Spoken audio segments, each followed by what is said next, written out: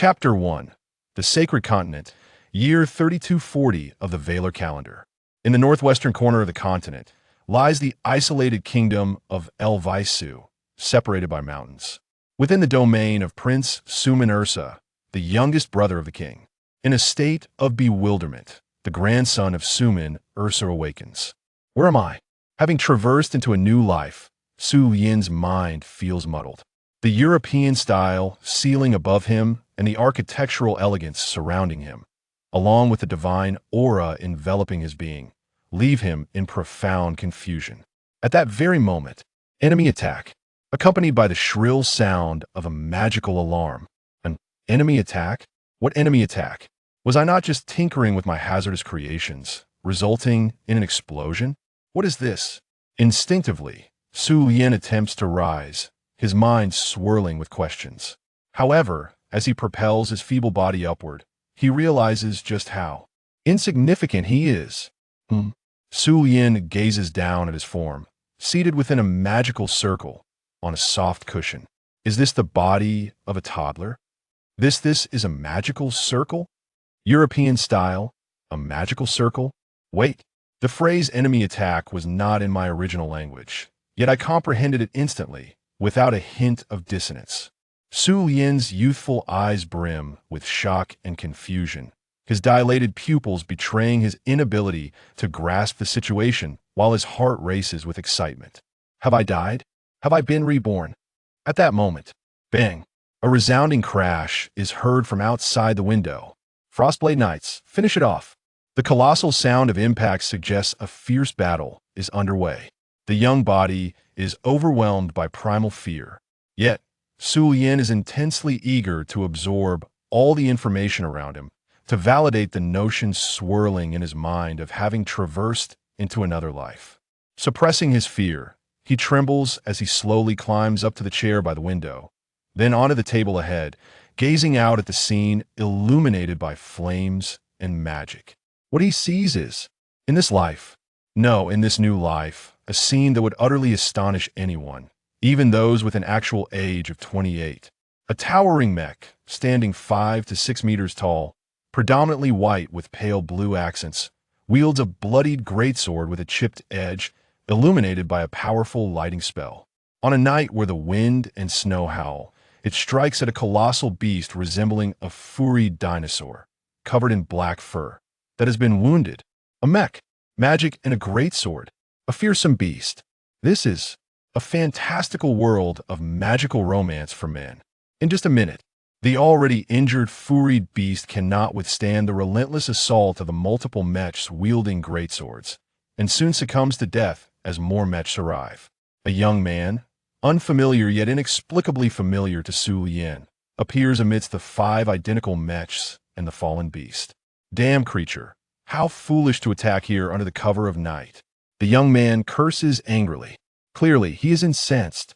Su Yin can distinctly sense that his ire stems not from the attack itself, but from the mere presence of the beast in their vicinity. Having inherited no memories, for a 2-year-old has little to recall, Su Yin discerns from the surroundings and the mechs clearly beyond the capabilities of ordinary humans that he has not been reborn into a typical household. And the young man is none other than his father, as his scant memories as a toddler inform him. Is everything all right? A young woman's voice calls from below the window. All clear, you can go back to watching Little Yinda. The young man shouts in response. The young woman replies. Soon after, hurried yet gentle footsteps ascend the stairs. Evidently, the young woman who inquired was Su Yin's current mother, having stepped outside to assess the situation due to the beast's attack.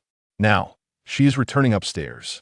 What greets her, however, is a sight that shocks her even more than the knowledge of the beast's assault. Her critically ill 2-year-old child has miraculously awakened and climbed onto the table by the window. Su Yin is at a loss for words. Perhaps he is still too young to articulate anything. Thus, he merely offers a faint smile to his mother, signaling that he is well, even though his heart still races with overwhelming excitement. His mother's shock quickly transforms into elation. She rushes to the window, scooping Su Yin into her arms, and joyfully calls out to the outside. My dear, the child has awakened. Little Lienda has come back to life. Indeed, he's come back to life. I should not have carelessly assembled a remote-controlled rocket with a detonator, knowing full well that I would have been better off continuing to modify my multi-armed excavator, or perhaps upgrading my propeller plane or optimizing my submarine. Ah, well, it matters not. After all, I was blown to bits, and my parents were already estranged due to financial and infidelity issues. They likely wouldn't mourn my death too deeply, considering they still have my younger siblings. Su Yin was once a child from a wealthy family on Blue Star. His father established a successful chain of auto repair shops early on, allowing him to interact with various mechanical tools from a young age, indulging in tinkering with discarded items. By the age of 7, he had transformed a discarded tricycle and an old electric bicycle, with the help of his father, into an electric toy car. Later, the auto repair chain thrived, and as his father prospered, he began to indulge in extravagances, while his mother seemed restless. Ultimately, the family was torn apart. Su Yin wished to distance himself from both, opting instead to accept a generous monthly allowance from his parents and venture abroad to pursue his own interests, such as acquiring a derelict excavator to modify violently, purchasing model airplanes, then attempting to assemble parts to create a real plane that nearly claimed his life, and, unsatisfied, attempting to construct a submarine while its oxygen system worked well enough to submerge and ensure breathing. It posed a challenge to resurface, ultimately leaving him to swim back and retrieve it with the excavator. Finally, Su Yin's ambitions turned toward rockets, capable of launching and subsequently landing safely at designated sites. He sought to attach a detonator. In the end, he succeeded in detonating it, resulting in his own demise. One could say it was a brief yet legendary life, especially when his death was reported. Many would undoubtedly label him a fallen genius. Of course, one might also consider him a reckless madman. Yet, it is fortunate that he has now been reborn. Surveying his surroundings and assessing his current state, it appears to be a rather decent family, perhaps a blessing in disguise. Su Yin muses. Following his mother's brief expression of concern, she calls for a priest to examine his health and confirm his recovery. Seeing the radiance of the magical circle as he awakens, and witnessing the priest cast his spell, Su Yin surmises that he must have been gravely ill. It seems that the magical circle was the means of his healing, though it regrettably failed. However, failure can also be counted as success, for it allowed him to transition into this new life. Thank the blessings of the divine, his mother offers a final devout prayer. Little Lienda, do you truly feel no discomfort? His father inquires. His father has also arrived, and the corpse of the beast has already been dragged away by the other mechs. Su Yin nods. Just as his father finally exhales in relief and smiles with satisfaction, a mechanical roar resonates from outside. He pauses momentarily before signaling to his mother, who promptly lifts Su Yin into her arms. Su Yin is puzzled, yet offers no resistance as they step outside together. Outside, the snow continues to fall. A line of mechs comes into view, with the foremost being an imposing mech standing 7 or 8 meters tall. Father, little Lienda has fully recovered. His father exclaims joyfully to the mech. Really? A voice, laced with a familiar yet inexplicably comforting tone, emanates from within the mech, filled with excitement. Clearly, the pilot of the leading mech is Su Yin's grandfather, Prince Suman Ursa. Indeed, see for yourself.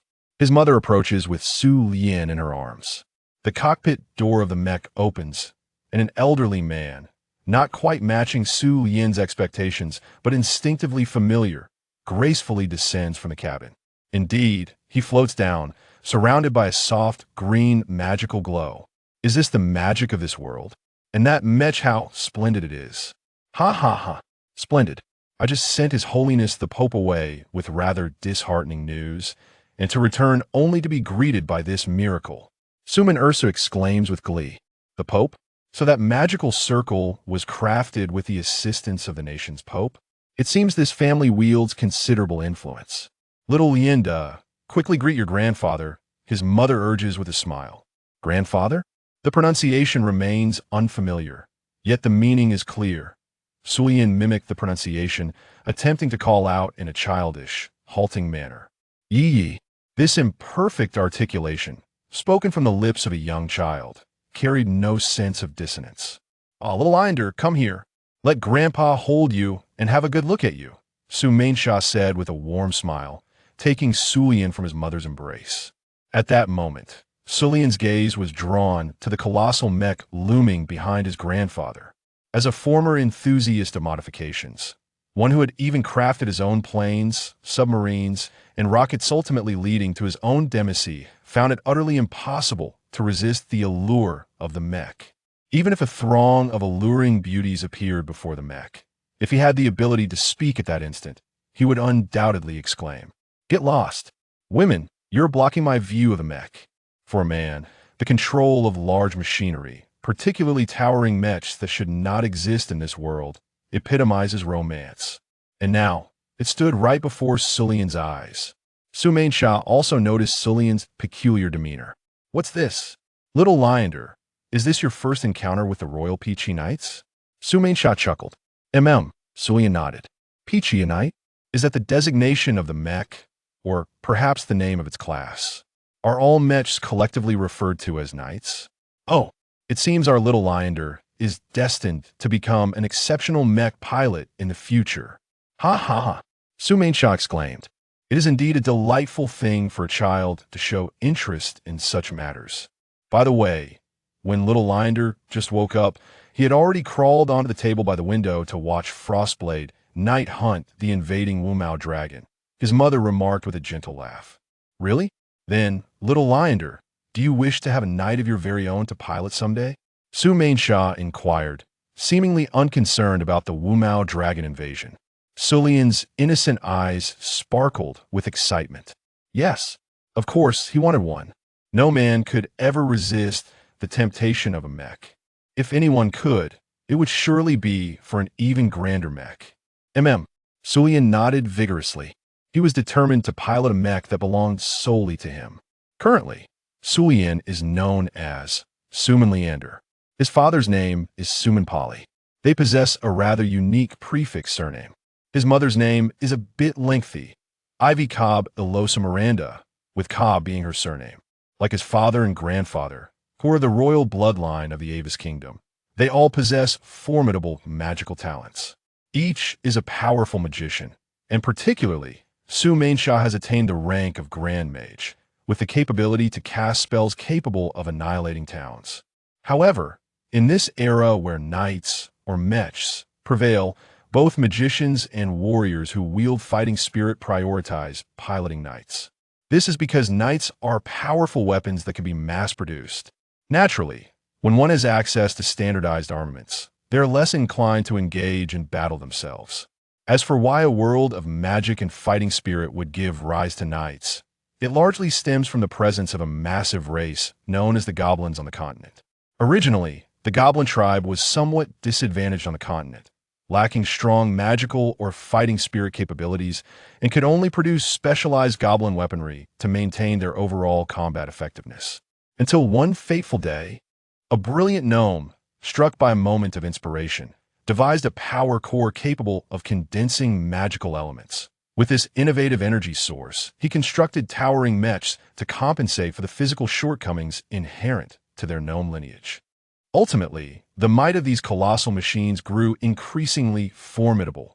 With the ability to mass-produce these towering mechs, the physical combat-type knight could enable even gnomes devoid of any talent for fighting spirit to triumph over seasoned warriors.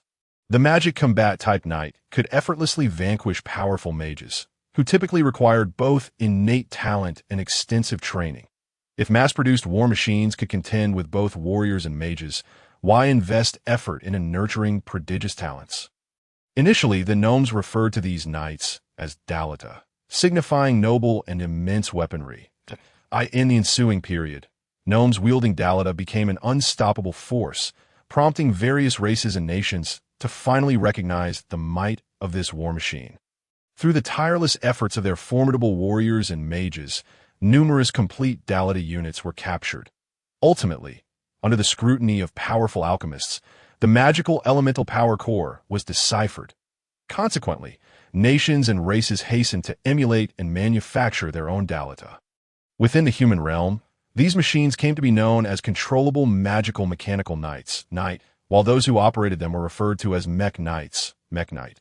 Simultaneously, various extended versions of Dalida were produced, categorized primarily into three types based on their operators. The first type, military standard, which could be piloted by any trained soldier, featuring a maximum of 3 levels. The second type, warrior mechs, exclusively operable by fighting spirit warriors, with a maximum of 9 levels. The third type, magical mechs, solely for mages, also boasting a maximum of 9 levels. Thus, to pilot a more powerful mech, one must possess sufficient strength as either a warrior or a mage.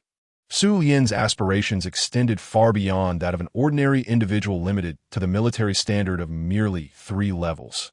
Moreover, his royal bloodline undoubtedly afforded him the requisite qualifications. 5 years later, Su Lian, also known as Su Manlian, had reached the age of 7. During this time, he exhibited an unparalleled aptitude for learning. Once a top student, particularly in the realm of physics, he pursued mechanical engineering and automation to the doctoral level. Naturally, he did not neglect essential computer programming, as excellent mechanical CNC required meticulous coding. Furthermore, his royal lineage endowed him with exceptional talents in memory, learning, and magical aptitude. While he may not be classified as a prodigy, he possessed a level of self-discipline and dedication far beyond that of a typical child, allowing him to fervently study all knowledge related to magic. His ultimate goal was to rapidly enhance his magical prowess and knowledge, while also dedicating time to learn everything about knights. His grandfather, a prince, could easily provide him with any information he desired.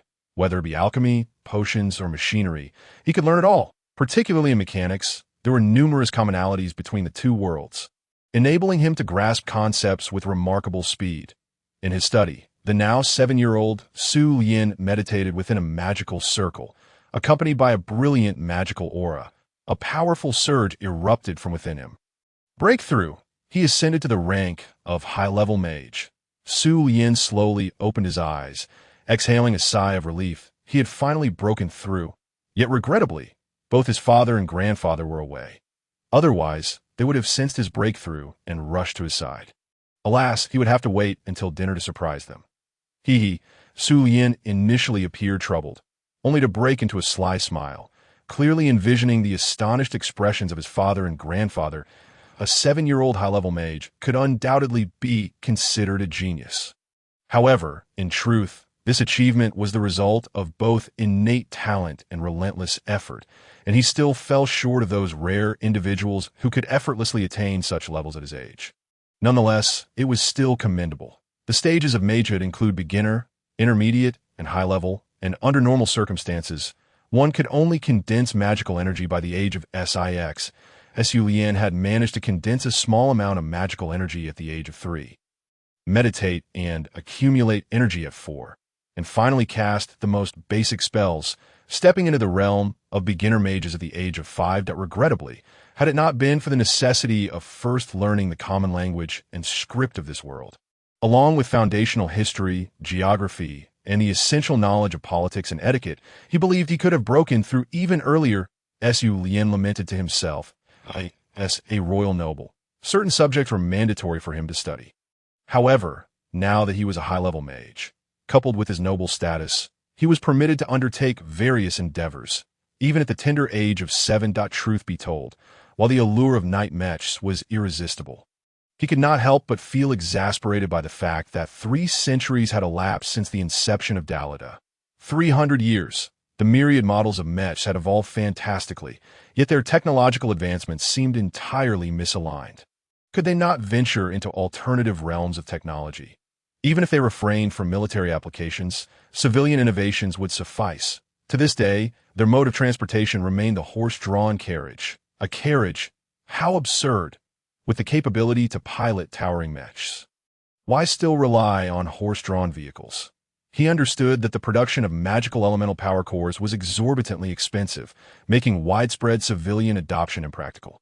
Yet, couldn't the nobility at least commission specialized vehicles for transportation?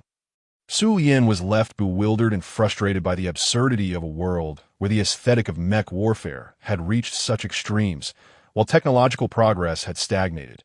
However, he acknowledged that the matter was somewhat beyond his control, as the magical elemental power cores were unattainable for ordinary families, with only wealthy households, those of noble rank, able to procure retired versions of the old knights.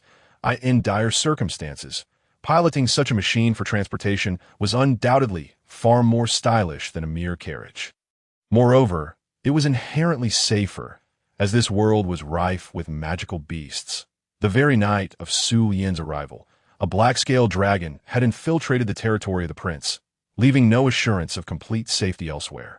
Enough of this. I shall first visit the Mage Association in the city to obtain my high-level mage credentials before planning my next steps. Su Yin resolved. He rose, exited his study, and made his way to the living room. Uncle Ryan, accompany me to the city, Su Yin called out. Their estate was situated just outside the city, not within its confines. Heading to the city. Young Su Yin, is there something special on your agenda? A surprised uncle approached from the side. Within the family, he was typically referred to as Little Lienda, though Su Yin preferred to use the name he had been called for over 2 decades. Hence, he requested his family to call him Su Yin, derived from the first syllable of his surname Su Man and his given name Lienda, as a child. Such a preference was readily indulged by his family, who pampered him without hesitation. A breakthrough. Indeed, when father and grandfather return, I shall surprise them, but let us not inform mother just yet. Su Yin replied in a childlike tone. He maintained his faade. He felt compelled to act like a typical child. Splendid. However, for safety's sake, Uncle Ryan will pilot the knight to transport you. Uncle Ryan chuckled. Su Yin nodded. Riding the night mech was an experience he could never tire of. After approximately half an hour of travel, adorned with the unmistakable insignia of royal nobility, they arrived at the Mage Association without any hindrances. Amidst the astonished and envious gazes of onlookers, Su Yin successfully passed tests related to magical strength, magical reserves, and magical skills, ultimately obtaining his high-level mage credentials. What? You inquire about the written examination. Su Yin had already completed the written portion for the next level of grand magic the previous year. Had he not been diverted to study noble etiquette in various courses, he could have continued his assessments. At the Lantan Commerce Guild, Uncle Emerson, Su Yin quickly arrived at a merchant guild, guided by Uncle Ryan. This guild had a close partnership with his grandfather, Su Main Sha, and he was already quite familiar with it. Little Lienda, what brings you to the city today? A middle-aged gentleman, elegantly dressed and sporting a high feathered hat, approached with a smile. Of course, I'm here to ask Uncle Emerson for assistance. I just received approval from the Mage Association for the aid we discussed last time. Let us get to work in a few days. Su Yin exclaimed excitedly, presenting a magic storage ring containing the allowance he had accumulated over the years. Little Lienda, you are quite serious, aren't you? Emerson chuckled lightly, a hint of resignation in his tone. Of course, the hired Earth Mage is tasked with assisting in the foundation laying, while the workers will merely need to lay down the iron tracks and sleepers. Within 3 months, I expect to witness the successful completion of the railway connecting the mining area to the ironworks. Su Yin nodded earnestly. Indeed, Su Yin intends to construct a railway for his own mining area and ironworks. I am a businessman. As long as the payment is sufficient, it will undoubtedly be accomplished. But does your grandfather truly consent to such a ruckus? Emerson chuckled helplessly. No problem. The land belongs to my family, so I can requisition it at will. The steel and sleepers are my birthday gifts, and the expenses are merely my pocket money. Today, I also acquired the certificate of a high-level mage. As long as I am not blowing up the mining area or the ironworks, everything will be fine. Sulia nodded with confidence. The grandson of a prince, am both affluent and powerful. Well then, Emerson shrugged. But when the land requisition documents reach your grandfather's hands tomorrow, I hope your little behind doesn't get into trouble. Even if it does, we must build. Sulia nodded seriously. The determination reflected in his youthful gaze left even Emerson somewhat astonished. However, he soon shook his head internally. The grandson or prince should be allowed to indulge in his whims, especially since he is employing entirely lawful methods. Emerson would never realize that what Sulian had him construct would lead to a terrifying revolution in transportation. To achieve wealth, one must first build roads. Sulian held this truth firmly in his mind, as it constituted one of the cornerstones of his ambitions. Initially, Emerson believed Sullian was merely jesting, but upon seeing the meticulously prepared route planning map, which involved streams and mountainous terrain, he understood that this 7-year-old was indeed serious. The plan not only included the shortest route through the mountains, but also aimed to avoid civilian farmlands as much as possible, even noting the geological conditions of the mountains that required excavation. What once spanned 37 kilometers from the new mining area to the ironworks was now reduced to a mere 27 kilometers. Could it be that our little prince truly intends to optimize transportation costs with such a peculiar path of only tracks and sleepers? Emerson struggled to conceive what mode of transport could traverse such an unusual road, one that could outperform traditional horse-drawn carts. Nevertheless, with materials already prepared, the mage engaged, and ample funds available, there was no reason not to proceed. However, Emerson pondered the considerable allowance the young lad received from Prince Isha. Surely, he hadn't gone all these years without spending a single coin of pocket money, had he? Emerson gazed at the magical ring Sullian had given him, lost in contemplation. That was indeed the case. After all, Sullian had spent these years focused solely on his studies, continuously requesting pocket money, yet with little opportunity to spend it. As night fell, grandfather Solomon Isha and father returned home after handling affairs, and they all enjoyed dinner together. However, Sullian appeared rather displeased, pushing his food around on his plate. Although he was merely feigning discontent, his youthful guise concealed any unusual behavior. "What's the matter, little Sullian?" His mother was the first to notice the change. "Didn't you have your etiquette class today?" Father queried, aware that etiquette lessons were Sullian's least favorite, considering them tedious and pointless. "Humph, not at all." Sullian put on a childish face, then slyly glanced at his grandfather, revealing his secretive thoughts. Could it be? Father and grandfather immediately understood. Mental probing, magical power, high-level proficiency. What a remarkable child. You've already become a high-level mage. Father exclaimed in delight. "Come here, let grandfather have a look." Grandfather beamed with surprise. Mother wore an expression of astonishment, while Uncle Ryan, seated at the far end of the table, merely smiled lightly. "Humph, I won to be fooled." It took so long for them to realize he had already broken through, especially since he clearly hadn't concealed his aura. Sullian displayed a typical child's petulance. "Hey, you little rascal, are you actually sulking?" Father Polly couldn't help but chuckle and reprimand. "Haha, it's our fault. We were too busy today and too exhausted to notice that our little Sullian has become a formidable high-level mage."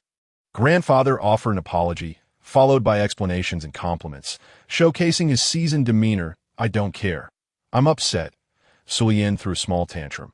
Yet he still approached his grandfather, who promptly embraced him. "What gift does our little Sullian wish for his compensation?" Grandfather Isha quickly grasped that the young lad desired a present. Although Sullian's request for gifts had always been rather unique. "That's what you said, Grandpa," Sullian responded with a grin. "You rascal. What do you wish to trick your grandfather into this time?" "The iron rods you had me custom make last time are still piling up in the warehouse, rusting away." Father Polly couldn't help but feel a bit irritated, fearing the child might ask for something meaningless and useless. "Humph, this time it won't be troublesome. All I need is for Grandpa to sign and stamp this." Sullian produced a stack of land requisition documents with a smile. "What's this?" Grandfather Isha glanced over briefly and quickly understood. "You want to construct a new road between the Leon mining area and the Wagdi factory. The original road was perfectly fine. What you planning, little Sullian?" Grandfather inquired, puzzled. "Build a road?" Father and mother shared the same confusion. It's a secret. Moreover, I've already given the money to Uncle Emerson. All you need to do is sign, Grandpa. That's the gift I desire." Sullian spoke mysteriously. "Should I tell you that I am about to initiate a transportation revolution?" Isha glanced at Uncle Ryan, who nodded slightly, confirming that little Sullian was indeed serious about his endeavors. Isha then narrowed his eyes. Since the young lad was earnest, let him have his fun for a while. Clearly, he wasn't coercing them for funds frivolously. It appeared that all those years of diligent study had resulted in a budget from his untouched pocket money, making it unlikely that he was jesting. Although uncertain of his ultimate goal, should he encounter setbacks, they could always replenish Sullian's allowance and offer comfort afterward. Isha had made this decision in his heart. Very well, then, I shall sign. However, you must ensure we are the first to see the completed secret. Isha placed all the land requisition documents on the dining table and retrieved a pen and seal from his magical ring. Once he completed the signing, Sulian joyfully tucked the documents away, ready to present them to Emerson the following day, thus bypassing the cumbersome submission process. Just as Father Polly was about to inquire further, Sulian spoke up first, Grandpa, as a prince with a fief. How many private troops can you expand during wartime? Additionally, if territories are captured, they should count as our own. Yes, Sulian asked directly. His tone was rather calm, which seemed somewhat incongruous coming from a 7-year-old. This sudden shift in demeanor caught both Grandfather Isha and Father Polly off guard. What was the little one asking this for? Up to 50,000 and captured territories indeed belong to us. Furthermore, once territories expand, we naturally have the right to command more troops. However, it cannot exceed 50% of the royal army, which is 250,000, Isha explained succinctly. However, Polly began to add. But Sulian interjected. However, our Avisu kingdom is located in the northwest corner of the continent, with the southeastern area separated by mountains. The only exit, the northeastern region, is plagued by a harsh environment of perpetual ice and snow. The land surrounding our fief are also the territories of other princes or nobles, leaving no opportunities for expansion. The only feasible option is to embark from our western coastline, expanding our territory through maritime routes. Moreover, given that the other nations on the continent are embroiled in perpetual conflict, we enjoy a unique position of security, requiring only to maintain our self-defense capabilities without the need to intervene. Sulian analyzed with remarkable composure. It was at this moment that Isha and Polly noticed that when Sulian had replaced the map of their territory, it had transformed into a complete map of the continent. What on earth was this little lad contemplating? What could he possibly be thinking? Of course, he was aspiring to achieve great things. This world offers ample opportunities for me to realize my ambitions. But the prerequisite is to secure sufficient funds and resources. That must be resolved first. If possible, I could entirely conquer the world by realizing a magical heavy industry revolution and constructing a magical weapons manufacturing sector for this world. Anything would be achievable. In the future, I could command my own Dalita, leading a fleet of roaring magical warplanes through the skies, advancing a torrent of magical steel on the ground, and commanding a fleet of magical aircraft carriers slicing through the ocean waves, all while wielding intercontinental magical weapons at my disposal. The mere thought stirred a fervent excitement within Sulian. With a slight smile, he turned to Isha and Polly. Grandpa, Father, you wish to send me to the Advanced Magic Academy for studies next year, right after I complete my home tutoring courses. Before this, I had a request, which was to first send me to our Royal Military Academy. Sulian chuckled. Isha and Polly, along with my mother and Uncle Ryan, all wore expressions of astonishment simultaneously. A 7-year-old child, a genius high-level mage, actually expressed his desire to attend a military academy for further studies, especially since he had just mentioned expanding territories, right? In 3 months, Isha's princely estate, training ground, explosions, rotations, swift movements, mysterious and powerful fire elementals. Heed my plea and summon your formidable strength. Magic flame spiral. Accompanied by a lengthy incantation, a spiraling flame column of approximately 1 meter in diameter was unleashed from the void magic circle before the wand, striking the pile of rocks ahead with precision. Boom! With a resounding explosion, the towering 5-meter rock pile was utterly obliterated, leaving behind a crater approximately half a meter deep. The caster of this magic, as discernible from the youthful voice, was none other than Sulian himself. However, he was not particularly satisfied with this spell. Tsk. Sulian thought to himself. The full incantation of a high-level spell amounted only to the equivalent of a single air-to-ground missile strike. While I still prefer mechas, I must concede that a modular, specialized, integrated warfare model is indeed the optimal approach, having traversed into this world precisely at a time when I belong to a powerful family. The current position of the nation possesses a natural advantage. To do nothing would be an affront to these circumstances. Himph. You indigenous people only know of violent magic and fighting spirit, blinded by the allure of splendid mechas. Allow me to enlighten you on what true warfare entails, as taught by those versed in integrated combat from alternate realms.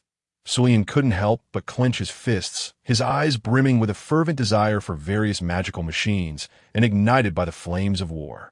Yet, it must be a gradual process. That railway should be completed by today, right?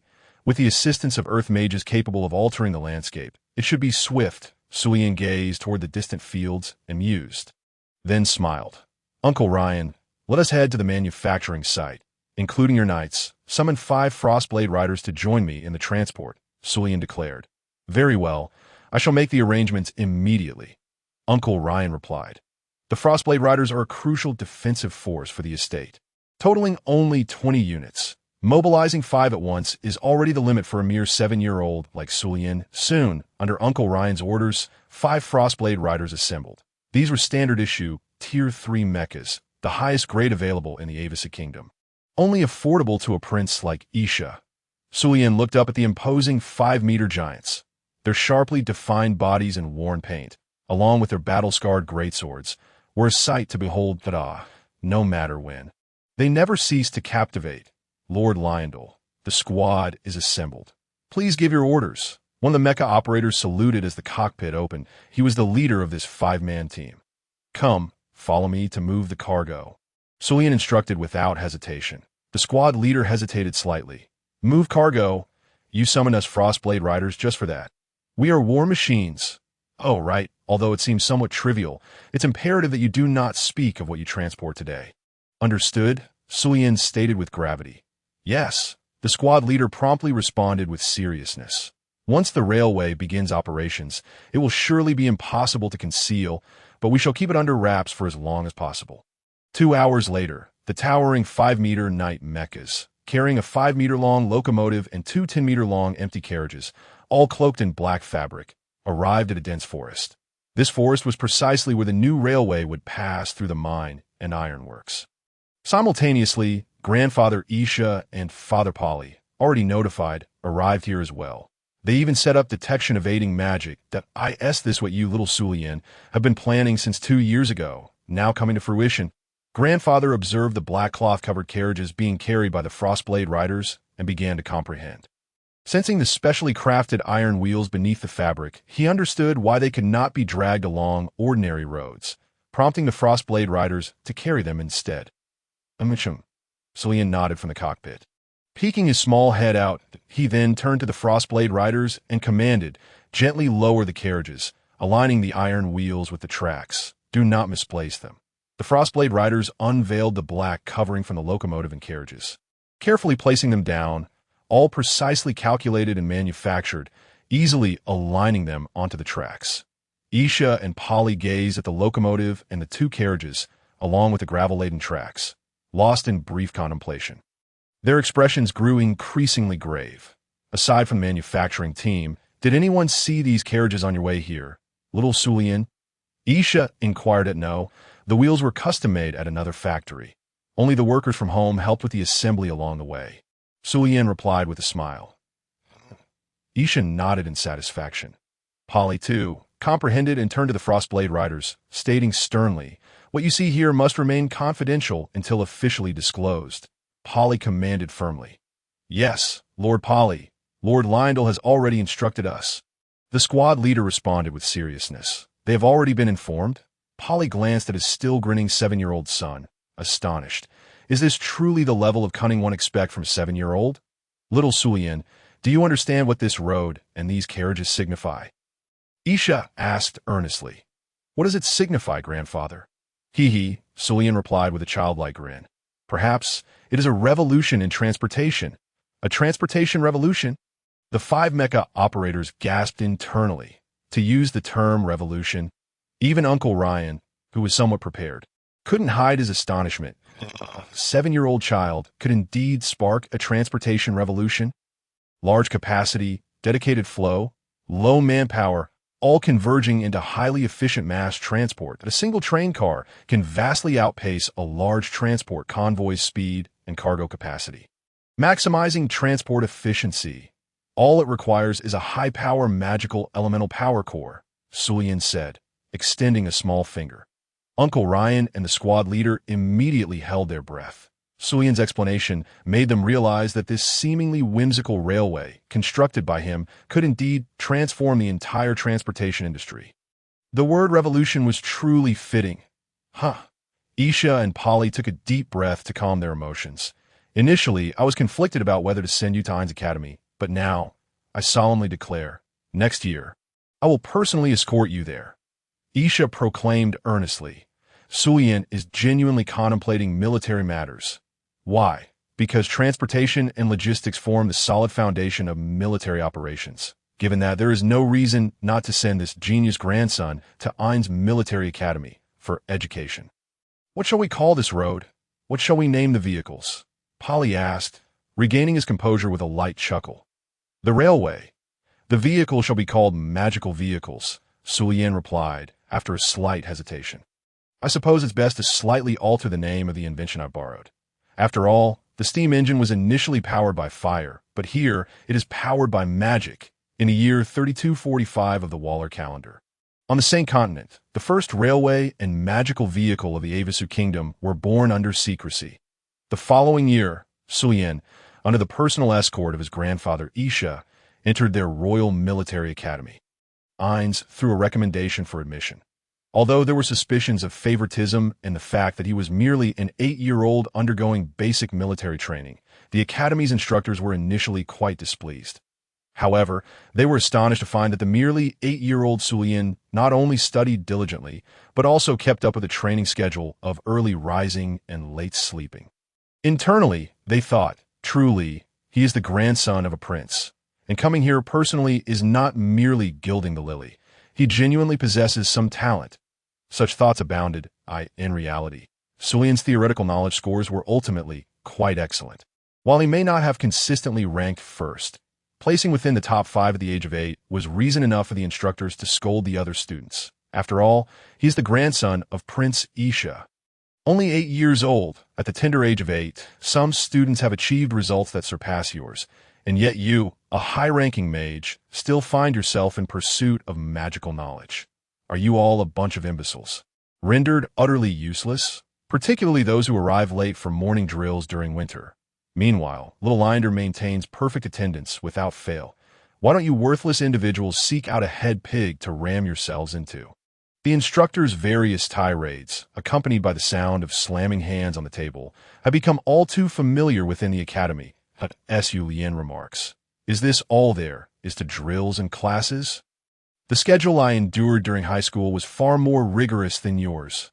Ultimately, over the span of 2 years, Sulian completed all the foundational courses at the Royal Military Academy of Einz. The remaining aspects require practical command experience, which he, at the tender age of 10, is not yet capable of mastering. One must reach the age of 16 to wield actual military authority. However, due to Sulian's royal lineage, he could technically enter the National Military Department at 14 and command a force of thousands. Yet this would mean relinquishing his grandfather's fief, as military power in the kingdom and that of the fief cannot be shared. Nevertheless, Sulian is unconcerned. He never intended to rush into military authority. Prioritizing his personal development is paramount. For instance, during his 2 years at the military academy, he underwent militarized training while simultaneously cultivating his fighting spirit. He has now become a formidable mid-tier warrior. His talent for fighting spirit cultivation is commendable, though it pales in comparison to his aptitude for magic.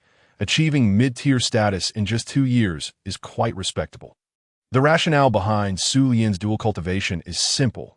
Aside from fantasizing about reaching the pinnacle of strength through such means, the most crucial factor is survival. Though mechas are powerful, they can fail. And while magic is potent, one can run out of mana. Having an additional skill in fighting spirit is tantamount to securing one's life. After all, the future he envisions is filled with grand ambitions. Without some degree of strength, he could easily fall victim to assassination, which would be utterly catastrophic. After 2 years of diligent study, the long-awaited graduation ceremony finally arrives. Congratulations to you all on graduating from the rigorous Einz Academy. You shall be the hope of the kingdom, the chief instructor proclaims from the stage. Delivering the graduation speech with practiced ease, Sulian finds himself stifling a yawn, but knows he must pay attention. Especially since he stands in the front row, being quite diminutive. Of course, The emotions tied to graduation are always exhilarating, particularly for some of the younger students, many of whom hail from noble backgrounds and will seamlessly transition into positions within the national military upon their return. Due to the geographical advantages of the Avisu Kingdom, life within the military is undoubtedly both comfortable and stable. Finally, the graduation ceremony concludes, and Su Yin is in the process of completing the necessary formalities. This is your graduation certificate. Should you wish to pursue a career in the military, you may present this document. You are also considered a reserve member of the military, and upon graduation, you can make certain requests. The staff member explains, "Then please help me conceal my status as a mage." Su Yin replies with a smile. "Conceal your status as a mage." The staff member is momentarily taken aback. Typically, such requests are made by those eager to join the military directly. Yet, given that Su Yin is the grandson of Prince Izar, he evidently does not require such measures. This may affect your admission to the Advanced Mage Academy, the staff member cautions. Once concealed, your credential from the Mage Association will be revoked. And without the proper documentation, you cannot gain entry to the Advanced Magic Academy. That I am still young. There is no rush. Su Yin replies with a calm smile. Very well then, the staff member concedes. Refraining from further persuasion that Su Yin understands that the standard age for admission to an Advanced Mage Academy is 12, with graduation typically occurring between 15 and 18. However, Su Yin could easily secure a place through favoritism, as Izar had intended to send him there at the age of 8. Thank you. Su Yin expresses his gratitude. Once the paperwork is finalized, he heads to the dormitory to collect his belongings for the journey home. There was supposed to be a farewell party, but as a mere 10-year-old, he does not need to participate in such an event.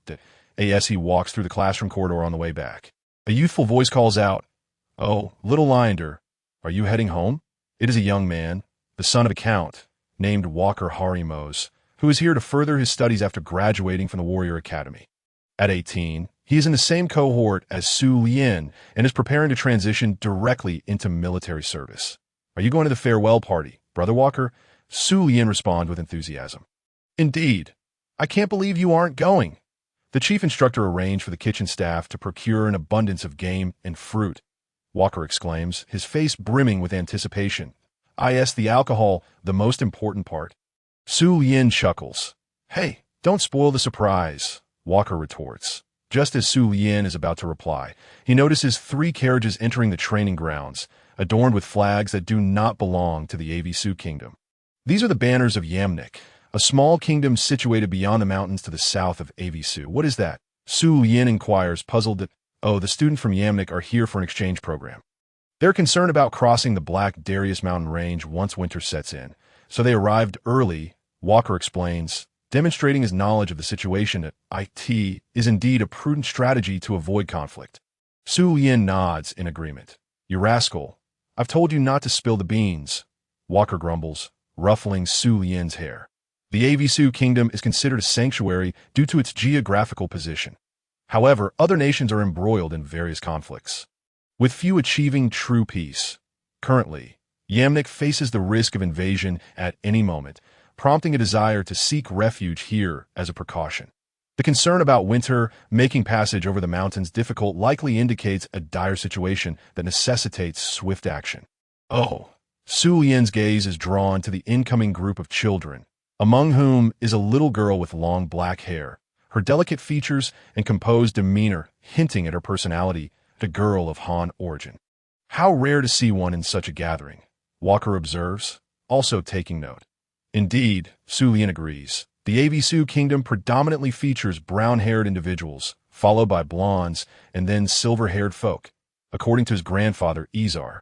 Su Yin inherited his grandmother's silver hair, rather than the typical golden hue.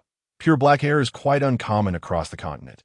"Hey, little Linder, you wouldn't happen to fancy that little girl, would you? Shouldn't you ask for her name before leaving?" Walker teases that there's no need for that. Su Yin gently shakes his head. Just as Walker is about to offer some light-hearted encouragement not to be shy, Su Yin adds, "After all, the forces I command will inevitably conquer her nation." Walker is momentarily stunned. "What? I'm off now.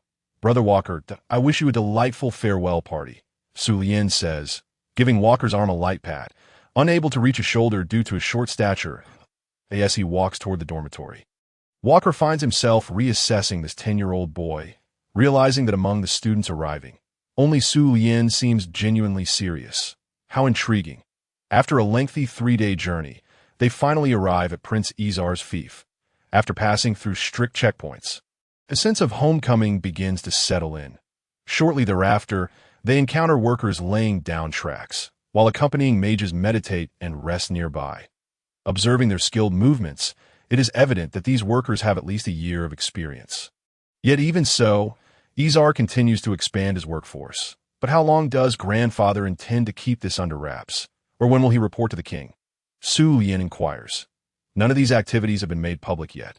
There's no rush. Lord Izar's fief enjoys autonomy. While some may have gleaned bits of information, most merely assume that he is intermittently constructing peculiar roads. Uncle Ryan chuckles. Su Yin nods in understanding. Accompanying Su Yin home is Uncle Ryan, and they are currently sharing the same carriage. Originally, Frostblade was supposed to escort him, but Su Yin declined, asserting that he was no longer a child. He is aware that Frostblade has been dispatched to various key rail construction sites to guard against potential monster attacks. In the event of an emergency, Uncle Ryan's strength would be sufficient to protect him. Uncle Ryan's response is easily comprehensible, as none of the railroads currently under construction are connected. In the final stages, where only the last two ends remain, a peculiar sense of secrecy is maintained, as the entire structure appears to lack both beginning and end, rendering it difficult for outsiders to scrutinize closely. Even if they attempted to investigate, they would find themselves at a loss, which would inevitably lead to strange pathways that are discontinuous and fragmented. Upon returning home, they were greeted by a lavish dinner prepared by grandfather and the others to welcome their academically accomplished prodigy. Ha ha ha, little Su Yin, your grandfather has missed you dearly. Come, let me see if you've grown taller. Grandfather was the first to step forward, while Father Polly shook his head with a hint of exasperation. And Mother Ivy chuckled to herself, I'm not a dwarf. How could I possibly not have grown taller? Su Yin retorted, perhaps your body hasn't grown much, but your spirit surely soars high. Polly remarked somewhat sternly. That is certainly true, Su Yin replied with a smile. Mother Ivy's expression grew slightly somber, as she did not approve of Su Yin's involvement in military matters, particularly when it was not for the sake of glory. As a mother, she naturally wished for her child to avoid the battlefield. Let us eat. I'm starving. It's been ages since I've had a feast. Noticing his mother's unusual demeanor, Su Yin swiftly changed the subject. The food at Ein's Academy surely isn't anything delectable. This time, we've prepared your favorite dishes, so enjoy to your heart's content. Little Su Yin, grandfather beamed. Really? That's wonderful, Su Yin responded, displaying the joy of a typical child. Perhaps this was the only way to bring some comfort to his mother. Just as they settled down, a clear, piercing cry echoed through the room, prompting Mother Ivy to instinctively rise. Su Yin paused, wondering if, you little rascal, I had planned a surprise for you after dinner, but I suppose I must reveal it now, Father Polly said with a playful annoyance. Am I going to be a brother? Su Yin quickly grasped the situation. Indeed, you've been away at Ein's for a whole year, so your parents decided to add a little one to the family to compete for inheritance, Isha chuckled. Clearly, he was quite delighted at the prospect of having another grandchild. After all, due to grandmother's circumstances, Isha had only one son, Polly, so the addition of a family member was indeed a joyous occasion. Is it a brother or a sister? Su Yin inquired. A sister, Mother Ivy replied softly, cradling the little one in her arms. Upon returning to his mother's embrace, the infant ceased her crying. Let me have a look, Su Yin exclaimed, his excitement palpable. A sister. Though he had a sister in his previous life, their relationship had been rather ordinary. What is her name? Su Yin asked. Sivaya, Mother Ivy answered with a gentle smile. Su Yin reached out to playfully tease the little one, who gazed at her brother with wide, curious eyes. So adorable. I suggest we have another, Su Yin laughed. His words elicited laughter from Ivy and Isha, who were both seated. Do you think it's that easy to just pick another? Polly replied with mock seriousness. Su Yin chuckled in response. Having a sister at home to keep Mother Ivy company was indeed a wonderful thing, especially since he wouldn't be around all the time. Always ready to expand their territory, after a delightful dinner, Isha dismissed the servants. Apart from Polly and Ivy, who held the infant, only Uncle Ryan remained. Clearly, it was time to discuss important matters. The main rail lines connecting significant locations such as the mines. Heavy industry zones and ports had nearly been completed in just a month. They could connect both ends and commence operations. The secret magical vehicles customized at various shipyards were stored in warehouses, and the subsequent materials were ready for mass production, allowing for initial operations of the railways to begin within 3 months. Additionally, I had arranged for a substantial shipment of steel and low-grade, magical elemental power cores from overseas, which could be transported to our port at any time. Isha succinctly explained while also setting up magic wards to prevent detection. You little rascal, we prepare for the ideas you mentioned before, but you must also recognize that our territory's finances have begun to show deficits. This situation cannot remain concealed for long, especially considering we are procuring war supplies, Polly stated plainly. Can those items be stored with the seller for a little longer? Sulian inquired. A year or two isn't an issue. After all, a significant deposit has already been paid. However, if unexpected circumstances arise, we cannot guarantee it's best to transport them to our territory first and settle the remaining payment to ensure peace of mind. Isha advised. Then there's no rush. After all, our goal is to strengthen the entire kingdom, not to incite rebellion. We merely aim to be the trailblazers, Sulian replied with a smile. Both your grandfather and I understand this. If we can truly realize your vision, then our Avisu kingdom will undoubtedly amass formidable strength due to its geographical advantages. In due time, we may even possess the capability to conquer vast territories. But all of this hinges on the feasibility of your plans. Polly remained cautious. After all, Sulian was still merely a 10-year-old child. Father, even without discussing my vision, the sheer potential of a nationwide railway system for transporting goods and mobilizing personnel is enough to create a significant gap between us and other nations. You and grandfather surely recognize the potential of railway transport, which is why you were willing to take a gamble, weren't you? Sulian laughed. Polly still seemed somewhat hesitant. Little Sulian, at times, I truly feel you are unlike any 10-year-old child. Isha sighed softly. Those destined for greatness often exhibit extraordinary traits from a young age. Sulian chuckled, producing several test papers he had brought from Ein's military academy. Self-evaluation. All perfect scores. Isha was momentarily taken aback upon seeing this. Indeed, the Sulian of his previous life had been exceptionally talented, and now with royal blood and an unprecedented work ethic, his achievements far exceeded mere appearances. His written exam scores regularly placed him in the top 5, occasionally reaching first, but this was merely a result of his deliberate moderation. Those who merely sought glory could never compete with someone as both gifted and diligent as him. You little rascal. Smuggling test papers from the military academy is a serious offense. Isha laughed as he confiscated a few papers. Sulian stuck out his tongue and shrugged with a grin, as if to say, "Is that really a crime?" In the following year, Sulian once again requested Isha to escort him to the academy, but this time it was a rather special institution, the Knight Research Academy, as the name suggests. It is the place dedicated to the study of the construction of the knights of the Avisu Kingdom. With the currently utilized Frostblade Knights being developed there, a year would certainly not suffice to master the craft entirely. However, gaining knowledge of the entire production process, key technologies, and overall design concepts would be adequate.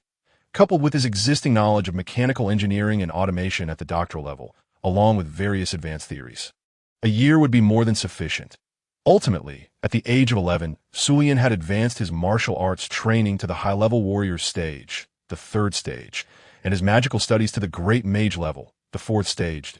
He graduated from the foundational theories of the military academy and completed the basic theoretical studies of knight research, in addition to all his prior studies, including introductory alchemy, introductory forging, introductory potion making, intermediate magical array theory, and intermediate magical transmission theory.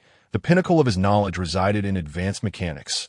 His previous life had enabled him to pursue a doctorate, so this aspect was no joke. However, due to his status as a military reserve soldier, the information available to the outside world typically read, grandson of Prince Isha, possessing mediocre magical talent, and a genius high-level warrior at the age of 11, nothing more. Everything else was concealed, aside from the portions of information hidden with the assistance of the military. Sulian and his family had also taken various measures to ensure discretion. After all, as the grandson of Prince Isha, with ambitions in mind, he needed to appear as unremarkable as possible, being the sole heir. The railways were on the verge of monopolization due to permissions granted by the king without his knowledge, which would subsequently yield substantial economic benefits. Just this alone was enough to raise the kingdom's suspicions. If he continued to shine brightly during this time, it would create even greater complications. Look quickly. My magical talent is extraordinarily powerful. My mastery of mechanics is equally impressive, and I'm also formidable in military affairs. Your Majesty, the king, do come and take notice of the prodigious talents within the royal family. Oh, a royal genius. How splendid. From the princely household? Wealthy, an exceptionally gifted descendant. If the king harbors no intentions regarding this, one must question his intelligence. Otherwise, the throne would have long been usurped by his grandfather, Isha. That should suffice. Having returned home, Sulian gazed towards the distant tracks winding through the mountains, expressing his thoughts with a hint of nostalgia. Young Sulian. Uncle Ryan approached proactively, aware that actions were forthcoming. Has grandfather confirmed the acquisition of the royal decree for the development of new transportation routes from the king? Sulian inquired. Confirmation received. Henceforth, all rights to develop new transportation routes within the kingdom shall belong to Lord Isha. With the construction costs borne by us, we shall permanently enjoy 80% of the profits, while the remaining 20% will belong to the kingdom, Uncle Ryan replied. And we shall also possess the right to requisition during special circumstances. Correct? Sulian asked. Indeed, Uncle Ryan affirmed. My esteemed uncle certainly knows how to secure an advantage. We assist in constructing new transportation routes, yet we still reap a permanent 2% benefit, and during special times. We can requisition as well, Sulian remarked. Ultimately, the outcome is quite favorable. After all, the king is unaware that Lord Isha intends to construct railways. Moreover, Lord Isha has also established collaborations with other princely, ducal, and marquis families possessing vast territories. We have nearly seized control of the entire railway transportation rights within the Avisu kingdom, Uncle Ryan elaborated. Indeed, by the time they realize the formidable transportation capabilities of the railways, it will be too late. Sulian chuckled. He could already envision the king and the other princes or earls ultimately regretting their inaction, lamenting their fate with no recourse. Monopoly, controlling the entire railway transportation industry of the Avisu kingdom, is merely the first step. As for whether the kingdom will later have second thoughts or devise alternative measures to reclaim these rights, that will be addressed as circumstances arise. For instance, one might consider promising a return of rights after a certain number of years, essentially making a grand haul before vanishing. The primary objective remains to secure substantial initial funding to sustain the war effort. Thus, the first order of business is clear. Grandfather, connect all the railways in our territory and prepare for the trial operation of the magical vehicles. Sulian announced as he entered Isha's study. And what are the blueprints? Isha inquired. The so-called blueprints are essential for action. Here are 2 copies of the first generation, Sulian stated, placing the blueprints on Isha's desk. Upon unfolding the blueprints, any individual from Sulian's original world would instantly recognize their significance. These 2 documents depict a tank and a propeller-driven aircraft. Furthermore, these blueprints represent his most crucial objectives during his time at the Knight Research Institute. Aside from his dream of becoming a mechanized knight, he understood well that the comprehensive performance of mechanized knights is far too low. Currently, nations around the world are utterly captivated by this aesthetic of brute force. After systematic study, Sulian roughly calculated that the exorbitant costs associated with knights in this world would easily allow him to produce 10 tanks or 5 aircraft. Moreover, with sufficient steel and relatively easy-to-manufacture low-level magical elemental power cores, he could initiate mass production on an assembly line. The cost-performance ratio far surpasses that of knights. If we follow this design, it should suffice, correct? Isha said, somewhat excited, He had already gleaned the specifics of the cost-performance ratio from Sulian's explanations. According to what he learned at the Knight Research Institute, constructing a tank, essentially a vehicle armed with magical artillery mounted on specially designed tracks, should pose no significant issues. The primary uncertainty lies with the aircraft. Intended for air superiority that I'm still not entirely sure, as this involves aerodynamics, that I cannot guarantee that my blueprints are flawless or that they will achieve the expected flight capabilities. Thus, I shall refer to them as the first generation. Sulian stated candidly he certainly would not harbor the arrogance to believe that, after merely a year of studying Knight research, he could independently design functional tanks and aircraft that, in truth, achieving this level of design was already a considerable feat. After all, his previous self merely enjoyed machinery and tinkering with some contraband, but he lacked the ability for entirely independent development of aircraft and tanks. For instance, the internal structure of the tank depicted in the blueprints was largely adapted from the Knight mechs of this world, while his primary inspiration stemmed from the mechanical principles of another world. Most critically, he could only produce blueprints at this stage. Practical experimentation remained beyond his reach. The only operational machinery he could access was at the Knight Research Institute, a royal institution. Engaging in any manufacturing there would undoubtedly attract scrutiny. As a prince's grandson, how could he design weapons without reporting to the kingdom? That is sufficient. I will have someone refine the blueprints based on this foundation and upgrade the subsequent manufacturing processes. The issue of flight is quite simple. We can merely incorporate some wind elemental magic for assistance. Although, ideally, as per your vision, we should avoid relying on additional magical enhancements to prevent wastage of magical energy. Isha nodded. Such blueprints are more than adequate. The remainder can be entrusted to other technical personnel to complete. Then, shall I head to the port to retrieve our orders? Polly appeared at the study door. I believe that would be prudent, Sulian replied, turning to his father with a smile. Go ahead. The substantial supply of steel, shielded by the current railway construction, will not attract undue attention. The low-level magical elemental power cores can temporarily be presented to my brother, the king, as necessary for the magical vehicles. Isha added. Precisely. The steel and magical elemental power cores they procured previously were not intended for constructing magical vehicles. Rather, they were meant for manufacturing aircraft and tanks. Hence, they hesitated to transport them back, Sulian remarked with a faint smile. But ultimately, the factories for mass-producing tanks and aircraft will undoubtedly become apparent. Won't they? Sulian asked playfully. What are you implying, my dear grandson? Our territory, the Peter Saint Domain, possesses only a factory for magical vehicle manufacturing. Merely a larger one. Isha replied with a sly grin that I know nothing. I am but an 11-year-old child, Sulian shrugged with a smile. You little rascal, Polly couldn't help but laugh. The 3 generations of grandfather, father, and grandson exchanged knowing glances, erupting into hearty laughter. One understood better than they did that what they were embarking upon would alter the entire landscape of the continent.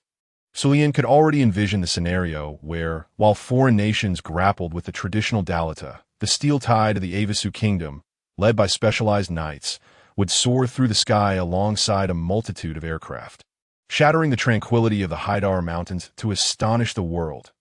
Invasion. No, no, no. We are here to aid the world in ending warfare. However, it shall be through the means of unification warfare on the Saint Continent. In the year 3250 of the Valor calendar, as spring arrived, all significant railway connections within the Peter Saint Domain of Prince Isha were established, simultaneously, under the auspices of convening major commercial guilds. Isha commenced railway construction across the nation after obtaining land requisition permits. Gravel was laid, tracks were installed, and ties were connected. Amidst the perplexed expressions of all, he persevered through 2 months of public scrutiny, completing a total of 1,000 kilometers of foundational railway construction across 10 different regions nationwide. When questioned about the haste, the royal decree, coupled with the mobilization of numerous Earth Affinity mages, allowed the workers to lay tracks and ties with remarkable speed, especially with seasoned workers who had honed their skills over 3 years leading each region. The average daily output of 1 to 2 kilometers of railway was achievable, approximately 50 kilometers per month, translating to 100 kilometers in just 2 months, a truly astonishing pace. Ultimately, all public discourse ceased abruptly when Isha commanded the transportation of the first magical vehicle consisting of 5 carriages and dual-directional locomotives to the capital, placing it on the railway connecting the capital to the nearby mining and ironworks. The reaction among all was remarkably uniform. Initial mockery transformed into sheer astonishment. Moreover, the other princes and dukes were left with an added sense of regret. Having been entirely monopolized by Prince Isha, as winter waned and the chill lingered, the Avisu Kingdom's prestigious comprehensive academy, the Polaris Academy, stood apart from institutions primarily focused on training specialized mages or warriors, as it encompassed a multifaceted curriculum that also included the training of mech knights. Today, at the opening ceremony of the Polaris Academy, Su Lian, clad in light armor and bearing a standard longsword, stood gallantly among the throngs of students. Now aged precisely 12, he was at the quintessential age for enrollment as a high-ranking warrior. He fully met the Academy's admission criteria that, in truth, only intermediate warriors were required. For students aged 6 to 12 were expected to learn foundational subjects such as literature, mathematics, history, geography, and biology that a mere combat-focused illiterate would hardly be favored. That it is worth mentioning that Su Lian's actual level as a mage had reached the formidable rank of Magus, 5th tier, even surpassing the abilities of some of the faculty members. Following the customary yet tedious remarks from the headmaster, the students proceeded to their respective classrooms. Within the semicircular, tiered classroom, a sparse assembly of 30 students was present, and the representation of nobility among them appeared rather limited, as Yulian noticed that his light armor was somewhat conspicuous, prompting him to return to his dormitory to don the academy uniform. This led to an unexpected situation when a charming blonde girl, also attired in the school uniform, approached him and inquired, "May I sit beside you?" "Of course," Su Lian replied with a smile. "Thank you." The girl sighed with relief as she took her seat. It was evident she sought companionship, gravitating towards someone in uniform rather than the other boys or the clearly aristocratic peers. However, Su Lian felt it was necessary to clarify. "Just so you know, I am a boy. The girl seemed taken aback. 12 years old. Su Lian possessed a delicate and youthful visage, his height unremarkable, and his hair relatively long in the absence of gender-distinct uniforms. He did indeed exude a somewhat androgynous charm.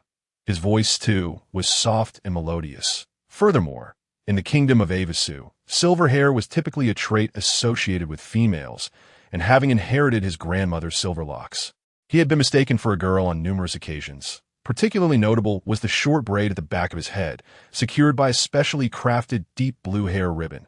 The purpose of this ribbon was practical. Any sufficiently skilled mage would recognize it as a magical artifact that offered protection against mental assault from behind.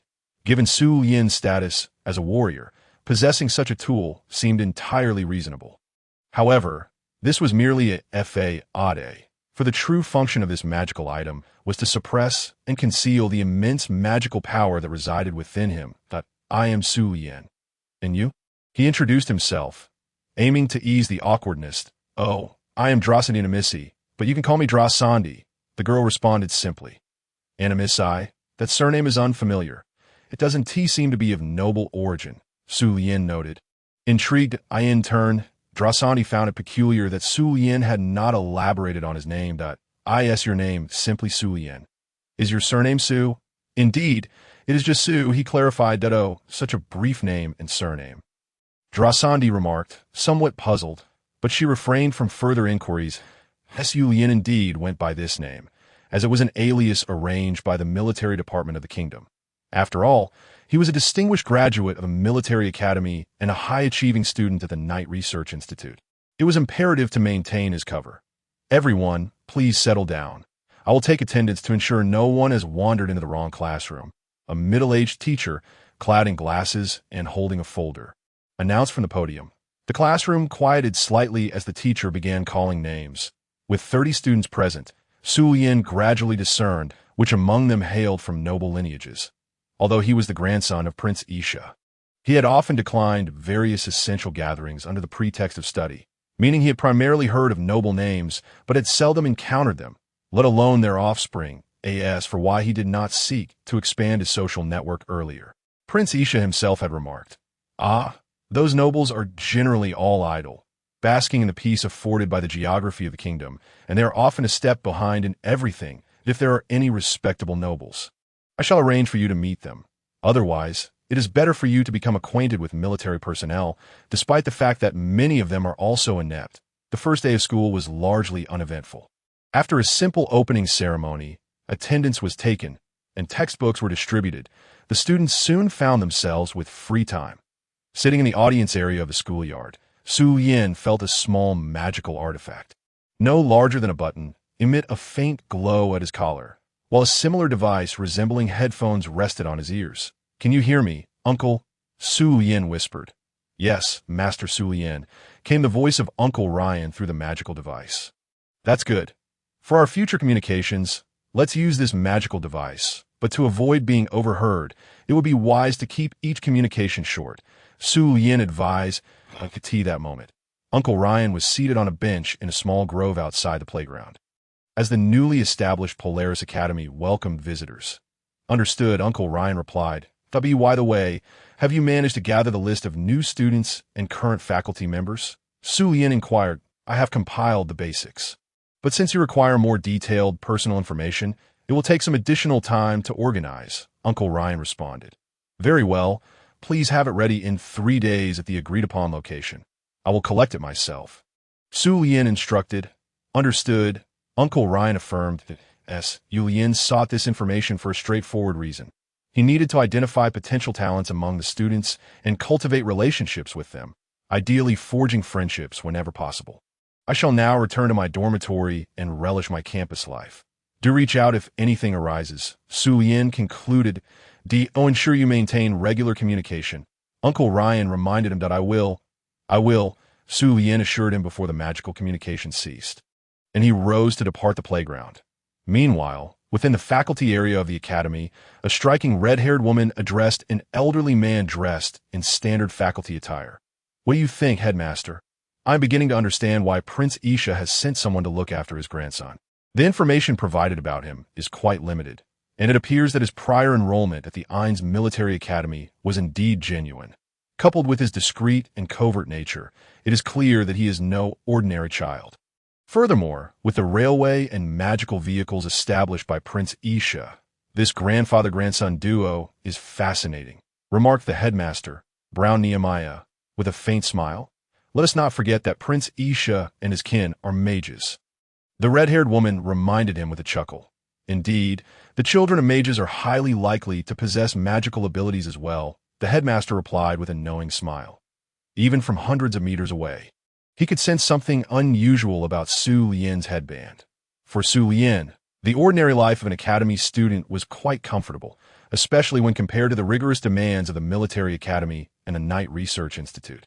The schedule at Polaris Academy was far less taxing, with classes commencing at 9:30 in the morning and concluding at 5 in the evening, interspersed with lengthy lunch and nap periods, rendering the day rather leisurely. At this juncture, a young male teacher, devoid of expression, announced, "Next, I will be teaching you the fundamentals of magical theory. Have you all brought your textbooks? Teacher, as warriors, do we really need to learn about mages?" One student queried, perplexed. "Exactly. The study of magic is utterly tedious," another student chimed in, brandishing his textbook in agreement. Indeed, for warriors who preferred training, the dry and theoretical nature of magic was far from appealing. "Since you are all warriors, you should understand that one day you will inevitably confront mages. Would you expect to face an opponent whose magic you do not comprehend, merely hoping they will engage you with their staffs?" The teacher coldly remarked, and various strange exclamations erupted, clearly reluctant yet devoid of any justification to counter. "Let us open the table of contents of the textbook. I will guide you through the subjects we are to study this semester." The teacher prepared to continue the lesson. "Excuse me, you have yet to introduce yourself, sir." Su Yin raised his hand to signal. "Oh." The teacher paused momentarily. "My name is J. Christie. You may address me as Teacher J." "Well, Teacher J, I happened to study these subjects previously in my aspiration to become a magician, and here are my prior written examination results. May I apply for self-study in this course?" Su Yin produced his long-ago examination results. "Oh, may I see?" Teacher J inquired, slightly incredulous. Here, Su Yin stepped forward. Teacher J scrutinized the document, suddenly noticing a detail. The written examination record from the year 3243?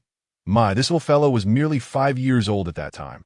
Is there a problem? Su Yin asked. You would have noticed that my grandfather magically altered my name. Would you?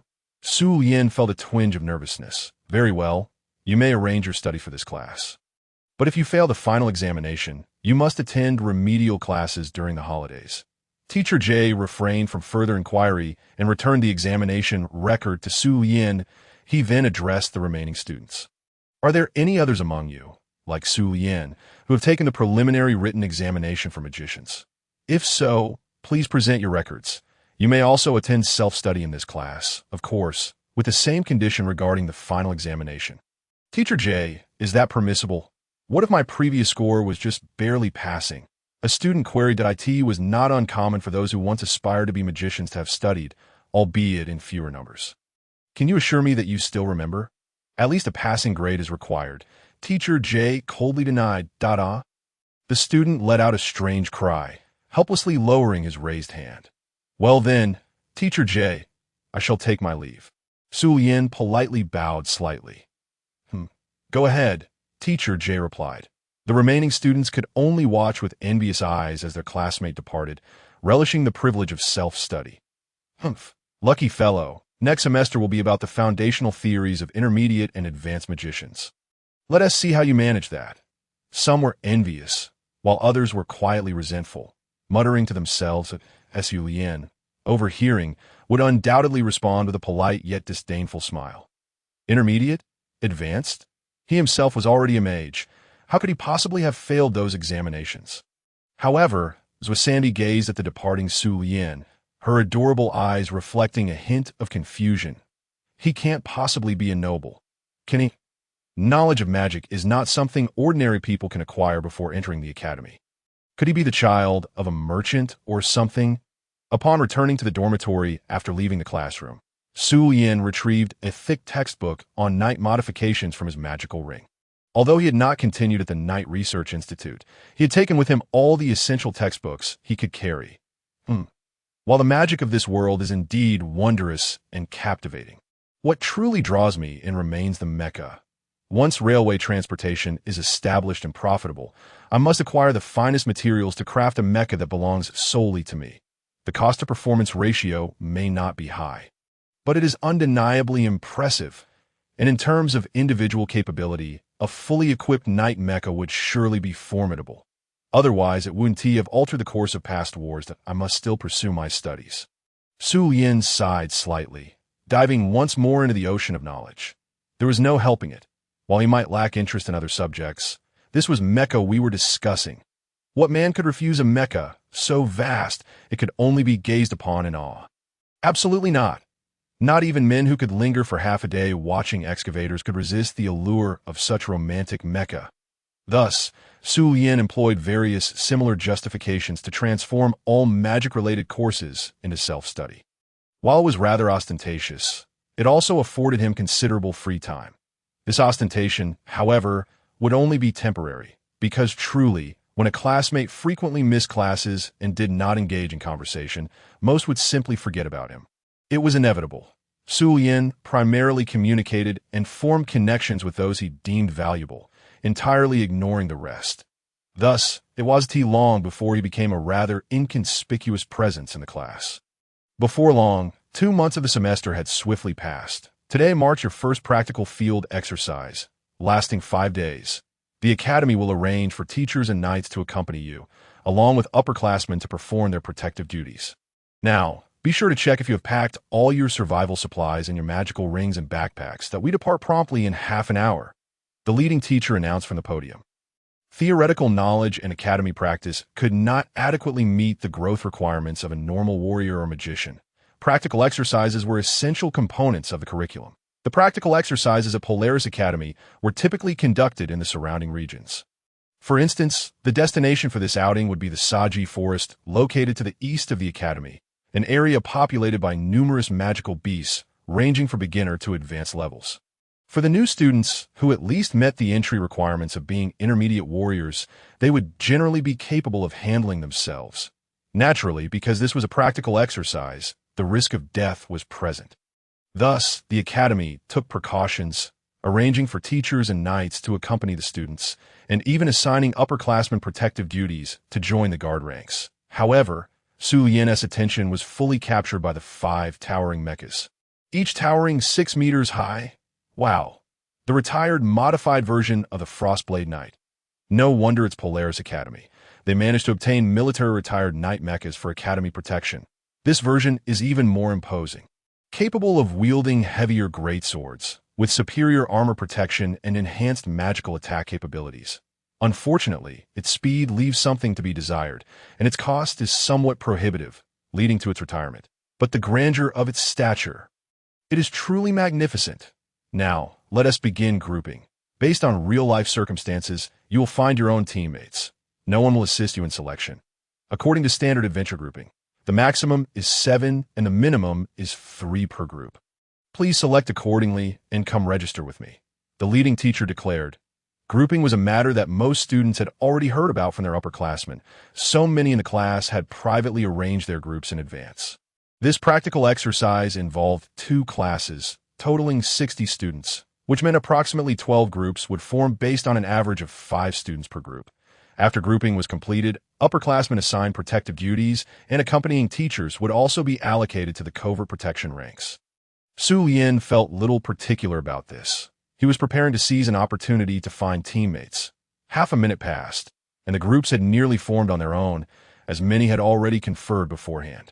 Consequently, it was natural that a few more introverted individuals were left out. Su Lian observed that there appeared to be about 7 or 8 such students.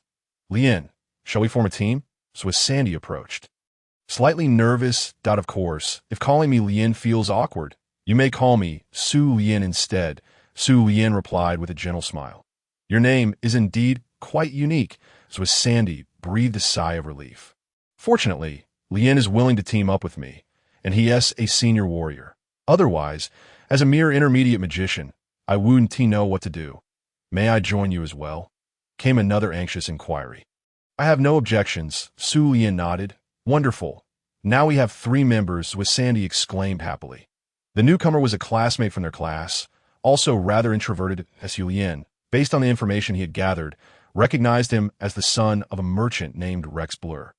An advanced magician skilled in general fire magic, with intermediate earth and low-level wind magic abilities, that'll take the front line. Rex will provide magical output, and Swiss Sandy can offer wind magic support along with water-based healing. That should work perfectly, Su Lian remarked.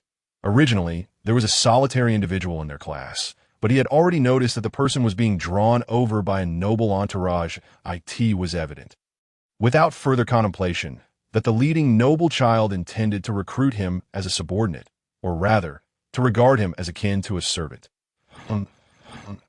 Sangdi appeared somewhat exhilarated, as it seemed to be her first practical exercise. Simultaneously, she also observed, Lian, don't you possess a magical ring? Why have you brought along a spare sword as well? Sangdi expressed her confusion. The school provided each student with a magical storage ring, capable of holding approximately half a cubic meter, as Lian himself possessed a large capacity one, which was why Sangdi found it puzzling. After all, Su Lian had not only a sword at his left waist, but also 2 cross swords on his back, appearing as if they were spares, one long and one short. The swords were quite sturdy, capable of withstanding attacks from behind. Su Lian explained succinctly, Oh, now I understand. Those warriors prefer to carry spare weapons on their backs for such reasons. Sangdi finally comprehended that Su Lian smiled of course. I want to disclose that I am actually more proficient with dual swords than I asked for the additional one. It happens to be my specially crafted magical sword. The teams have been organized. The leading teacher is calling for us we haven't even chosen a captain yet, Sangdi exclaimed in slight panic. Typically, it was the captain who would address some necessary matters. Then let it be Rex. A magician is certainly more composed than I, a warrior, and stepping forward, Su Lian suggested, prioritizing Rex. Oh, all right. Rex, not particularly eager to accept, found it difficult to decline. Sangdi, felt a twinge of doubt. Clearly, Lien gives me the impression of a capable leader. Why did he back out so quickly? Su Lian's philosophy in the academy was quite straightforward. Focus on studying and maintain a low profile. Rex led them forward to receive special magical items from the supervising teacher. These could be used for emergency communication, validation of hunting spoils, and they were additionally provided with a specialized magical scroll for summoning help, to be used as a backup should the magical items fail. Next came the question of the supervising teacher or senior guard. However, there were only 3 of them, and no teacher could be assigned to their group. Su Lian noticed an individual wearing glasses, a peculiar fellow burdened with a large pack despite possessing a magical ring. At a glance, he seemed frail and not skilled in combat. Is he also here for the escort task? Su Lian mused. Indeed, as someone proficient in research, his credits in this area must be lacking, making the choice to undertake a practical escort task for lower grades a sensible one to IT was a splendid opportunity to forge connections. Yet regrettably, the captain's role had been relinquished by him. Senior Josh, are you also participating in the escort task? How rare. Su Lian approached him, feigning familiarity. Casper Josh, a senior student specializing in magical alchemy, was someone Su Lian had intended to befriend. Su Jr., hello. Casper initially appeared taken aback, then recalled their brief acquaintance in the library. Is he an acquaintance of yours? Rex inquired eagerly, as having a familiar face was certainly advantageous. Su Lian smiled inwardly, pleased with the outcome. Their group was small, and without a strong senior willing to lead such a paltry number of students, as the credits were insufficient, the captain, Rex was quite concerned about the allocation of a senior guard, and knowing someone could facilitate a direct request. Yes, I met Senior Casper Josh in the library. He is quite adept in alchemy and can craft various magical items. Su Lian briefly introduced. Excellent. Could Senior Casper serve as our group's guardian? Rex promptly asked. An alchemist? He must at least be a high-level magician in his senior year, and with a bit of luck, perhaps even a grand magician or a magic scholar. I am not as impressive as Su Jr. claims. I have only just recently become a grand magician, Casper replied, somewhat bashfully scratching his head and smiling. That is already remarkable. Rex immediately felt reassured that a grand magician would ensure safety in the vicinity of low to mid-level magical beasts. Shall we finalize this? Sangdi inquired happily. The others nodded in agreement. Then Senior Casper, I am Sangdi Enemisi, a mid-level magician. Rex Blau, a high-level magician, Rex shyly added. Although Su Jr. has already introduced me. It is a pleasure to meet you, Casper Josh. Casper responded with a smile. That it was evident that the 3 of them possessed relatively introverted personalities. Su Lian was quite satisfied with this arrangement. Such a team would likely avoid conflicts, allowing them to navigate this practical exercise discreetly. Naturally, he was most pleased to connect with Casper Josh, whose research direction in alchemy was relatively niche, particularly concerning the transformation of magical elements. The reason this area was less popular was simple. In this world, magicians do not face particularly strict elemental aptitude restrictions, while there are indeed those who excel in a single magical element. Even those proficient in ice or water magic can still cultivate and specialize in fire magic without issue. This led to the conclusion that unless a magician was particularly inept at a certain magical element, they could wield the powers of other magical elements as well. Consequently, the transformation of magical elements appeared somewhat superfluous, being more commonly utilized in civilian applications. For instance, individuals living in frigid environments could greatly benefit from the ability to transform ice elements into fire elements at minimal cost, thus avoiding the harshness of winter. In a world enamored with violent aesthetics and mechanical armaments, such academic study seemed even less useful. However, in Su Lian's perspective, the foundation of all things in this world is elements.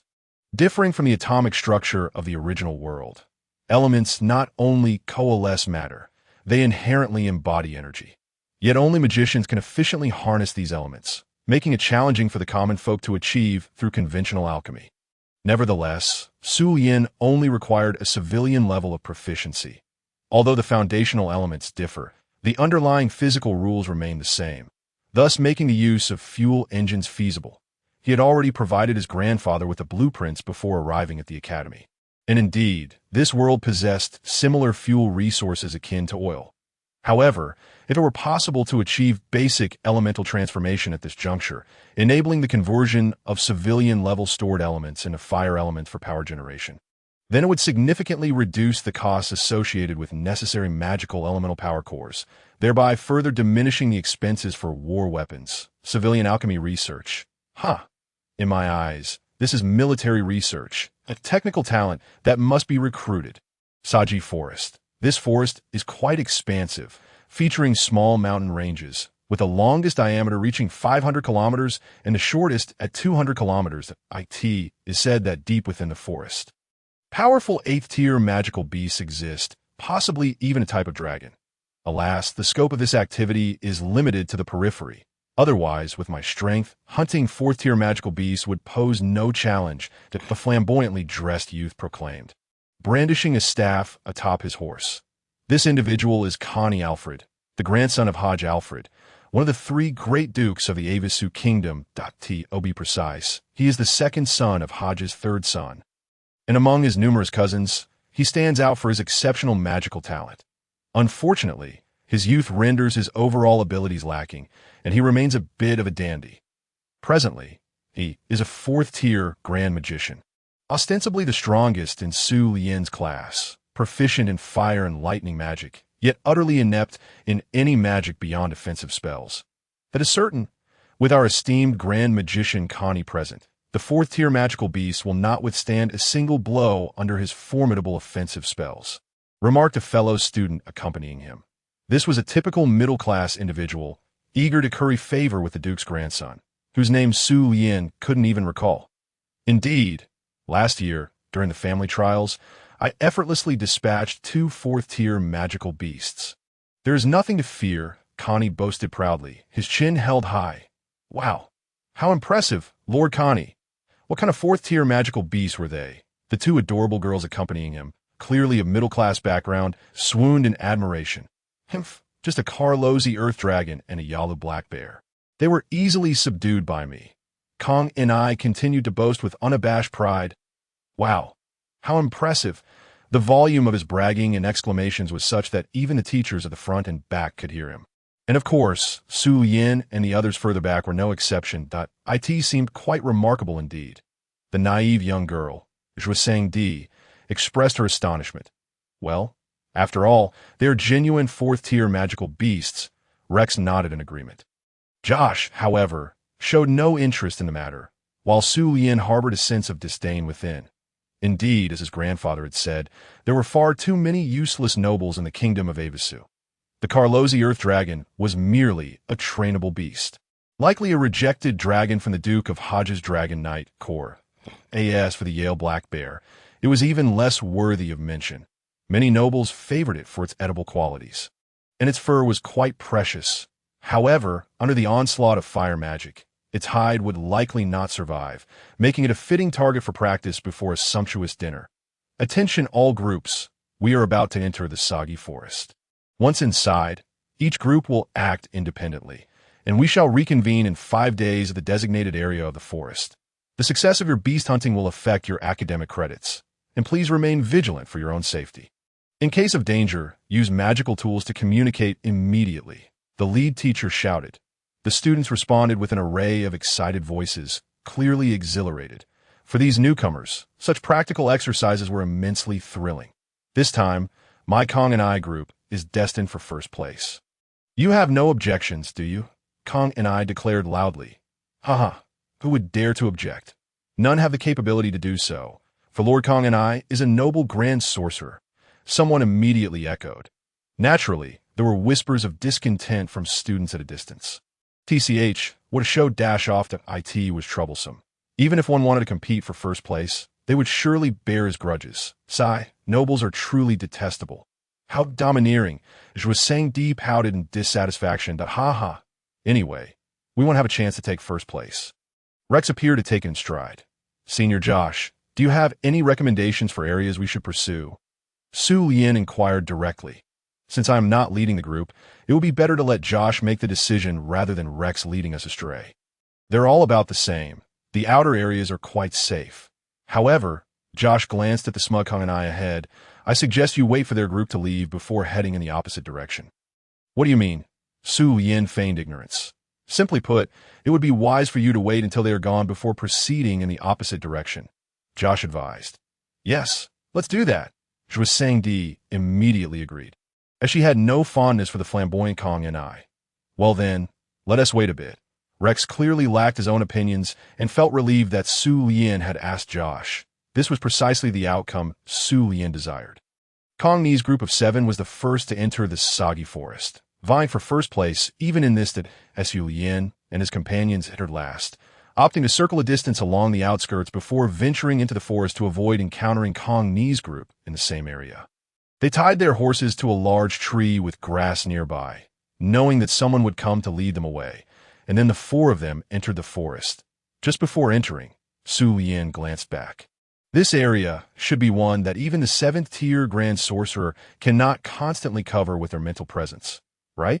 Thus, even if they encounter an unexpected situation requiring them to reveal their strength, it should not pose a significant issue. The practical exercise in the soggy forest proceeded relatively smoothly. The outer regions indeed housed a number of low-tier and mid-tier magical beasts, none of which were particularly ferocious. And even robust hunters could manage them. Even a more troublesome mid-tier beast fell before Rex's magic, while Su Lien easily took on the role of a frontline fighter, at their current pace. As long as they proceeded steadily, they could meet the required hunting quota in 3 days. In truth, this was exactly what they did at Su Lien was quite content to relax, chatting with Josh in their downtime, while also sharing some knowledge of alchemy to foster a common topic of interest. After all, he was a novice alchemist and could easily pose as a high-level warrior with an interest in alchemy. Wow, in just 3 days, we have hunted enough magical crystals to meet the passing requirement. Zhuo Sangdi exclaimed as she counted their spoils. It was now nighttime, and they were gathered around a campfire. Here, naturally, there were many magical beasts, but their strength was not formidable, a result of the Academy's deliberate control. As long as they hunted normally, they could all pass. After all, you've only just begun your studies. So we want to impose overly strict requirements, Josh said with a gentle smile. Magical beasts in this world can be divided into 2 categories. One type is the natural magical beasts, born from the convergence of various complex magical elements from the earth and sky, ultimately crystallizing into monsters. When defeated, their bodies swiftly dissolve into magical elements, leaving only the condensed magic crystal. Moreover, due to the unpredictable nature of natural magical beasts, even in areas where human activity is stable, including cities, magical beasts may still coalesce and emerge. Therefore, the magical beasts summoned by typical summoning magic are usually of this natural variety. However, the magic crystals produced by summoning spells do not tend to last long, as the summoned beasts will soon dissipate. The second type is the reproductive magical beasts, which are born from the union of magical beasts or through special forms of replication. These beasts, when slain, have bodies similar to regular wild animals, and they are even edible. Generally, the stronger the reproductive magical beast, the more robust its body. Similarly, they possess magic crystals within, but these are nurtured alongside the beast's growth, making them more stable and suitable for use in magical arrays and artifact crafting. Hence, the magic crystals from reproductive magical beasts are often referred to as magic cores.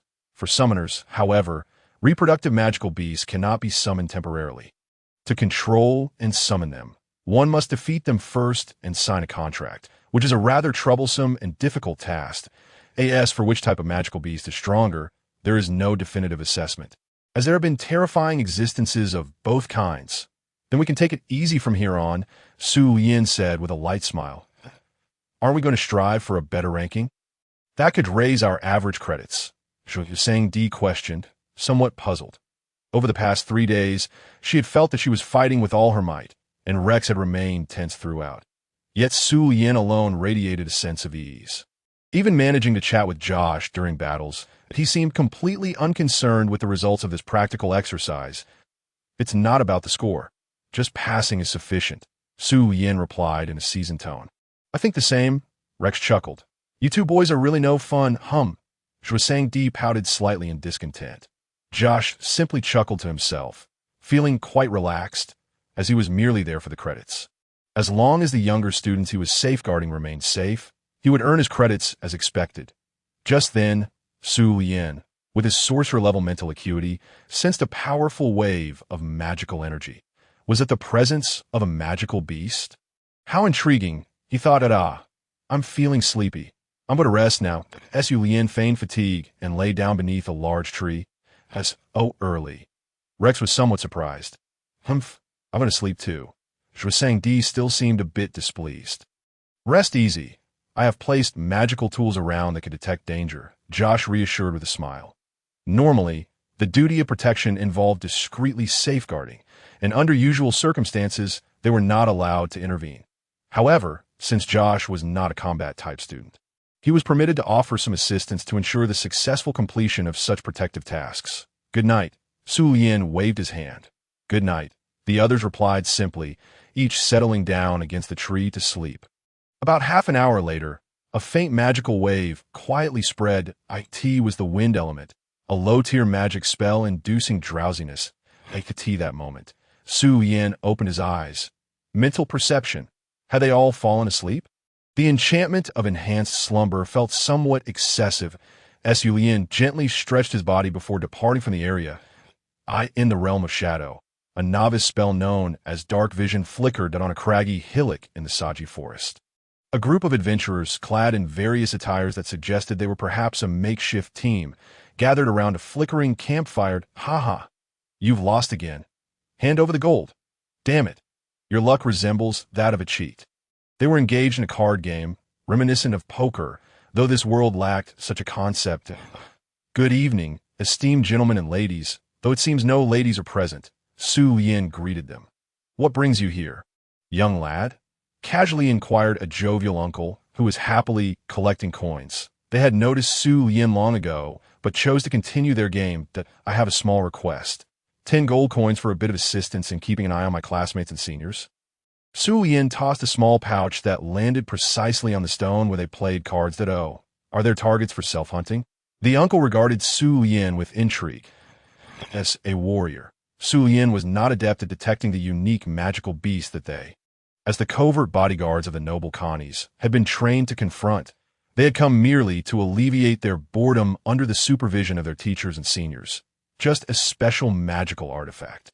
Su Lian remarked nonchalantly, tossing a magical item of unknown purpose. This suggested that he had discovered this magical artifact. The uncle squinted at Su Lian, while the others scrutinized him with keen eyes. Is this lad a noble? Or perhaps the scion of a wealthy merchant? Something feels off, they mused. Very well, we shall take on this task. However, should your teachers deem this external assistance as grounds for deducting credits, do not blame us, the uncle declared, promptly dividing 5 gold coins among them. Regardless of identity, money was all that mattered. Then, Su Lian unsheathed the long sword from his left hip with his right hand and drew a slightly shorter blade from behind his back with his left. He assumed a combat stance. Thank you. In an instant, he surged into the dense forest with remarkable speed. An interesting young fellow, the uncle chuckled. His demeanor did not resemble that of a pampered noble heir. Whatever, as long as he doesn't threaten my lady. I couldn't care less if he sets the forest ablaze. They resumed their card game, plead to have more gold. Soon, they forgot about Su Lian's visit, merely diverting a bit of their attention from protecting their respective young masters and mistresses to the direction of Zhuang in the nocturnal forest, beneath 2 moons of varying sizes and hues. And amidst the starlight, a figure darted swiftly through the Saji forest. Indeed, the sensation was correct. Su Lian felt a rush of excitement. A 5th-tier magical beast, the Black Gale Magic Tiger. This was one of the most coveted 5th-tier magical beasts among summoners. Even without successfully defeating, capturing, and signing a summoning contract, the slain Black Gale Magic Tiger would yield valuable treasures, particularly its magic core, which was excellent for crafting dark summoning puppets. Summoners adept in both summoning and puppet magic held a particular fondness for such beasts. Although his grandfather had taken him to the beast market to witness a feeble 3rd-tier beast, this was an authentic 5th-tier specimen. Using the 3rd-tier magic core, he had already completed his previous experiments, proving his theories viable. Unfortunately, 5th-tier Black Gale Magic Tiger cores were perpetually in short supply on the market. Even his grandfather had failed to procure one promptly, so he could not afford to miss this opportunity. 5th-tier Black Gale Magic Tiger, here I come. With a swift motion, Su Lian dashed through the dense undergrowth, transforming into a silver streak as he lunged at the giant beast measuring 5 meters in length. Employing the technique Silver Moon Slash, he struck with his long and short swords at the flank of the Black Gale Magic Tiger, which was relishing its prey. Roar! The Black Gale Magic Tiger let out a pained roar, its terrifying, luminous eyes glaring at Su Lian, who had interrupted its feast. The intensity of Su Lian's warrior aura was palpable. The beast sensed the potency of his energy and became enraged. A mere 3rd-tier warrior dared to ambush a 5th-tier magical beast. Seeking death, with a thunderous roar, it lunged towards Su Lian. He deftly evaded. Ha! Truly a 5th-tier beast. Even with a surprise attack aimed at its most vulnerable spot, it merely left a wound that would not impair its mobility. The speed of its counterattack was such that, had I not anticipated it, I might not have dodged in time. However, with intermediate enhancement spells, Swift Leopard, Iron Armor, Brutal Strength, Physical Enhancement, and Perception Boost, Su Lian, a 5th-tier Magus, swiftly cast 5 mid-tier enhancement spells on himself, without incantation, rapidly augmenting his physical abilities while dodging the Black Gale Magic Tiger's assault. As he successfully evaded one of its lunges and reached its flank, he executed the technique Rapid Blade Spiral. Su Lian unleashed his power close to the ground, rotating his body while crossing his long and short swords, targeting the beast's front paw. Thud! Blood sprayed forth as his attack left a gruesome wound, exposing the bone on the Black Gale Magic Tiger's right forepaw. TSK. Su Lian, somewhat displeased, quickly distanced himself to 5th-tier indeed. Despite the enhancement spells, this strike failed to sever a paw. Yet it was sufficient, according to the strategy against beast-type magical creatures. Incapacitating even one limb would significantly reduce their mobility, affecting all physical actions aside from biting. Least from the outcome, I have succeeded. However, Su Lian was aware that this was merely the beginning.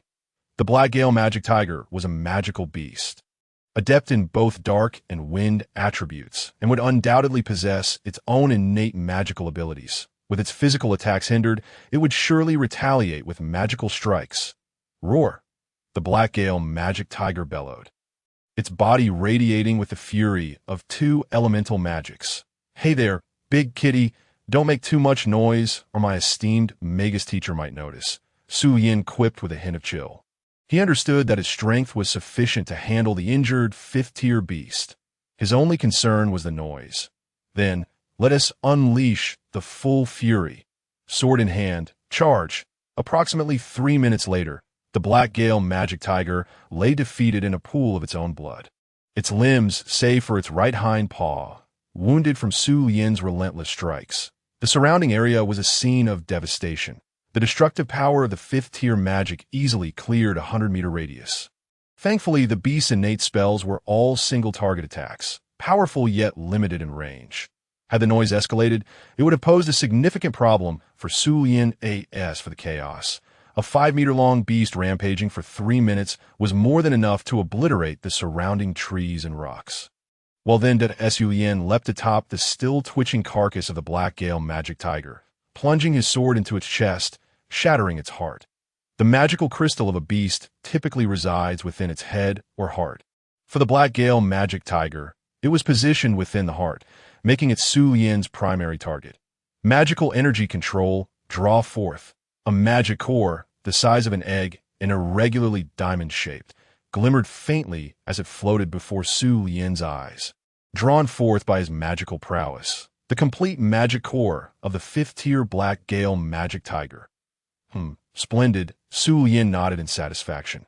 Indeed, his endeavors prior to enrollment, alongside Uncle Ryan as adventurers undertaking hunting tasks for practical training and repeatedly challenging various 6th-tier magical beasts in the arena, had proven to be the right approach. Although this was not his first time personally slaying a 5th-tier magical beast to acquire its core, it was the first time he had accomplished it entirely on his own, without Uncle Ryan's protection.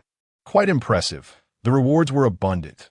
Su Lian felt a profound sense of joy within, having independently slain a 5th-tier Black Gale demon tiger. Moreover, as a mage who had never even utilized high-level spells of the 3rd tier. This achievement was particularly noteworthy.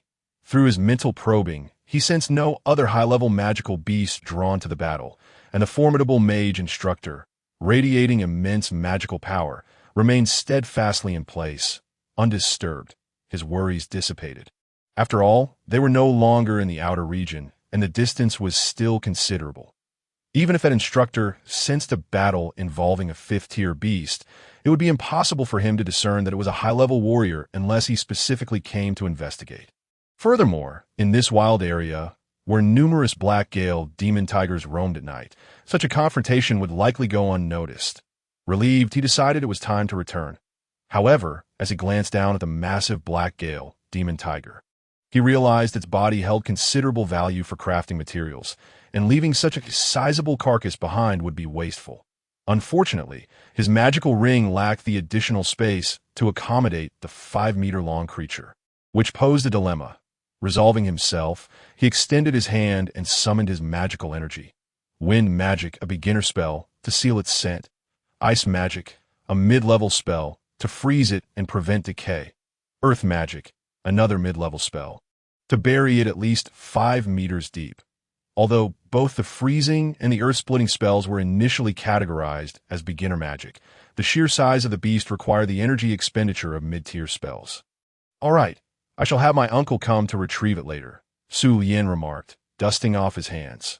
Finally, he employed Water Magic, a mid-level spell, to cleanse the blood and lingering odors from his body before departing from the site. Unbeknownst to him, as he left, a faint but ominous surge of magical energy emanated from deep within the Saji forest. Undetected even by the great mage on the following day, their hunting activities proceeded as usual, albeit with a curious increase in the number of magical beasts. Not only had the natural beasts multiplied, but even a number of breeding magical creatures had risen. It was well known that breeding beasts typically exhibited territorial instincts, seldom allowing an excessive number within a given area. "How peculiar," Su Yin mused. Perched upon a branch of a grand tree, scanning the depths of Saji forest, he sensed an unsettling stir in the magical elements around him. Yet if this were indeed the case, his instructor, whose mental prowess far surpassed his own, should have already detected any anomalies. In genuinely perilous circumstances, immediate orders to cease practical training would be issued, leading to the evacuation of new students by the instructor and senior students. "Have you discovered anything?" Zhao Sandy called from below the tree. "Well, there doesn't seem to be any beast activity nearby. It should be cleared out," Su Yin replied. "Excellent," Zhao Sandy exclaimed, collapsing onto the ground to meditate and replenish his magical energy. Rex did the same, while only Josh, who had not directly engaged in combat, maintained a vigilant stance that moment. Su Yin leapt down from the tree, inadvertently stepping into a pool of blood, splattering some mud in the process. Around them lay 7 magical beast corpses, accompanied by 5 magical crystals clearly formed from the remnants of natural beasts. This indicated that they had recently endured attacks from a total of 12 magical beasts. While most were of the 1st or 2nd tier and not engaged simultaneously, 2 formidable 3rd-tier beasts had posed a significant challenge. The sheer number of magical beasts was decidedly abnormal. Su, you truly are impressive. "You seem quite at ease," Josh remarked, unable to suppress his admiration. "It's merely a result of regular training and a bit of stamina. Besides, my primary role was to defend while Rex handled the offensive." "Which certainly lightened my load," Su Yin replied with a gentle smile. "Stamina, you say?" Josh's expression shifted slightly. Though not adept in combat, as an alchemist and mage, he was far from novice, as Su Yin's combat abilities were evidently not those of a mere novice. They suggested professional training or even prior experience as an adventurer. His organized defense against the magical beasts and his strategic energy conservation while waiting for Rex's magical attacks were certainly beyond the capabilities of an amateur. Zhao Sandy and the others remained unaware of these insights, merely sensing that Su Yin appeared to possess superior skills without understanding the reasons. Could it be that Su was the offspring of a powerful adventurer? Su Yin noticed the subtle change in Josh's demeanor. After enduring days of combat, particularly the intense battle that day, had he finally begun to recognize the truth. His objective had been achieved, to leave a lasting impression on Josh, paving the way for further discussions centered around alchemy to foster camaraderie. During the upcoming break, he planned to invite Josh to his home, where he could introduce him to his grandfather and potentially recruit him into the research department. Such a development would be most advantageous. One of Su Yin's primary reasons for continuing his studies at the academy was to personally engage with talented individuals and, once a certain level of familiarity was established, to leverage his status as Prince Isha to attract them. Under typical circumstances, the dual factors of friendship and nobility would greatly enhance his chances of success in recruitment. Naturally, exceptionally gifted individuals would also draw the attention of the kingdom, and whether he could secure them would depend on the conditions offered and his own capabilities. Suddenly, the wind magic of the 5th tier stirred, connecting all students carrying special magical artifacts to a profound mental force. Greetings, students. I am the great mage Bunyan Johnstone, professor of the alchemy department. He announced I come bearing an urgent notification. All student groups are to reach the designated area before sunset tonight, should you encounter magical beasts along the way. Do not engage in prolonged combat. Prioritize evasion to arrive swiftly. Additionally, an extra credit incentive is offered. The first group to arrive will receive an additional 5 credits, with subsequent groups receiving a decremental reward thereafter. Limited to the top 5 groups. The professor's declaration left many students momentarily stunned. Whether they were scouting alongside Su Yin or counting their spoils, confusion abounded regarding the unexpected urgency. The more astute students quickly grasped the gravity of the situation. Why the sudden early dismissal? Zhao Sandy questioned, puzzled. Perhaps a formidable magical beast has been sighted in Saji Forest, prompting this precautionary return, Rex speculated, exhibiting the sharp reasoning typical of a merchant's child. Let us move. I'll lead the way, Su Yin declared, drawing his sword. Is it indeed a forest-related issue? Josh pondered aloud, recalling the subtle sense of danger that felt more intricate than merely a powerful beast. Su, that direction doesn't lead directly to the camp, Josh pointed out, producing a magical compass to clarify. Zhao Sandy and Rex exchanged puzzled glances with Su Yin. Yes, it veers slightly away from the forest's edge. Given our previous selection of the area, the rendezvous point is quite distant, that if there is genuine danger, it might be safer to break through the forest rather than proceed toward the assembly point. Su Yin explained I see. Su. You're quite clever, Zhao Sandy admired. What if we simply exit the forest and circumvent it from outside? Rex suggested. That one dude, if it's not a powerful beast, it certainly wouldn't intentionally approach the assembly point under the threat of a great mage's magical presence. Josh immediately countered. If it's not a powerful beast. Zhao Sandy mused, momentarily stunned that Josh's expression shifted as he quickly pieced together the implications. Magical disaster, Su Yin stated plainly, presenting another hypothesis, a magical disaster. Zhao Sandy and Rex's pupils dilated in sheer terror as fear washed over their faces. Josh regarded Su Yin, now convinced that his calm demeanor amidst the chaos was indicative of a deeper understanding to Su. You are certainly no ordinary student. He realized that it was evident that Su had contemplated both the possibility of a formidable beast and the occurrence of a magical disaster, leading him to consider a route toward the assembly point. For if a magical disaster were to unfold, prioritizing proximity to the great mage Bunyan would be far safer than blindly fleeing into the forest. Let us go, Su Yin shouted decisively. Okay. Zhao Sandy, momentarily taken aback, quickly nodded in agreement. Rex silently followed, while Josh readied himself for battle, retrieving his staff from the magical ring and grasping it firmly, simultaneously leveraging his experience. Josh utilized his magical energy to assist Su Yin and the others, collecting the magic crystals and cores from the beasts they had just slain for temporary safekeeping. Wind element, advanced group support magic, dandelion dream. After chanting, Josh cast this group enhancement spell upon everyone, instantly elevating their speed to a higher tier. With such magic at their disposal, Zhao Sandy and Rex felt a degree of reassurance. Only Su Yin remained focused, concentrating his mental energy towards the depths of Saji Forest, eager to ascertain whether they faced a formidable beast or a magical disaster. If it were merely a powerful beast, they could manage. But if it was a magical catastrophe, then peril loomed. Are we certain? A middle-aged man with brown hair, dressed in the academy's teacher's robe, hovered above the treetops as another teacher approached him, intentionally emanating the aura of a grand mage. This was Bunyan, while the other, whom Su Yin recognized as Teacher J, was also of the 5th-tier mage rank and shared the same alchemical specialization as Bunyan. Both were familiar instructors to Josh. I have already sent a request for assistance to the academy and the nearby kingdom's military. Our current mission is to ensure the students' safety at all costs, Professor Bunyan stated with a composed expression. How could we encounter such a calamity? Our luck is simply abysmal. Teacher J replied, visibly agitated.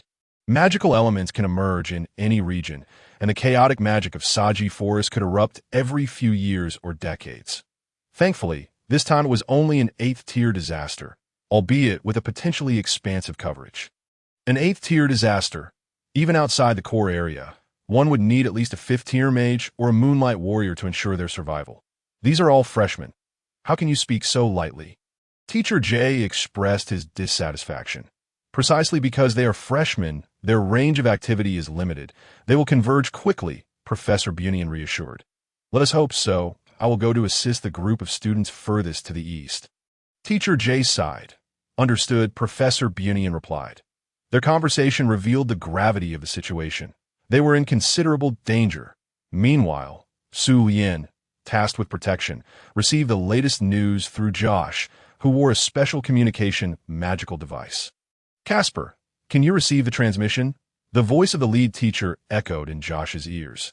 Responding with his magical energy, Josh confirmed he could hear. That's good. Casper, as a senior, you're responsible for a small group of less experienced students without a teacher. If you haven't managed to converge, you must ensure the safety of 3 freshmen. Listen carefully. The emergency has been confirmed.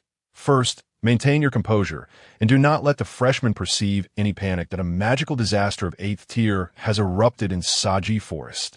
Remember, 8th tier, ensure your group heads to the rendezvous point.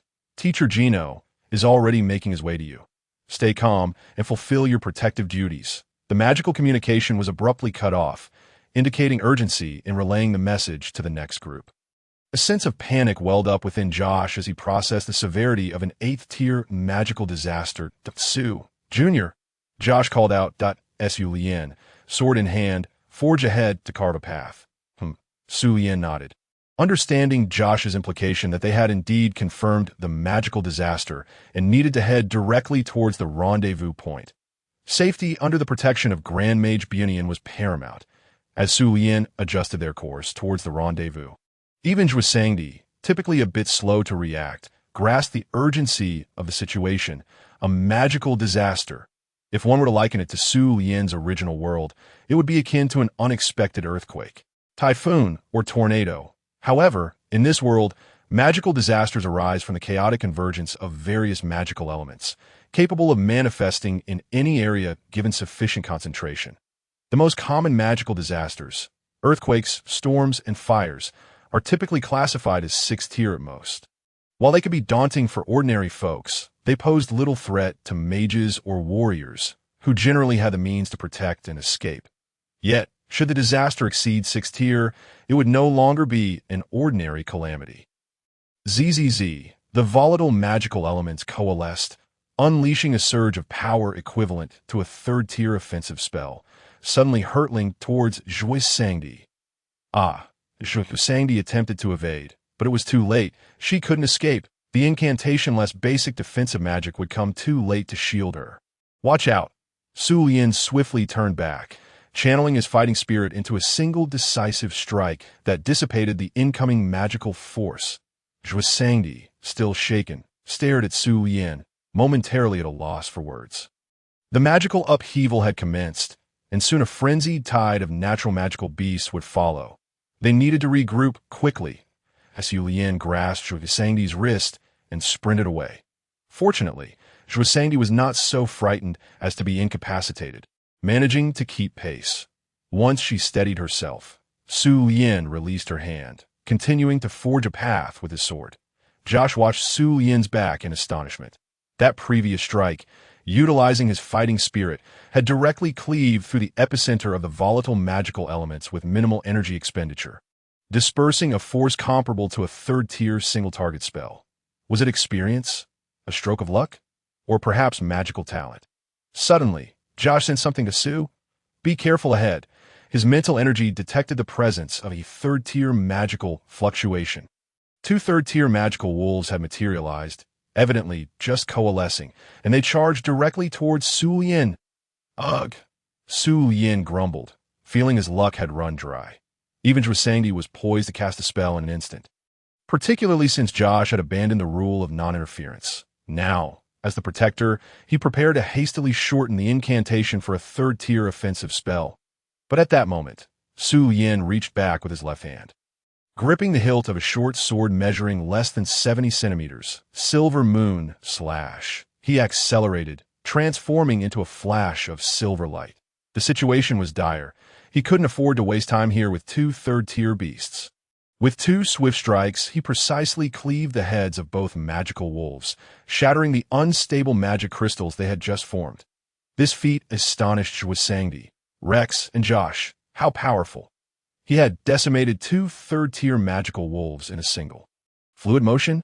Even if they were newly formed and their magical elemental physical strength was low, those strikes would have cleaved even the head of a regular magical wolf. Su Yin was astonishingly strong. Moreover, he wielded dual swords. The sword on his back was not merely a backup, but a testament to his dual-wielding prowess. Maintain your momentum and keep moving towards the rendezvous point. Su Yin called back to Jwasangdi, who was conjuring a basic water bubble spell for defense. Can you manage that? I'm not very familiar with it, but I'll try to maintain it. Jwasangdi grit her teeth. The bubble spell was a basic water-based defensive magic, typically weak, as most low-tier water magic prioritized healing. Hence, Su Yin had inquired about her proficiency. Then let us keep moving and regroup with the teachers, Su Yin urged. Understood. Rex and Jwasangdi responded in unison. Josh, however, paused momentarily. How did Su Yin know a teacher would come to their aid?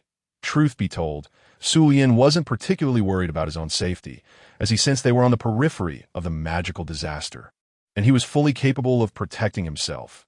His main concern was for Josh. After all, he was the one he aimed to impress. As Su Yin contemplated their position, he realized they were likely the most Western group among all teams. Once such a situation arises, it is certain that a teacher will come to assist.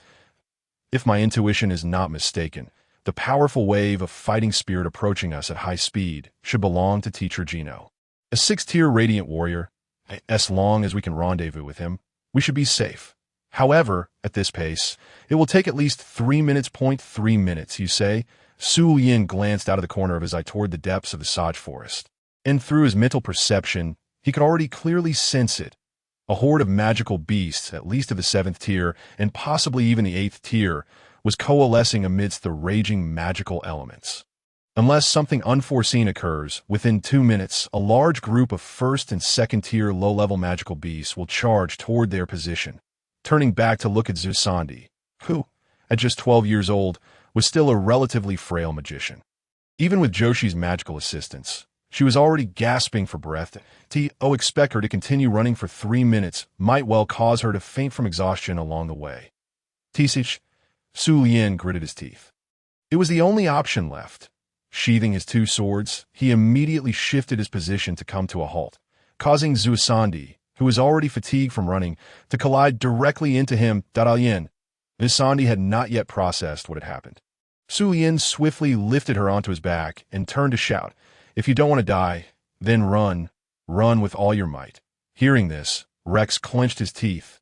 Even though his mental strength was not as formidable as Su Yin's, he could still faintly sense that a beast horde was indeed emerging from the depths of the Sage Forest. If they did not rendezvous with their teacher before that, then they were in grave danger.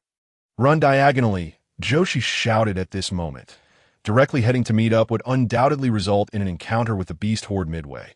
Therefore, they could only run toward the forest outskirts while also heading in the direction of Teacher Gino. At the very least, the 1st and 2nd tier magical beasts were not particularly fast, which might delay their encounter. This was the best solution available. However, The downside was that this would increase the duration and distance of their run. As a high-tier warrior, Su Lian could manage carrying Zusandi without much trouble, for she was quite light. However, Rex might not be able to sustain such a long and far run. This was also the reason why Su Lian had not proposed such a plan. "Drink this." Joshi handed Rex a vial of green potion. Rex looked at Joshi in confusion. This alchemical potion can provide a speed boost equivalent to advanced wind-type auxiliary magic and lessen your body weight.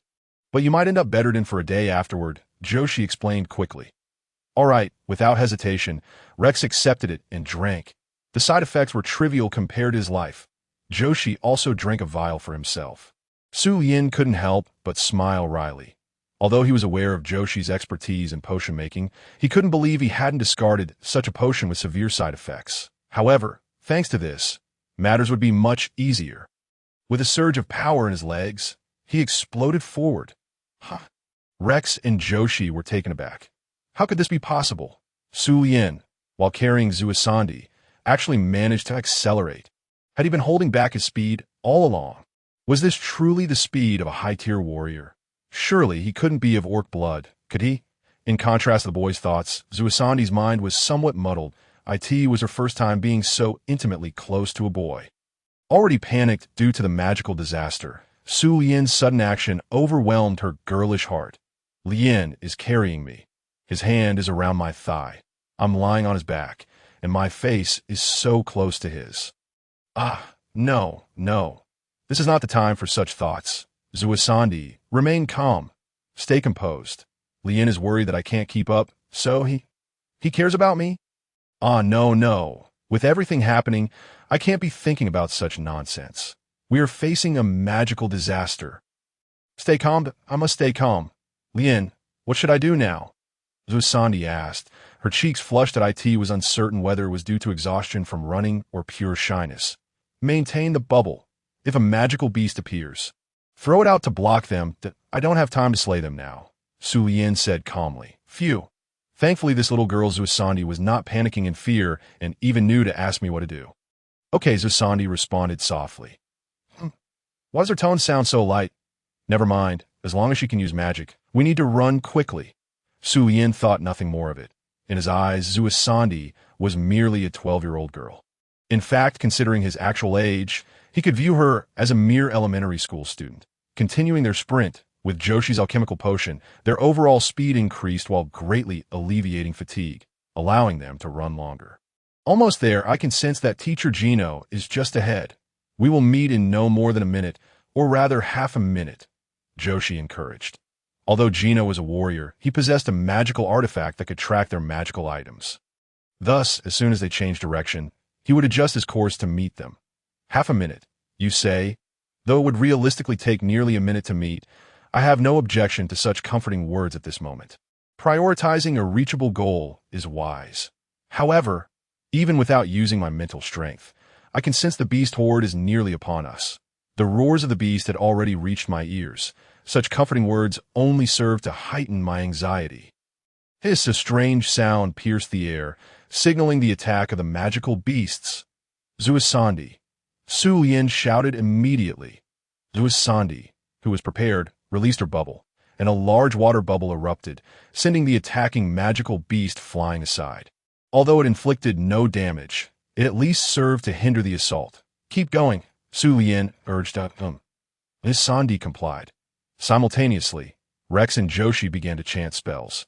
Rex was casting an offensive spell, while Joshi prepared to envelop them all in a magical shield. Utilizing a fourth-tier defensive spell, as long as they could endure for the final half-minute, Teacher Gino would arrive. At this moment, Su Lian believed that Teacher Gino, sensing the distance closing, would also unleash his maximum speed, likely arriving sooner than anticipated. Finally, they were about to rendezvous. Su Lian's eyes even pierced through the dense thicket, spotting Teacher Gino charging toward them with all his might. The man he remembered as robust and unrefined in appearance. Simultaneously, he felt a looming threat. As Zuisandi gasped, Su Lian hurled her toward Teacher Gino with all his strength and swiftly drew his long sword to defend. Clang!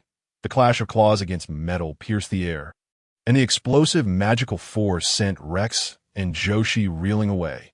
This was the 5th-tier, mutated Black Gale Magic Tiger. "Run!" Su Lian shouted. Rex, shaken by the impact, rolled twice upon landing, but quickly gritted his teeth and sprang up. Rushing toward Teacher Gino, who had just caught Zisandi, Joshi, who had merely been jolted but not knocked down, glanced at Su Lian before sprinting away.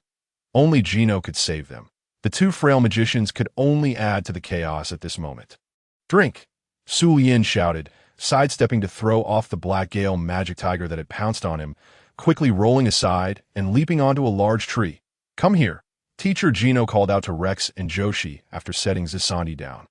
He understood that by decisively throwing Zisandi to safety and parrying the attack of the 5th-tier Black Gale Magic Tiger, the one most in need of protection was certainly not Su Lian. In fact, even he might be capable of hunting this mutated Black Gale Magic Tiger that had gone berserk due to the chaotic magical elements. The beast horde was already upon them. This Black Gale Magic Tiger was one of the leading beasts in this horde. Su Lian sensed that Rex and Joshi had reached Gino's side, and with his greatsword in hand, he swiftly dispatched several nearby, 2nd-tier natural magical beasts with ease. As they had only recently coalesced, falling to his strike and dissipating along with their magic crystals, this moment, the mutated Black Gale Magic Tiger prowled slowly beneath the tree where Su Lian was, circling as it sought an opportunity to pounce, while simultaneously blocking his escape. For as soon as Su Lian attempted to leap to another branch, it would leap into the air, leaving him no chance to evade its assault. "Gino, go save Su Lian. I can hold on for a while here," Joshi immediately urged. As he spoke, he began chanting spells, preparing to fend off the surrounding 1st and 2nd-tier magical beasts. "All right, just hold on." Teacher Gino nodded. Although Joshi was not a combat type, the prowess of a Grand Mage was undeniably formidable, and he could easily handle the surrounding low-tier magical beasts. However, just as he was about to take action, Teacher Gino insisted on leading them to the rendezvous point, explaining that mages were ill-suited for battles surrounded on all sides, that I can break through myself. Su Lian interjected, drawing his short sword from behind. Battle stance. Did he really intend to slay the mutated Black Gale Magic Tiger under such circumstances? Teacher Gino immediately understood. The magic core of the Black Gale Magic Tiger was an invaluable treasure, highly sought after in the market, and Su Lian had displayed his confidence in battle that don't be greedy. This is an 8th-tier magical disaster.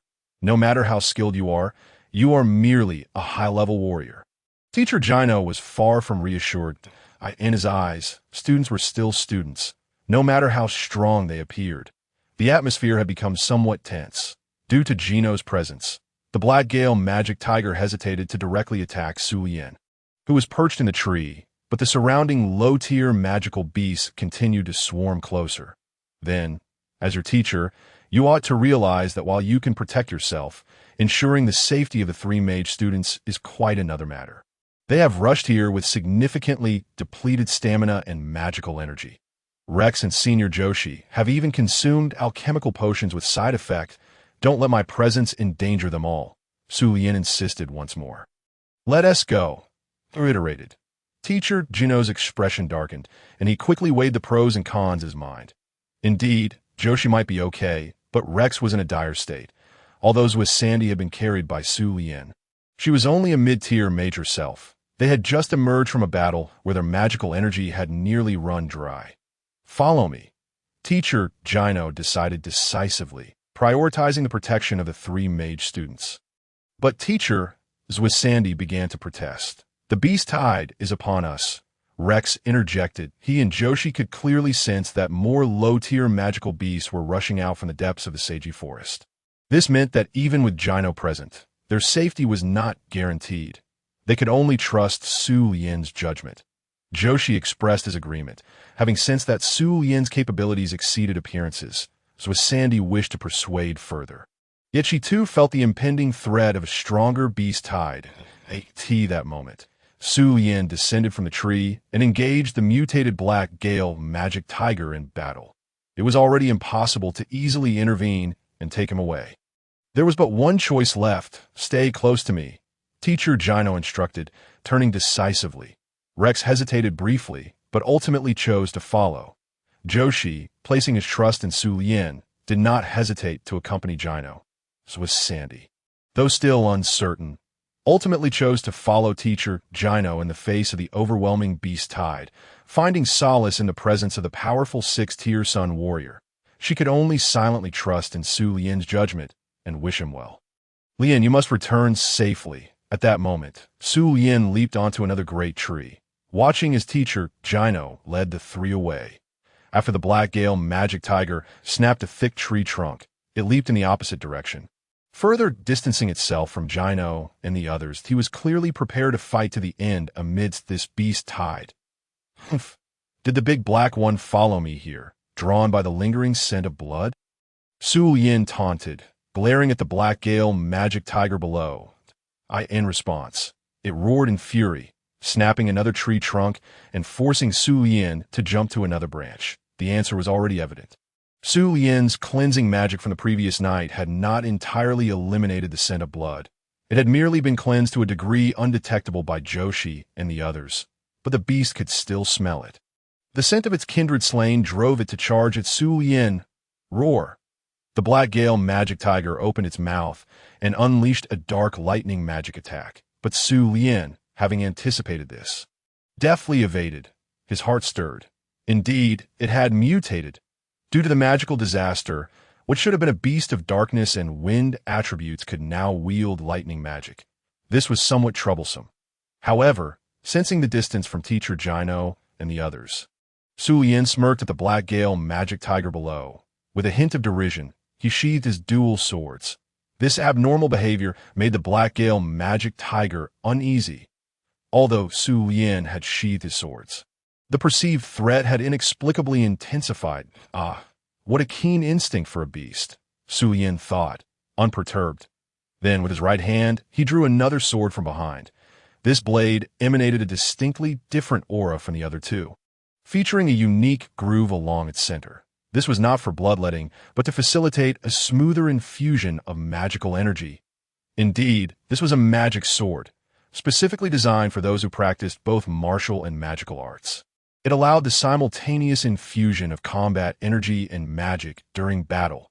At the same time, the deep blue ribbon from Su Lien's braid loosened under the influence of magical energy and automatically wrapped around his arm.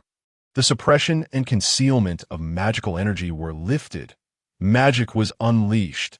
A powerful fifth-tier mage's magical energy radiated forth. Coupled with the magic sword in his hand, it posed a substantial threat to the Black Gale magic tiger. Big Black, come play with me, Su Lien remarked coldly. Ugh. The mutated Black Gale magic tiger growled. Su Lien leaped from the tree, the magic sword in his hand bursting forth with crimson waves of magical energy. The dual-practice combat technique, Wrath of the Magic Flame. Su Lien's relatively slender figure darted through the chaotic magical elements of the forest, where numerous first- and second-tier magical beasts rushed about on the other side.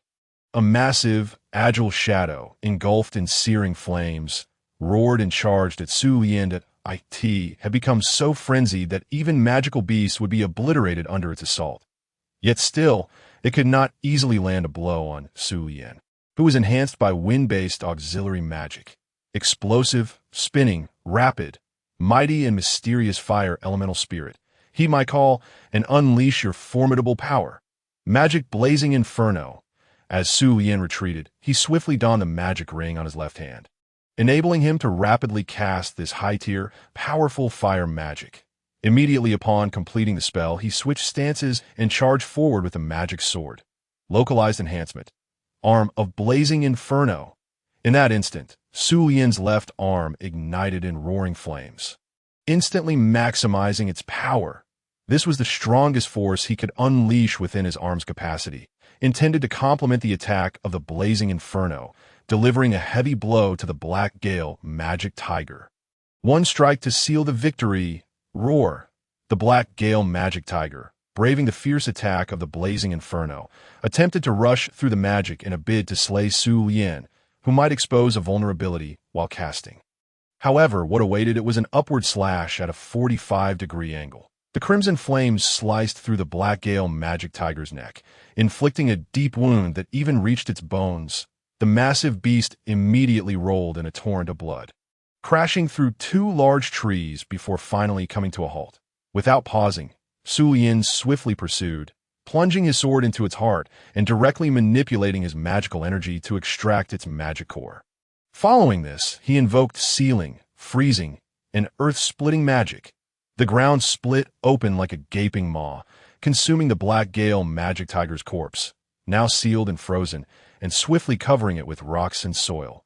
Having completed these actions, Su Lian leaped several times to reach the tallest tree nearby.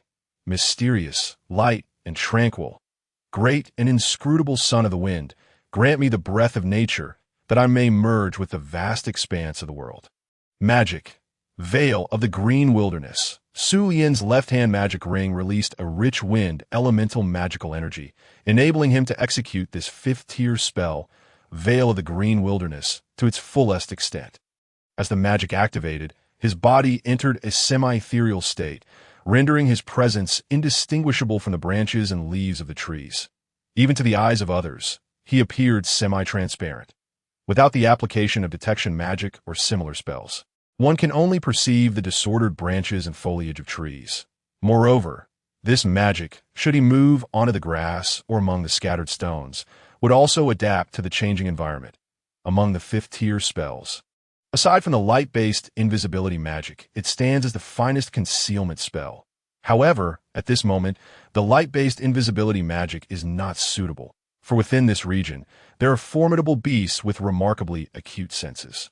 Instead, the wind-based magic, which conceals both his presence and breath, combined with his camouflage while perched in the trees, offers him a far greater degree of safety.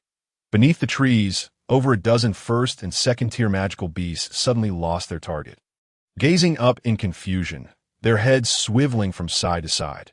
Even the third-tier wolf-like beasts, approaching from the opposite side, departed reluctantly, bewildered, as they joined the throng of magical creatures charging toward the outskirts of the Saji forest.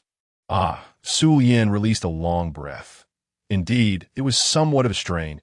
Had he not practiced the immediate transition of spell casting for an extended period, the Black Gale magic tiger, charging at him under the influence of magic, might have led to his demise. Nevertheless, he must continue to optimize his techniques.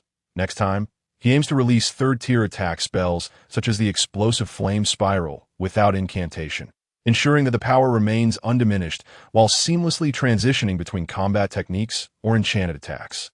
After all, chanting spells during close combat is rather foolish that he must strive harder.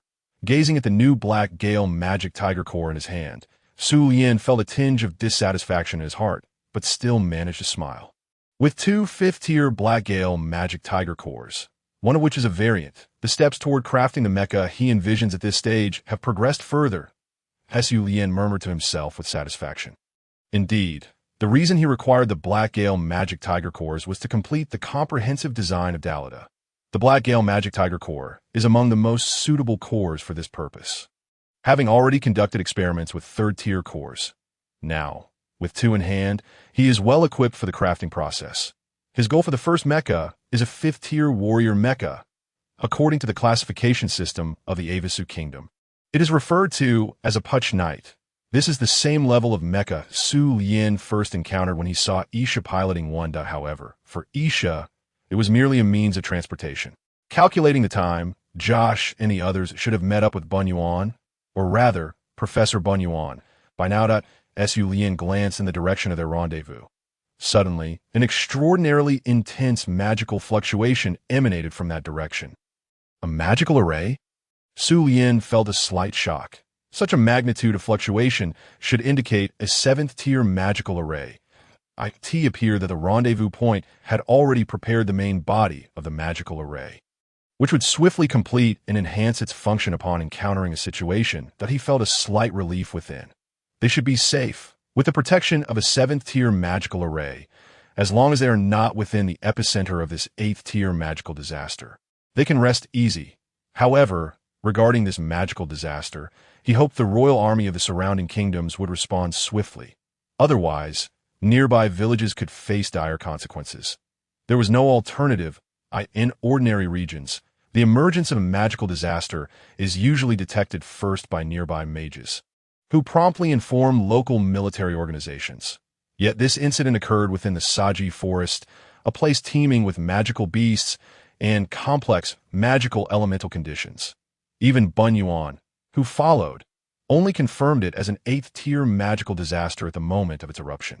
Although they notified the authorities immediately, whether the nearby villages could evacuate in time and promptly organize their forces to fend off the beast tide remains uncertain.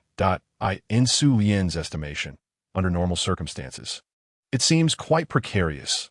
The Avisu kingdom is relatively stable, and its royal army can muster at most 50,000 troops. The Saji Forest does not belong to any noble's territory.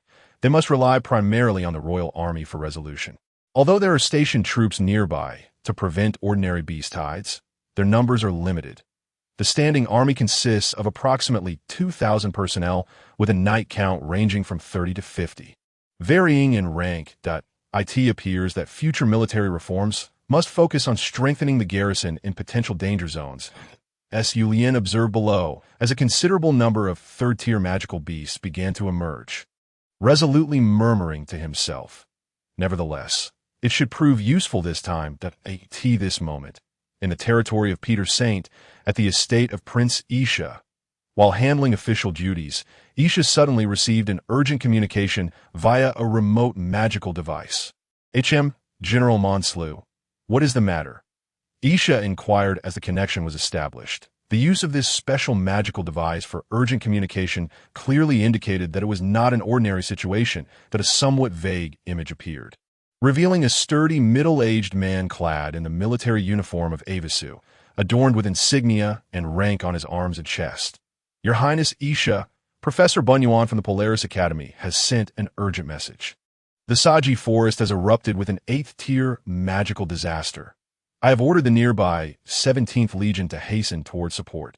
General Monslu inquired rapidly, suddenly recalling that one of the magical vehicle lines under Isha's purview had a station near the town of Onglai, adjacent to the Saji Forest. The Saji Forest? 8th tier? Isha frowned. Young Su Lian should be conducting practical exercises there recently, but given his strength, as long as he is not in the epicenter, he should be safe. Wait a moment. I will check for you.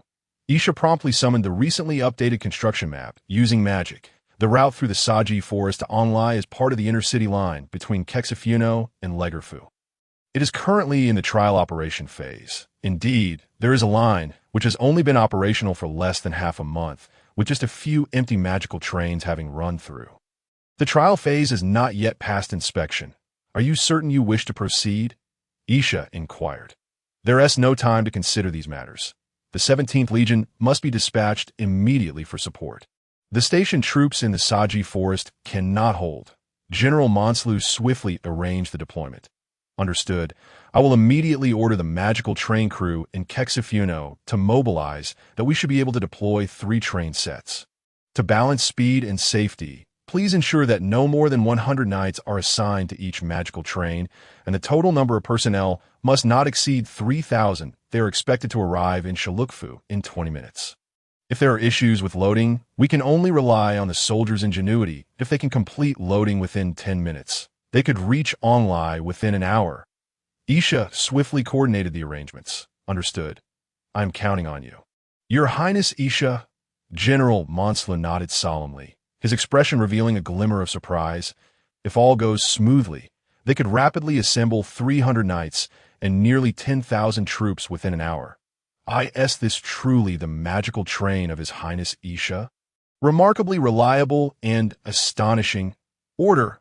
All personnel of the Kexifuno magical train crew immediately cancel the trial operation of the Kexifuno Lega route and adjust the cars to their maximum length, clearing the cargo holds and leaving only the train chassis. You have 5 minutes to clear 3 cars and set off for Shalukfu. The Saji Forest has erupted with an 8th-tier magical disaster. We need to transport the 17th Legion at the fastest speed. Simultaneously, all personnel must remain on-site after completing their tasks and are prohibited from any internal or external communication. Now, move. Isha's orders were swiftly transmitted through magical communication to the distant station in Kexifuno. The personnel at the station were left dumbfounded. Isn't it still in trial operation? It hasn't even passed yet. How suddenly has it escalated to military-level urgency? An 8th-tier magical disaster. How unfortunate.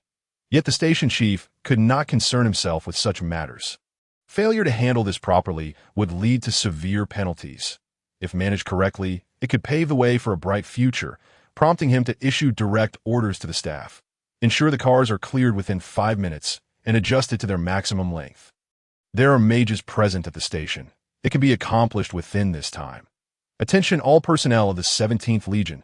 I have successfully communicated with His Highness Isha and command you to dispatch the finest 300 knights and 9,000 soldiers to immediately board the magical train heading to Onglai.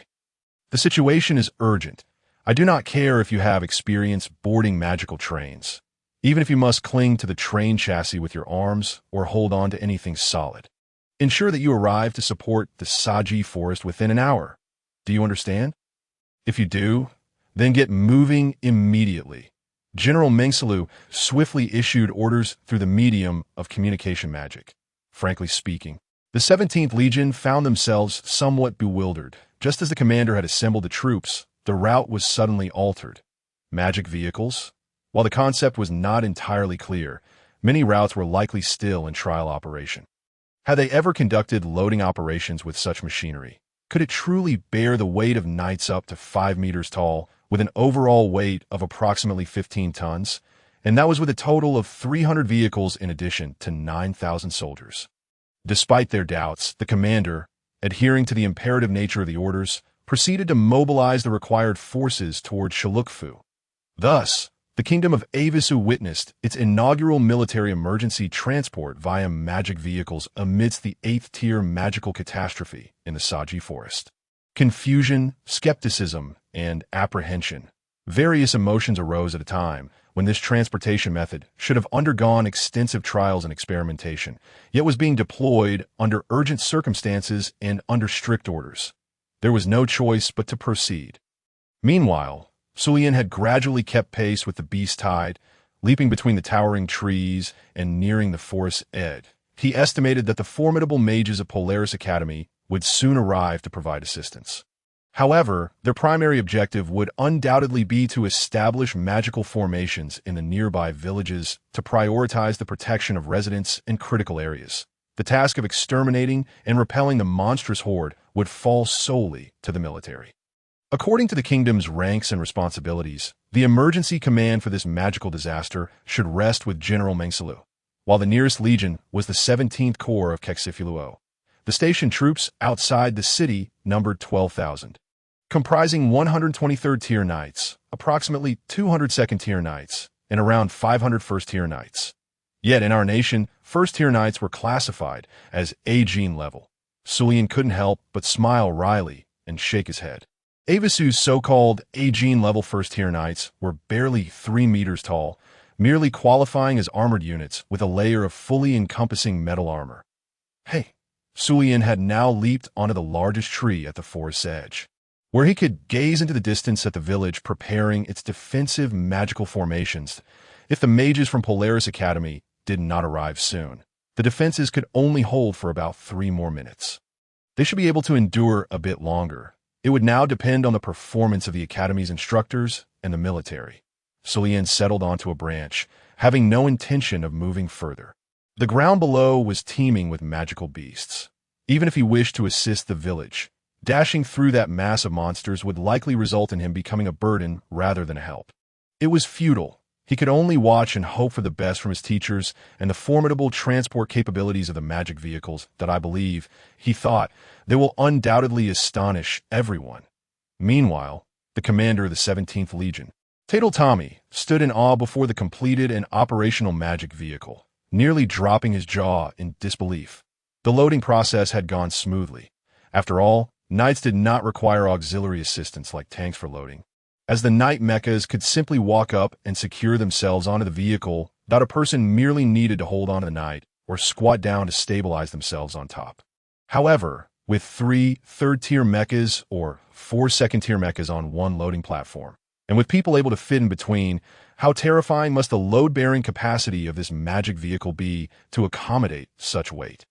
Moreover, it had actually started moving, with the engines of both the front and rear along with 2 engines at the coupling point, powered by 4 ultra-high-capacity magical elemental cores.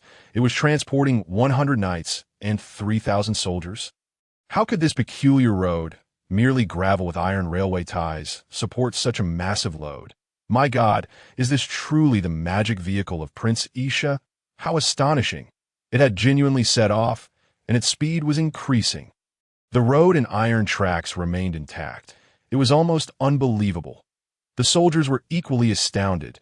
They might have been aware of the existence of magic vehicles, but for the vast majority, this was their first encounter. Let alone witnessing such terrifying transport capabilities that completely shattered their understanding of traditional logistics. To think that their perception of transportation was still rooted in horse-drawn carriages, with knights always walking on their own. What horse-drawn cart could possibly haul such heavy iron monstrosities? Horse carts. Magic vehicles. The disparity was simply too vast. Another magic vehicle arrived, and yet they hesitated to board. "You inexperienced rookies," Tatel scolded, kicking and slapping them. "Oh, received," they replied. "Wait, weren't you just as astonished?" They muttered under their breath, having been kicked and slapped by him. "What are you mumbling about?" The mission regarding the 8th tier magical catastrophe. "Get on board." "Quickly," Tatel barked again, "a bunch of rookies." "This is my first time seeing this, but I still deserve to assert some authority, don't I? Nonetheless, this thing is indeed formidable." Tatel glanced at the second magic vehicle that was quickly loading. As the knights climbed onto the platform and secured themselves, the soldiers swiftly boarded and stabilized their positions. His evaluation of the magic vehicle soared yet again. This contraption was undeniably terrifying in the context of warfare. Its transport capabilities were nothing short of awe-inspiring. The shock of boarding the magic vehicle began to settle in the soldiers' hearts, accompanied by the rhythmic clattering of the vehicle traversing the tracks. Gradually, their initial panic from receiving the emergency rescue mission transformed into a renewed sense of urgency. After all, they were heading toward the site of the 8th tier magical catastrophe to confront and eliminate the beast spawn from the magical disaster. Yet, most of them were merely ordinary soldiers, with only a few being higher tier warriors. Confronting the tide of beasts resulting from an 8th tier magical disaster could very well mean a one-way trip.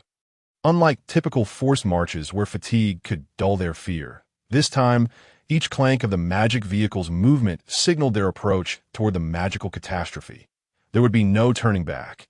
Even the option of desertion was futile, for they knew that the magic vehicle would not stop until it reached its destination. For the soldiers of a stable kingdom, the magical disaster was undoubtedly a heavy burden, but as soldiers, it was a fate they could not escape. Meanwhile, on Professor Bunian's side, Zuisandi and the others had successfully arrived, shielded by the professor's formidable magical formation. Despite facing numerous low-tier magical beasts, they remained unscathed. "Is everyone here?" Bunian inquired. "We are 2 instructors short," one of the leading teachers replied, his expression darkening. Point 2. Bunian frowned slightly. Although he had anticipated potential student casualties, the confirmation of numbers still struck a painful chord. "Yes, one is Abel Marcus from the Connie group, confirmed dead by group members," the instructor stated. Connie, Bunian quickly understood it referred to the group of noble science. Had Sulian been present, he would have immediately recognized that this was a classmate who had been pulled into Connie's group before he had a chance to join Sulian and the others during the initial formation of their team. The nominal grouping was merely a guise for Connie to recruit someone he could manipulate. Introverted individuals were the perfect targets for him. "How did the accident occur? Though you ventured somewhat deeper. You were still relatively close, right?" Bunian directly questioned Connie, indifferent to his noble status. "What kind of look is that?" He fell behind himself. "How could you blame me?" Connie retorted arrogantly, though a hint of guilt flickered in his expression. "Is that so?" Bunian scrutinized the rest of his group. That high-tier warriors can easily outrun a mage like Connie, who only knows how to cast lightning and fire spells. "Yes, that's right. He fell behind," Connie's sycophant insisted, trying to appear indignant. "Humph. It better be that classmate's own fault for the misfortune," Bunian scoffed, already forming a rough conclusion in his mind. "What about the other one?" he asked. "Teacher Gino has gone to search." "It's regarding Sulian, the high-tier warrior from the Rex group. To save his classmate Zuisandi. He threw her away when attacked by a 5th-tier mutated black gale tiger, allowing himself to be dragged down by the beast." He voluntarily prioritized the escape of 3 mage students with Gyno, engaging the beast in combat himself. IT remains unclear at this moment. The lead teacher expresses some regret that Bionian glanced at the sobbing Zusandi. Comforted by Rex and Josh beside her, only a trio of student guards were present, consisting of a mid-level magician and a young girl. Indeed, in such circumstances, it would be best for a high-level warrior male to carry her away. However, to respond promptly to the attack of a 5th-tier magical beast, and to have the presence of mind to throw the girl off his back, is evidently not something an ordinary student could achieve. This name does not belong to nobility. Could it be the child of a renowned adventurer? Perhaps there is still hope that Bionian felt a slight easing in his heart. Humph. A 5th-tier Blackstorm Demon Tiger, and a mutated one at that. It's a perilous beast that even I cannot contend with. There's surely no hope left, so why bother? It's better to remain here and protect me, Connie mockingly remarked. You talk nonsense. Lien is definitely fine. He is incredibly capable, Zuasandi retorted, her voice laced with tears. Oh, have you been scared, silly? With such a massive horde of beasts and a 5th-tier mutated beast, how could a single high-level warrior survive? Even the legendary resurrection would be futile, as his body would be reduced to mere fragments. Connie continued to mock with malicious delight. Wah! Zuasandi cried even harder. After all, Su Lien had carried her such a long distance, and ultimately, he had been left behind to save her. She's truly amusing. Connie chuckled, contrasting sharply with the sobbing Zuasandi. Even the sycophant who had spoken earlier could not join in the laughter at this moment. Silence, Bionian reprimanded sternly, a terrifying mental force, belonging to the realm of grand magi, bore down upon Connie with overwhelming pressure. Instantly, Connie trembled in fear, paralyzed and unable to move. Get out of the way and sit still. If you dare to utter another word, regardless of your noble status, I shall cast you out of the magic circle to feed the magical beasts, Bionian declared furiously. Nobility? He had no inclination to indulge them in the slightest. More than an hour had elapsed since the onset of the magical catastrophe. For the students and teachers, the burden weighed heavily on their hearts, for teacher Gino had only returned with a magical artifact used for location. With this artifact in hand, Su Yin's fate remained uncertain. The only somewhat reassuring news was the absence of blood or corpses nearby. Perhaps it was merely a case of accidental loss, and they could only cling to such hope. Meanwhile, the formidable mages of Polaris Academy, having been notified by Professor Bionian, promptly arrived at the nearby village town. Before the previously reserved magic circle was destroyed, they reconstructed a vast, new magic circle to ensure the safety of the residents, including the town of Onglai. The mages responsible for guarding this area also received orders to ensure the protection of the railway section leading to Kexaflu, although she herself expressed skepticism regarding this. Can this mere path of 2 iron rods and gravel truly transport a large number of knights and soldiers? Tiske. The sheer number of magical beasts relentlessly attacking the magic circle was infuriating.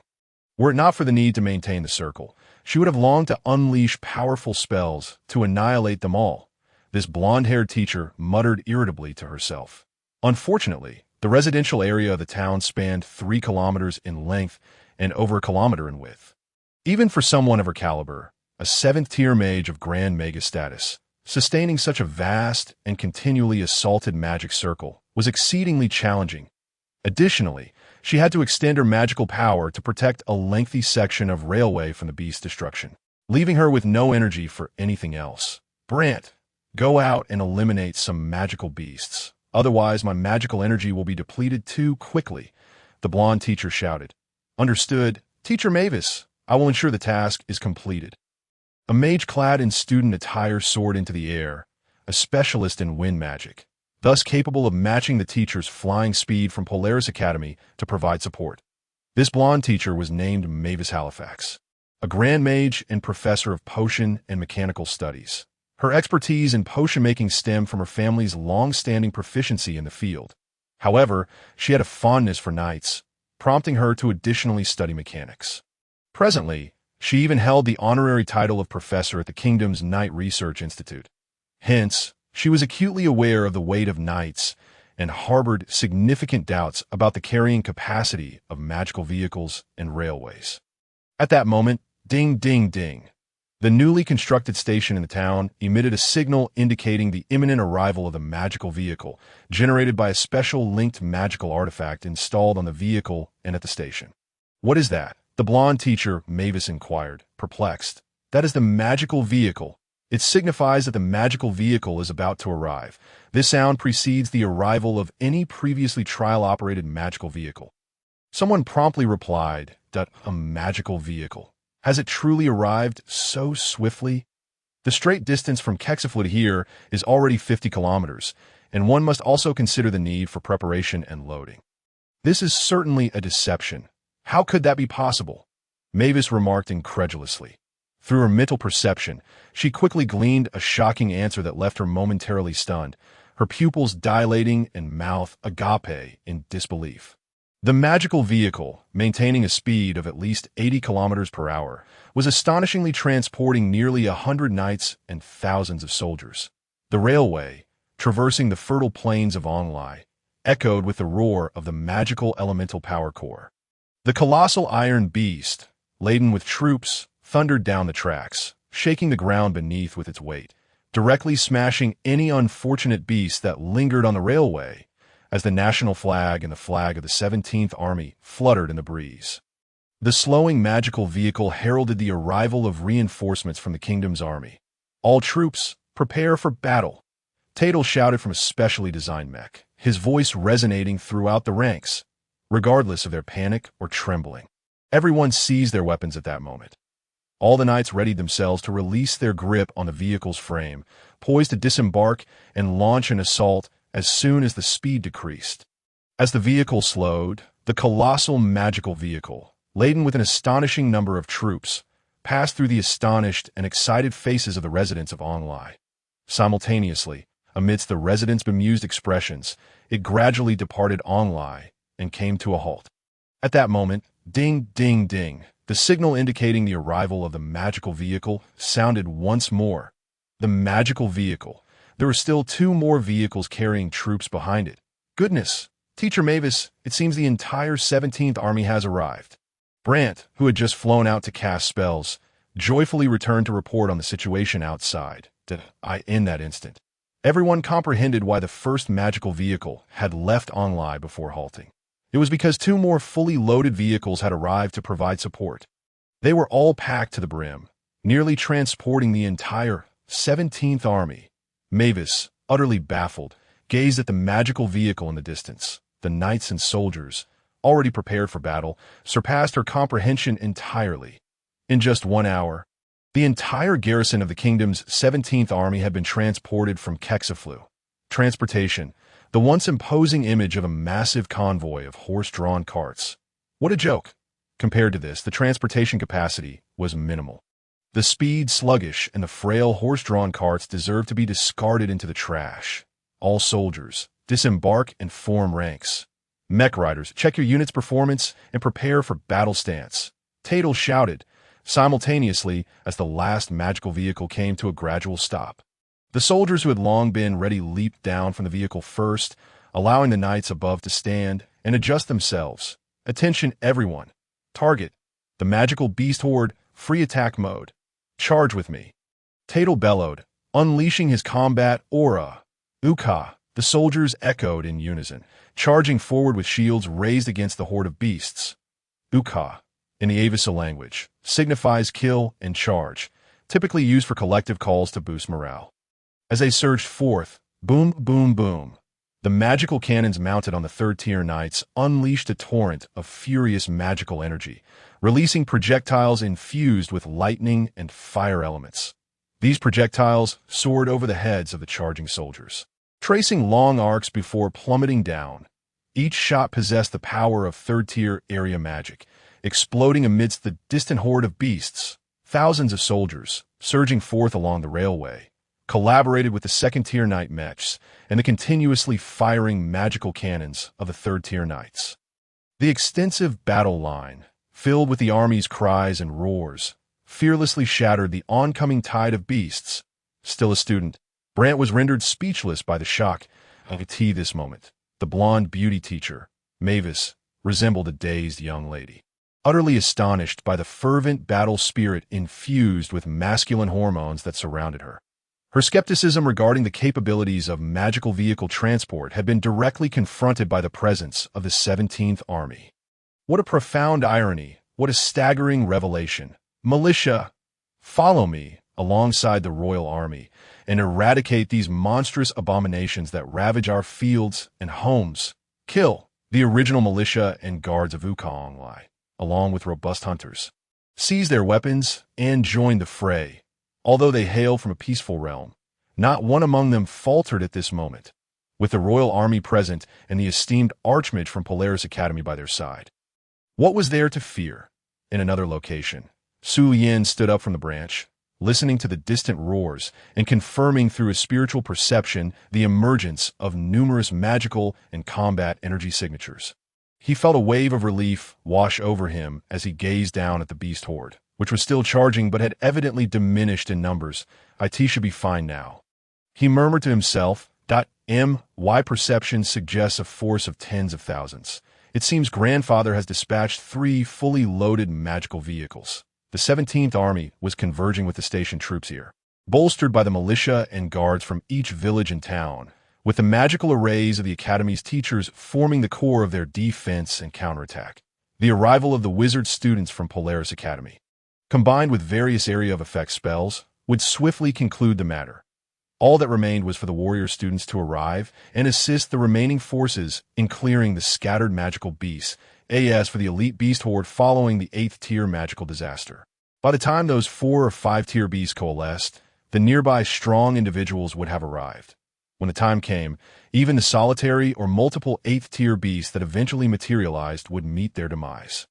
After all, they were merely ephemeral magical beasts birthed from a magical disaster, vastly different from those that had formed over a prolonged period.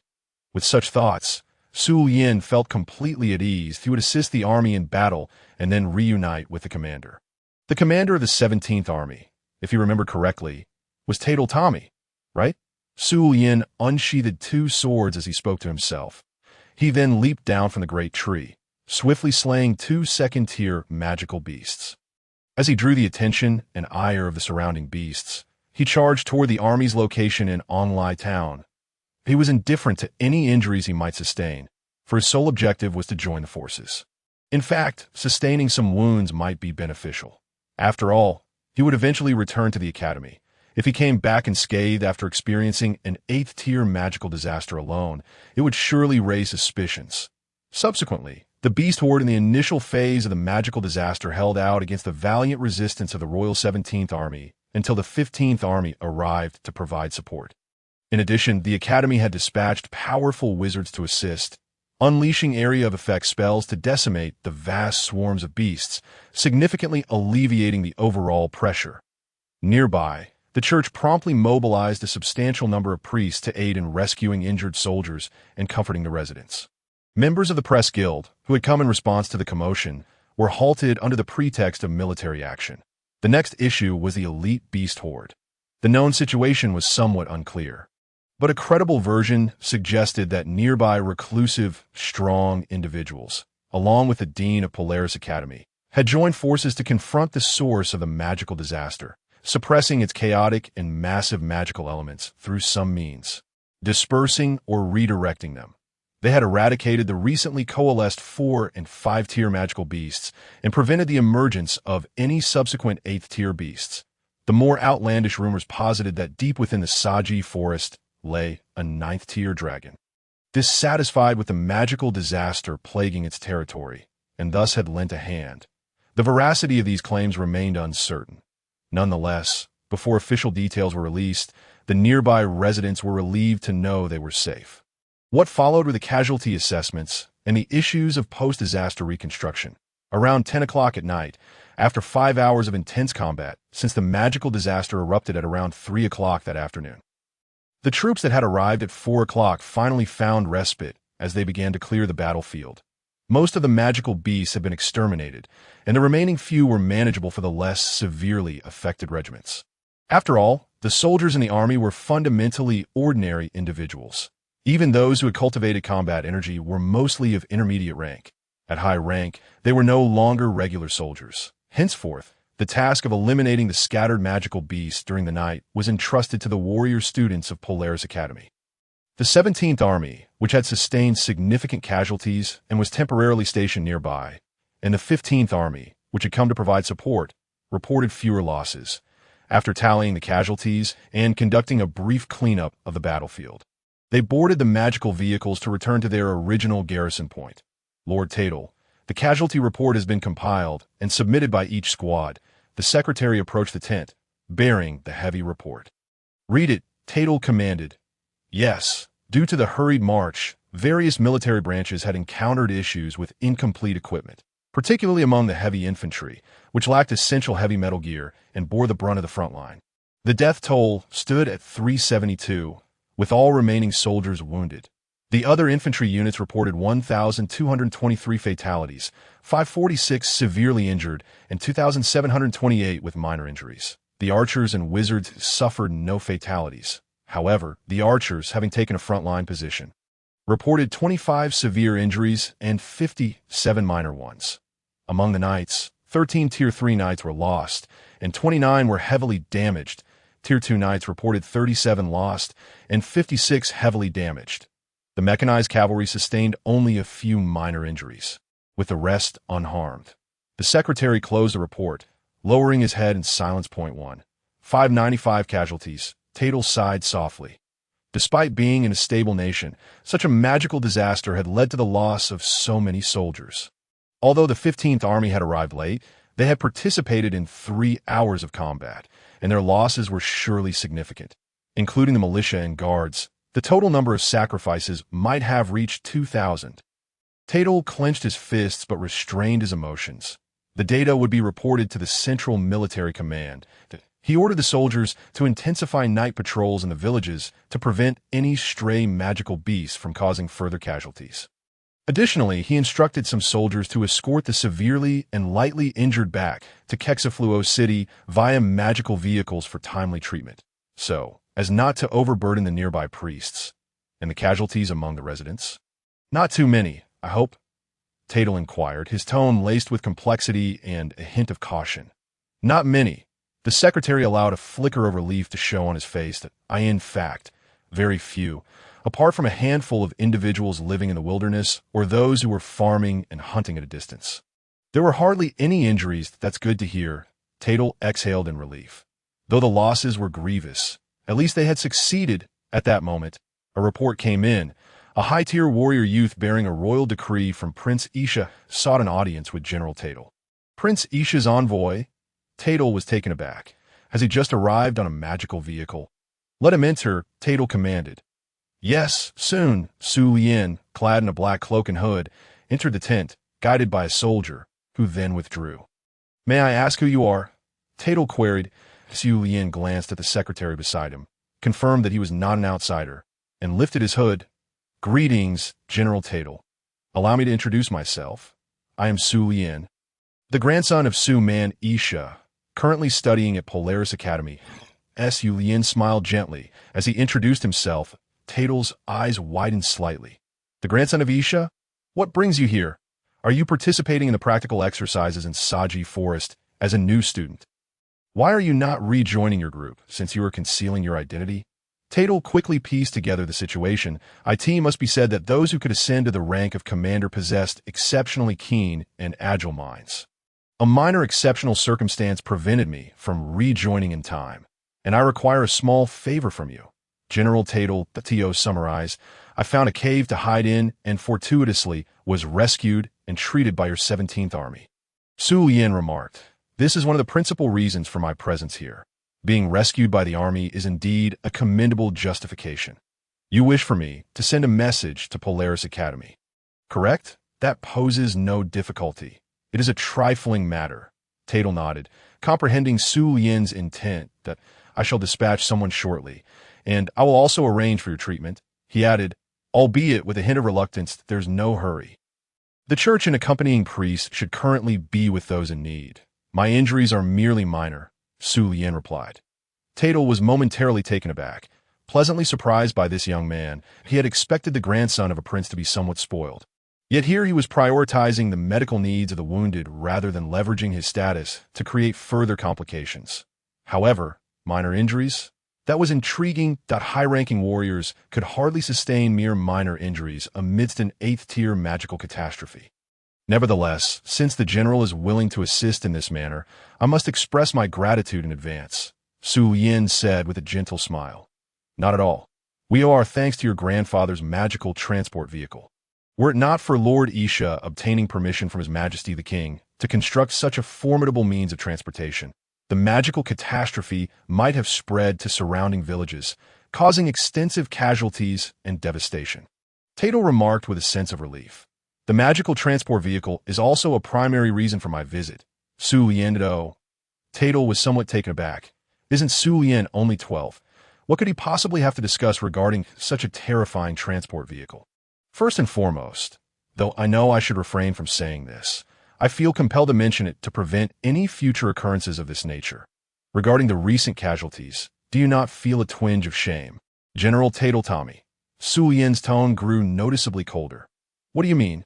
How dare you question the esteemed commander of the Legion? The secretary was incensed. He had just reported the casualty figures, and his mood was already quite grim. How could Su Yin utter such words? Tadel shot a sharp glance at the secretary, signaling him to remain calm. The secretary, feeling slightly chastened, fell silent. Go on. Tadel responded with an unexpected calmness. Su Yin couldn't help but feel a measure of approval. It was a testament to Tadel's capability as a leader that he could maintain his composure under such strain. While it is true that the magical transport vehicles are only beginning their nationwide construction and are, aside from our Peter Holy Domain, still in the trial operation phase, let alone the military transport drills, our projections regarding their carrying capacity should have been reported to the Central Military Command and disseminated to every army group and even down to the brigade and battalion levels. It has been clearly indicated that the standard carrying capacity of a single magical transport vehicle with added cargo boxes is 60 tons, while the open carriages arranged by my grandfather have a maximum capacity of 70 tons. The currently deployed Frostblade Knight's full equipment weighs only about 15 tons, leaving ample room for an additional 25 tons in a single carriage with 3 vehicles. But evidently, Su Yin pressed on. The heavy infantry of this army group was not brought along. Was it? Were you concerned that transporting them from Kexaflu to Shaluokef could be too arduous, or did you doubt the magical transport vehicle's capacity? He was acutely aware of the heavy casualties. His mental acuity allowed him to grasp the situation surrounding the temporary encampment swiftly, but he soon understood the underlying reason. The 15th Army Group had not been fully equipped with heavy gear for unknown reasons. Tadel regarded Su Yin in silence for a moment, then took a deep breath. I sincerely apologize. Su Yin, I admit that when I first received the report, I dismissed the carrying capacity of the magical transport vehicles, believing it to be an exaggeration by Lord Isha for the sake of prestige. Consequently, in my effort to ensure the safety and timeliness of the trial operation route within what I presume to be the limits of capacity, I ordered the heavy infantry to abandon some of their armaments at Shaluokef, even removing portions of the knight's defensive armor. This was my oversight. I will detail this in my subsequent report and will voluntarily seek to atone before the Central Military Command. Tadel stated, lowering his head with utmost seriousness. Indeed, from the outset, he had failed to fully embrace this suddenly introduced means of transportation and had scoffed at its described capabilities. That it was known that many things tend to be exaggerated during their initial promotion. And the carrying capacity of the magical transport vehicle was so astonishing compared to traditional horse-drawn carriages that most military leaders dismissed the report outright. Some even neglected to glance at it, only aware that an ostensibly substantial transportation method was being deployed nationwide, with no further details. Tadel had read it but questioned its authenticity. Even with Isha's established writing standards, he had personally interpreted the instructions to reduce the equipment carried. He would bear primary responsibility for the soldiers' casualties and the knight's losses. The secretary of Tadel's Legion was somewhat incredulous. He could hardly believe that Tadel had referred to Su Yin with the honorific Your Excellency and had explicitly acknowledged his own error. I have no authority to reproach you, General, but I merely feel disgruntled regarding your skepticism toward my family's magical transport vehicle. What you choose to do next is entirely your affair, Su Yin retorted with a cold scoff. Yet his words still retained a tone of respect for Tatel, for he remained of junior status. I shall remember this lapse in responsibility and once again express my sincere apologies for my arrogant doubts. Tatel declared. His candid admission of error was something Su Yin had not anticipated. Very well, I shall inform my grandfather. Now, let us return to the topic of the magical transport vehicle. Following this incident, what are your thoughts on it? Su Yin inquired. The most powerful and perfect means of transportation in the world, bar none. Tatel answered decisively and promptly. This response momentarily left Su Yin taken aback. Your transition in opinion is quite remarkable, Su Yin, that I have been utterly convinced by the magical transport vehicle. Any lingering doubts are rendered insignificant in the face of absolute reality. Tatel asserted, "It is indeed impressive and awe-inspiring." The secretary added that Su Yin felt a stirring within a rational pragmatist. Perhaps it appeared that the tangible results had sufficiently swayed opinions. Although he ought not to entertain such thoughts, he could not deny that this magical catastrophe had, in fact, been somewhat beneficial. Henceforth, the plans for magical transport vehicles within the kingdom would undoubtedly receive the military's endorsement, and there would be no dissenting voices. Tatel was quite a commendable individual, exhibiting forthrightness, steadiness, and a willingness to take responsibility in significant matters. An admirable rarity amidst an army that often merely sought to go through the motions. Su Yin's internal assessment of him rose positively. Just as Su Yin was about to speak, a discordant voice rang out from outside the camp. "Hurry and report. I am the honorary professor of the Knight Research Institute and a professor of potions and machinery at Polaris Academy. I demand to see your Legion commander immediately." The three exchanged glances, seemingly inquiring. "Do you know her?" Clearly, none of them recognized the voice, each wearing a puzzled expression. Tatel glanced at Su Yin for his opinion. Aware that Su Yin was concealing his identity while studying at Polaris Academy, it was evident that the newcomer would reveal her identity. Thus, Su Yin nodded. "Ahem, let her in," Tatel called out decisively. "Yes," came the response from outside. A stunning blonde beauty strode in, quickly locking her gaze on Tatel before approaching him and positioning herself beside Su Yin. However, her full attention was now directed entirely at the commander of the 17th Army Group. "General, I sincerely apologize for intruding so abruptly. I am Mavis Halifax, a professor of magic from Polaris Academy, here to offer assistance," she continued. "Though it may be somewhat presumptuous, I implore you, General, to permit me to closely observe the magical transport vehicle and, to the extent permissible, provide me, an honorary professor of the Kingdom's Knight Research Institute, with as much data regarding the magical transport vehicle as possible." "Thank you immensely," Mavis exclaimed, her excitement palpable. After completing her defense mission, she was eager to examine the magical transport vehicle, the very one she had once scoffed at, but it had departed, carrying troops away at that time. Now, after considerable effort, the magical transport vehicle had returned. Tasked with transporting the wounded, yet she was barred from viewing it. Completely barred, on the grounds of an order from Prince Isha and the military command that all details regarding the magical transport vehicle must remain confidential. As a member of a renowned family of potion makers, but a student of machinery, she had taken up the study of mechanics out of a passion for night mechas. How could she possibly resist the allure of such a colossal steel transport beast that was poised to revolutionize transportation? Absolutely impossible. "Ah, Professor Mayweiss, is it?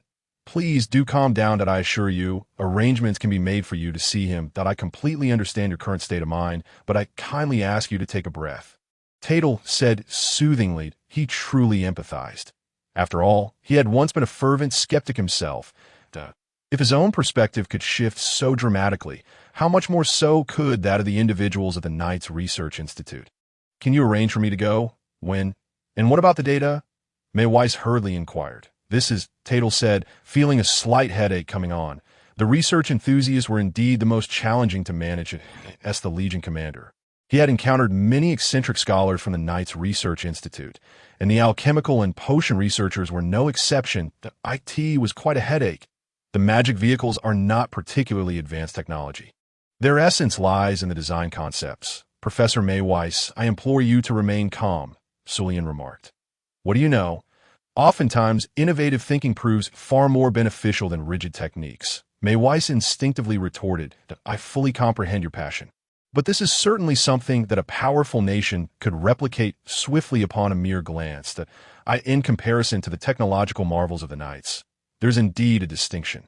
Therefore, your desire to review, it is not insurmountable given your status. I simply ask you to remain composed, Sulian replied with a gentle smile. You are. Mayweiss finally turned her gaze towards Sulian. Clearly, his words had struck a chord, and his insights were not those of an ordinary person. Since you wish to learn about the magic vehicles, you should pose your questions to him. And one here knows more about it than he does, Tatel suggested. How could he possibly know? He looks just like a freshman from our academy. Mayweiss exclaimed, puzzled. Wait, freshman? Isn't that our academy's uniform? It was only then as she noticed the attire beneath Sulian's cloak was indeed that of their Polaris Academy. I should introduce myself that I am the grandson of Prince ESA and currently enrolled at Polaris Academy under the name Sulian. I'm also a student at the Knight's Research Institute, temporarily graduated. I attended your lecture last year on the topic of magic power conversion efficiency and metal magical patterns. I was present at that time. Sulian succinctly introduced himself, adding a bit more for Maywei's benefit. Tatel was slightly taken aback. This boy had actually completed his studies at the Knight's Research Institute. Suddenly, he recalled hearing news about Prince ESA personally escorting his grandson to Ein's Academy. Mayweiss appeared momentarily bewildered, the beautiful woman lost in thought.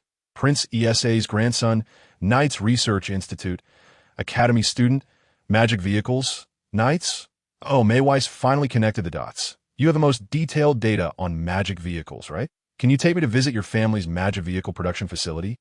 Mayweiss eagerly grasped Sulian's hands, her excitement palpable. Have you only just realized? Sulian replied, somewhat speechless. However, being suddenly grasped by the fragrant and soft hands of the golden-haired beauty left him momentarily stunned. Was this enchanting professor truly from the potion and mechanics department? I have a set of data on passenger, cargo, and military applications, but it pertains only to the initial models of the magic vehicles. Further optimizations and upgraded military versions will follow, Sulian explained as he retrieved a manual from his magical ring. Wow! Maywei's eyes sparkled with excitement at the sight. Sulian couldn't help but think, I wonder if I could sell her with this little booklet. Here, take a look, Sulian said, handing it to her. Thank you so much. Little Sulian, Mayweiss exclaimed, pulling him into an enthusiastic embrace, burying him in her soft bosom. She quickly found a seat nearby and gleefully began to peruse the manual. Sulian was slightly dazed by the sudden turn of events, while Tatel wore a teasing expression, as if to say, how does it feel to be the object of admiration? Sulian looked at him with a hint of exasperation. Indeed, despite being a legion commander, some of his thoughts seemed no different from those of an ordinary man, that I will be returning home soon. If Professor Mayweiss is interested, you may accompany me. Visiting the magic vehicle production facility would not pose any issues. Sulian stated directly, Yes. Mayweiss nodded vigorously, her eyes still gleaming as she continued to examine the manual. Are you even listening? Sulian questioned, skepticism evident in his tone. Let us return to our previous topic. Sulian turned his attention back to Tatel. Despite the minor interruptions, they had not hindered the conversation. Rather, it could be considered a fortunate development. If all went well, they might gain an additional researcher on their team.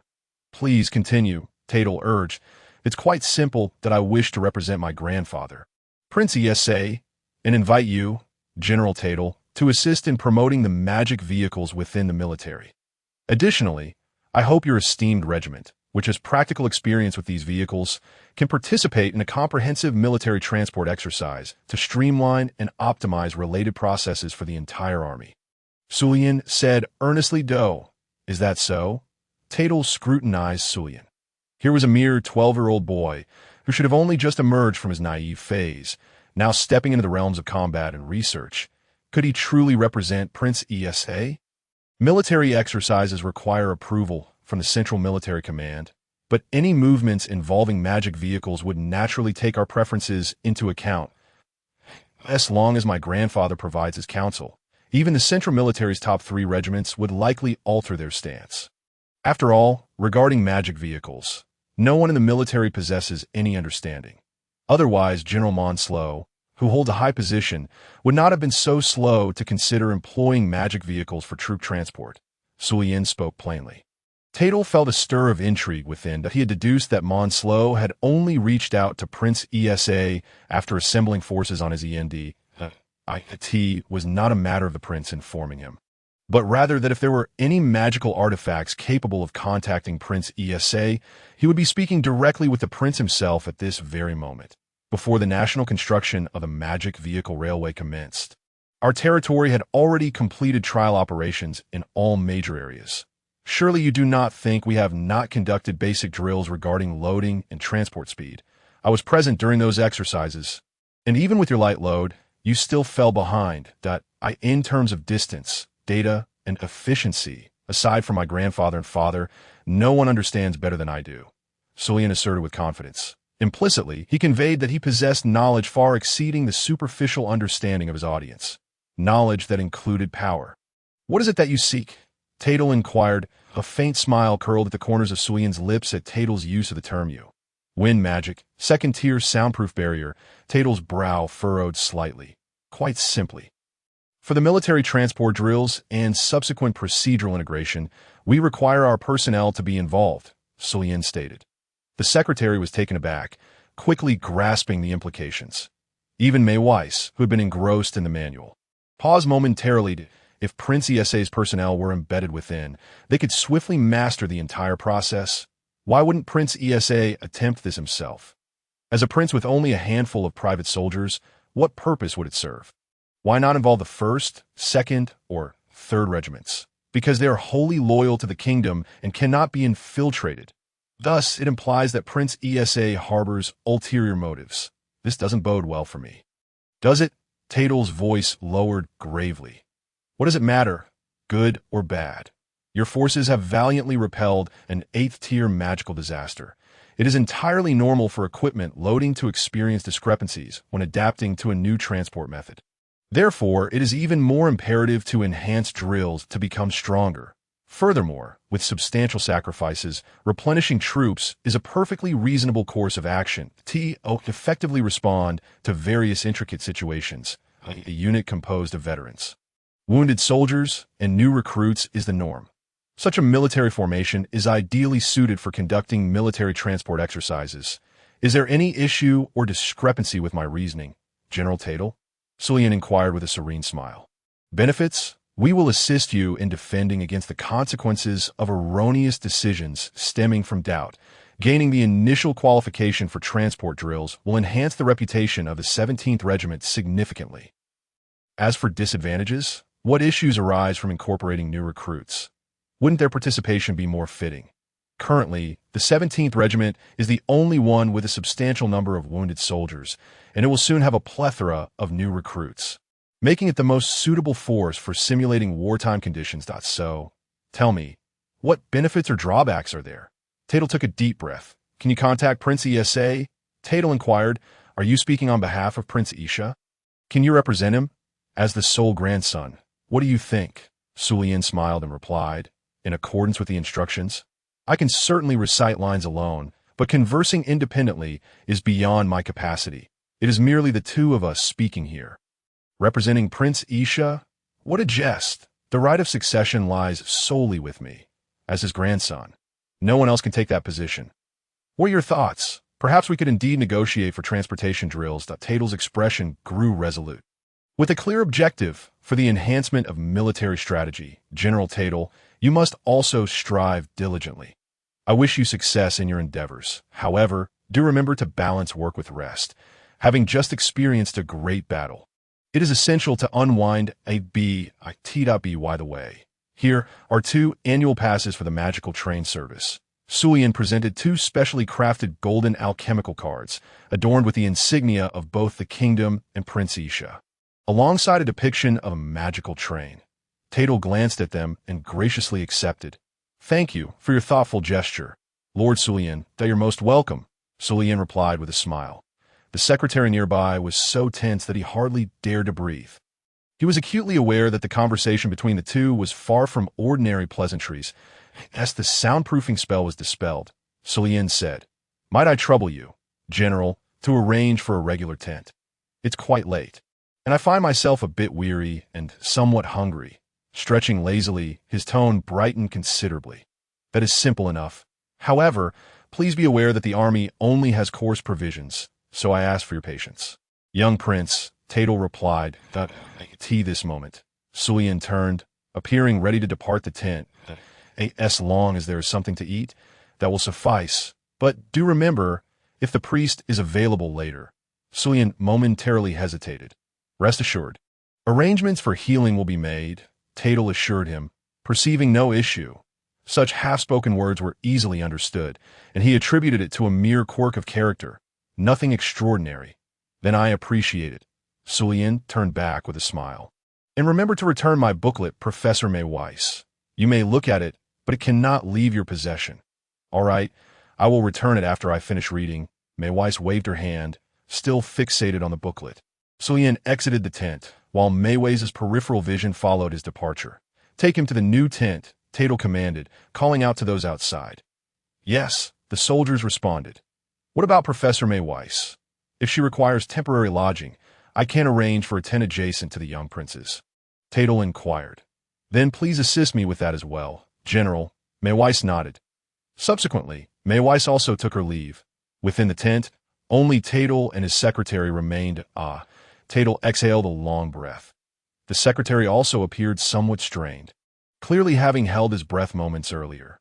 "Lord Tatel," the secretary ventured, "we must not regard him as merely a child. Among the younger generation, not even the noble offspring nor princes can compare to him. He is composed, astute, and possesses a command over language that is rare. Not only did he arrive here with a purpose, but he also adeptly identified the needs of the unexpectedly present Professor Weiss, extending an olive branch with precision. Moreover, he exhibits a formidable level of restraint and self-control." Tatel articulated with clarity. "Restraint and self-control?" The secretary queried, perplexed. "You see Weiss's beauty and figure. Any other noble lad would likely embarrass himself if in her embrace. Yet he merely appeared surprised by her actions. That it seems that the seemingly obsessive researcher, Weiss, is testing whether he is truly capable of delivering on his promises, and you were completely overwhelmed by him. Have you forgotten he is a high-tier warrior? The soundproofing spell of the second tier he cast without incantation was his doing, not Weiss's."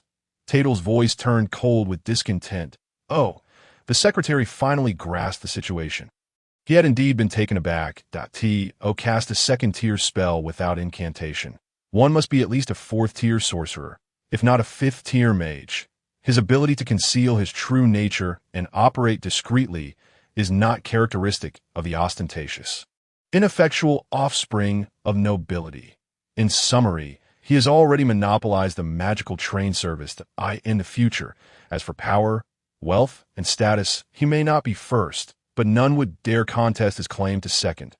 The following day, to prevent any unforeseen circumstances, the 17th Army Group continued to remain stationed near Onlai town, with necessary provisions transported by magical train, alleviating any concerns. The practicality of the magical train has once again been reaffirmed. Upon receiving the data she desired and Sullian's promise to show her the magical train manufacturing workshop, Weiss agreed to feign ignorance of his identity and return to the academy early. Sullian, escorted by 2 soldiers, rode back to Polaris Academy in the afternoon. Given Sullian's military credentials, no one doubted his fortunate discovery of a cave to hide in. Thus, after being located and rescued by the army, he was safely escorted back. The academy was naturally pleased, as the new student's practical exercise had only resulted in 1 casualty due to the magical disaster, which was deemed an acceptable outcome. However, Sullian encountered a small surprise. Unexpectedly, upon seeing him, Zhuangdi rushed into his arms, weeping.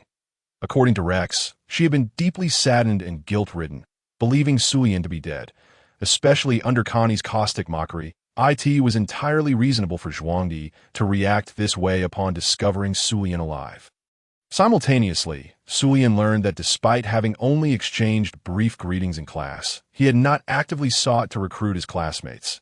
Yet the news of the death of Abbot Marcus, who had been pulled away by Connie, weighed heavily on his mind. This only intensified his disdain for the traditional noble offspring. Upon returning to his solitary dormitory, he removed his clothing in preparation for a refreshing wash. I never expected that little Zhuangdi could cry so sorrowfully. Could it be that she has developed feelings for me? Sulian mused to himself. Though somewhat self-indulgent, he could not deny that his currently handsome visage marked him as a promising candidate for future heartthrobs. I hope not. Time for a shower. Sulian undressed and stepped into the bathroom. However, he did not immediately turn on the hot water. Instead, he gazed at his reflection in the mirror, his expression laden with confusion. He raised his arm, examined it, turned to inspect his back, and lowered his gaze to his legs. Not a single scar marred his body. Truly, there was nothing. Sulian's bewilderment deepened. He began to recall events from the previous day. I charged from the edge of the Saji forest all the way to Onglai town, shielded by a magical barrier, which protected me from any fatal injuries. Yet, I did sustain minor wounds after the barrier was breached. I distinctly remember helping to clear out some stray magical beasts, and the 3 gashes on my left arm inflicted by a wolf's claw were still fresh in my mind. But now, they were all gone. Not even the priest's arrival last night, which I had managed to dismiss with an excuse, could account for this. Why then, my injuries had already healed completely. In fact, I had noticed the healing process beginning before I even left General Tatel's tent. How peculiar! Sulian furrowed his brow, scrutinizing his reflection once more. That it all appeared somewhat uncanny. When he departed Tatel's tent the previous night, his hesitation to mention the priest was not due to any habitual speech pattern, but rather an instinctive reaction upon feeling his body, where he had once felt pain, had mysteriously ceased to ache. The areas that had previously been tender were now entirely unblemished. That moment. He questioned whether it was merely an illusion, and after a brief exchange, he hastily entered the tent to investigate. The result mirrored the current situation. All his minor injuries had, inexplicably, healed completely. He was certain he had not subconsciously activated any healing magic from the water, light, or wood elements. That he was not a professional in such matters. The restorative magic involving the restructuring of bodily tissues was beyond his current abilities in battle, let alone unconsciously employing it. Even if he had, it would likely only heal a small portion, not the entirety of his wounds. Indeed, has it come down to merely a matter of physical constitution? Sulian speculated. Both my father and mother must be ordinary individuals. And I need not mention my grandfather. Could the issue lie with my grandmother, whom I have never met? A race endowed with self-healing abilities? Should I first consult Uncle Ryan? No, that seems unnecessary if my grandfather had not explicitly informed me. It is unlikely Uncle Ryan would divulge any information directly. I shall have to inquire with my grandfather in person when I return home next weekend, Sulian resolved in his heart. Speaking of which, it appears that aside from that grave illness from my childhood, any injuries such as scrapes or bruises have swiftly been remedied by healing magic, even during my recent experiences as an adventurer. Whether in hunts or battles in the arena, any wounds were treated without delay, Sulian mused, shaking his head slightly. Indeed, I have never had the opportunity to sustain injuries for an extended period, and thus, I had never discovered this peculiarity. This time, in an effort to conceal my magical abilities, I relied on the army for assistance instead of treating myself promptly, only to unexpectedly uncover a small secret about myself. Bathing, and soon I must head to the library for self-study. Sulian turned on the hot water. In this world, the invention of showerheads has yet to occur, so the direct cascade of hot water was invigorating. Under such a torrent, he found little inclination to ponder anything else. What? A bathtub? As an ordinary student, simply having a private dormitory is fortunate enough, let alone being provided with a bathtub. How absurd, before long. The incident involving the 8th-tier magical catastrophe became a topic of discussion among the students during their meals. They expressed deep condolences for the casualties incurred. Perhaps for the students, the parents of Abel Marcus arriving in sorrow to collect his belongings allowed them to viscerally grasp the tragedy brought forth by the magical disaster. Simultaneously, investigations into the actions of the Connie group commenced to confirm that Abel Marcus had indeed perished due to the magical calamity. The testimonies of the Connie group members were largely consistent, affirming that it was a natural death. Nevertheless, due to the identity of Count Connie's grandson, the pursuit of further inquiries was ultimately abandoned. Contrarily, Sullian unexpectedly received accolades from the Academy, the reason being his swift and judicious response during the magical disaster, as well as his proactive assistance to a frail intermediate female mage, carrying her over a distance and ultimately ensuring her safety from the assault of a fifth-tier mutated beast. Sullian found this rather absurd, deeming it unnecessary. Yet, he could comprehend the Academy's rationale. With a student having lost their life, they required a somewhat positive image to mitigate the negative impact. Reluctantly, he accepted the recognition. It seemed as though everything had returned to normal. If only were not for that conspicuous, particularly notable transfer student. On Friday afternoon, during the final class, the course on magical inscriptions and the principles of magical item creation commenced. Typically, Sullian would have skipped classes in the magic department, having already received extensive private tutoring from Isha. However, as the subject of magical inscriptions was beyond the scope of ordinary private tutors, he attended the class earnestly. Initially, he had intended to select a seat by the window in the back row. But regrettably, those seats were occupied by the unruly and the academically disinclined.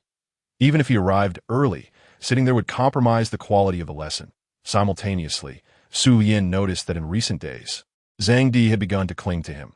Whenever he chose a window seat, it was inevitable that Zhang Di would coincidentally find herself without a place to sit nearby, since they, like Rex, shared an introverted disposition and rarely interacted with others in class.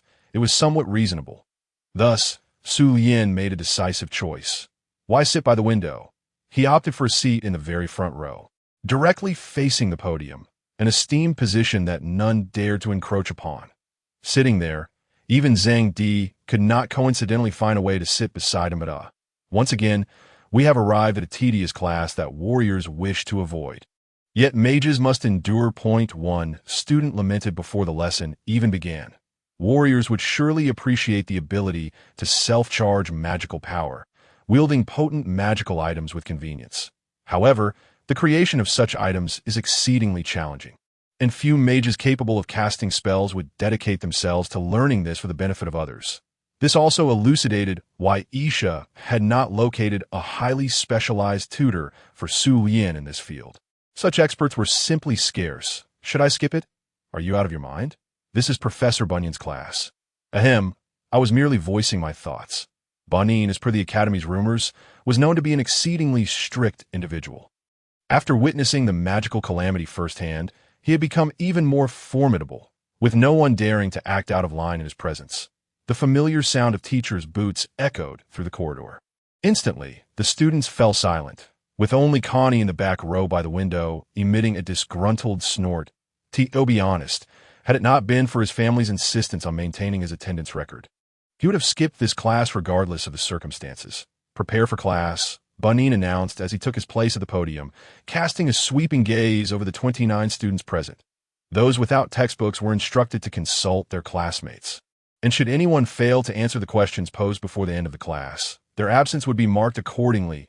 At once, Connie's expression soured, for he was the only one without a textbook. "Hey, give me back my book," Connie exclaimed loudly at the person beside him. "Huh? Oh, I apologize, Lord Connie. Your notes were just so well done that I couldn't help but take a longer look." The sycophant quickly returned Connie's book to him. Bunyan paid no mind and promptly opened his lesson plan. However, he did not immediately begin teaching. Instead, he raised his gaze to all present, seemingly about to announce something significant. Just then, a subtle yet distinct sound of footsteps reverberated through the previously quiet corridor. Sullian felt a flicker of curiosity that a sudden, inexplicable sensation stirred within him, a faint hint of sanguine energy. Could it be that I can sense this individual directly? This strange feeling seems linked to blood. What could this mean? Before Sullian could ponder further, Bunyan spoke again. This announcement should have been made by our class advisor, but since I happen to be in the classroom and aware of the situation, I will take it upon myself to do so. The students exchanged puzzled glances. What could this possibly pertain to? "Come in," Bunny called towards the door. That moment, as all eyes turned, a black-haired beauty of their age gracefully glided into the room, ascending to the podium. After performing a perfectly executed low bow as a noble would, she elegantly raised her gaze, offering a gentle smile to the assembly. Her fair, delicate complexion, exquisitely proportioned features, and a flawless oval face, accompanied by a slightly developed figure and cascading black hair that reached her hips, radiated an aura of ethereal grace, tinged with an air of melancholic solitude. Merely gazing upon her seemed to envelop one in a serene twilight, as if the world had fallen silent, leaving only her luminous presence gazing back at you like soft moonlight. Particularly striking were her deep blue eyes, reminiscent of the vast ocean, which seemed capable of drawing one into their depths. All the boys in the classroom momentarily found themselves entranced, while even the girls were taken aback. Only Su Yin, with furrowed brows and narrowed eyes, scrutinized her cerulean gaze. Likewise, she appeared to take note of Su Yin, her expression reflecting a hint of curiosity as she regarded his dark blue eyes. Who is this person? Simultaneously, thoughts of mutual intrigue surged within them. This fleeting notion dissipated as their gazes met and quickly averted. Bunny, unfazed by the student's momentary lapse in composure, acknowledged the girl's beauty. In just 2 or 3 years, she would undoubtedly evolve into a captivating beauty that no man could resist without question. This is your new classmate, a transfer student from the kingdom of Yaminik. Coincidentally, as your class had a vacancy, she will be joining you.as for her name. I believe it is best if the new student introduces herself. Bunny spoke succinctly. Narlene, is it? Su Yin's heart suddenly understood. Indeed, it was she, one of those who had come from the Yaminik kingdom for exchange studies at the time of my departure from the Ain's military academy. Her long, straight black hair had captured my attention back then, even leading Brother Walker to mistakenly identify her as of Han Dong descent. Now, upon closer inspection, it was evident that she was far more complex than merely being of Han Dong lineage. Considering the time, her 2-year military studies had indeed concluded. It seemed that the 2-month delay in her transfer was likely related to issues of paperwork and identity concealment. Su Yin quickly deduced this. He also recognized that she was the girl he had glimpsed from afar during the farewell party on the day he completed his studies at the military academy at the tender age of 10. The timeline added up. Hello, everyone. I hail from the Yaminik kingdom, and my name is Narlene Setitez, a high-ranking sorceress. She introduced herself simply, conjuring her name with a red magical aura that seemed incongruous with her demeanor. Narlene Setitez. The crimson lettering, Setitez. So that was Su Yin immediately recalled certain things, understanding that her choice of red was specifically intended for his gaze. Their eyes met briefly once more in that instant. They both realized and confirmed a particular suspicion in their hearts. The identity of the other. So, that earlier pulse of bloodlust, she truly is. All right, let's find a seat. If you haven't received your textbooks yet, you can share with your classmates for now, Bunny said, not fond of the ink stains. Narlene nodded gently. Find a seat. Share textbooks? Instantly, the boys in the class were electrified, each instinctively straightening their posture, those who had learned noble etiquette revealing their characteristic smiles, eagerly hoping that this newly transferred beauty would choose to sit beside them. Including Connie. Even he felt that the girls who usually flocked around him paled in comparison to Narlene's allure. Perhaps the only one with a different sentiment in the class was Su Yin. Not merely different, but, damn, she wouldn't sit next to me, would she? I have no interest in a girl who looks 12 years old. This is a colossal inconvenience. Narlene's gaze briefly crossed with Su Yin's, and in that fleeting moment, it seemed she grasped his concerns. Su Yin then caught a glint of mischief in her eyes. Clearly, things were not going as he wished. I haven't yet received my textbooks, so for a better learning experience, I shall sit in the front row, Narlene stated simply, proceeding directly to sit in front of Su Yin. Could I trouble you to allow me to sit beside you for the time being? Narlene asked with a smile. TSK. Both Su Yin and the other boys simultaneously expressed their dissatisfaction internally. He found it troublesome. While they were envious, it would be my honor. Please, Su Yin replied with a smile. despite feeling the urge to curse inwardly. Narlene smiled, and Su Lian could distinctly sense the pride and teasing within her grin. Ah, such an amusing little impto cause trouble while maintaining politeness and a smile. Quite impressive. She must only be 12 or 13. Teasing him should be quite entertaining, as long as her guardians are not too fierce.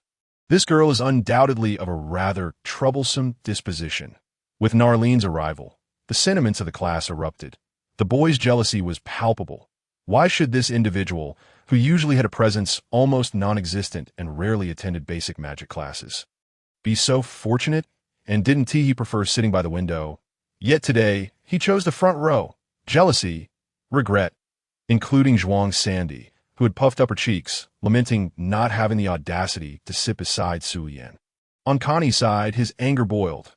That low-born wretch! I am a noble, the grandson of a duke, and yet he has the audacity to sit next to Narlene. Only I should occupy that space. Connie's fists clenched tightly, his eyes radiating a fury that was unmistakable. Were it not for the fact that this class was taught by Bunyan, Connie would undoubtedly have marched forward to drag Su Lian away and take his place beside Narlene. But this was Bunyan, a formidable seventh-tier archmage, possessing absolute authority in alchemy within the kingdom. He held no tolerance for nobles. To him, every student was merely categorized as either following the rules or not. Thus, Connie was left to suppress his rage throughout the lesson, the others nearby feeling his palpable tension and refraining from speaking freely. The entire classroom was enveloped in an uncharacteristic silence. Bunyan relished this kind of classroom atmosphere. Although he could distinctly sense an odd tension in the air, the intricacies of inscription magic required high standards for materials when crafting magical items. Therefore, to acquire superior materials, alchemy was often necessary. Bunyan expertly elucidated the knowledge. Those willing to listen did so intently, while those disinclined to pay attention found their gazes firmly fixed on Narlene, entirely disregarding Bunyan and the podium. Su Lian had already resigned himself. After all, Narlene was now beside him. He simply handed her the textbook and took out his notebook to jot down notes. Soon, the class was halfway through. Narlene appeared rather indifferent towards the course content, while Su Lian distinctly sensed her keen observation of him. That was merely an analysis of the basic principles of production. Were there any areas you did not comprehend? Bunyan inquired after completing a segment. Bunyan, professor. Su Lian raised his hand. What is your question? Bunyan asked. It had long been rumored that this lad possessed extraordinary foundational knowledge in the magic department. Thus, he had skipped numerous classes yet still managed to pass monthly assessments. Indeed, it seemed that mastering magical items was not easily attainable. The fuel for oil lamps or specially crafted magical powder can, under certain conditions within a specific container, explode, causing significant fire elemental damage. So, if we were to inscribe a fire attribute explosion magic onto a specially crafted metal, what would occur if we utilized such a magically inscribed metal to create a container filled with fuel or magical powder? Would the fire elemental damage and explosion magic enhance each other, or would they conflict and weaken in power? Or could it even trigger a fusion? Su Lian posed his question directly. Bunyan furrowed his brow slightly upon hearing this. Was this truly a question a new student could ask?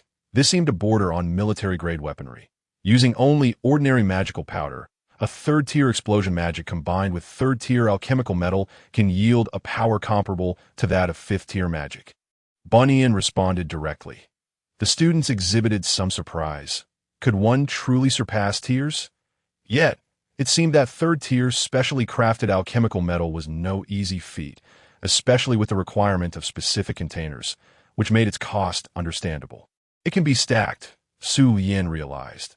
The varying foundational compositions indeed made it impossible to judge using the explosion theories from his original world. However, given Bunyan's certainty, he could return and experiment himself. But first, he needed to ensure adequate safety precautions. He certainly did not wish to blow himself up again. And what inspired your thought process? Was it a spur-of-the-moment idea? Bunyan inquired, skeptical, among the ancient products of the gnomes.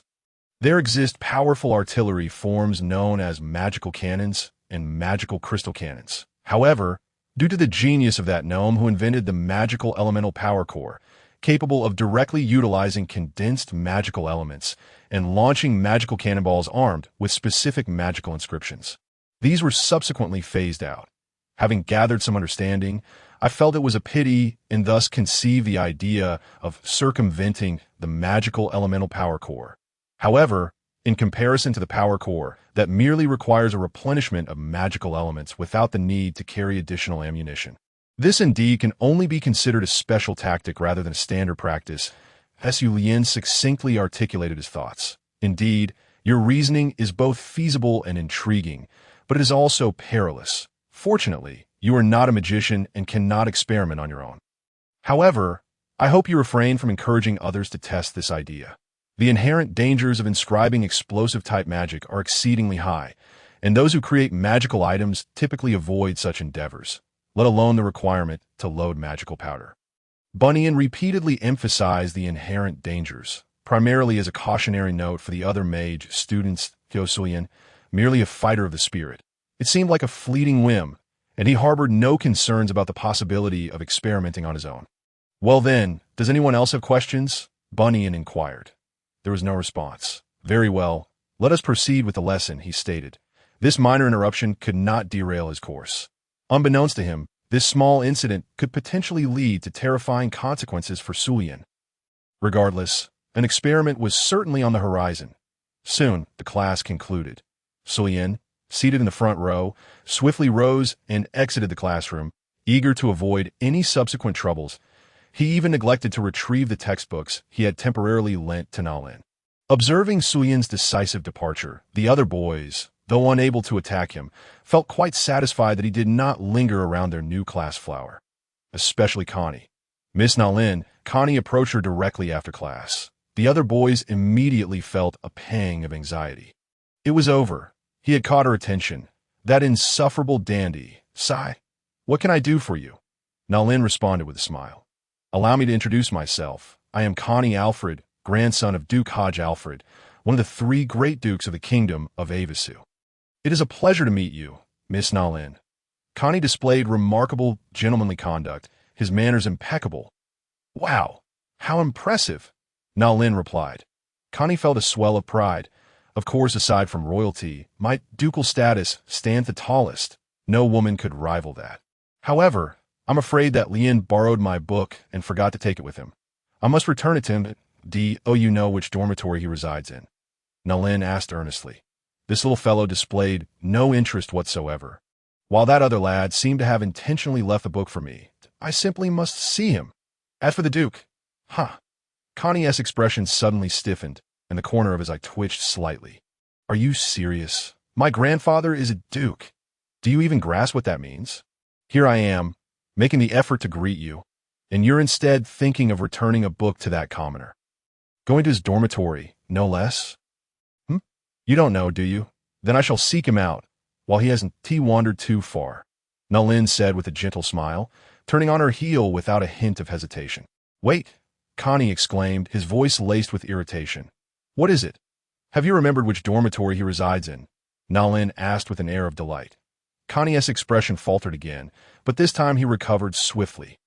No, I do not know, but I can accompany you to find him. You're new to the academy and surely need a familiar guide to help you navigate. Connie forced a smile, desperately maintaining his composure. Right. Nalin feigned realization. Then Connie began to speak, but she interjected, Thank you for your suggestion. I shall seek out Lien, and after returning the book, I'll invite him to dinner as a token of gratitude for showing me around the academy. I must hurry to catch up with him. Goodbye. With that, Nalin briskly exited the classroom, leaving Connie standing there, his smile frozen, still in shock, just as he was about to erupt in anger. Wait. Nalin suddenly returned to the door. Turning to Connie, ready to unleash his fury, forced himself to suppress it, attempting once more to maintain his smile.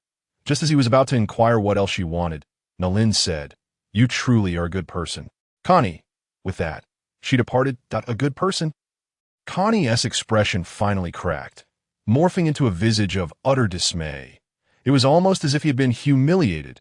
The other students desperately suppressed their laughter, aware of Connie's status, and quickly exited the classroom to stifle their amusement. The grandson of a duke. reduced to vying for the attention of a mere commoner, no less. It was as if he had been made to weave a wedding dress for Sulian. Absolutely intolerable. Bang! Connie kicked the seat where Sulian had just been sitting. You bastard! That detestable commoner! He cursed vehemently. The sycophants and girls surrounding him dared not utter a word.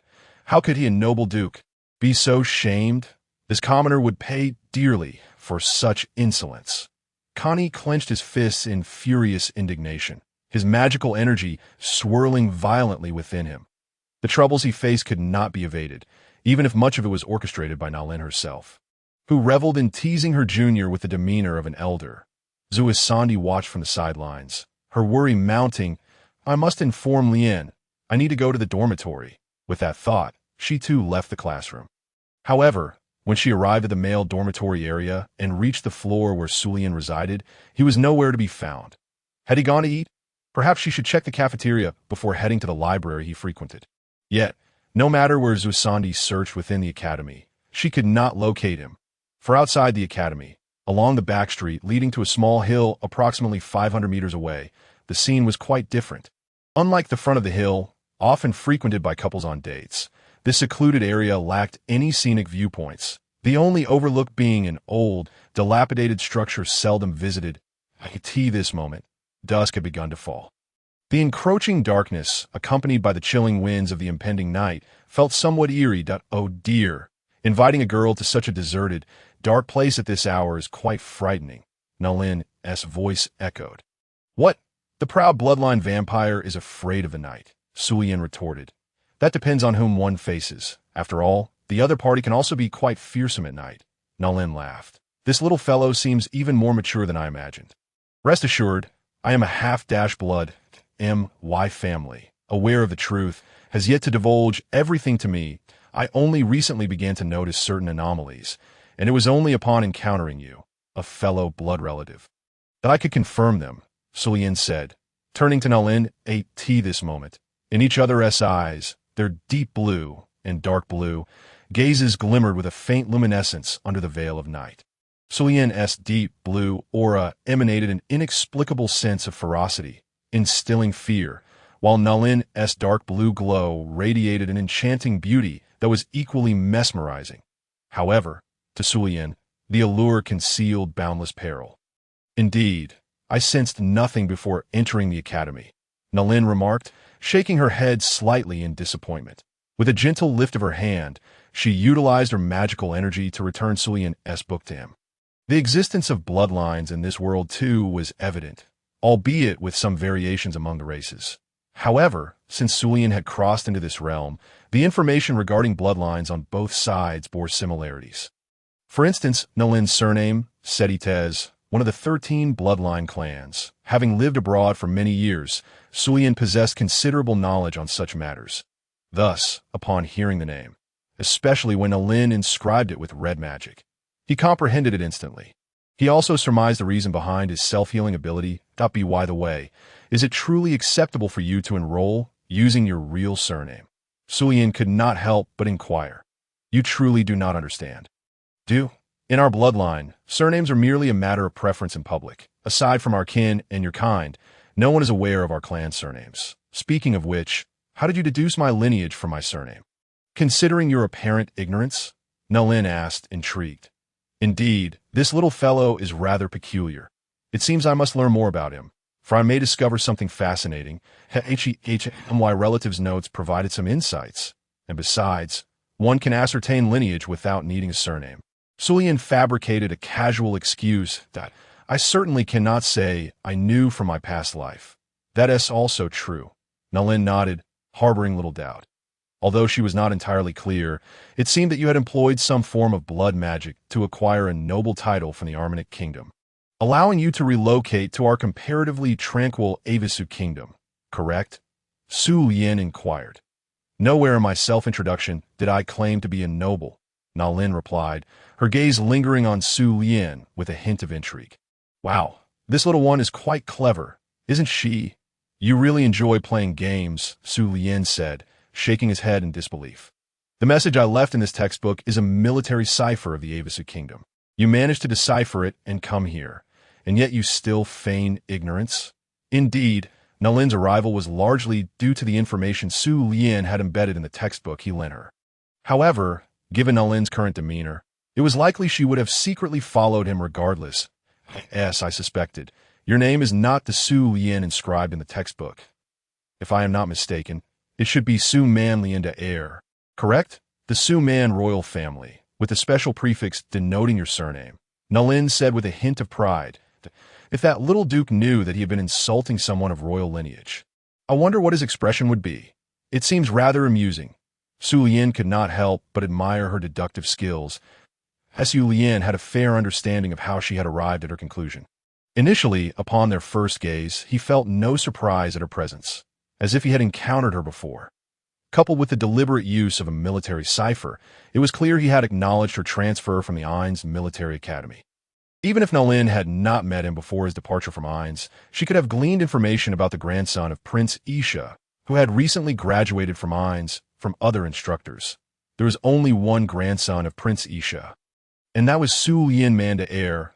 Furthermore, during class, he had noted that she had been observing him closely, evidently noticing certain details. Namely, despite knowing that Duke Connie had his eyes on her, Su Lian displayed no concern while seated beside her. His calmness was not an act or a sign of carelessness, but rather a genuine sense of security emanating from within. When pieced together, it was not difficult to surmise that Su Lian's identity far exceeded that of the so-called Duke Connie, who was merely one of many grandsons. He was one of the contemporary princes of the Avisu kingdom and the sole grandson of Prince Isha. Su Man Lian de Heir. Indeed, it was a testament to his intelligence that he could navigate to a foreign kingdom and attend school without incident. That I possess a legitimate identity, you know, Nalin declared with pride. Disguises are ultimately just that. Disguises. The more one has, the more secure one feels. Wouldn't you agree, Su Lian? Oh, what are you implying? Nalin perceptively inquired. I want to beat around the bush. My purpose in seeking you out in this place is not for mere idle chatter. My intentions are simple. I wish to learn the unique blood magic of your kind, that in exchange, I can offer you greater protection and convenience as the grandson of Prince Isha. You could even exchange this for tangible benefits. What do you think? Su Lian asked candidly. Upon confirming Nalin's identity in his mind, he quickly clarified what he desired. At what level are you currently? Nalin asked directly. She appeared unfazed by Su Lian being a mage, even though he still radiated the aura of a warriored 5th-tier mage, capable of mastering at least 3rd-tier offensive and defensive spells in the mainstream 7 elements, as well as the wood element from the elven lineage and the ice element from the far north. Along with enhancement magic, Su Lian explained, removing the band from his neck to reveal his magical power to O, so that headband, which seemed to guard against mental attack spells, actually suppresses and conceals your magical power. Nalin remarked, you wish to recruit me while deliberately disguising your own strength and identity as a royal. This is becoming more interesting. Moreover, such a revelation means that even if I belong to the king's faction, I cannot find any incriminating evidence against you. You have a keen sense of discretion. You truly are an intriguing individual. If there are requirements for learning blood magic, would this level suffice? Su Lian inquired. There are no requirements. I merely asked, Nalin replied, smiling. Your character is rather troublesome, but it matters not, Su Lian thought, feeling no concern about revealing his capabilities, especially since displaying greater strength might facilitate their negotiations. Nalin chuckled, seemingly unfazed by Su Lian's assessment. However, if you wish to learn blood magic, why not have your grandfather or father seek out a more powerful vampire? Nalin suggested my current strength is only that of a 6th-tier archmage. She added, feigning to be a 3rd-tier advanced mage upon enrollment is somewhat excessive, isn't it? Given the magical talent I displayed from a young age, if it were easy to find, my grandfather would have already sought out a suitable teacher for me. Su Lian stated plainly, your grandfather, then? So your mixed lineage comes from your grandmother? Nalin quickly deduced. However, realizing that he was aware of his own bloodline, yet still sought out an outsider's blood magic indicated that this little one harbored ulterior motives. I have no issue with the transaction. After all, my useless father never forbade me from teaching. But are you certain about this? Nalin asked. What if your family disapproves of you delving into blood magic? Furthermore, blood magic lacks any clear regulations in the Avisu kingdom, nor is there any form of discrimination. However, in the broader context of the continent, especially in powerful empires, blood magic is met with extreme disdain. Some nations even categorize it as dark magic and consider it utterly heretical. I once inquired with my grandfather about it, knowing full well the advantages of blood magic. His response was as nonchalant as if I were learning curse magic. Su Lian explained that you've even studied that. Na Lin could not help but feel a bit exasperated. Curse magic, in some respects, is not inferior to blood magic. It may even surpass it. I am uncertain whether I will reach the pinnacle of magical mastery. Acquiring more spells to expand my repertoire seems like a wise choice, Su Lian asserted. His goals cleared, he was a realist. Would he rely on chance to attain extraordinary experiences, magical gifts, or elements that would aid him in reaching the zenith? He would not gamble on such uncertainties. Instead, he aimed to utilize his knowledge to forge a powerful nation, or even an empire of his own, rendering it a more tangible pursuit. Thus, in terms of enhancing his power, diversification appeared optimal. Gaining broader insights would enable him to better comprehend this world. If he aspired to achieve greatness, possessing a greater array of skills would undoubtedly provide an advantage. To be honest, if you truly wish to grow stronger, I believe you should promptly return and have your grandfather assist you in awakening your abilities, then focus on developing your warrior skills, Na Lin suggested directly. Why is that? Even though my grandmother is of pure blood, my mixed lineage is only 1/4, Su Lian questioned, puzzled that a person's magical aptitude is inherently limited, while many among humanity have attained the status of god-level mages. Such achievements arise from the vast population of humans. Compared to the innate advantages of blood mages and the natural affinity for elemental magic possessed by elves, the disparity in growth remains significant. Na Lin explained succinctly, yes, that's so. Su Lian pondered seriously. It appeared that talent and bloodlines held considerable advantages in this world. Indeed, just as an artistic prodigy might create works in a matter of weeks that ordinary individuals could not replicate in years. As it happens, I am returning home this week. Would you be interested in accompanying me? If you have tangible rewards in mind that you fear I might not be able to provide directly, Su Lian asked straightforwardly. Hey, you invite a girl you've only just met for less than half a day to your home? My, how terrifying for a noble of Avisu. After all, I am only 12 years old. Na Lin feigned a sorrowful and fearful expression. Enough of that, Su Lian retorted. Hee. Na Lin chuckled. This little one seemed remarkably immune to charm. The adorable young girl appeared to be rather unkempt. By the way, you must be older than 12, right? Vampires have a considerably long lifespan, Su Lian. Inquiring about a girl's age can be rather impolite. You know, Na Lin. Indeed, does that mean you're quite old? Su Lian. Na Lin's smile faltered. A lowly old lady? It shouldn't be the case, but she is certainly not a youthful maiden. You must be harboring some peculiar thoughts about her, right? With a smile, Na Lin unleashed a terrifying wave of blood magic, indicative of her status as a 6th-tier grand sorceress. How dare you suggest I'm old? We are both of the bloodline. Aren't I merely 2 years your junior? As a long-lived species, such minor age differences are utterly negligible. How dare this brat insinuate I'm old? You misunderstand. The lovely Miss Na Lin, I merely wish to express that regardless of your actual age, you remain ever so youthful and radiant in my eyes. Su Lian asserted, his desire to survive evident. Sensing the magical aura Na Lin exuded, he understood that engaging her in combat would be futile, yet he could still flee. After all, he possessed a life-saving magical artifact bestowed by his grandfather. And they were not far from the academy. Even a slight surge of magical energy would alert the teachers. I perceive your mental age is quite advanced, since you appreciate her current appearance. Are you, perhaps, the legendary lowly enthusiast? Na Lin teased with a smirk. You certainly have a way with words. That is more acceptable. While she did not deny her fondness for adorable appearances when it came to Su Lian. I see. Na Lin, the previous king, Avis, abdicated voluntarily. However, at that time, Isha was merely 7 years old, which sufficiently attests to the former king's enduring vitality. Consequently, When my grandfather proposed to His Majesty the King that he would personally finance the construction of new roads for the entire kingdom and enjoy the rights to manage these roads. Permission was swiftly granted, in the intricate web of power relations. My grandfather was the weakest among several princes. Thus, there is little concern that we might cause any disturbances. At worst, we would merely become wealthier, considering our territory is rather modest. Nevertheless, judging by the current situation, my great-uncle has likely come to realize that matters are far from straightforward. At this point, Sulian glanced at the scenery outside the carriage and smiled. They were no longer surrounded by farmland, and along the way, they could even see watchtowers. This was because they were not heading straight back to the estate, but were making a priority visit to the magical vehicle manufacturing plant. Since Isha was also present here today, it posed no issue for them to rush over directly.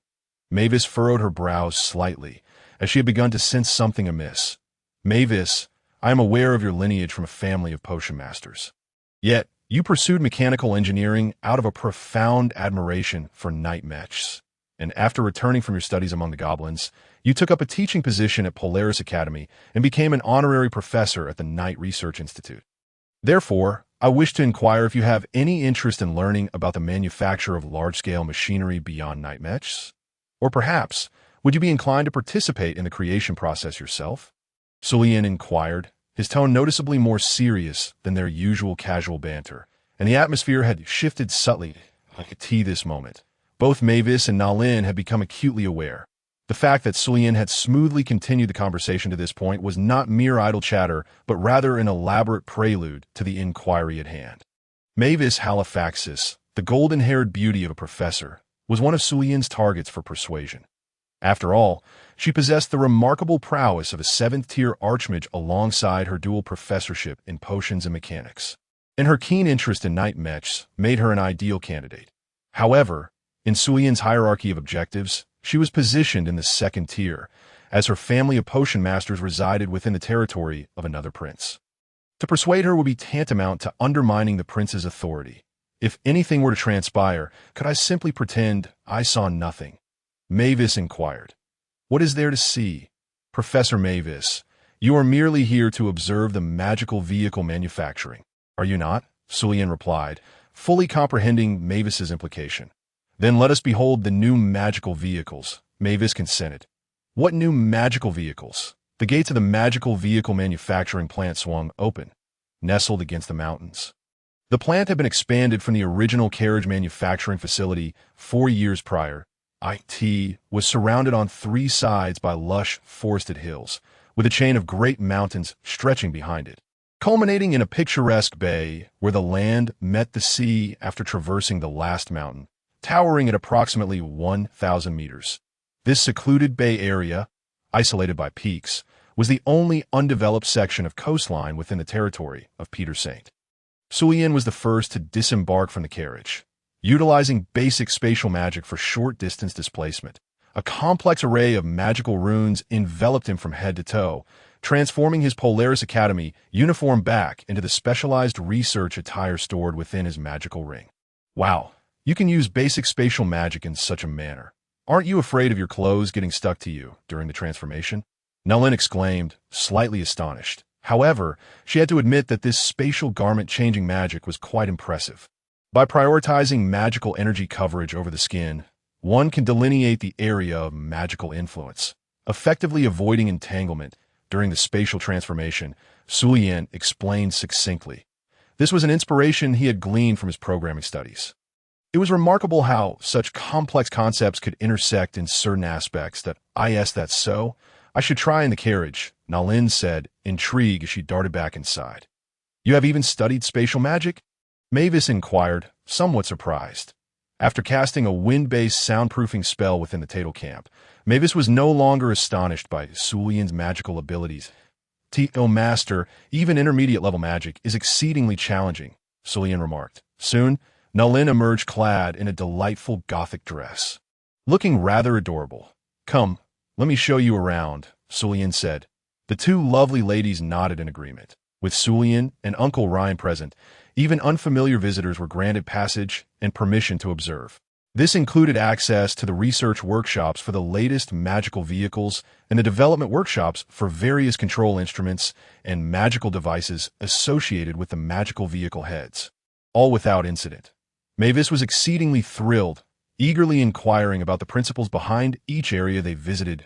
In contrast, Nalin harbored a more subdued curiosity, pondering how many people were secretly observing them. Those individuals were surveillance agents placed by Isha among the researchers and workers, all possessing at least advanced magical prowess that if anyone were to arrive, they would be the first to take notice. Even when Sulian brought people along, they would continue to monitor them, serving as a covert form of protection for Sulian. The magical vehicle manufacturing plant was vast, though it contained many repetitive areas. Thus, the tour with Mavis took almost an hour, and they subsequently found themselves resting in the lounge. Mavis was engrossed in a new booklet detailing the design concepts for the new magical vehicle. It appears that there are very few people from the kingdom here, Nalin finally remarked, having been observing quietly. Grandfather generously allocated the majority of the workers and researchers involved in the magical vehicle project to His Majesty the King, allowing him to arrange for the establishment of new manufacturing facilities and the training of new personnel. Thus, this relatively remote initial manufacturing plant has naturally attracted little external interest, Sulian explained directly. Your arrangements are indeed quite meticulous, Mavis added. Of course, considering our magical vehicle manufacturing plant is quite substantial, it is convenient to manage with our own personnel, Sulian replied with a smile. Quite substantial. Perhaps it is more than just substantial, Mavis teased. Little Sulian, this is where you falter. When bringing guests and friends from the academy, why not introduce them to grandfather first? Isha's voice resonated from outside the lounge. Prince Isha? Mavis paused, preparing to offer a greeting, only to be halted by Sulian. Just treat him as a regular guest. We are not fond of formalities, Sulian said with a faint smile. Mavis nodded. Your Highness, I apologize for not being aware of your presence and for any disturbance caused, Mavis said, maintaining a respectful tone despite her casual demeanor. Greetings, Your Highness. Nalin also offered a simple bow.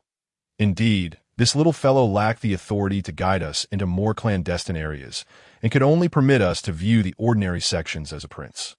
Whether or not we are deemed valuable for persuasion rests solely on his approval. Oh, Prince Isha glanced at Nalin. What a beautiful girl. Is she the future granddaughter-in-law that little Sulian has brought back for me? Haha, I shall make an effort. Sulian shrugged in response. This playful old lady, if she matures a bit more, she might be worth considering, he thought. Bringing someone back without even courting her first and ending up in such a dull place. Little Sulian. Your approach leaves much to be desired. Isha chuckled, chiding him lightly. This place is quite interesting. Nalin interjected politely. It appears this playful old lady has some manners after all, exhibiting a hint of respect. Presumably, her actual age differs significantly from grandfather's, Sulian mused internally, contemplating that if she were to fall within the age range of 30 to 50, she would qualify as a lowly old lady. He kept this thought to himself, fearing Nalin might retaliate. It's all just a bunch of iron clumps in here. Later, let little Sulian take you for a proper tour of the estate, Isha suggested. We shall discuss that later, Sulian indicated to Mavis. Isha naturally understood. Professor Mavis, it is a pleasure to have you here. Isha extended his hand. It is my honor to visit this magical vehicle plant, which has the potential to revolutionize the entire transportation industry. Your Highness Isha, Mavis replied. Would you be interested in exploring even more exceptional creations? Isha inquired. Mavis hesitated slightly, despite having pondered for quite some time. When faced directly with Prince Isha, she found herself unable to make a decisive choice. After all, continuing down this path might contradict the interests of her family. Yet there lingered a tantalizing possibility of encountering something far more captivating. A feeling that resonated strongly within her. May I accompany you? Nalin interjected at that moment. Everyone paused in surprise, of course.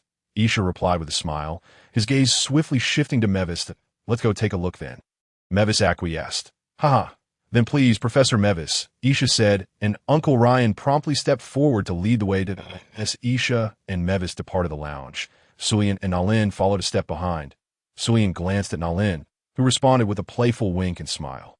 Indeed, Sulian chuckled softly. Thank you, he murmured. Nalin, smiling, tiptoed to catch up with Isha, followed closely by Sulian. Initially, Mevis was torn between the decision to go or not. However, Nalin's innocent curiosity, asking if she could join, shifted the dilemma to whether Mevis could refuse without simultaneously denying Nalin. Considering that Nalin, in her innocent curiosity, was akin to a beloved student, it felt rather unkind to reject her request. The scales of hesitation naturally tipped in favor of acceptance. It was evident that Nalin had aided Sulian and the others, and he understood this implicitly. Uncle Ryan's guidance led them deeper into the magical vehicle manufacturing facility. The corridor transitioned from windows, allowing glimpses of towering structures outside, to entirely enclosed low-level floors, with increasingly numerous sealed doors requiring specialized magical devices for access, underscoring the facility's stringent security. Eventually, they arrived at a vast, circular chamber approximately 20 meters high and 100 meters in diameter. A towering metallic door stood directly opposite them. This resembled a secret military base, didn't it? Nalin inquired, her curiosity evident, and one responded, for the answer was glaringly apparent. Open the door, Isha commanded. Yes, Lord Isha. The guard took the magical device from Isha, inserted it into the metallic door, and it began to creak open with a heavy metallic sound. Behind the pitch-black door, radiant light from magical devices illuminated a tunnel extending at least several hundred meters.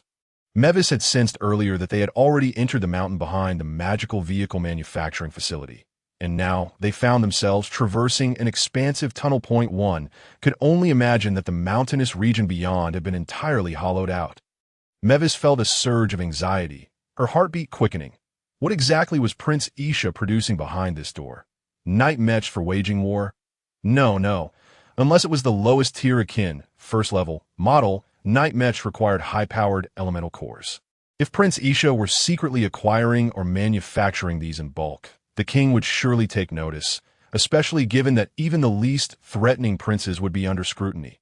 After all, as a prince, one would expect at least a duke level of monitoring, wouldn't one? Let us proceed, Isha declared. Oh, all right, Mevis replied, her thoughts interrupted. The current circumstances left her no choice but to push forward, even as trepidation gripped her heart.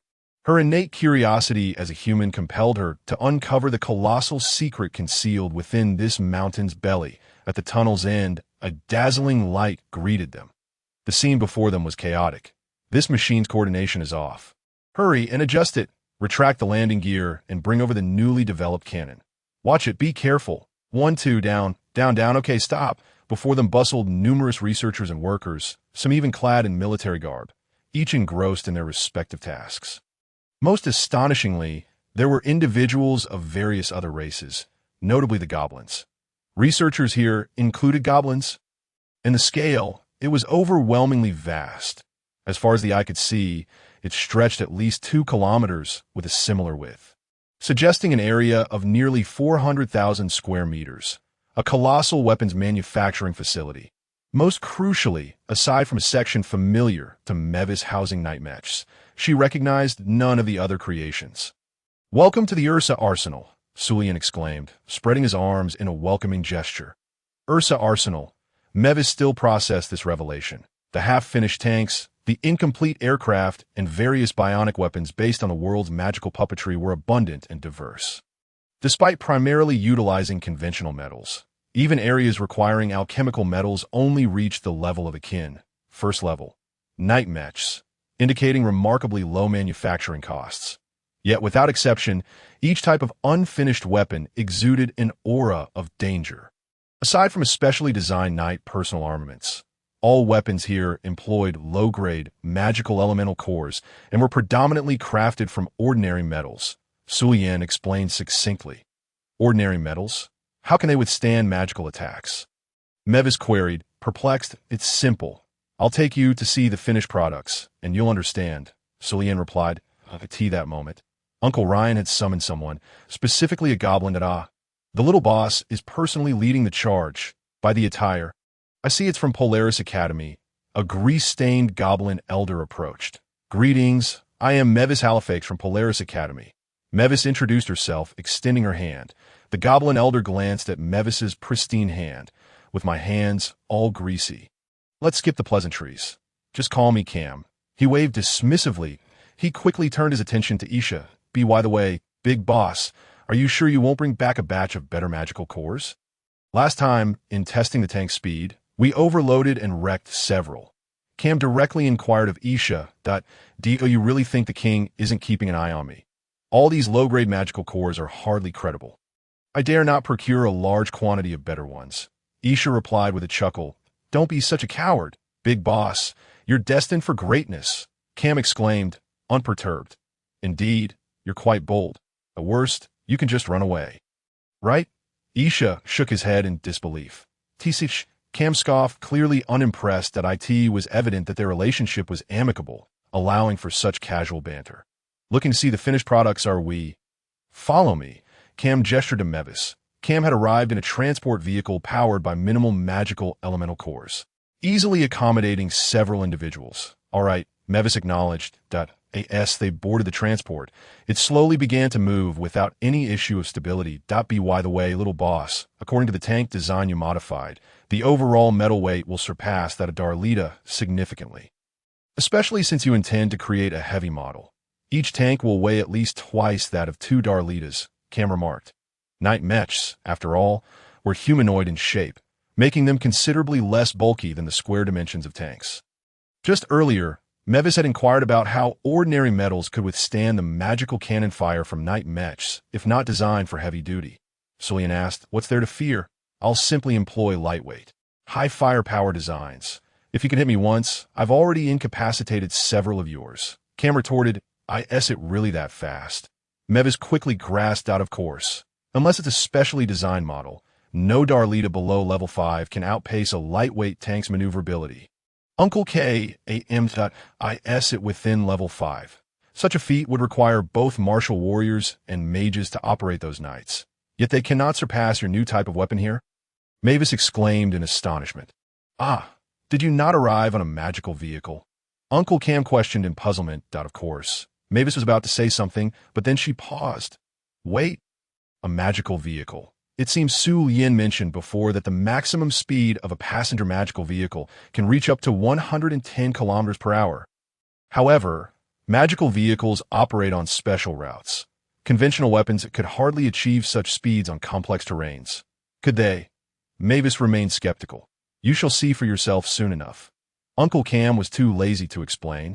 For elucidating the concept and design philosophy of a new weapon would require an extensive discourse.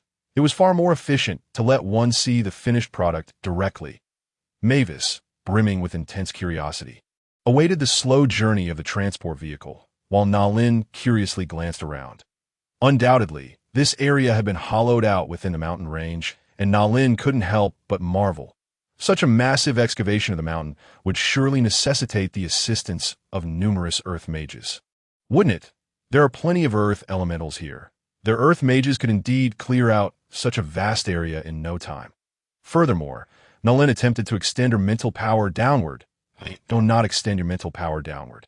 It will trigger the anti-detection magic array's backlash, Su Yin cautioned directly. Observing Nalin's searching gaze, he could surmise what she was attempting to do. Indeed, there is something down there. Nalin expressed surprise. The warehouse area holds various initial models, experimental designs, and finished products manufactured since the inception of this endeavor, Su Yin explained broadly. How long have you been excavating? Nalin couldn't help but be speechless. Not long. Merely 4 years, Uncle Cam replied. Nalin, with so many mages adept in earth magic assisting for 4 years. It seems the entire subterranean region has been nearly excavated, right? Fortunately, there are no mines here. Otherwise, even with earth magic, the development speed would be insufficient, Su Yin remarked. The ores of this world, according to elemental theory, are referred to as strong element crystals. Earth magic cannot easily analyze and dismantle them. Even the surrounding ordinary soil and rock are difficult to decompose. Therefore, when encountering ores, traditional mining methods must still be employed unless a mage of 5th rank or higher skilled in earth magic is available to help analyze the soil and rock surrounding the ores. But where would such high-ranking mages be willing to work as miners? "We've arrived," Uncle Cam announced, gazing ahead at the new metallic gate. "Open the door, you little rascals. Is there a new mechanic here to see the finished product?" "Wow, she's quite the beauty. Hurry, open the door and use the new weapon to attract and keep this lovely lady here." The male workers were instantly excited. "Get back to work," Uncle Cam scolded, throwing a glove at them. "All day long, you only think of frivolities. You'll sooner or later perish in a woman's embrace." They continued to laugh and opened the door, but a new tunnel appeared, clearly leading towards the sea, according to the map of this region. The tunnel should lead to an entirely undeveloped bay, isolated by mountains on all sides. But now, here lies a military port. Exiting the tunnel into a realm of brightness, the first sight to behold was a large vessel docked in the harbor. Before Mavis could examine it closely, a light tank powered by a magical elemental core thundered past them, moving at an astonishing speed of approximately 50 kilometers per hour. It even leaped slightly as it crested a small hill. Its speed so great it seemed to defy gravity. Most astonishingly, with a resounding bang, it fired a magical cannonball through its front barrel while airborne, striking a large target on the distant mountainside and exploding upon impact. In Mavis's mind, the most immediate descriptors emerged: lightning speed, precision, heavy firepower. "Is this what you meant?" Mavis's pupils dilated in shock, her astonishment evident. "Wow, what a fast vehicle," Nalin exclaimed, having noticed the wheels, tentatively referring to it as a vehicle. Su Yin looked at Nalin with a hint of exasperation. "What do you mean by a fast vehicle?" The term is rather ambiguous, though only he understood the nuances of this ambiguity. "What kind of weapon is this?" "It appears to be entirely constructed of steel, an all-metal design. Even without the cockpit, its estimated weight should be around 15 to 20 tons.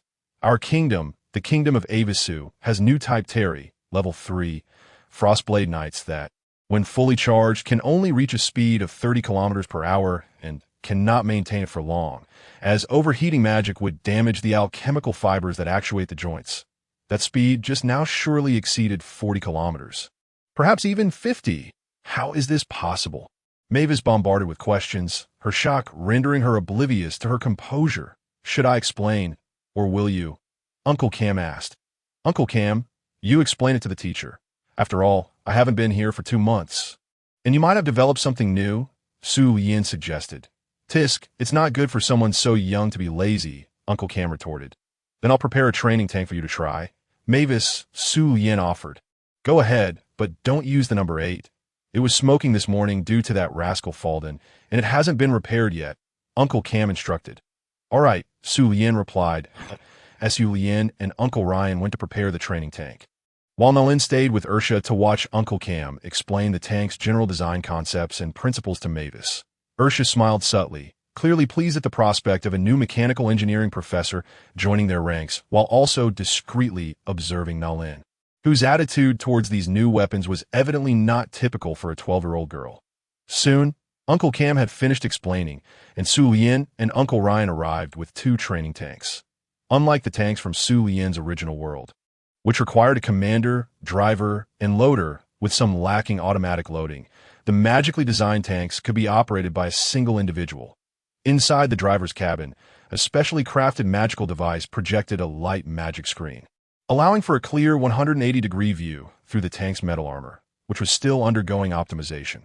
This means that one person could clearly see everything in front while driving.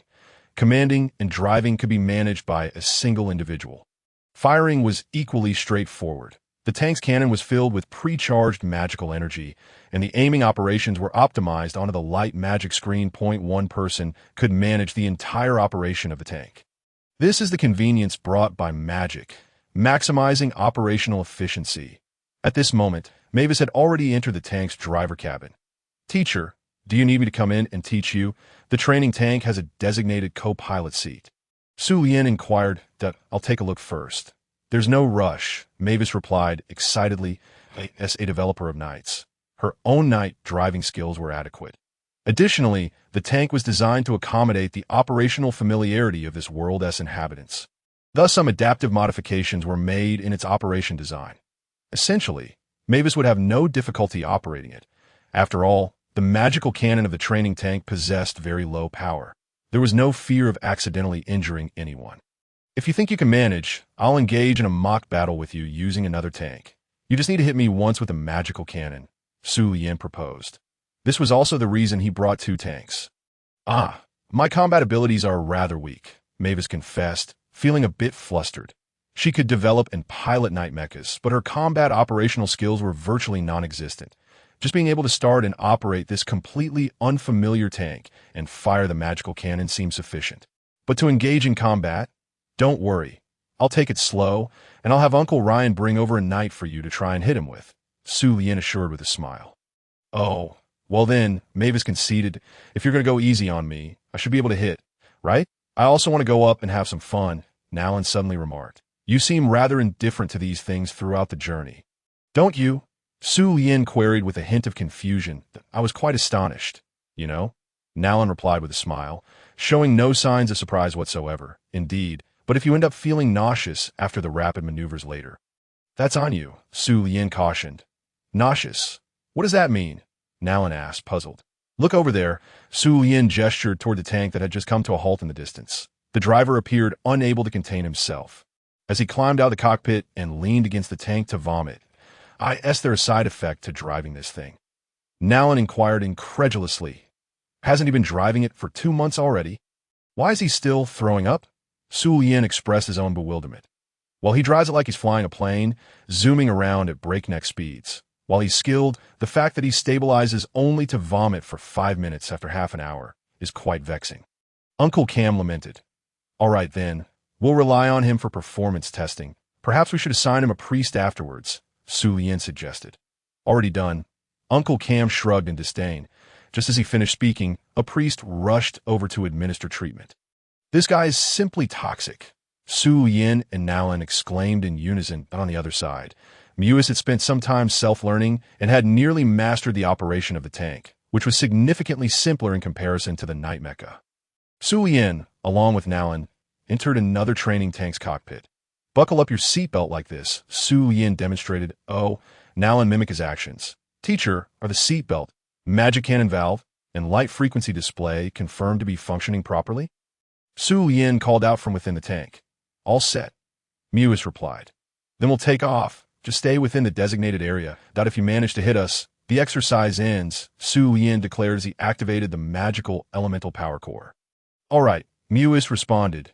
Tank, initiate. The magical core roared to life. The treads began to rotate under the weight, and speed increased. Su Lian drove the training tank at full throttle, heading off into the distance with movements that were fluid and graceful.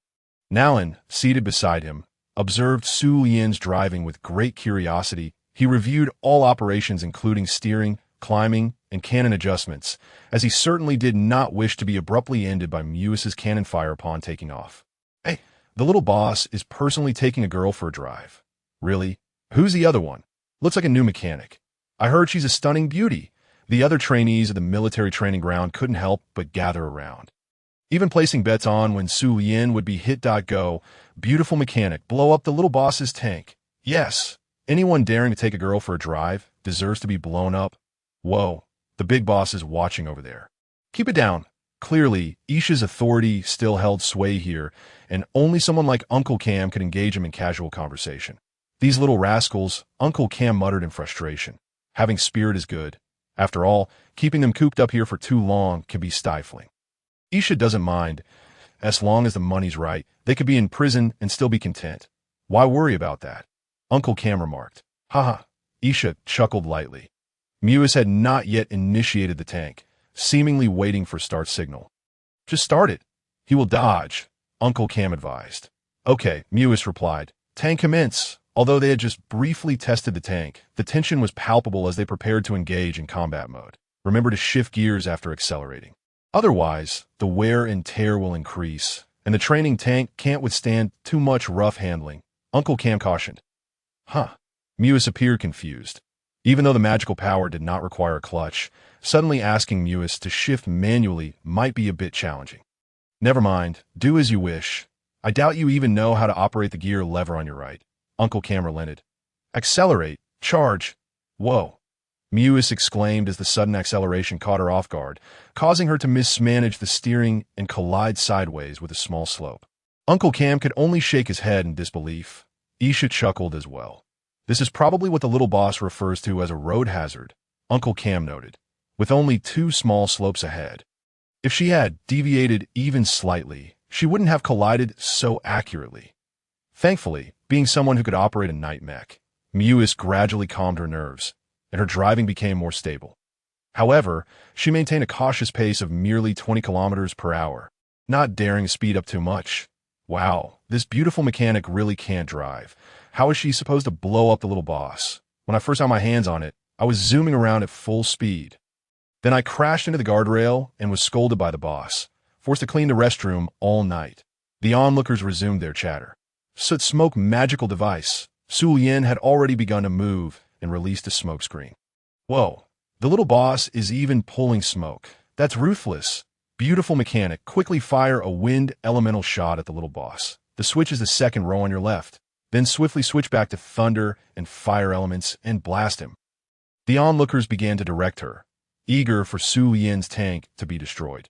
After all, who could blame them for wanting to see the little boss taken down while accompanied by a lovely maiden? Bang! Mewis fired the magic cannon. Although it veered slightly, it managed to activate the wind element, dispersing part of the magical smoke, though Su Yin's tank was still not in sight. That's it. Fire another wind elemental shot. Mewis attempted again, but realized that the magical energy refilling, like with a night mech, had a slight delay, leaving her momentarily stunned. Oh no! When a magic cannon cools down, just move. Don't freeze up, or you'll get hit. Mewis suddenly snapped back to reality and hurried to accelerate once more. Isn't the little boss incapable of firing? Is he just trying to scare her into action? Makes sense. The crowd responded with delight.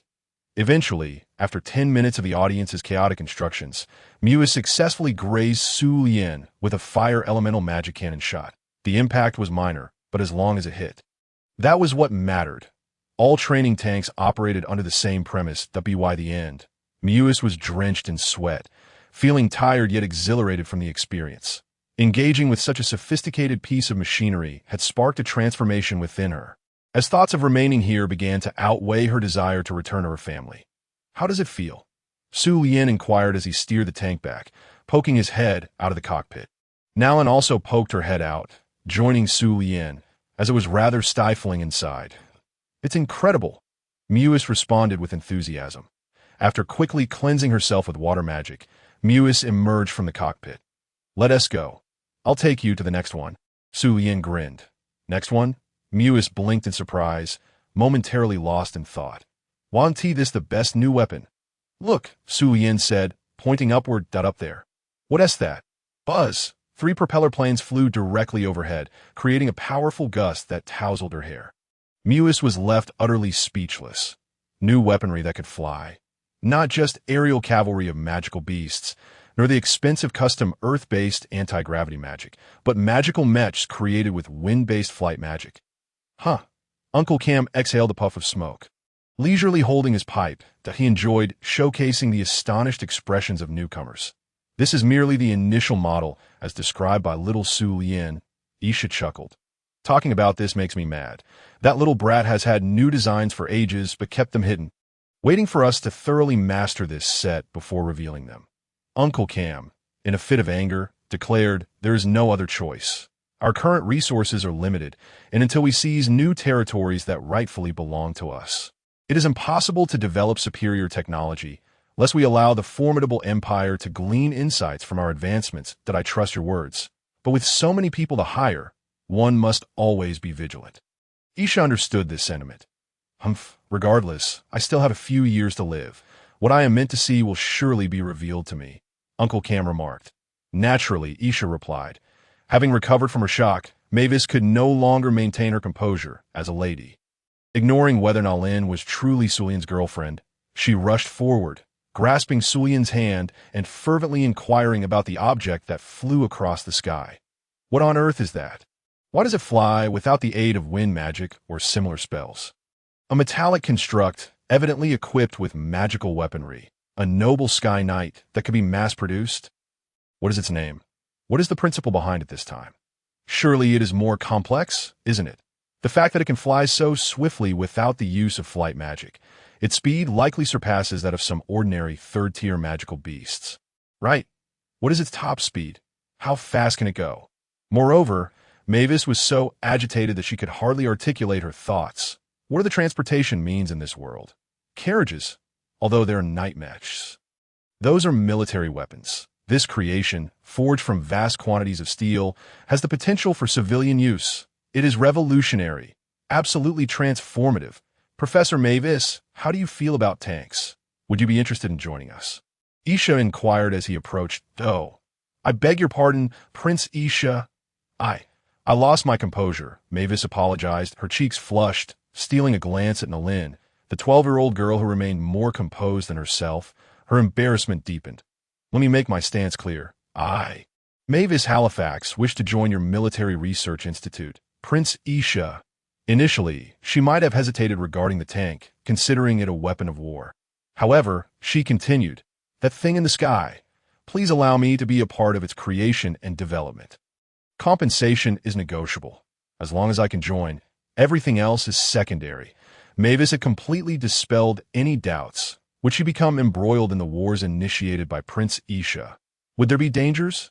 Absolutely. Such considerations were irrelevant. The weapon before her, capable of altering the very landscape with its innovative concepts, was enough to compel her to remain here at any cost. Isha smiled, taking his time to respond. Mavis, puzzled and somewhat anxious. Could there be conditions for joining? Teacher, you can use flight magic, right? Sulian asked. Mavis replied. Then how about taking a flight around first? Sulian inquired with a smile. Is that possible? Mavis exclaimed, her excitement palpable. Of course, Sulian assured her. Without further ado, they proceeded to the airstrip. Following the conventional design principles of a propeller aircraft, takeoff and landing typically required lengthy runways. But here it was entirely unnecessary. Although, as per Sulian's instruction, the aircraft would not utilize wind magic for prolonged flight assistance, since it would heavily deplete the mana core's energy. This did not mean that flight-related aids were entirely off the table. For instance, during takeoff and landing, the initial speed required could be directly propelled via wind magic. The stopping glide needed could be achieved by halting the propellers and employing the counterforce of wind magic to come to a halt mid-air, followed by vertical descent. This meant that a magic-based aircraft could indeed take off over short distances and land vertically.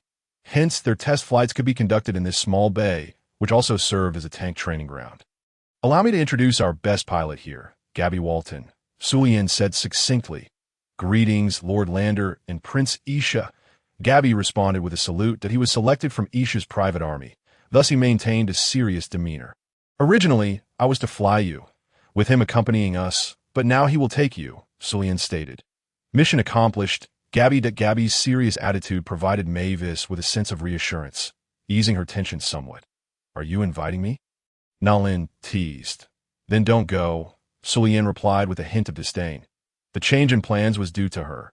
After driving the tank with her, it was evident that Nalin had an interest in flying as well. As two aircraft underwent debugging, given their need for flight, thorough checks were mandatory before each mission. Report. All systems are operational, the technician announced. Understood, Sulian acknowledged. Report. There are no fishermen spotted in the waters. They have all returned to port. Another individual reported. Beyond the mountains nearby lay the only harbor within the territory, where fishermen would typically venture to catch fish. However, after such a lengthy endeavor, evening had arrived. Magical beasts might roam the waters at night, prompting fishermen to return to port before dusk. Apply soundproofing magic, Sulian ordered. The mage responsible proceeded to cast soundproofing spells on the two aircraft, as they were set to depart from this military harbor. The noise of the propellers was too loud, and on the open sea, this sound could travel far. Simultaneously, a large magical array had long been established around the military harbor point. One of its primary effects was soundproofing, necessary for testing magical cannons and other loud equipment. Additionally, there were concealment spells to ensure that any passing mages or individuals stumbling into the deep mountains would not discover that a military harbor had been established here. This coverage also included the solitary massive vessel docked in the harbor. Get on board. This model is also a two-seater, Sullian said. Mavis replied, casting a simple levitation spell before floating into the rear seat. Gabby skillfully boarded the aircraft, while Sullian took Nalin onto another plane. Let us assign some targets. Are there any in the designated area? Sullian inquired. Report. There are, Gabby confirmed. Then each of you take down 3 targets before returning. Any issues? Sullian asked. Understood, Lord Lander, Gabby replied. Then prepare for takeoff, Sullian commanded. The ground crew began issuing takeoff signals, and under Sullian's indicated flag signals, both pilots started the propellers. The propeller speed stabilized. All magical indicators were stable. Signal for takeoff, wind magic assisted, short-distance propulsion. The aircraft lifted off the ground. In the midst of a strong wind, Mavis was astonished as she and Gabby's aircraft ascended rapidly into the sky. It truly was that simple. Mavis was at a loss for words in her astonishment. As a 7th-tier archmage, she was acutely aware of the minimal mana expenditure required for takeoff. For conventional night mechs, it was hardly a concern. It was worth noting that the aircraft utilized the most basic low-tier mana core. Unbelievable. However, unbeknownst to Mavis, the aerodynamic designs from last year's aircraft development had cost Sullian and Uncle Cam quite a bit of hair. Although Sullian had constructed small aircraft in his previous life, many components had been purchased. He had never built one entirely from scratch, especially one that needed to meet combat requirements with stringent aerodynamic standards. Gabby, you take command, Sullian communicated via a magical device. Yes, Lord Lander, Gabby responded. As we approach nightfall, activate night vision magic assistance. Gabby began to issue commands based on standard training. Sullian's intent for this was straightforward, to showcase the most ordinary state to Mavis. If he were to undertake this task himself, it would bear a certain significance. After a prolonged flight, they were on the verge of entering the designated airspace. Be vigilant for surface targets, and check the status of the magic cannon's charge. Gabby commanded. Ready, responded Sullian, maintaining a standard demeanor. This moment, they found themselves over a stretch of sea notorious for the presence of magical beasts, an area where fishermen would not dare to venture. Above the water, magical buoys were anchored in place.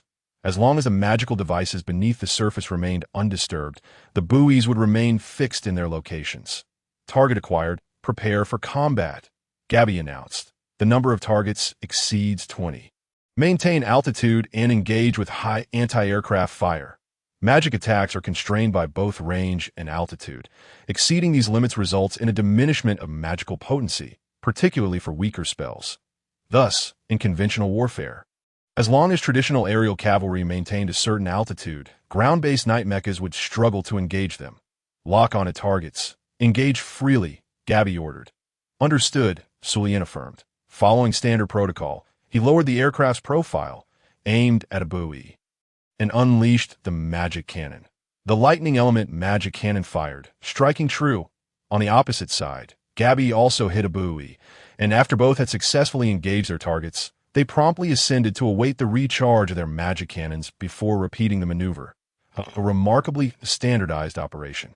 Yet to Mavis, this display was utterly staggering, for Sullian and his companions had truly accomplished the feat of employing a flight weapon powered by a relatively inexpensive, lower-tier magical core to unleash attacks on par with those of 3rd-tier knights against ground targets. The notion that aerial cavalry dominate the skies, that only specially designed night mechas could contend. What a farce! This comparatively economical, mass-produced aircraft was the true harbinger of aerial supremacy, after successfully striking 3 targets. The duo piloted their aircraft back home. How was it, teacher? Sullian inquired. Absolutely fantastic. There's no finer flight weapon. Mavis unabashedly expressed her excitement. And you? Feeling queasy. Sullian turned Nalin and I'm fine. Just a bit of a headache from the wind. Nalin replied. Then you should use magic to shield yourself, Sullian suggested, somewhat exasperated.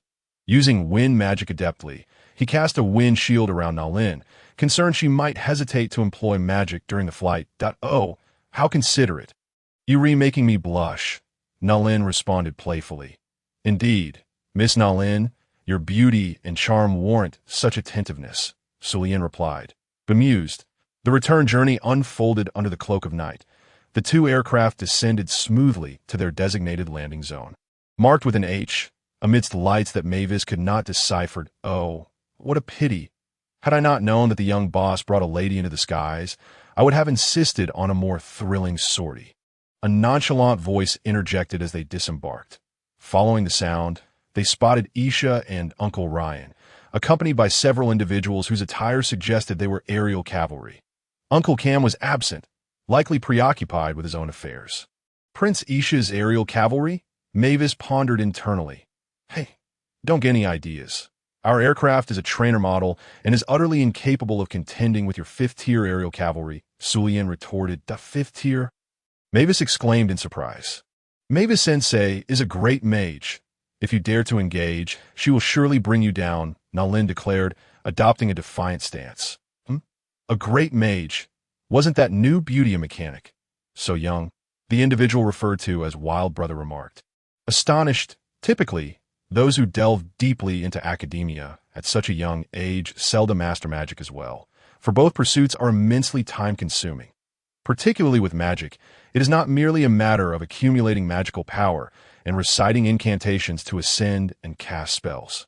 The incantation serves merely as a guiding condition or command, akin to issuing a military order to attack. The specifics of mobilizing the soldiers, namely the manipulation of magical energy, are intricate processes requiring the mage's direct control. Mastering this without incantation is a formidable challenge, especially for someone like Mavis, who simultaneously studies potion making and mechanics. It is worth noting that prior to his crossing over, Sulian often remarked, those who advise others to study medicine are inviting lightning to strike them. The knowledge required for potion making is vast, and mechanical studies are no less demanding. Thus, Mavis's remarkable achievements at such a tender age are indeed impressive. Feeling intimidated? Nalin teased. Indeed, I am, Wild Brother conceded, then turned to those beside him. Which little rascal just tried to trick me into engaging? There are quite a few of them, but there must be pilots among them, likely hoping to see us make fools of ourselves. He continued, exasperated. Damn! These little punks, unable to beat us, they resort to such underhanded tactics. Through their conversation, Mavis grasped the situation. These were likely rogue aerial cavalry, as Prince Isha's private army is limited in number. Particularly fifth-tier units, any movement would easily draw attention, suggesting these individuals were contracted. However, judging by their exchanges, their relationship seemed quite amicable. Their purpose was evidently straightforward, to accompany the aircraft for aerial combat training. Clearly, in the face of traditional magical beast aerial cavalry, especially led by the formidable fifth-tier pilots who had only recently begun flying and whose aircraft were not particularly high-performing, had faced their share of setbacks. You were targeting fifth-tier aerial cavalry? Mavis inquired, astonished. You didn't take her for a spin? Wild Brother asked, perplexed. Report, I was in command, and due to combat regulations, non-emergency combat situations must not overload the magical core to prevent excessive magical consumption. Otherwise, both our return and the power or frequency of the magic cannon would be severely diminished. Gabby clarified, IT can go even faster. Mavis exclaimed in disbelief. That's rather dull. The lovely mechanic deserves to experience your aircraft at maximum speed for her first time. Wild Brother remarked. What is the maximum speed? Mavis quickly inquired. The speed we just achieved feels faster than most first and second tier aviamagical beasts. Only a few specialized third-tier species could match it. Wild Brother replied. When it comes to the maximum speed we can unleash, my purple-feathered griffin couldn't keep up. It would have to wait until they ran low on magical energy, he added candidly. The fifth-tier purple-feathered griffin, renowned for its top speed of 500 kilometers per hour. Unable to catch up? Mavis gasped in shock. Indeed, unable to catch up, Wild Brother confirmed. Quickly, take me for another flight. Mavis immediately urged Gabby. But, Gabby glanced at Sulian. Isentinite training about to commence? Sulian chuckled. Wild Brother interjected, don't tell me this stunning beauty is going to unleash magic on us. Don't jest. She is a 7th-tier great mage. A casual 5th-tier area spell could spell doom for you all. I study magic for self-defense and research, not for combat. Mavis stated self-defense and research have led you to become a great mage. Wild Brother exclaimed incredulously. Isha had whispered something to Uncle Ryan. In a moment, I shall escort Professor Mavis back to the manor. Lord Sullian and Miss Nalin, you may return with Lord Isha, Uncle Ryan proposed. Very well, we shall head back for dinner. Teacher, please continue your experience, Sullian said to Mavis. Mavis responded, her mind already soaring alongside the aircraft preparing for night training. Sullian shrugged. Their objective had been fulfilled from now on. They would have an additional young, genius professor of mechanics, who also dabbled in potion making. A truly perfect outcome. Returning home for dinner, the night had already fallen. Thus, Isha directly used magic to fly back to the manor with Sullian and Nalin. As for when Mavis would return, or whether she would remain at the Military Research Institute studying basic knowledge with Uncle Cam and the others, that was of little concern for now. Next came Sullian's own matters regarding the racial talents bestowed upon him by his grandmother and Nalin's inquiry into blood magic. Within the castle of the manor, at the lavish dinner table, grandfather occupied the seat of honor, while parents sat to his right, and Sullian, cradling his sister, sat beside Nalin on the left.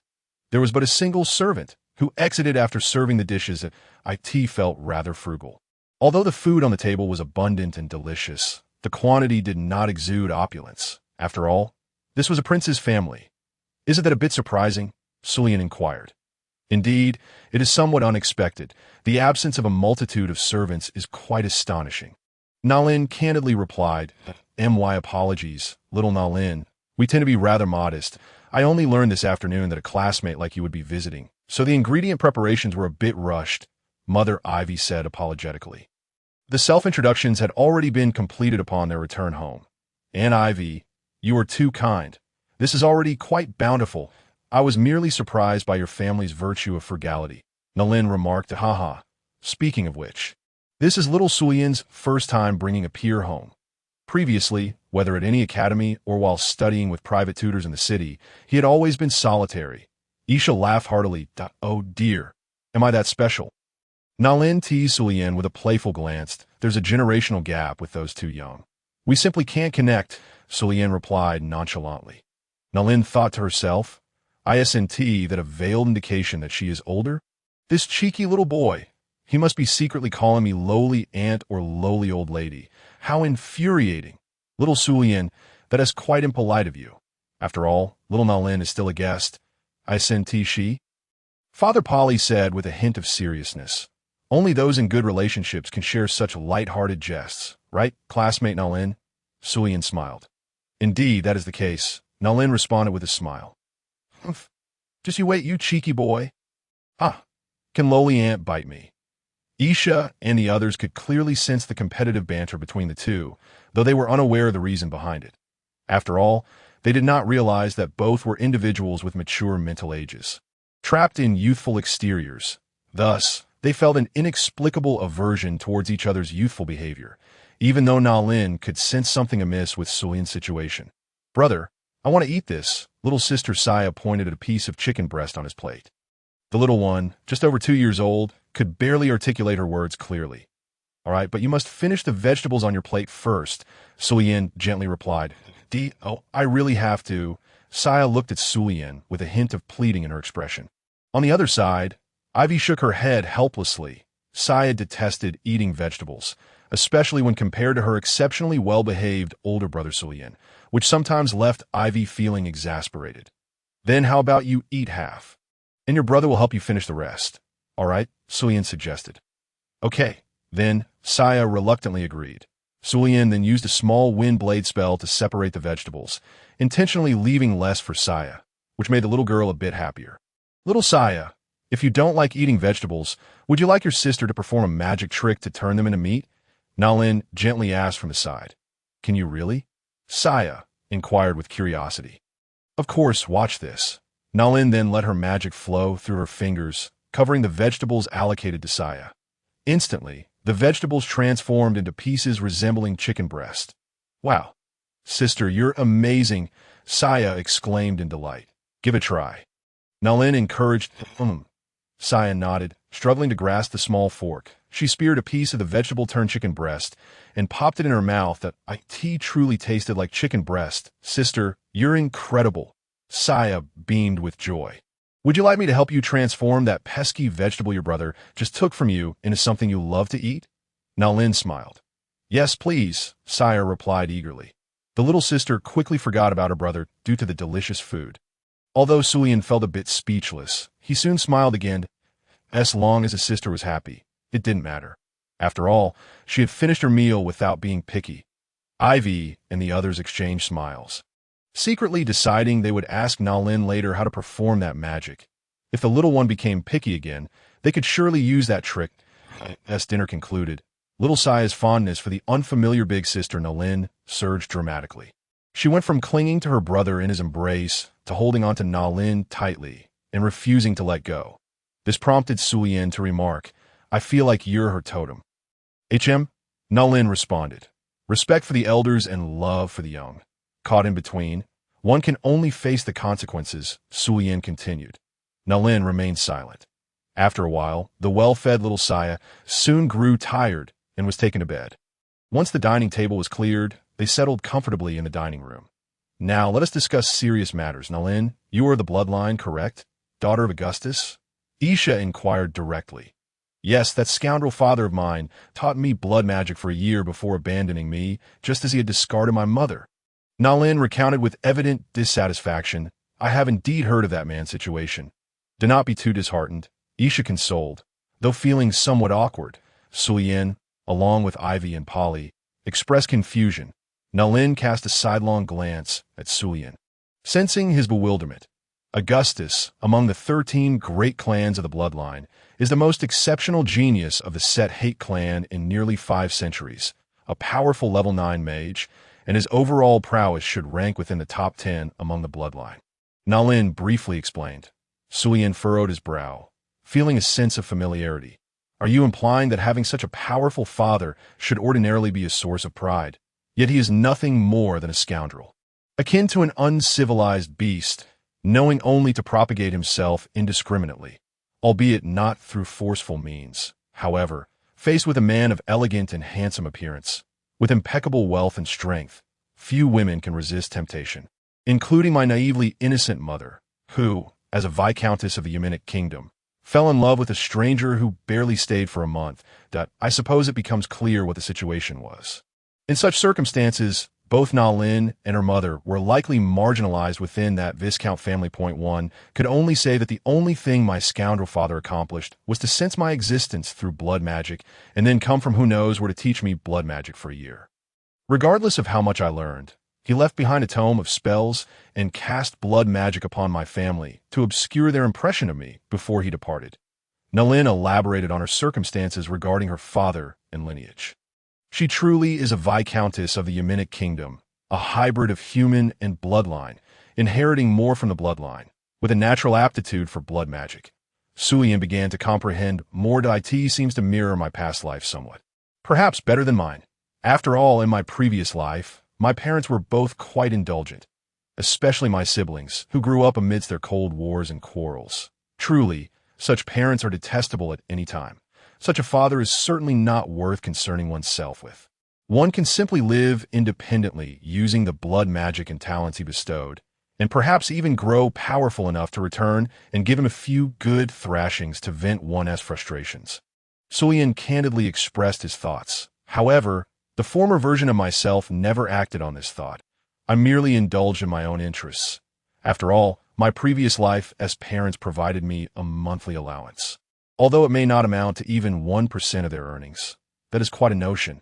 I shall instruct my apprentice to deal with him.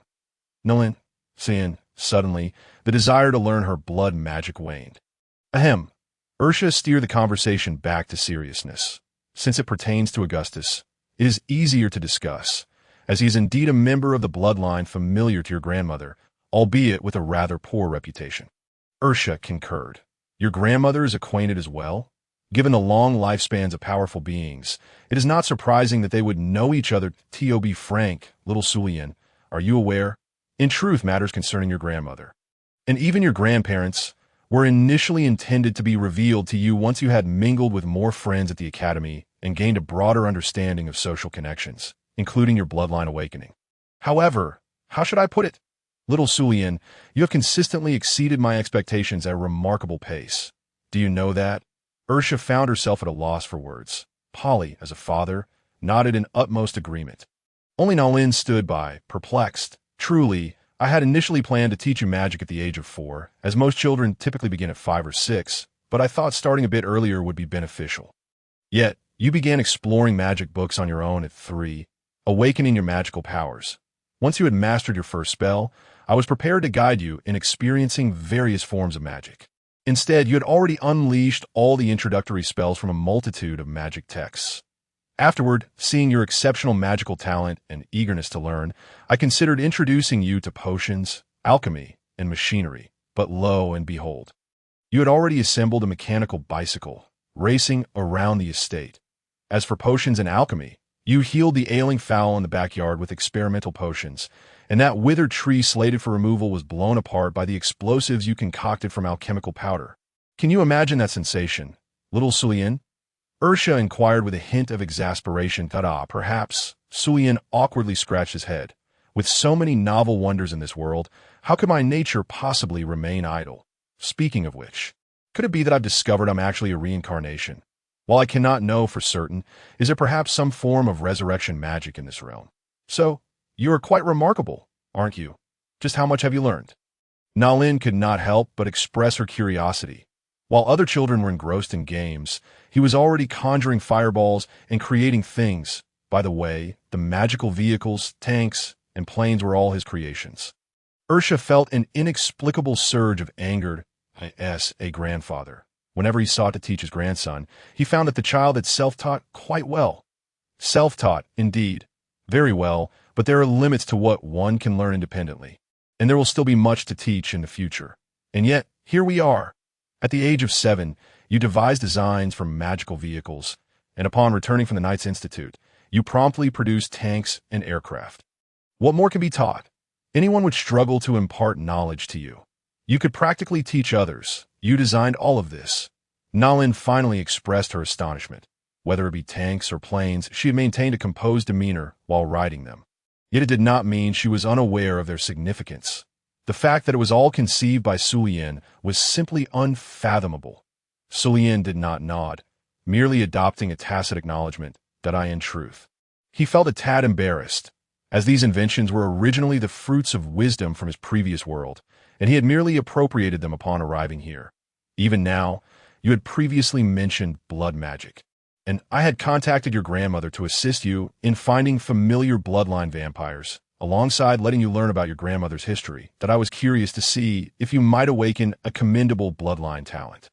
Yet, you took it upon yourself to return with a young girl from the bloodline, and the daughter of Augustus, no less. Given your current circumstances, you should have a clearer understanding now, right? The more Ursha spoke, the more agitated he felt, caught between incredulity and bemusement. Ahem, it was somewhat unexpected, Sulien admitted, feeling a tad awkward. Initially, I was oblivious to everything, but due to the peculiar circumstances during the recent magical disaster, I intentionally sustained some injuries. When I arrived at the military, I realized I had healed on my own, only then becoming aware of it.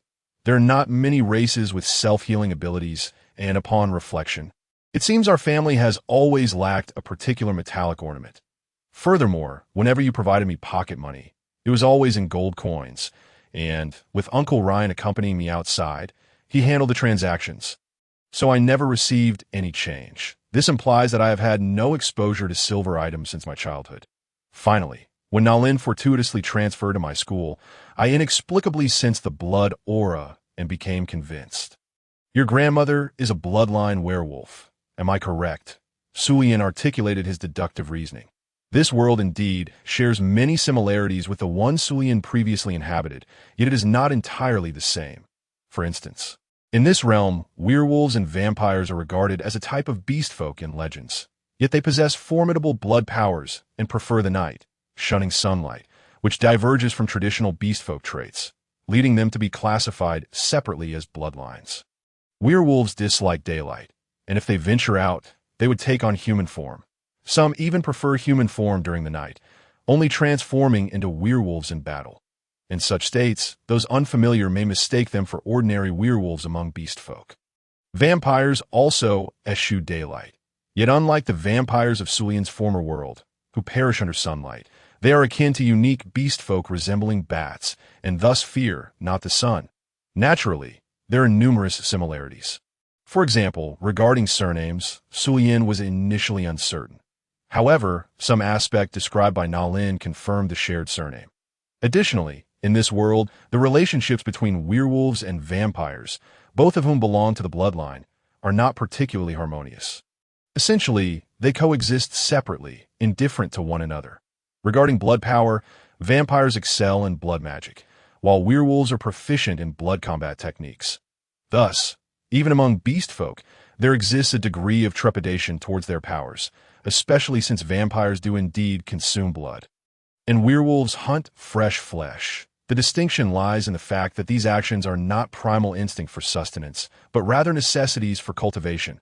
However, following several historical purges targeting bloodlines, vampires ceased utilizing blood consumption as a means of practicing blood magic. And werewolves also abandoned hunting fresh flesh for honing their combat skills. This encapsulates the general condition of bloodlines in this world, specifically regarding vampires and werewolves. Is your grandmother a pure-blood werewolf? Nalin inquired curiously. Nalin referred to Sulian simply as Lien to maintain consistency in their school interactions. Indeed, she is a pure-blood and holds the status of a war god, Ursha affirmed with a nod. A war god? On par with the Archmage in the 9th tier, Ursha is not a 7th-tier Archmage, is he? Given that he is a relatively short-lived human, one might wonder.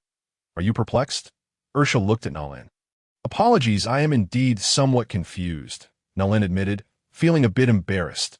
Do not mind it.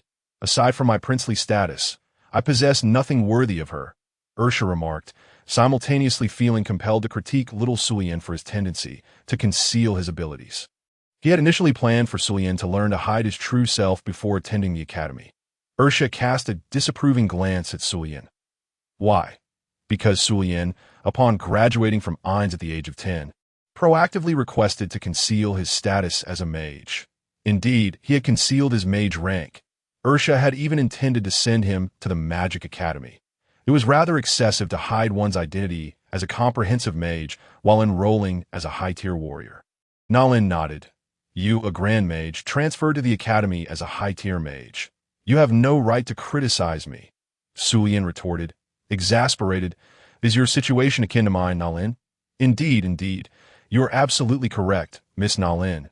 Sulian began to acquiesce. Ursha and the others regarded the two with mild confusion. Since when did Sulian become so accommodating towards girls? They had never noticed before, nor had there been an opportunity to do so, as he had always been a solitary figure. So, grandfather, do not tell me you are also at the Archmage level, Sulian inquired. You appear not to be surprised, little Sulian, Ursha responded. Should I be surprised? Greetings, grandfather, as a member of royalty. Is it not entirely unreasonable for you to have attained the rank of a mage deity? Conversely, I have always felt that your prowess as a grand magus appears somewhat lacking. It would seem more fitting for you to be an 8th-rank holy magus. Sulian, however, expressed his sarcasm that I am indeed at the holy magus level. Polly replied with a faint smile. What a revelation! My grandfather, once a 7th-rank grand magus, is now a mage deity, while my father, a 6th-rank grand magus, has achieved the status of a holy magus. How can you assert that your beloved grandson or son possesses hidden talents? Do not tell me you have been concealing your true levels all along. Harboring some ulterior motives? Sulian speculated. Alas, I was born too late to contend for the throne. Though I possess some capability, it is somewhat disheartening. Yet, my 3rd brother, the current king, has managed the kingdom rather well. Why should I incite chaos in the already stable Avisu kingdom? Thus, I merely sought to save from my past expenditures, amassing a modest fortune. However, your father has little interest in such matters. He prefers to delve into the study of magic, only assisting me with administrative affairs when necessary. Isha said, I had suspected that our family, known for its frugality and lack of exploitation of the populace, could not have amassed such wealth for the construction of a military research institute and the employment of numerous individuals without a solid foundation. Much like my own efforts in saving pocket money for railway construction, Sulian mused. He had indeed been perplexed. According to his estimates, after purchasing substantial amounts of steel and magical cores, a financial deficit would ensue, necessitating time for the magical vehicles to generate revenue. Yet, while grandfather spoke of deficits, he was curiously recruiting for the Military Research Institute, goblin engineers, dwarf craftsmen, aerial cavalry, and the like, an impressive number. Indeed, it turns out he's quite the hamster, adept at hoarding resources. Remarkable. You truly are a family of the same ilk, Nalin couldn't help but comment. All of you are practitioners of restraint, members of the hamster faction, so the saying goes. Those who are not of the same family do not enter the same door. This vexes me as well. I had intended to nurture young Su Yin, to see if he could accomplish great things. Yet, by the age of 7, he was already eager to embark on grand endeavors, insisting that I send him to the military academy to pursue magical vehicles. Isha referenced this matter once more. Ahem, Su Yin felt a tinge of embarrassment. Surely, I cannot attribute all these ambitions to the thoughts and knowledge I brought from my previous life. Well, now that we have an understanding, would you like me to teach you or him blood magic? Nalin inquired. With mutual awareness of each other's circumstances, they could now engage in earnest discussion, though we shall forego that. Excessive magical research will not render us stronger. It is better to continue honing our expertise in our respective fields. Hate the team most. You may instruct Su Yin, and we shall learn of these magics and understand how to counter them. Isha stated, what do you desire in return? Surely, your former status in the kingdom cannot be sustained. Su Yin posed this question with curiosity. Monetary gains, a more agreeable identity from the Avisu kingdom, or perhaps something else? Indeed, my mother, who had long yearned for my wayward father, succumbed to exhaustion and passed before I arrived in Avisu. With no ties to hold me back, I accompanied those exchanging knowledge to Ainz. Nalin spoke with calmness. Yet Su Yin could distinctly sense that Nalin's tranquility was laced with artifice. For the time being, I lack a need for money, but as a precaution, I shall collect some tuition fees. I had the military assist in forging a new identity for you, but it feels unreliable that you have any means to enhance it. Nalin queried. Did I ask that all? Su Yin asked, puzzled. These compensations appeared rather trivial to them. And while you're at it, teach me blood combat techniques. I wish to learn as well. Nalin added that you practice fighting spirit. Su Yin was curious. Indeed, Nalin replied, her eyes flashing with blood-red magic as her body seemed to shed some constraint. Releasing the aura of a 5th-rank moonlight warrior, her martial prowess is astonishing. Su Yin thought, taken aback that this the power of blood magic.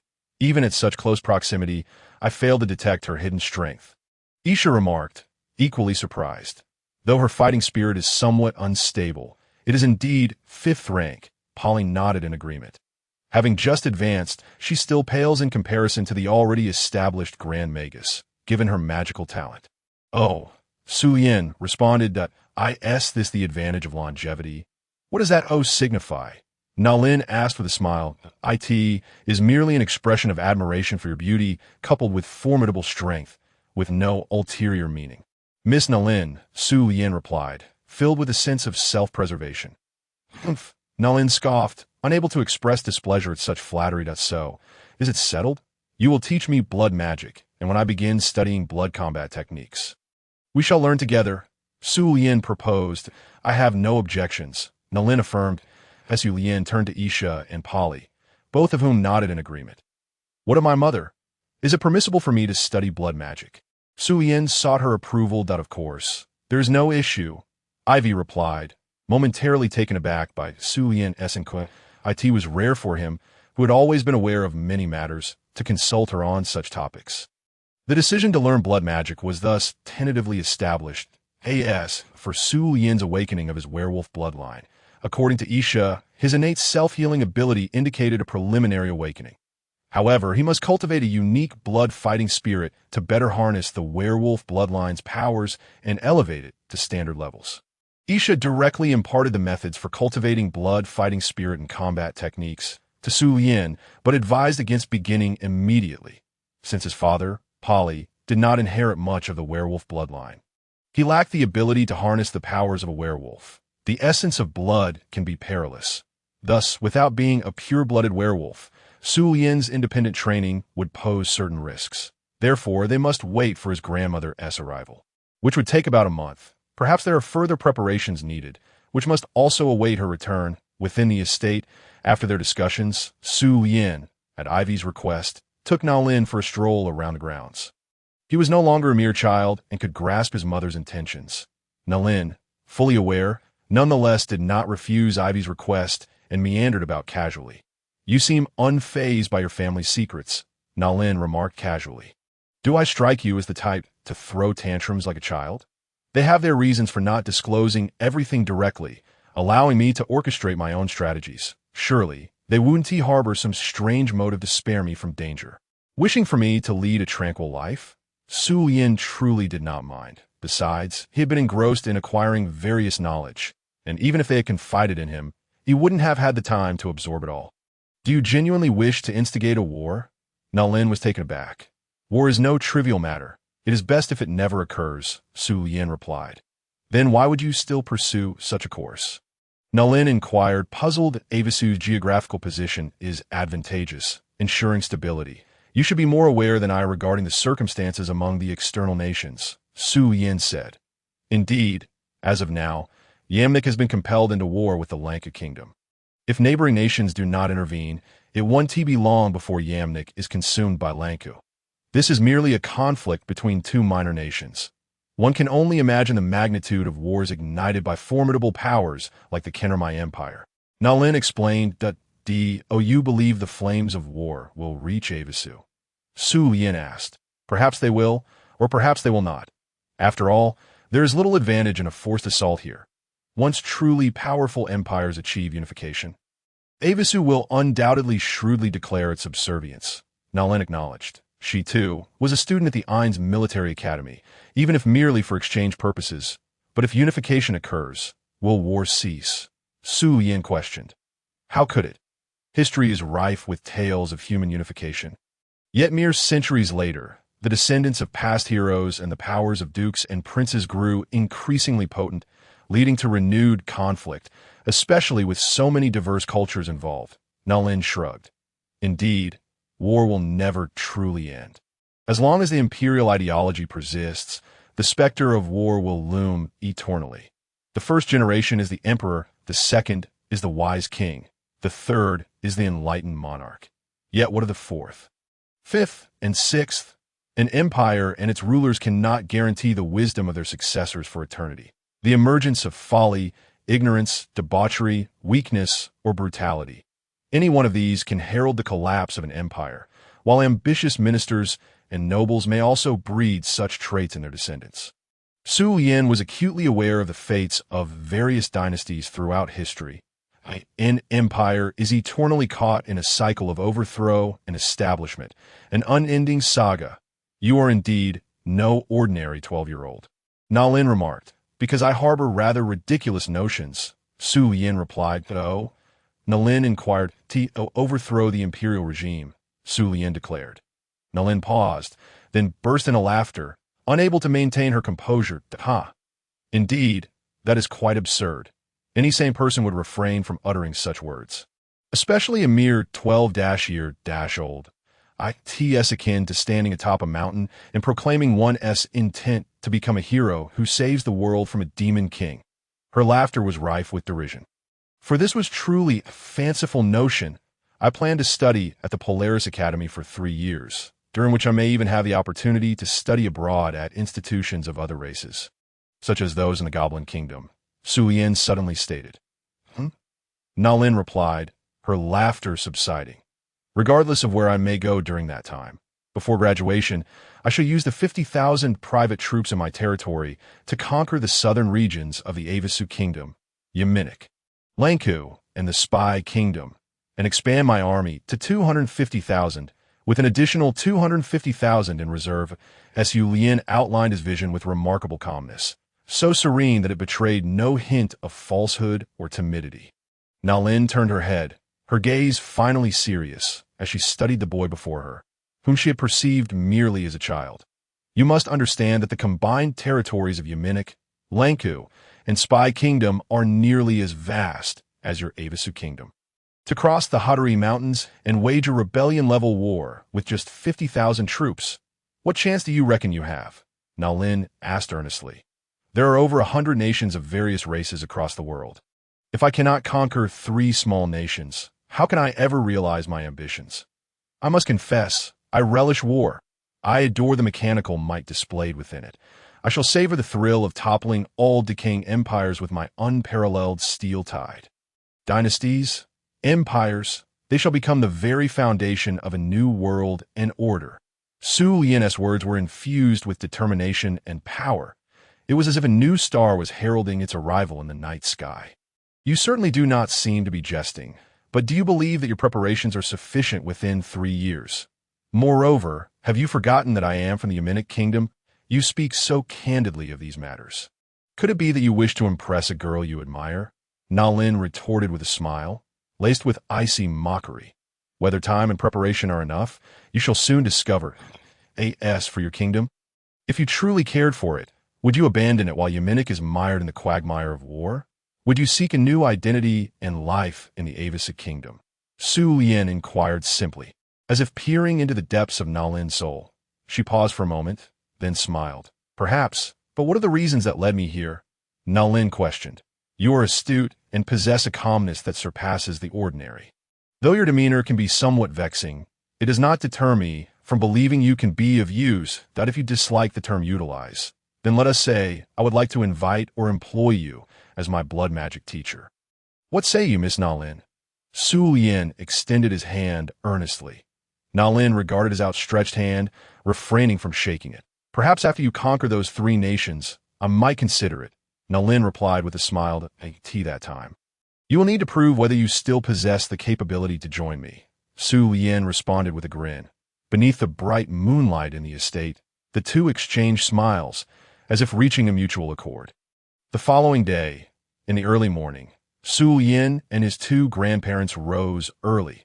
Clad in exquisite noble attire and meticulously groomed, their preparations were clearly more than a mere outing to Su Lian's surprise. He donned a pair of glasses, exuding an air of sophistication. Ah, are you all busy? Nalin yawned as she awoke. Indeed, how did you sleep last night? Su Lian inquired. Far more comfortably than in the academy. Nalin replied.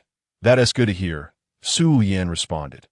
Once the 3 had finalized their attire and checked the contents of their magical rings to ensure nothing was amiss, Su Lian announced, We are heading to the Peter Saint Square for council meeting.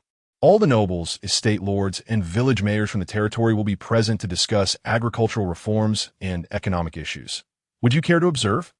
Agriculture and economy. Nalin was taken aback. Could this relate to what you mentioned last night? If you wish to attend, we can wait for you, as there is still time. Su Lian smiled, having discerned Nalin's interest. Should we be late, do not blame me, Nalin replied. If it comes to that, we can always fly, Su Lian suggested. After a brief grooming, Nalin grabbed some bread, fried eggs, and milk before heading out. Peter Saint is the name of the city near the estate, as well as that of the entire territory. At present, the Peter Saint Square was filled with individuals clad in opulent garments. Already seated in their designated places, in the center of the square stood a constructed platform, awaiting the arrival of significant figures. The surrounding streets were thronged with merchants and onlookers eager to witness the day's important announcement by their esteemed Prince Isha. What could the prince possibly be planning? He has set all land acquisition deadlines for today. It's infuriating, one noble complained. Indeed, I've yet to plan on the lands I rented, and if this drags on, spring planting will be upon us, another lamented. The nobles and estate lords showed no restraint in their arrogance, treating even the village mayors as if they were beneath them. Fortunately, the warm spring sun, accompanied by a gentle breeze, alleviated their inner restlessness. They're here, someone in the crowd whispered. Immediately, as if by signal, a lavish carriage approached, flanked by a dozen Frostblade knights and a troop of elite private soldiers. The Prince Isha had arrived, as the carriage rolled into the square and drew up beside the platform. Isha, Polly, and Su Lian descended in succession, leaving Nalin inside the carriage before they ascended the platform. Instantly, the nobles below stood and bowed. The prince was standing. How could they dare remain seated? Ladies and gentlemen, thank you for your patience. Isha declared with authority that it is our honor to await the arrival of His Highness. One noble was the first to respond. Yes, please take your seats, Isha instructed. The crowd was taken aback. Sit? How can we sit while you remain standing? They hesitated. Please take your seats. Today's discussions will be somewhat lengthy, so do not concern yourselves with trivialities, Polly added with a gentle smile. Since Lord Polly has spoken, we shall graciously accept your hospitality. The nobles finally dared to sit down. Isha surveyed the seated assembly, confirming that no one was tardy, and signaled to the soldiers below. The soldiers understood, and the Frostblade Knights immediately took their positions around the perimeter of the square, ensuring that residents were behind them so as not to obstruct the view. What a solemn occasion. This is my first time witnessing Prince Isha addressing the public directly, all out in the open. It must be something significant. Previously, I heard they only convened in estates or cathedrals. That boy Lord Lienda, to everyone's astonishment, he had come along as well. Speaking of which, his hair color is a striking silver, and he appears quite adorable.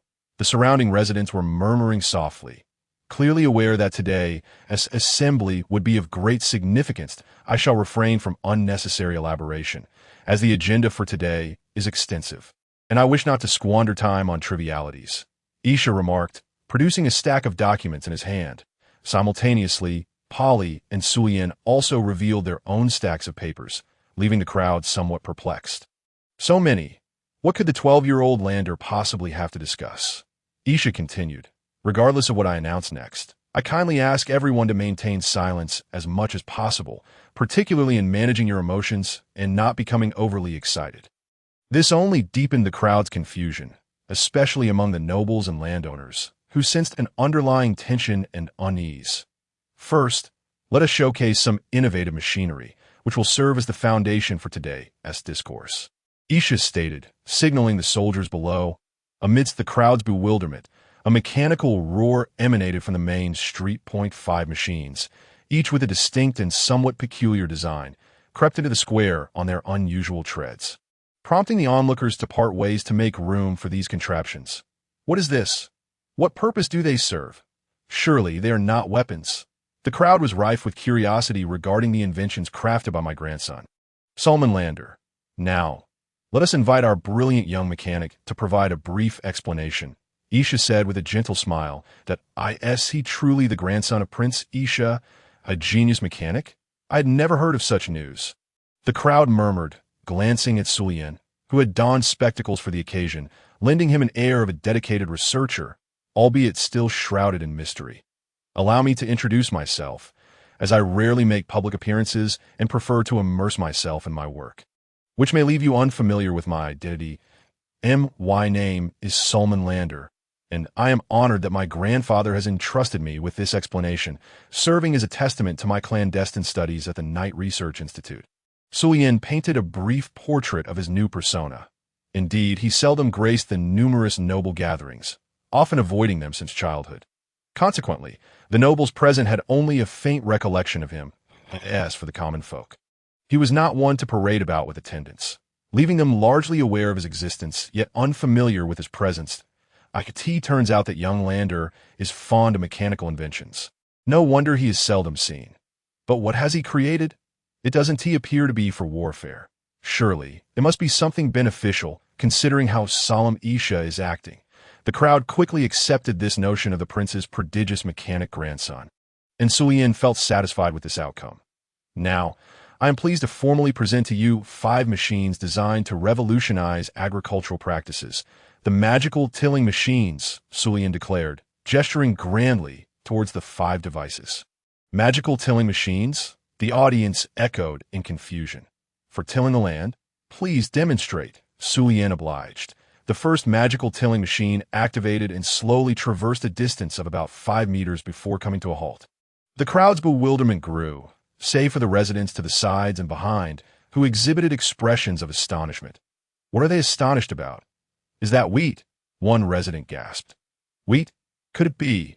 The landowner responsible for agriculture immediately stood and approached, prompting the others to follow suit.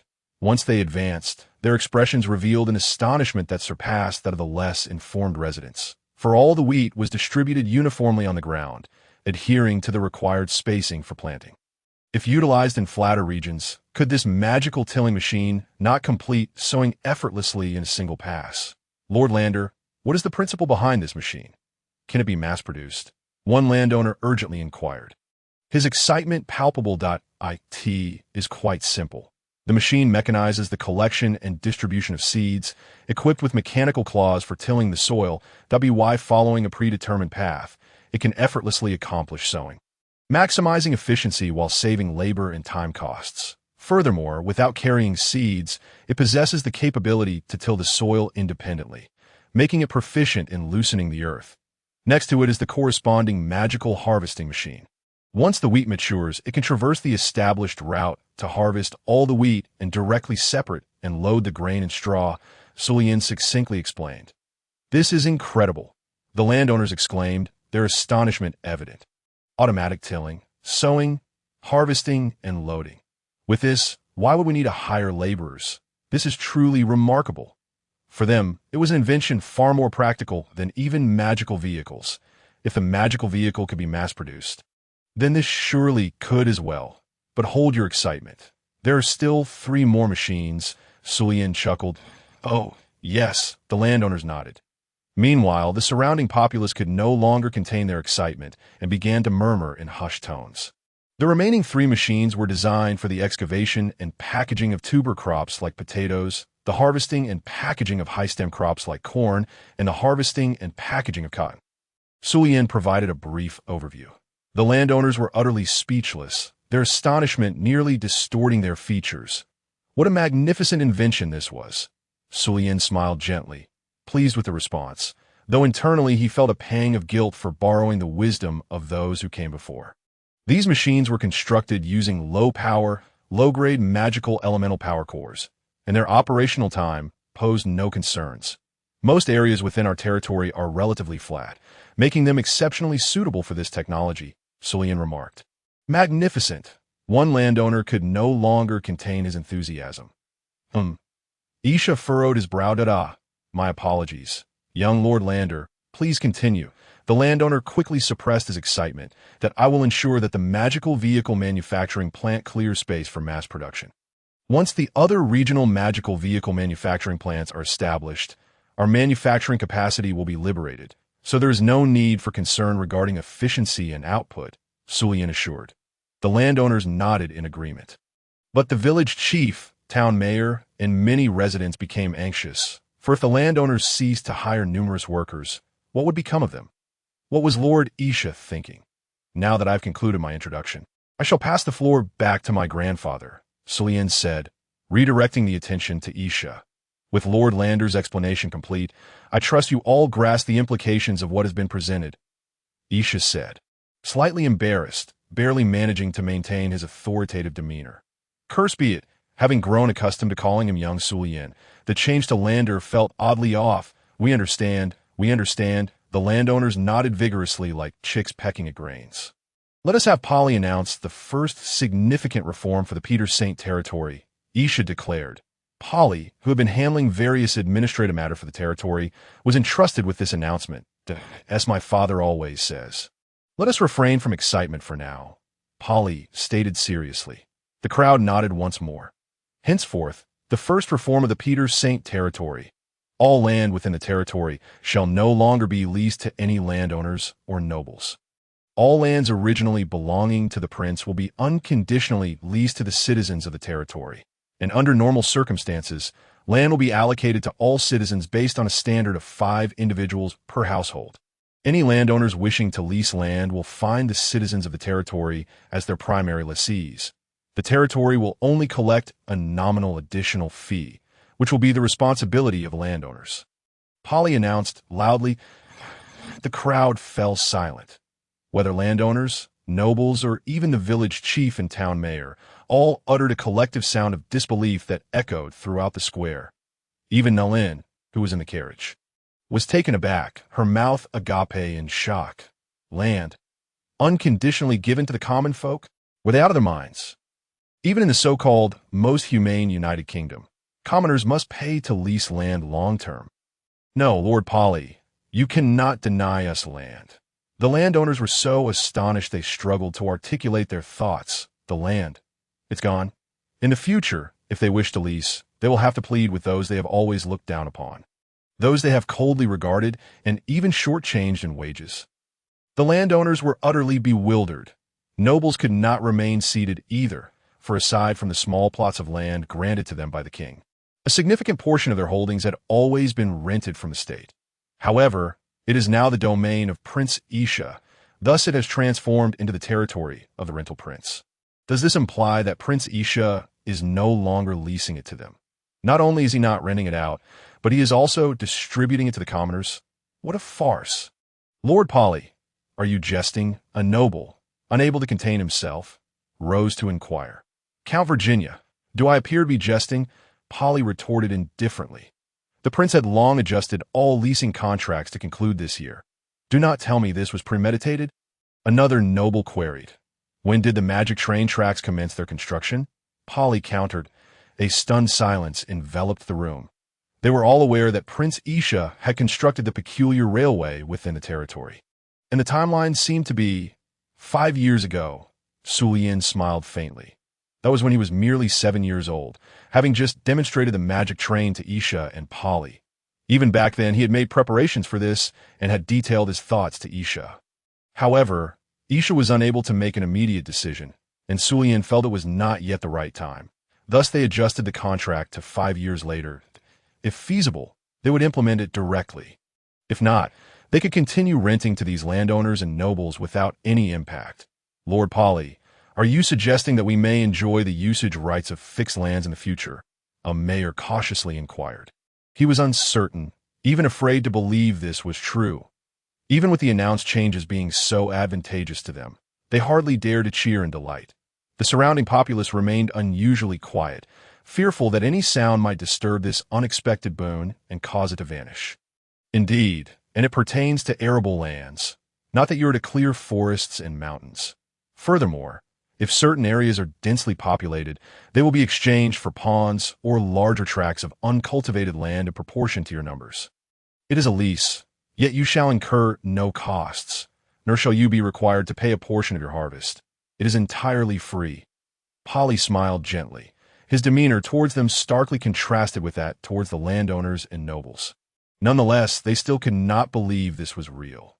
Father, if they're still hesitant to believe, let them be. Sullian interjected at the right moment. One of his objectives for being here was to seize the opportunity to speak at critical moments. Leaving a lasting impression on the populace, Polly nodded, then addressed the nobles and landowners. Do not wear such grim expressions. After all, you have collaborated for many years and shall not be left without work. Lord Polly, please share your thoughts. Count Virginia spoke, suppressing his anger, yet unable to act upon it. He was the most prominent noble within the territory of St. Peter, with an extensive ancestral estate. However, due to certain circumstances, his domain had been curtailed, and ultimately, a larger region was granted to Isha, transforming his earldom into a part of the prince's territory. Although he retained autonomy within his territory, he had originally rented much land to maintain his status. Now, with this reform, the land available for his use had been significantly reduced, considering that the lands will be unconditionally allocated to the citizens of the territory. Any other use apart from farming would indeed be wasteful. Therefore, I present you with a choice. Those wishing to cultivate their own lands shall face no interference. But should you relinquish your usage rights to us, we will uniformly cultivate your lands and compensate you annually with a sum equivalent to the international price of wheat, based on the expected yield of your land. In other words, even if you do not farm, you will receive sufficient funds to purchase grain at AS for the landowners. You already possess ample connections and economic foundations. Thus, it is unlikely that you would continue renting land for others to farm. In the future, we will grant you access to the magic train transportation, allowing you to engage in trade under more favorable conditions. Not merely within St. Peter, but across the entire nation. Polly's tone grew increasingly fervent. The villagers, mayors, and commoners, who had initially been skeptical, began to display signs of joy, for this seemed genuine. The landowners and nobles, initially taken aback, saw their previously simmering anger transform into astonishment. Why? Because the commoners were no longer oppressed. They were citizens enjoying fundamental rights, and the affluent landowners and nobles, though they stood to lose considerable benefits within the territory of St. Peter. Found that with the national magic train operating privileges granted by Prince Isha, how could others compete with them in trade? From now on, all citizens of St. Peter shall have their most basic food needs met, allowing you to pursue more lucrative or meaningful endeavors. You may establish new factories, engage in more profitable agriculture in the crop zones we oversee, or work in the new factories. We shall even enhance the remuneration for the territorial army. Even if you enlist, you will also enjoy substantial benefits, and all landowners in the territory of St. Peter, as long as you continue to pay taxes to us, we will consistently provide you with the convenience of national magic train transportation privileges. We shall liberate all citizens' labor force and unleash economic vitality. Let's transform the territory of St. Peter into the most harmonious and prosperous place in the entire kingdom of Avesu.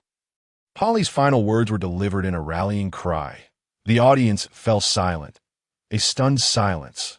Everything unfolding before their eyes was undeniably real. All that Polly had proclaimed was true. Now, shall we not cheer? Sulian prompted. The crowd glanced at Sulian, then at Polly and Isha, who nodded with smiles. Oh, someone unknowingly initiated a cheer. Long live Prince Isha. Long live Lord Polly. Long live Lord Lionel. Marvelous. Oh, the crowd erupted in cheers, the sound reverberating throughout the city of St. Peter. Even the soldiers patrolling the walls could clearly hear the uproar. It was the voice of all the populace, the voice of the citizens of St. Peter. All were beneficiaries. Wooka! Then someone else shouted. The battle cry, typically reserved for the military, was now echoed in this moment of unparalleled excitement. Sulian and his two companions smiled as they observed the jubilant crowd. Showing no inclination to intervene, their objective was simple: to ensure everyone's satisfaction. Armed with the national magic train operating rights, they possessed the capital to do so. At this moment, perhaps only Nalin in the carriage felt out of place. She gazed at the sea of jubilant people, certain that she was not dreaming, witnessing the inception of an incredible reform. She glanced back at Sulian on the platform, who smiled serenely at the crowd. Entirely in control of the situation to AT that moment, she fully realized that Sulian was no ordinary 12-year-old noble. Just as Sulian had once told Isha and the others, those destined for greatness often exhibit extraordinary traits from a young age. What Sulian displayed at this moment was precisely that. After a considerable time, the emotions of the crowd gradually settled, while the citizens surrounded the square, having been summoned by other residents to witness the momentous announcement, which would soon spread throughout the city. Are we all settled down? Then let us proceed. Isha remarked with a gentle smile that there's more. Do not be surprised. The citizens of the most formidable territory. My father's documents are far from exhausted, Sulian added. The crowd hurriedly quieted, fearful of missing the forthcoming announcements from Polly. Observing this, Polly smiled faintly. Following the agricultural reforms, significant changes in the economy are assured, and I believe you will soon have ample wealth to save. Now, I shall announce 3 more matters. Matters related to the economy. Nalin in the carriage was astonished there was even more. The magic train transportation privileges granted to the original landowners and nobles were not considered part of the economic measures.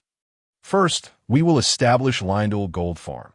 Anyone who deposits money into the Jinzhuang will enjoy the convenience of a flexible interest rate for savings, with an annual interest of 1 for demand deposits, 2 for 1-year fixed deposits, 2.5 for 2-year deposits, 3.5 for 3-year deposits, and 5 for 5-year deposits. Those who borrow from Jinzhuang will only need to pay a minimum annual interest rate of 3. Subsequent fluctuations in the interest rates at Lion Deer Jinzhuang will not affect the amounts deposited or borrowed under the previous rates. More detailed information will be announced later and showcased at the soon-to-be-established Lion Deer Jinzhuang within the city. Polly declared the first point that if one hails from Sulian's original world, they should be able to grasp what is to come next. The trifecta of finance. He is set to begin a rational and optimized management of the economy. Can one borrow and deposit? Is there a limit? How much can one borrow? Can earlier repayment reduce the interest?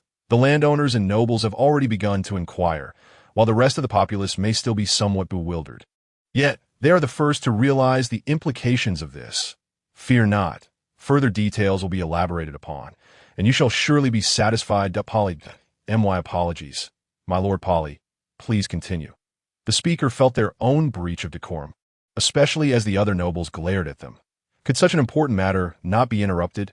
Secondly, we shall simultaneously establish lion deer insurance. You may wonder what insurance entails.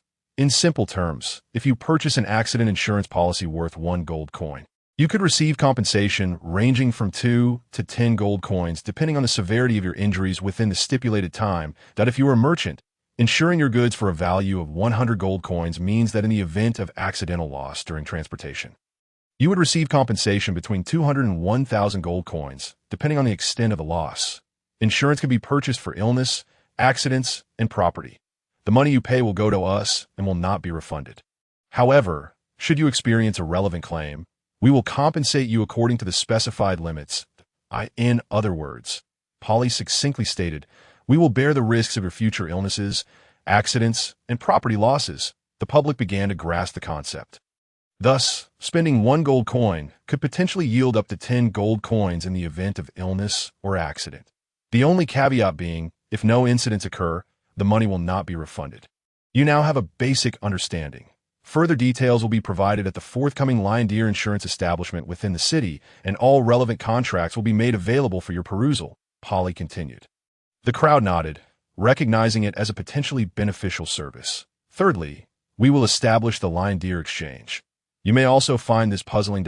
In simple terms, if Count Virginia wishes to operate a formal wear shop but lacks sufficient initial capital, we will provide him with partial funding on the condition that he share a proportion of the profits generated thereafter.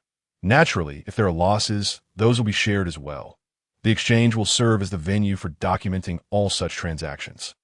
If one believes in the viability of Count Virginia's formal wear shop, they can invest in him. If they doubt its success, they may sell their proportional contract to another party, with profits or losses thereafter borne by the new investor. Ordinary citizens may participate, and affluent merchants can collaborate. Our lion deer exchange will oversee all related transaction documentation, Polly stated simply. While the populace remained perplexed, the landowners and nobles quickly comprehended the implications. With these 3 economic initiatives, they could operate with greater freedom henceforth. Do you understand these 3 economic matters? Polly inquired. He felt a twinge of nervousness, as these concepts explained in detail by Sullian were indeed somewhat weighty. Regardless of banking, insurance, or the exchange, the Peter Saint territory would soon acquire an astonishing level of financial circulation authority. They would maximize capital absorption while also optimizing its utilization. Possessing an exchange would afford them first-hand trading data from all merchant associations, allowing for a more precise grip on economic conditions. With such resources, even in times of war, they need not fret over financial matters. Indeed, should they expand further, they would possess an even more formidable economic foundation. Polly, inclined towards political matters, felt genuine pressure in managing this. Sullian, on the other hand, remained untroubled. He continued to observe the unfolding events with a calm smile, fully aware that initial challenges would inevitably attract talented individuals to join their cause. Even if operational issues arose, they held the authority of the entire territory, rendering minor problems inconsequential. The triumvirate of finance, banking, insurance, and securities. Sullian's aim is to seize control of the entire economy of the Avesu kingdom. Though he may not have previously been a financial expert, introducing and implementing these concepts posed no difficulty. Henceforth, it will be crucial to identify and cultivate the talents drawn to their endeavors, solidifying their foundational strength. Ultimately, once they possess formidable military power, their economic dominance would remain unchallenged. Additionally, prior to this, he aimed to liberate the labor force of the entire territory through agricultural reform, using farming machinery as a catalyst. This liberated workforce would inevitably create greater value across various industries, including military-related sectors, while ensuring that labor supply was sufficiently guaranteed for optimal economic operations, subsequently maximizing military development beyond his personal ambitions. He must also remain wary of the Avesu kingdom itself. Any rational king would not permit a prince to easily wield control over the nation's economy before they could utilize their financial prowess to dominate the Avesu kingdom through the triumvirate of finance. They must secure their military strength. Subsequently, Pali and Isha began to elaborate in detail on matters of agricultural reform and land issues, deliberating on the permissions for magical vehicle transportation. The three financial aspects were also emphasized, particularly regarding deposits and insurance purchases, necessitating that wealthy landowners and nobles be given priority to deposit funds for initial trials. It is only with their substantial initial capital that subsequent operations could be effectively launched. What? You say they are hesitant to invest directly. You can't rent the land, and do you still want the transportation permissions for magical vehicles? Either you provide me with funds, or you can forget about the transportation privileges. In the evening, I'm exhausted. Sulian stretched in the carriage, having deliberated from morning until afternoon without even a lunch break. There was an overwhelming amount to reform, and detailed discussions proved to be quite cumbersome, especially concerning the novel financial trifecta for this world. Such matters could not be succinctly explained in just a few sentences, and when the landowners and nobles could not reach Pali or Isha, they would come to him with their inquiries at this moment. He had changed back into the attire of the Polaris Academy, preparing to return to school with Nalind as for Mavis. She would likely take the last magical vehicle back later, still occupied at the Military Research Institute. However, for confidentiality and to avoid drawing attention, she had instructed Uncle Cam to ensure her timely departure. Were these ideas all yours? Nalin inquired.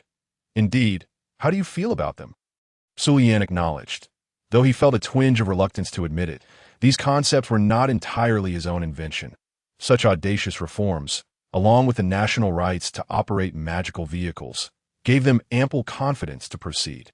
Not only would they completely allocate land to the commoners, but if they failed to cultivate it, they would even be compensated, ensuring satisfaction among all citizens. Simultaneously, they would liberate them using magical farming machinery, allowing the surplus labor force to be absorbed into various industries, including military applications.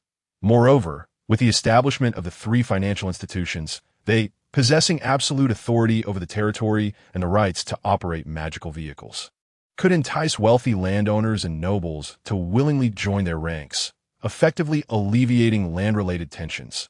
The liberation of labor, enhancement of productivity, economic openness, capital accumulation, and control of transactions would ultimately lead to military development. Solidifying their foundation to a great extent, they would become the most formidable entity in the Avisu kingdom before it even realized what was happening. Nalin has fully grasped the situation. This reform is designed to satisfy all the landowners, and Prince Isha's prestige will reach unprecedented heights. Nalin even foresees that if the kingdom later wishes to reclaim the St. Peter's territory, the commoners within it will be the first to object. For Prince Isha has provided them with the very basics of life, reclaiming the land merely to have others continue to exploit them, to have them remain as underpaid workers, groveling before the landowners and nobility? Absolutely not. It seems you are already quite aware of this. Thus, you should return to enjoying campus life while the matters ahead are left to my father and grandfather to handle. Sulian, if you conquer other nations, will you still allocate land to the commoners in such a manner? Nalin could not help but inquire. Why not? Allowing those landowners and nobles to persist in their exploitation maximizes the utility of the precious land. Those despicable individuals, rather than allowing them to continue using their wicked schemes to oppress the populace, might as well be directed toward more constructive endeavors, at least in that case, regardless of whether they prosper or plunge into ruin. The fundamental guarantees for the people will remain intact. However, given that most nobles are utterly useless, it is the landowners who understand how to generate wealth that hold some value.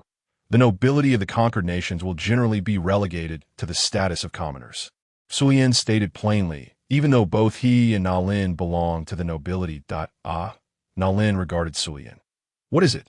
Sulian asked, perplexed.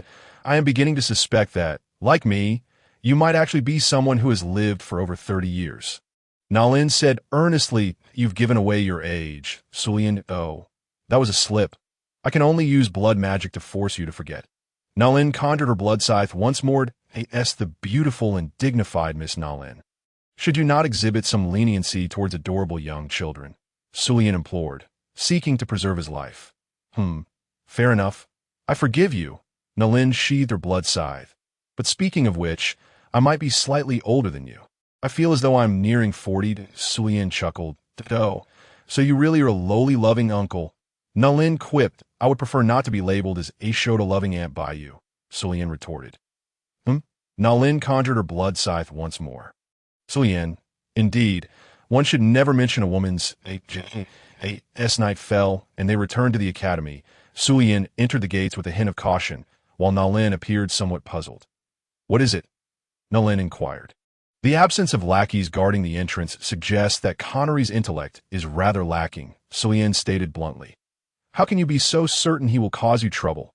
Nalin asked with curiosity. Today, there was no one watching over me as I returned to school. I suspect he did not anticipate that I would return via the magic vehicle. After all, it is quite expensive for commoners. Tomorrow afternoon after class, I expect things will become bothersome, so you'd best keep your distance. Sulian grumbled slightly. Oh, fine, Nalin replied. Keeping her distance was not out of concern for her safety, but rather because her presence inevitably brought trouble. Thus, as long as they had class tomorrow. In the classroom, Sulian wore a look of utter exasperation. He had once again chosen a seat in the middle of the front row to avoid the proximity of Zhao Sandy, and last night, Nalin had also agreed to maintain her distance. However, in the spacious front row center seat, to his left sat Zhao Sandy, who feigned diligence in her studies, while to his right sat Nalin, who seemed to be intent on monopolizing his attention. Curious glances converged upon Sulian from every corner of the classroom. What the heck? Zhao Sandy is somewhat normal, but Nalin, you lowly loving aunt, are you toxic? Feeling the murderous gaze from behind, courtesy of Connery, Sulian knew that trouble was undoubtedly brewing today, and it was vexing. The stares from the other boys were hardly any better. Filled with envy and jealousy, that of course, it was not entirely directed at Sulian. Among the girls, there was also palpable discontent toward Zhao Sandy and Nalin. After all, the handsome and refined Sulian had consistently been the most attractive male in their class. Yet, while Zhao Sandy often happened to sit nearby, now Nalin had done the same. It was frustrating to feel that this charming young man, with whom they had little interaction, was being so easily taken from them. Zhao Sandy, are you not sitting in the back today? Sulian asked helplessly, wanting to understand the reason before seeking a way to avoid her. Didn't I just mention it? I want to pay close attention in this class. Zhao Sandy replied, avoiding Sulian's gaze, clearly flustered. Forget it. It seems this girl is unavoidable. Sulian came to an understanding. And you? Do you also enjoy studying? Sulian inquired of Nalin, subtly hinting at her failure to adhere to yesterday's agreement. Zhao Sandy perked up her ears, intrigued by the intentions of this suddenly appearing rival. Yes, what about it? Nalin responded with an innocent air. Forget it, as long as you are happy. Sulian conceded, oh, I hope I'm not interrupting you too. Nalin feigned realization. No, we just happen to be sitting here. Zhao Sandy hastily clarified, her cheeks flushing that oh. Is that so? Nalin smiled, causing Zhao Sandy's face to redden further. Sulian's internal conviction deepened. Nalin, this lowly loving aunt, was undeniably a cunning manipulator. She was truly toxic. As the first class concluded, trouble had predictably arisen. Do you wish to spectate or take action? Sulian directly queried. Zhao Sandy looked puzzled, but Nalin undoubtedly understood. He had already discerned that Nalin's character was quite devious. She was the type to seek amusement, even when there was none to be found, and had a remarkable ability to gauge boundaries, operating well within the limits that Sulian could accept. It is worth noting that Sulian harbored a distinct aversion to nobles like Connery. Thus, whatever he intended to do next would depend on Nalin's response. A good thrashing will suffice, Nalin stated succinctly. Very well, Sulian agreed. That moment, Connery arrived, flanked by 2 lackeys. Hey, you brat, are you Sulian? Keep your distance from Miss Nalin, and for the next class, sit in the furthest corner, Connery exclaimed, slamming his hands on Sulian's desk. Zhao Sandy was immediately startled, unsure of how to react. I need to visit the library for the next class. Farewell, Sulian remarked as he packed up his materials, the familiar figure of a student skipping class. Wait a moment, Connery called out. What now? Sulian inquired. What kind of attitude is that? Do you even know who I am? How dare you sit next to Miss Nalin not once, but twice without my permission? Connery continued to angrily interrogate. Why is he so furious? After I left last week, you didn't say anything to him, did you? Sulian asked Nalin, puzzled. He doesn't know anything, Nalin replied, adopting her innocent demeanor. Sulian, forget it. Since we're going to thrash him anyway, it doesn't matter. Hey, I'm talking to you. Did you hear me, you lowlife? Connery shouted. The attention of the other students was entirely captivated, with Rex having already discreetly slipped out to fetch a teacher. Most gazes turned towards Sulian with a tinge of sympathy, for Connery was indeed a notorious scion of privilege. I heard you loud and clear. You exhibit not a shred of noble etiquette. Speaking so loudly in such close proximity, even the homeless beggars on the street know to be polite. What exactly have you learned about etiquette?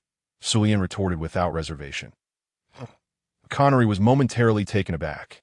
No noble etiquette to be compared to a homeless beggar, and was it contingent upon your approval? Can you not speak with some sense?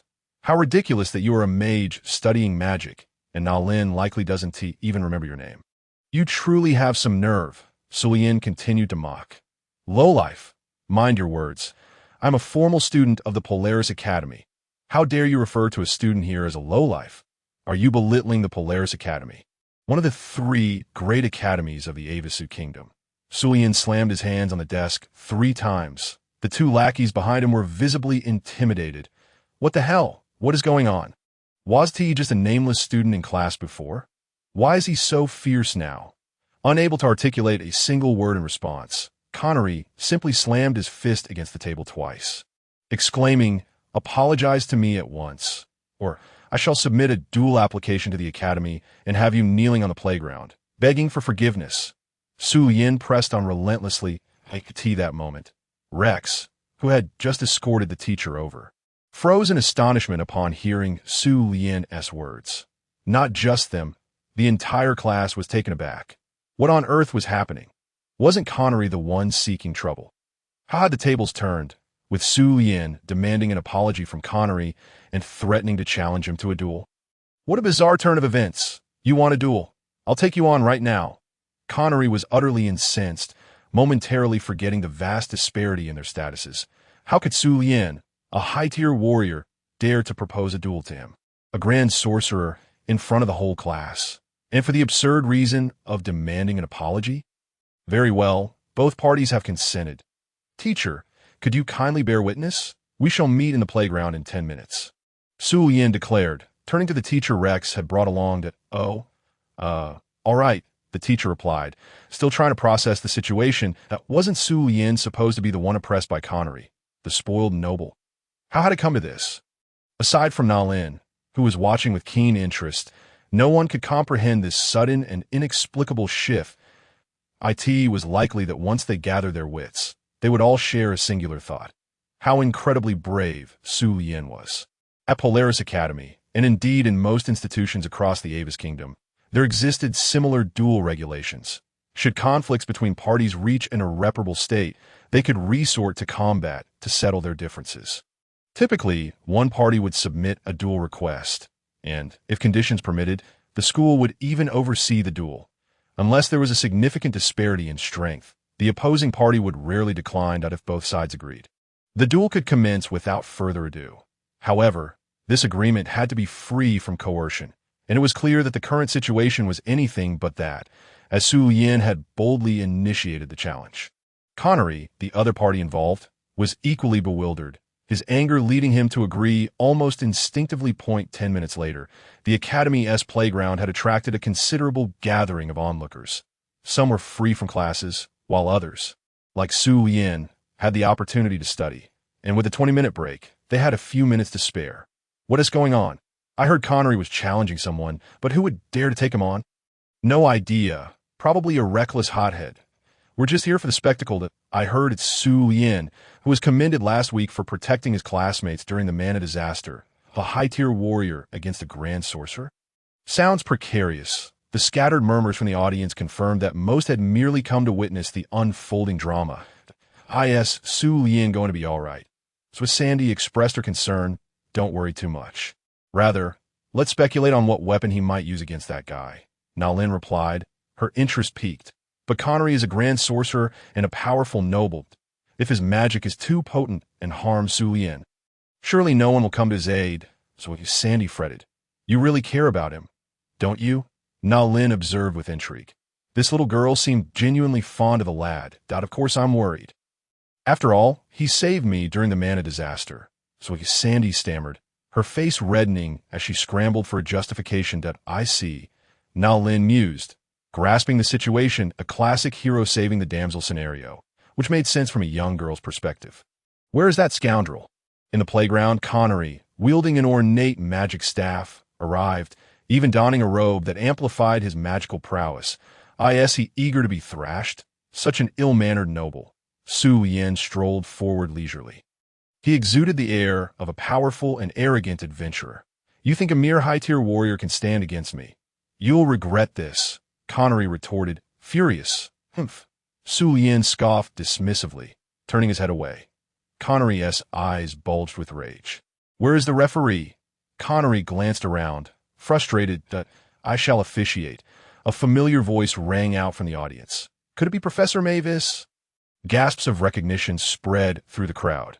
Mavis was one of the renowned beauties of Polaris Academy, lauded as a genius sorceress, a 27-year-old grand mage with remarkable achievements in potion-making and mechanics. Why was she here? Almost everyone shared the same thought, as she was notorious for only concerning herself with teaching and matters related to her expertise. Our next class is my mechanics course, so you two better hurry back after your duel, Mavis instructed Ditto. So, it happens that their next class is with Professor Mavis. Then there is no cause for alarm. Though Mavis held a professorial rank, she occasionally taught foundational courses for lower grades and sometimes even stepped in to assist when other instructors faced challenges in their own research or breakthroughs. Thus, they had called upon Professor Mavis. Su Lien's demeanor was nonchalant. Mavis' expression shifted slightly. Was he trying to pose as a powerful adventurer's child to evade unavoidable trouble? It was indeed a clever ruse. And what of you, young man? Mavis inquired, ready to commence at any moment. Connery straightened his posture defiantly, determined to impress the beautiful teacher, oblivious to her deep-seated disdain for his spoiled antics. What of your weapon? Mavis questioned, her brow furrowing in curiosity. Oh, I almost forgot. I'll just use this twig I casually picked from the garden. It should have decent flexibility and should sting quite a bit, Su Lien remarked as he retrieved a branch from his magic ring. The branch appeared quite fresh, resembling a pliable and resilient plant stem, one of the varieties found in the Academy's garden. Casually? If you were truly casual, how could you have ventured all the way to the opposite end of the Academy's garden specifically to fetch that twig? You recording disaster. Connery's fury intensified that a fellow who has not mastered the basics of decorum deserves a good thrashing, Su Lien remarked, lightly tapping the twig against his palm. Connery was already radiating chaotic magical energy. Wow, that guy is intense. Indeed, if he were a martial artist, I would consider unarmed combat against a sorcerer more reliable than that twig. It seemed evident that Connery's father was likely an adventurer. Given his laid-back demeanor, the surrounding students murmured among themselves. You may choose your weapons. You are all aware of the duel rules. The stone I drop will signal the start, Mavis declared, holding a stone temporarily formed from earth elements. It was about to begin. The audience was abuzz with excitement, eager to witness how Su Lien, against all odds, would muster the courage to confront Connery, a grand sorcerer, armed only with a twig. While many favored Connery, Su Lien's demeanor had begun to sway initial assumptions. Then, Mavis tossed the stone into the air. The moment it struck the ground, it was on. Prepare to be struck down. Connery began to chant a high-level spell. Mighty and proud element of lightning, grant me. Before Connery could complete his incantation, Su Lien charged at him with all his might. What an idiot! Mavis was exasperated, even if he were a spoiled noble. How could he lack the basic knowledge of combat? Challenging a warrior while attempting to chant a fourth-tier spell from the outset, as if he feared Su Lien would reach him before he finished his incantation. Moreover, how foolish to utter a meaningless phrase before beginning the chant, wasting precious time. And to make matters worse, as he noticed Su Lien closing in, he panicked and abruptly broke off his incantation. Were you attempting to bolster your own confidence? Su Lien mocked. Combat skill. Explosive dash. A rather ordinary yet practical assault technique. Su Lien closed the distance to Connery in an instant. Wait! Lightning magic! Connery frantically attempted to unleash a hastily chanted second-tier lightning spell against Su Lien. Too slow. As Su Lien closed the distance, Canny, in a fit of fear, raised his staff defensively before his eyes, flinching so hard that he shut them tightly. A cold smirk graced Su Lien's lips as he swung the branch in his hand with great force, landing a sharp crack against Canny's knuckles. Instantly, Canny's anguished scream echoed as the pain forced him to relinquish his grip on the staff. With a decisive kick, Su Lien sent Canny sprawling, then flicked his heel to send the discarded staff skittering aside. It was over. The realization dawned on everyone present.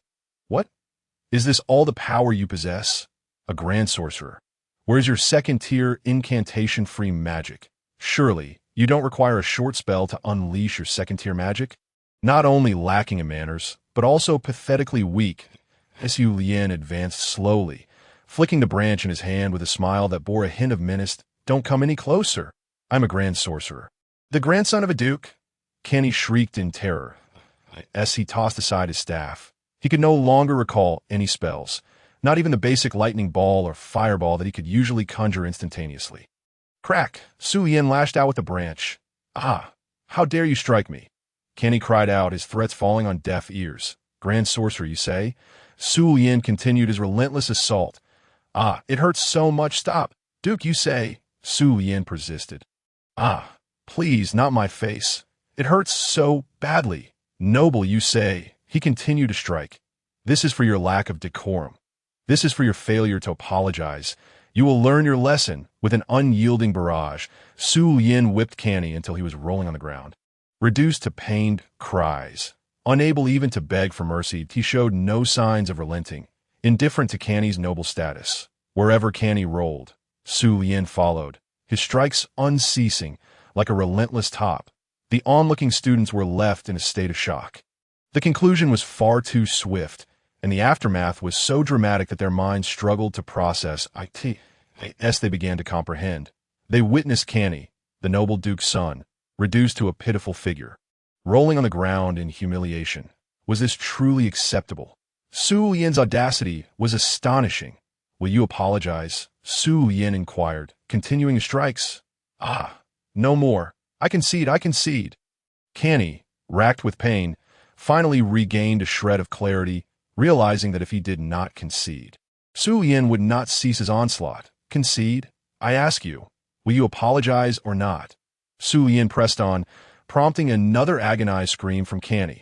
Do you have any idea why we are dueling if you do not apologize? This will not end. With another fierce crack of the branch against Canny, it snapped. Oh dear, quite fragile indeed, Su Lien remarked with a hint of regret. Canny, sensing a glimmer of hope, stammered, quickly, will you apologize? If not, I shall fetch another branch to continue. Su Lien questioned. Canny was momentarily dumbfounded. The surrounding students were equally astonished. You intend to fetch another. Do you truly think this is a game of whips? Silence reigned. Then I shall take my leave. Su Lien declared, turning to depart, that I apologize, Su Lien. It was my mistake to call you a low-born. I am sorry. I am so sorry. Canny hastily pleaded. What? This attitude. Su Lien regarded Canny, who lay on the ground, preparing to fetch another branch. Canny trembled, the pain flooding back to him. My lord Su Lien, I am truly sorry. I shall never again refer to you as low-born. Canny quickly knelt before Su Lien, enduring the pain. Very well, I forgive you. Now, return to your studies. Su Lien nodded with satisfaction. Yes, that all it takes. Canny could scarcely believe he was let off so easily. And do remember to practice diligently. It is quite disgraceful for a grand sorcerer to be bested by a high-tier warrior with merely a branch and to beg for mercy. Su Lien couldn't resist a final taunt. With that, he strode away from the courtyard, leaving Canny and the stunned onlookers in his wake. Su Lien had indeed demonstrated remarkable courage. After his departure, the spectators seemed to awaken from a trance. He won. He had effortlessly triumphed over the grand sorcerer Canny with the prowess of a high-tier warrior, and all with a mere branch, having only employed a single explosive step technique to close the gap and render Canny helpless? Was this not a blatant humiliation? Although the duel rules forbade lethal or maiming attacks, this was undeniably an affront. Was Professor Mayweiss not going to intervene? Or did she perhaps harbor a disdain for nobility? In such circumstances, wouldn't she at least call for the duel to conclude, permitting Su Yin a few more strikes for good measure? Class is resumed. Return to your studies, Professor, Mayweiss bellowed with her magical voice, snapping everyone back to reality. Just as the class bell rang, students hastily scampered back to their lessons. Sandy had initially contemplated following Su Yin, wishing to check on him, but it was clear that the entire affair had been about him striking Canny, thus rendering any concern unnecessary. Nalin, on the other hand, was thoroughly pleased with the outcome. Witnessing Su Yin thrash the entitled noble was exhilarating. Ultimately, the once low-profile Su Yin had left behind a legend that would be recounted throughout the academy. His bravery was widely acknowledged, earning him the playful moniker of the Branch Warrior. Conversely, Canny's reputation had plummeted to new depths. His already unpopular character as a spoiled noble was further tainted by being reduced to a whimpering figure begging for mercy from a high-tier warrior. To kneel and address Su Yin as my lord was nothing short of disgraceful. Though he had only suffered superficial wounds, the scars on his reputation and spirit would linger far longer. Naturally, curiosity began to brew among the students about how Su Yin would navigate the inevitable repercussions from the Duke's family. Would he be satisfied with this outcome? That night, at an upscale restaurant outside the academy, Su Yin and Nalin dined together. This establishment, known for its lavish rooftop dining area, offered a breathtaking view of much of the city surrounding Polaris Academy. Were you not enjoying yourself? Nalin retorted. You requested that I teach you blood magic. Naturally, I must endure the troubles that come with your alluring presence. Otherwise, it would be unjust for you to distance yourself from me while I bear the brunt of that fellow's harassment. Su Yin replied with calmness. He understood well that once he entered into a partnership with Nalin, certain challenges would inevitably arise. Whether or not Nalin had actively instigated Canny's troubles, a noble, such as Canny, who could only think with his lower instincts, would eventually approach him. Thus, from the moment he sought Nalin's assistance in blood magic, he had prepared himself for the confrontation with Canny. This is precisely why he had consulted Nalin before taking action that day. If you would prefer to disregard my existence and handle Canny's harassment on your own, I would gladly step back. However, if you wish for my intervention, then I shall proceed with a decisive resolution. But this will disrupt your low-profile approach at the academy. You won't be upset, will you? Nalin inquired with a smile. That is of little concern, as long as no one discovers my true capabilities. In fact, I am quite eager to see how Duke Alfred will respond to this incident. As one of the three great dukes of the kingdom, how will he choose to act in the face of the weakest prince? Su Yin harbored further plans. What if he opts for confrontation? Nalin pressed that my grandfather is in search of someone to establish authority, while Canny may not be the ideal candidate if he is willing to approach. It will be advantageous, Su Yin spoke candidly. Are you accumulating prestige not just within your territory, but throughout the kingdom as well? Nalin expressed her surprise. 5 years ago, my grandfather and father recognized my talents and ambitions and began paving the way for me. Do you still think I jest? Su Yin replied. Very well. What if Duke Alfred chooses to act as though nothing occurred? Nalin continued her inquiry. Then my father will seize the opportunity to extend a covert apology, utilizing the convenience of magical transport to foster collaboration. In doing so, we will gain an additional duke as an ally, enhancing our standing in the kingdom alongside a figure of authority. Su Yin was acutely aware of the impending consequences. In matters such as these, once an action is taken, it must never be devoid of meaning. Nalin scrutinized Su Yin once more. Very well. I must admit I underestimated you again, she conceded candidly. Therefore, you should refrain from such probing into my character to satisfy your curiosity. I can clearly tell you that you may regard me as a middle-aged gentleman nearing 40, Su Yin stated with equal frankness. Do not be so serious. You were quite eager to teach that fellow a lesson after the unfortunate demise of our classmate, were you not? Nalin surprisingly seemed aware of this. Upon reflection, it was indeed the case. The vacancy in their class was a direct result of Abel Marcus's death during the magical catastrophe. It was somewhat guilt-inducing to consider that had I not wished to remain inconspicuous and proactively invited him to join our team. He wouldn't have been left in the clutches of Konila, ultimately leading to his probable demise. Su Lien did not shy away from expressing his feelings, although it was not your obligation.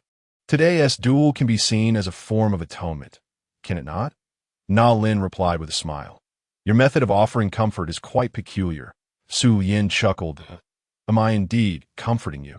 Do not flatter yourself, you lowly obsessed gentleman. Na Lin feigned confusion. Su Lien merely smiled, having grown accustomed to her eccentricities after becoming better acquainted with her. After a brief silence, Na Lin sensed that Su Lien appeared to have something to say. You must possess formidable magical talent. After 30 years, merely attaining the rank of Grand Magus. Is this due to other scholarly pursuits or the limitations imposed by your longevity? Su Lien inquired. A bit of both.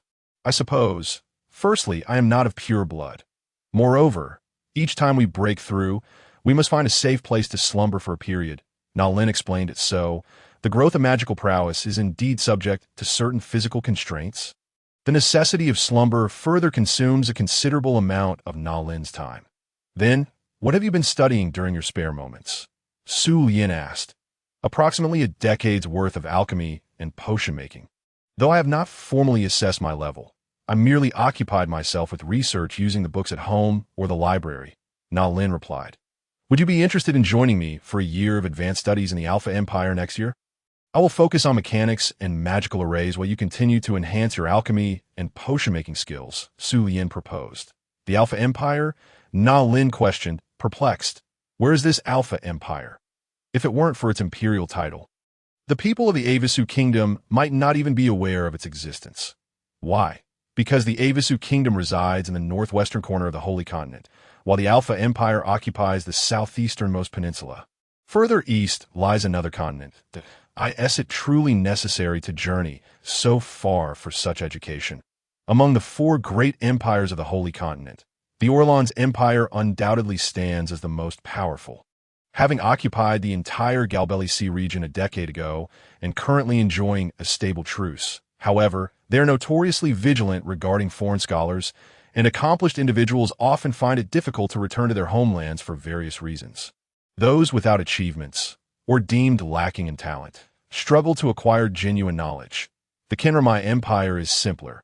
It is too close for comfort that if they sense that I have learned something to exploit for their military, they would quickly regard us as a threat, and I am not so arrogant as to confront an empire so hastily. The Saiwa Empire might be decent, but they are currently embroiled in a fierce conflict with the Castino military nation to the south, while their northern neighbor, the Fukoido United Kingdom, and western ally, the Nuxing military nation, are mired in chaos. Studying there would be exceedingly perilous. Although the Alpha Empire is distant, traveling at full speed on a tamed flying magical beast would take no more than 3 days. Under normal circumstances, 5 days is entirely acceptable. Su Lien rationally analyzed. Was this one of the topics you discussed with your grandfather and others after I fell asleep the night before? Na Lin asked. Indeed, but they did not place their trust in you, and inviting you was a consideration I recently entertained. Su Lien did not conceal that. What is the reason? Do not tell me it is simply because you wish for my company. Na Lin inquired curiously. First, I find blood magic to be exceedingly useful, yet I understand that it is not something easily mastered, even though I share a bloodline with the werewolves. Thus, it will be best for you to remain by my side long term. Conversely, the blood combat techniques you wish to learn also require this. Second, I need a broader knowledge base, but one's energy is ultimately finite. Your recent response aligns perfectly with subjects I currently lack the energy to explore. Third, I have other plans beyond mere research, and I lack experience in long-term solitary ventures. With your formidable blood magic, you could be of invaluable assistance in many situations, especially since Uncle Ryan must protect Sevilla and cannot accompany me. Su Lien articulated his rationale that in essence, a significant portion of my intention is to have a bodyguard or aide. What about the issue of trust? How can you trust me? Furthermore, how do you know I will rely on you for my future living arrangements? After all, I'm a vampire. I can easily utilize blood magic to secure a good life elsewhere. Na Lin asked, her gaze fixed earnestly upon Su Lien. Their blue-toned eyes met, seemingly trying to discern the true thoughts hidden deep within one another's gaze. Is it genuine or mere pretense? I do not presume to claim that I understand you, but I am aware that you have no reason to harm me. Moreover, I can assist you with the expenses and identity required for your future studies, which constitutes your most basic benefit to AS for the future.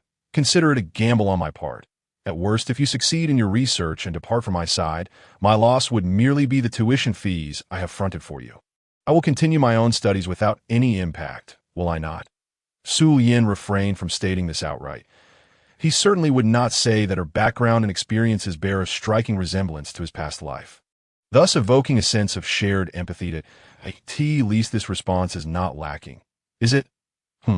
Na Lin elongated her tone, gazing intently into Su Yin's eyes. You cannot possibly have developed feelings for me, or for the future me, can you? Perhaps you bet on being able to win me over, thereby claiming all that I have learned as your own, Na Lin teased. Such a notion does seem to possess a hint of romance. I concede. Your current beauty permits you to harbor such confidence in your future. Yet, do you not think that for someone capable of ruling the world, your beauty might fall short in my eyes? Beautiful Miss Na Lin, Su Yin countered. Arrogant, lowly obsessed gentleman, my beauty is evident to the naked eye, and your arrogance is limited to mere appearances. Na Lin retorted. Su Lien chuckled, not in a hurry to counter, except regarding the lowly obsession label. However, I must admit, I am genuinely intrigued by your proposal, Na Lin remarked. Then, Miss Na Lin, it is my honor to extend an invitation for your collaboration. I look forward to your support in the future. Su Yin raised a glass to signify his gesture. As long as it is interesting. Na Lin reciprocated by raising her glass. The two reached an agreement once more, even though both were acutely aware that their collaboration extended beyond mere superficial benefits. For instance, Su Yin understood that she yearned for a deeper connection with the powerful bloodline behind him, his grandmother. Moreover, she could stake a claim that Su Yin indeed had the potential to stand upon the grand stage of the world, ensuring her own gain. Similarly, Na Lin recognized that he sought greater opportunities to engage with the bloodline vampires, namely his father, Auguste, and could utilize her to navigate or resolve certain unique predicaments. Utilization is indeed a straightforward matter. The following day, the Academy released the results of the duel between Su Yin and Coney. After their deliberations, it was determined that Su Yin's unilateral actions were excessively aggressive. However, due to the premise of a battle beyond ranks, and the fact that Su Yin concluded the fight using only a single explosive combat technique, his exceedingly frail combat ability was the primary reason for the outcome. Moreover, since the incident was instigated by Connie, Su Yin's request for a duel was quite justified, and Connie had indeed consented to it. Therefore, the penalty imposed on Su Yin was merely a verbal warning not to repeat such behavior in the future. Essentially, the Academy's stance could be interpreted as, once the fight was over, there was no issue, and classes would proceed as usual. Within the classroom, the gazes of the surrounding classmates towards Su Yin had completely transformed. Today, he had deliberately chosen a seat in the last row, tucked away in the corner, making it awkward for his Sandy to approach him, and naturally, Na Lin would not choose to sit beside him for long. Thus, she opted to sit by the window alongside with Sandy. Su Lien sensed the scrutiny of his peers, but paid it little mind that in fact, with Connie absent today, due to a leave of absence. The absence of such an irritating presence lightened his mood somewhat, and he hoped that Connie would remain absent in the future. Hey, do you think Lien might be the child of some powerful adventurer? He seems completely unfazed by the prospect of Connie seeking revenge. One student speculated, I don't know, he hardly ever talks to anyone, and is rarely seen around, and I heard he spends most of his time either in the library or in research rooms. A total bookworm, another replied. Really? Then why is he skipping so many magic classes? Who knows? Anyway, he seems to do well in the little tests. They continued, their discussions increasingly revolving around Su Yin, a trend that was likely to persist for some time. Su Yin's heart stirred. Had he already succeeded in cultivating a reputation as an adventurer? It seemed that his performance yesterday had yielded favorable results. This Polaris Academy, indeed one of the kingdom's 3 prestigious institutions, was handling a commoner in such a manner, treating him as an equal in the duel against a noble. He had assumed that he would need Uncle Ryan to mediate, but it turned out to be far less complicated. There should be no issues on the Academy's end. Now he merely needed to await news from his grandfather regarding Duke Alfred. Whether they would collaborate or oppose each other would depend on the latter's disposition. Lien, my friend. Rex approached him at that moment. What is it? Su Lien inquired. Are you from a family of powerful adventurers? Rex asked, his tone seemingly laced with anxiety. Yes, there's something of great importance, Su Lien countered. He could easily perceive Rex's unease. Clearly, he was not merely curious, but had some ulterior motive. Well, Rex glanced around, ensuring they were secluded enough in their corner of the semicircular lecture hall, where their conversation would remain private. Are you a noble? He ventured. Duddo. Su Lien's interest was piqued. How did you deduce that? Given the events of yesterday, Su Lien's disdain for the aristocracy's mannerisms and combat styles had led nearly everyone to speculate that he must be the child of a formidable adventurer. Yet Rex seemed to harbor a different notion. Perhaps my thoughts are a bit peculiar, but during the last practical exercise, you appeared to adapt quite well to actual combat. I have encountered many adventurers, as my family often hires them for transporting goods. Yet your style in the forest seemed distinct from theirs. Rex articulated. Go on, Su Lien prompted. With a subtle manipulation of first-tier wind magic, he cast a faint sound-dampening spell.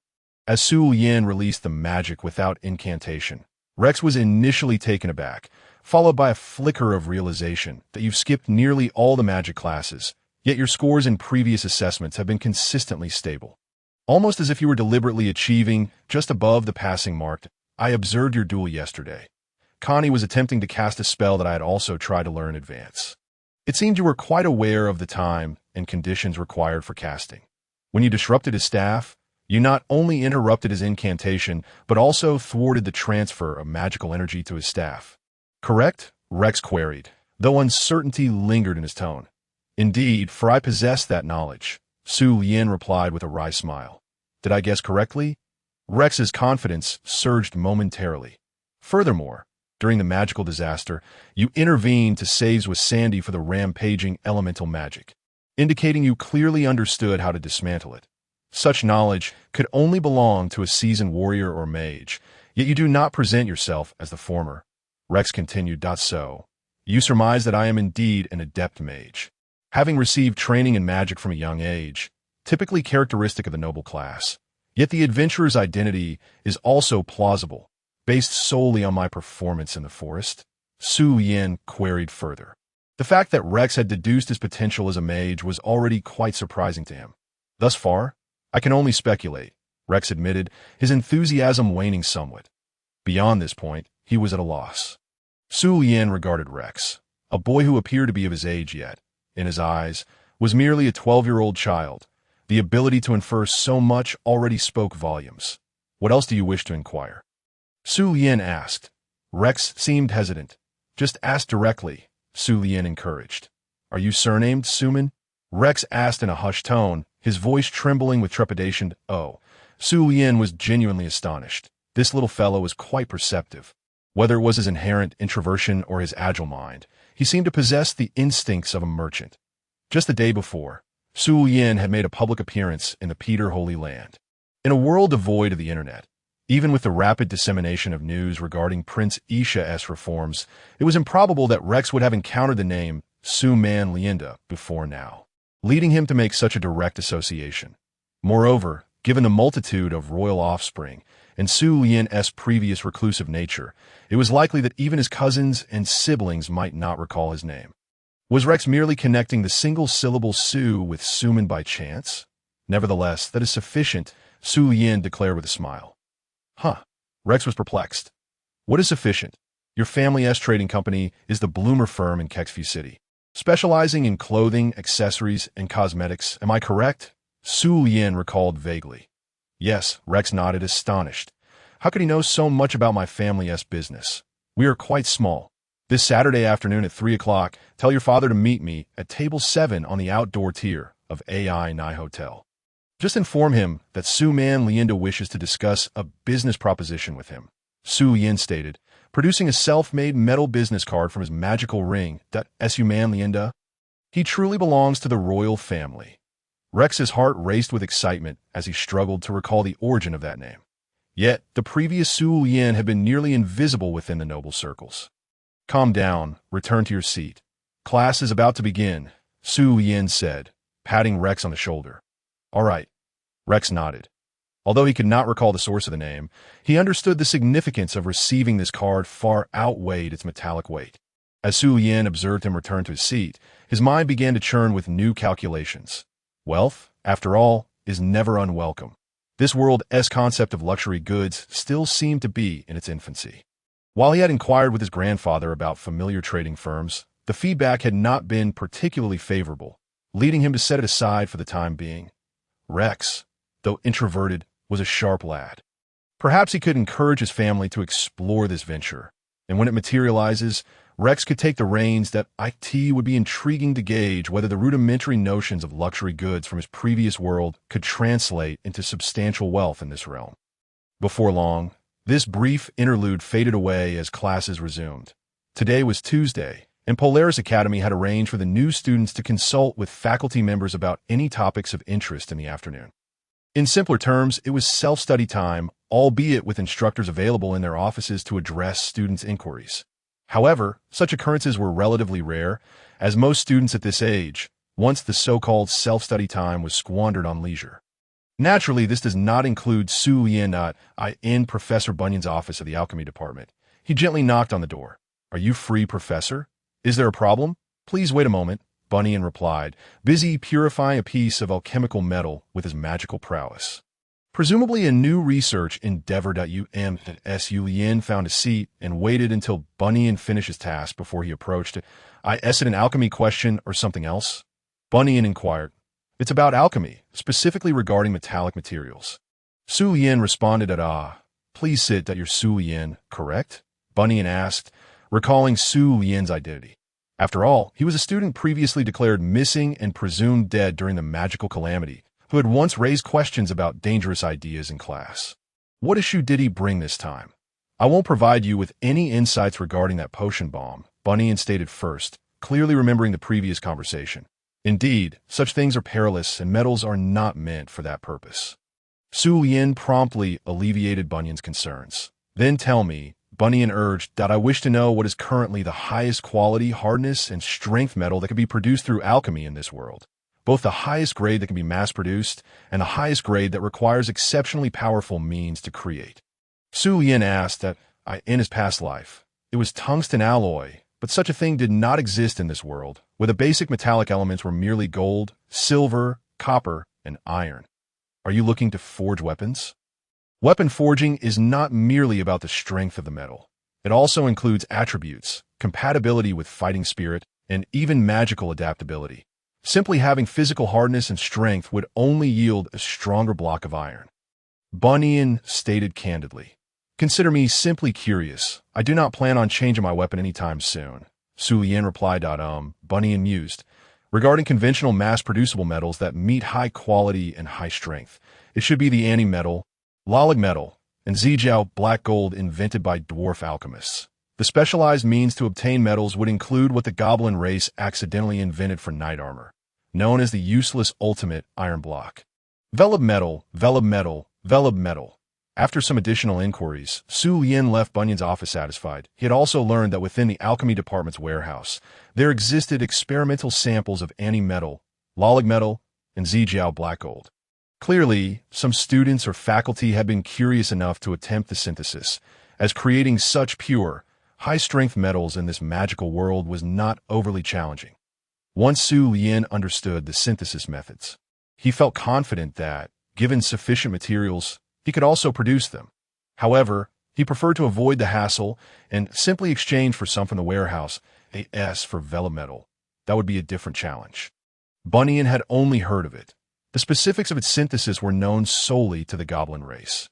After all, the goblins referred to it as the useless ultimate iron block for good reason, as it possessed extraordinary hardness, strength, and quality without any other advantages. When it came to forging weapons, its compatibility with fighting spirit was abysmal, and its magical adaptability was equally poor in this world.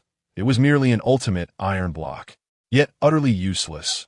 Moreover, it required specialized means for manufacture, making it a waste of time, energy, and resources if one needed such metal. The three conventional types invented by the dwarves would suffice, It seems that studying and researching in the Alpha Empire would necessitate acquiring the synthesis method for veleb metal from the neighboring goblin realm. Su Lien had made this decision as for what he intended to do with this metal. The people of this world would likely find it hard to fathom, in a realm boasting powerful magic and martial prowess. Pure physical strength is often overlooked. The celestial kinetic weapon system, the staff of God, in a world where all matter is composed of elements, it is impossible to directly develop atomic weaponry because atomic and molecular structures do not exist here. So, what kind of super-spec weapon can be crafted under these conditions? One that could reach the level of nuclear weapons. Indeed, it would be the kinetic-based celestial kinetic weapon system, the Staff of God. Although this world lacks atoms, the fundamental physical laws remain consistent, allowing kinetic energy, an often disregarded physical force in this world, to still be utilized. Therefore, veleb metal is indispensable. In the dormitory, however, before proceeding with that, it will be prudent to first experiment with those three metals. Conveniently, there exists an uninhabited island approximately 50 kilometers northwest of the military port, though he was uncertain if it would yield the anticipated results. Su Lien had made his calculations, he was not entirely sure. The most formidable magic he had encountered thus far was merely 7th-tier magic, and its power was a diluted version, due to the lack of experimental opportunities. He could not ascertain whether kinetic weapons could rival the formidable magic of this world, as for the satellite system. Although communication magic had developed significantly due to warfare, it invariably suffers from diminished magical strength over distances. Affecting transmission. Since it is a celestial kinetic weapon, relying on mages to operate and release it at close range would be excessively cumbersome, rendering intercontinental strikes and strategic deterrence impossible. Currently, various nations contemplated the deployment of relay magic devices, mostly secretly embedded in the earth to ensure specific communication magic could be transmitted remotely. However, this method is difficult to implement for a satellite system. Su Lien shook his head in disbelief. This world does not exist on a singular planet. At least, all the records he had consulted indicated no possibility of returning to the starting point after venturing eastward. Instead, it is a boundless ocean, with chaotic elemental currents that return everything deeply embedded to its origin. In other words, this world resembles an immense cage, from which there is currently no escape. Much like the planets of the original world, the extent of exploration is limited to the space surrounding the planet, with no possibility of genuine discovery beyond that. Similarly, there is no atmospheric layer at high altitudes, no matter how far one ascends. It remains merely the sky. Whether a powerful mage or a warrior, ascending can only reach the unattainable sky, whether at 100, 1,000, or even 10,000 kilometers. The increasingly sparse elements could lead to insufficient magical and fighting spirit condensation, ultimately forcing a halt to further ascent. Legend has it that those who can transcend the sky will reach the realm of the gods, while those who can cross the sea will arrive at another world. This implies that the high altitude lacks elements, making it exceedingly difficult to maintain a satellite network suspended in the sky for extended periods while remaining undetected. Perhaps the only solution lies in establishing contact with the elven race. Su Lien felt a headache coming on. In this world, elves naturally possess the ability to fly. Not through the fluttering of translucent wings, nor through any special magic, but through unique ability to hover in the air. Currently, no external race has been able to decipher this ability despite employing various magical means. It remains an exclusive trait of the elven race. However, even if he could make contact with the elves, acquiring their ability or technology was implausible. Would he need to request their assistance in constructing a satellite? That would only invite trouble. Perhaps Su Lien swiftly thought of a peculiar existence, similar to himself and Nalin, yet also looked down upon by elves and regarded with prejudice by other races, the half-elf. The itinerary would inevitably become more complicated. Su Lien scratched his head and muttered to himself. Indeed, the path to unifying the world was not an easy one. Reflecting back, perhaps it would be simpler to develop a grand, striking mech to indulge in such dreams. Alas, having transmigrated into such a world, could he truly be content with merely clinging to past aspirations? Evidently, the answer is in the negative. The development of space-based kinetic weapon systems targets nations and races. Metals, goblins, levitation, half-elves, and communication. The Alpha Empire. Instruct 3WY2C15M6W3D.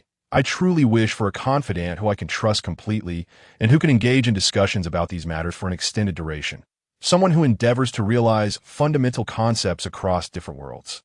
It is indeed a formidable challenge. Su Yin could not help but lament that in truth, the ability to manufacture items from the original world in a parallel realm is far from the simplicity one might envision. For instance, the notion of utilizing lightning magic to assault water magic, or electrolyzing hydrogen to yield a more potent explosive fire magic, is utterly impractical. In a world composed entirely of elements, the presence of hydrogen and oxygen is negligible. The only commonality lies in the conventional water bodies of this realm, which can indeed conduct electricity. However, this world is devoid of anything non-conductive. Once the lightning element coalesces, regardless of whether the entity is wood or stone, the propagation of the attack remains relentless. Electric currents do not merely consist of freely moving charges requiring conductors. They manifest as genuine lightning elements that spread. In summary, different worlds may be interconnected, yet they cannot be identical.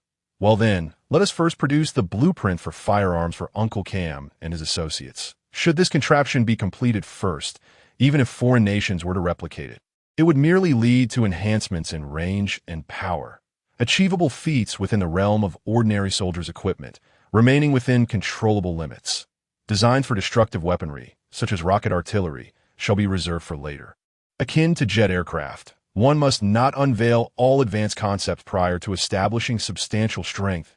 Su Lien then immersed himself in sketching the blueprints. The technology for the initial tanks and aircraft in this world has been stabilized by the Military Research Institute and is essentially ready for practical combat, awaiting only the final soldier training. Consequently, the development of firearms must not lag. At the very least, each soldier should be equipped with a portable handgun for close-range engagements. Prioritizing handguns is advantageous due to their low cost and element of surprise. They can easily be perceived by foreign nations as akin to concealed weaponry and may even be overlooked due to their effective range being inferior to that of bows. Later, when foreign nations attempt to replicate the handgun, blueprints for rifles shall be provided, followed by designs for automatic rifles and machine guns during the replication of rifles. All weaponry must commence development from the most rudimentary level, ensuring that the most potent means remain firmly in one's own grasp. Otherwise, one risks crafting garments for other powerful empires. Su Lien's academic life follows this rhythm that he attends classes during the day, dedicating self-study to weapon-related knowledge for those sessions he can afford to skip. During his leisure time, he strives to engage with various talented individuals, preparing to entice them to his cause. The uproar surrounding the duel incident gradually subsided alongside Su Lien's subsequent low-profile demeanor. Conversely, two other matters have become the subjects of much discourse. The first pertains to the magical calamity incident. Why did the 17th Army arrive at Anglais town with such alacrity to provide assistance? The second involves the reform initiated by Prince Isha, which includes distributing land to commoners, a venture not previously unattempted by lords. However, such actions typically entail conflicts with local farmers and nobles, yet this instance appears markedly different. The use of magical vehicles for urgent transport has not been disclosed to the general populace. When Isha issued orders at the station, he explicitly included directives to restrict all communication within the station and prevent any information from leaking. The military, too, has implemented temporary prohibitions on information dissemination in Anglais town. Thus, efforts to contain the news will persist for a time. Yet, this is only a temporary measure. Eventually, there will be individuals who cannot keep their mouths shut or witnesses along the route of the magical vehicles. The kingdom is still suppressing this information, ensuring that other nations do not grasp the terrifying transport capabilities of magical vehicles for wartime mobilization. Even if they come to understand, the later it is, the better, at least until they have thoroughly comprehended the implications that as for the second matter. The fervor of discussion is unprecedented. On Friday night, within Su Yin's dormitory. "Can you hear me?" came Uncle Ryan's communication. "Yes," Su Yin replied, donning the communication magical device. The situation has been resolved. They are currently discussing collaboration. Uncle Ryan, is that so? Well, that's a positive development. It seems that old fellow has astutely sensed something amiss. The subject of their conversation pertains to Connie's grandfather.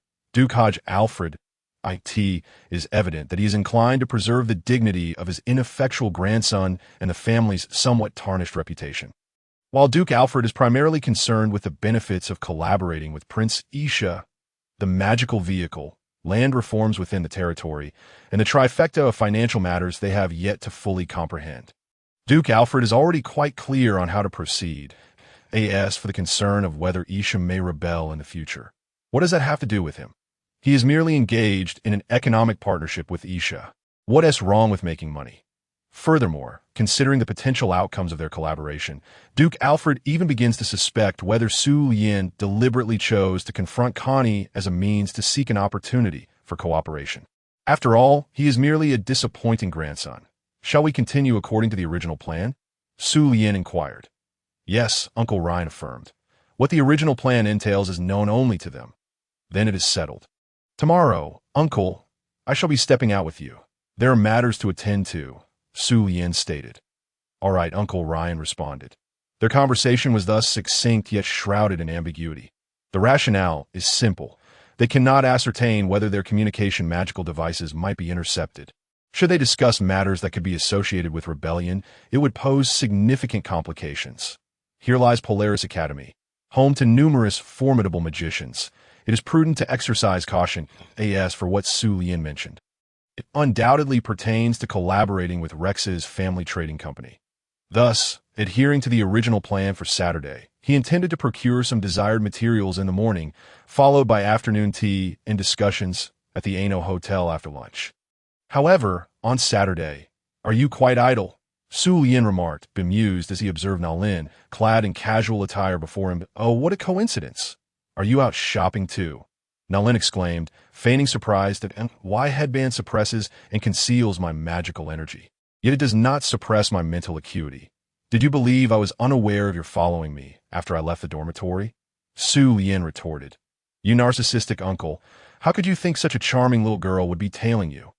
Nalin expressed, appearing somewhat alarmed by Su Yin's self-absorption. You have gone far enough, Su Yin sighed. If any classmates were to see us shopping together and misconstrue something, do not blame me. He cannot be bothered with her antics. Let this little lowly do as she pleases. Are you afraid of being seen by Zhao Sandy? Nalin teased. That little girl should abandon her pursuits after being neglected for a time. That it is merely a fleeting emotional misconception born from an ordinary hero saving a damsel in distress. Su Yin remained unperturbed. He had always treated Zhao Sandy with utmost normalcy. His assistance during the magical calamity stemmed solely from a protective instinct typical of an elder toward the child. How heartless of you, Nalin remarked. Su Yin ignored her continued prattle. Just to clarify, my scheduled meeting is in the afternoon. I still need to procure some items now. Then I shall indulge you and accompany you on your shopping excursion. Nalin declared. Clearly, you are the more self-absorbed one, Su Yin thought. This is confidence, Nalin asserted, puffing out her chest. Indeed, the beautiful Miss Nalin, may I have the honor of inviting you to accompany me on this shopping endeavor? Su Yin replied, aligning with her sentiment. Let us proceed.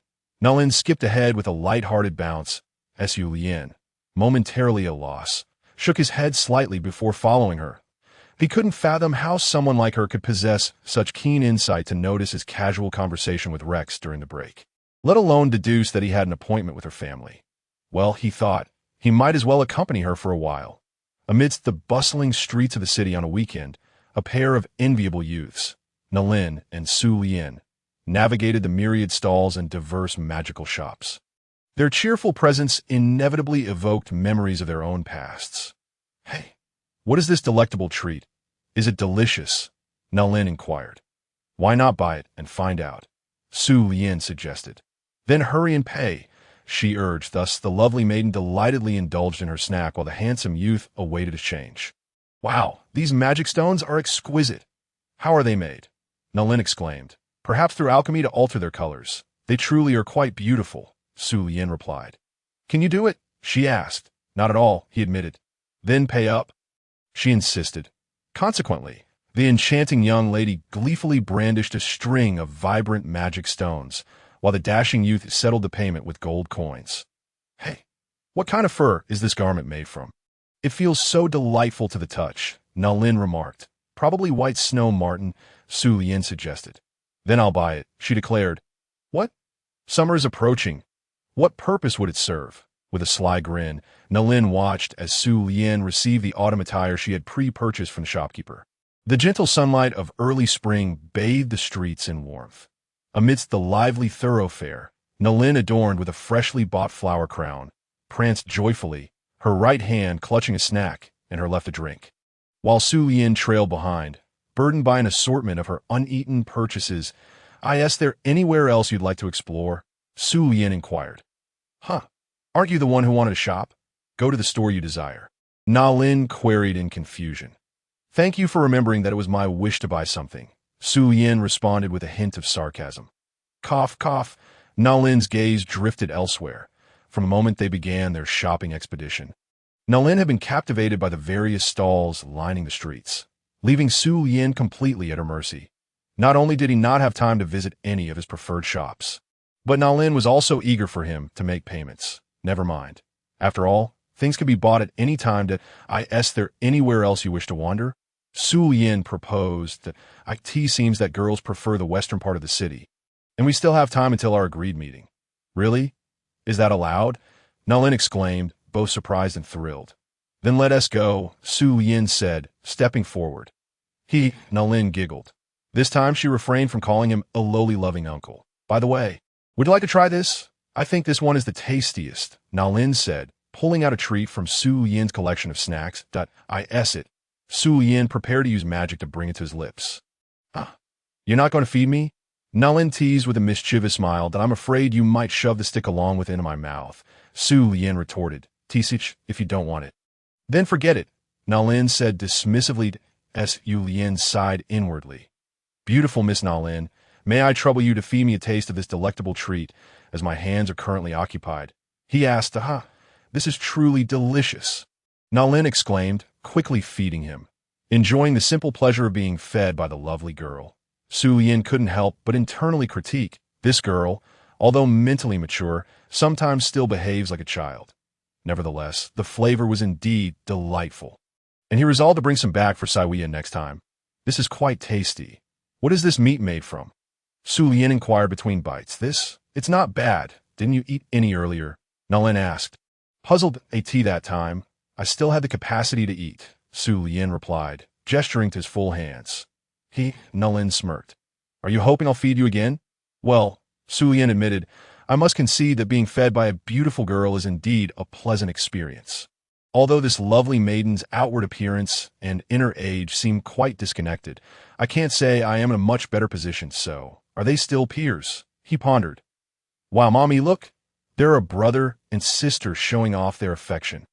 A cute little boy tugged at his mother's hand, pointing at Nalin feeding Su Lian. The two momentarily froze. Now, dear, we mustn't speak loudly and disturb them, the mother gently admonished. Okay, the little one nodded. The mother then offered a slight apology to Su Lian and Nalin before leading her child away. As they departed, Nalin quickly withdrew her hand from feeding, while Su Lian hastily swallowed the morsel he had yet to chew. There was a hint of awkwardness in the air, especially as they both perceived each other as Nalin showed in their minds.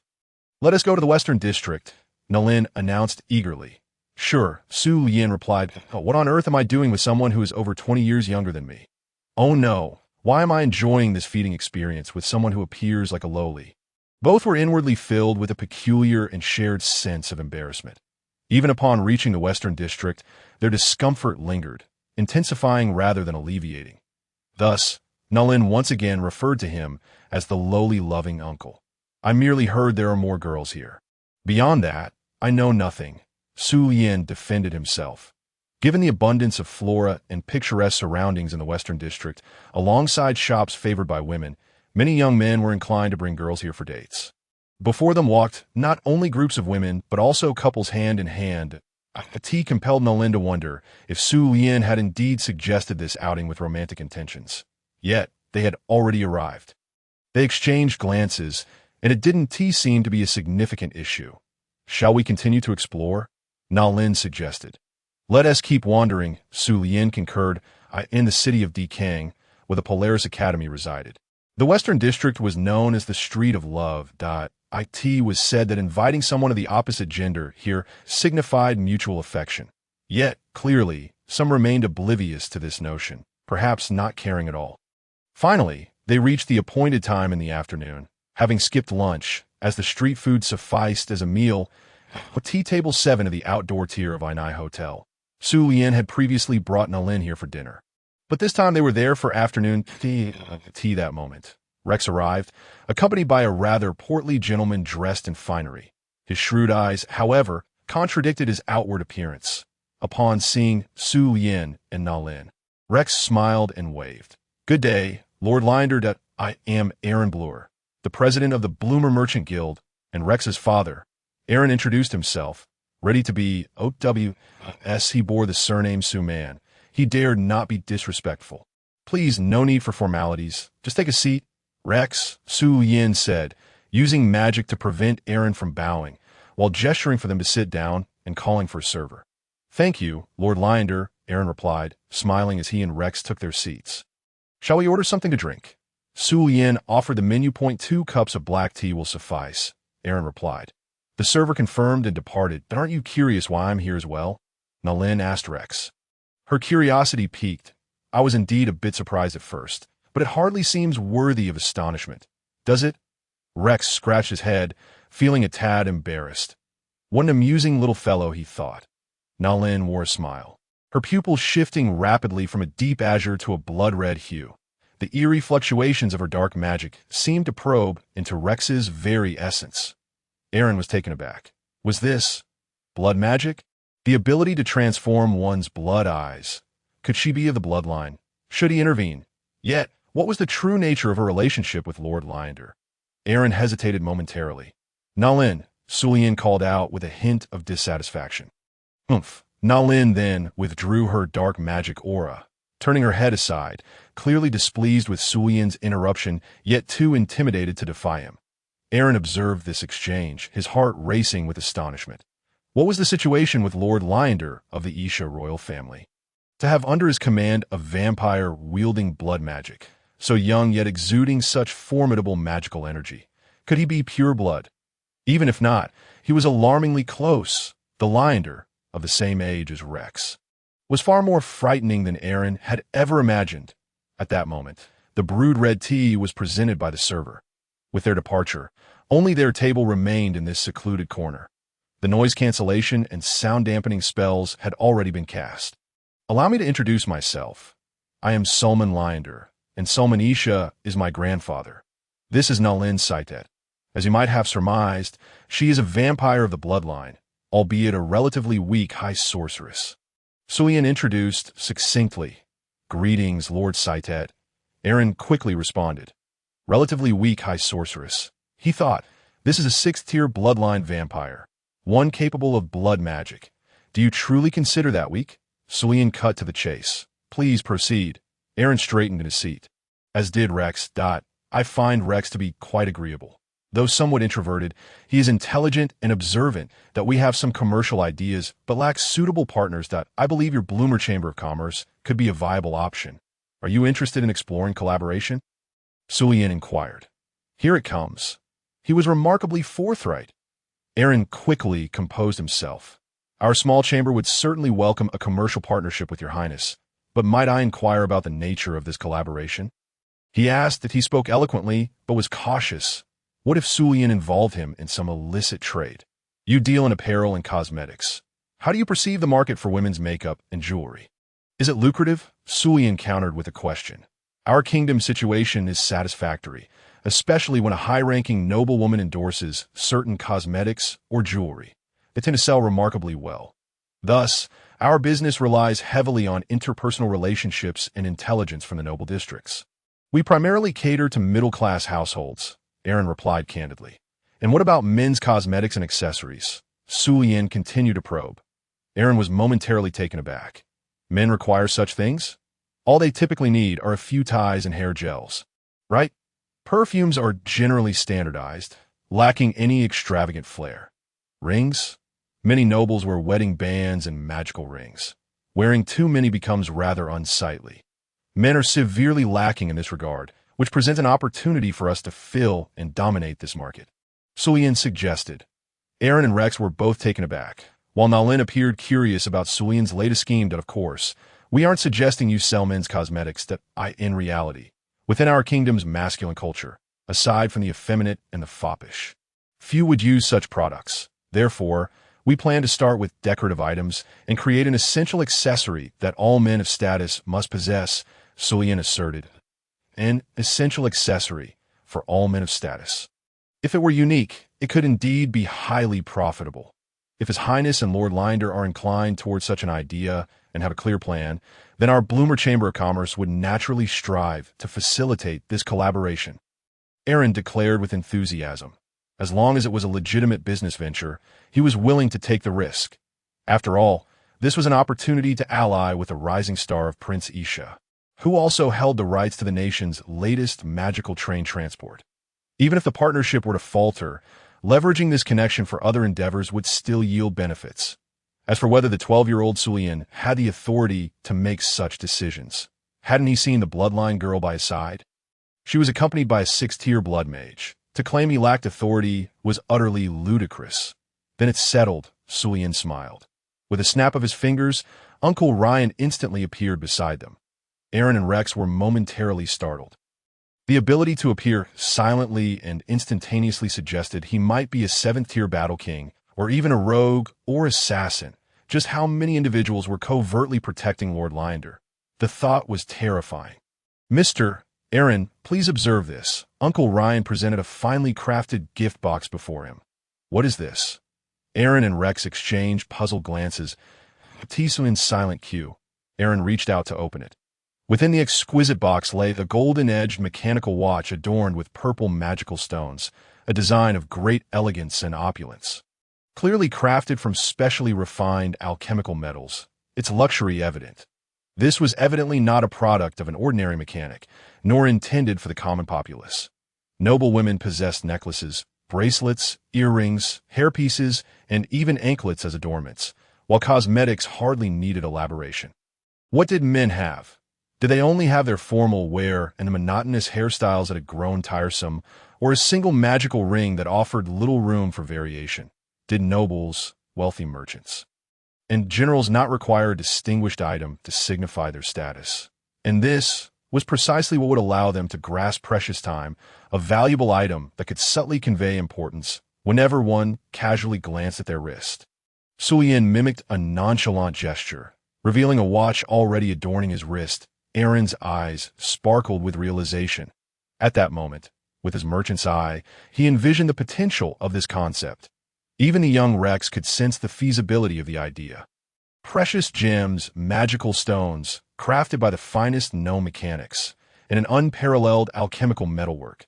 Noble, elegant, luxurious at this juncture, the item on one's wrist would no longer be a mere timepiece, but a symbol of one's status and identity. Do you understand? Sulian inquired, addressing Aaron with a tone that grew increasingly respectful. What do you now wear? Aaron finally grasped the significance, a symbol of a man's noble status. His eyes shone with pride.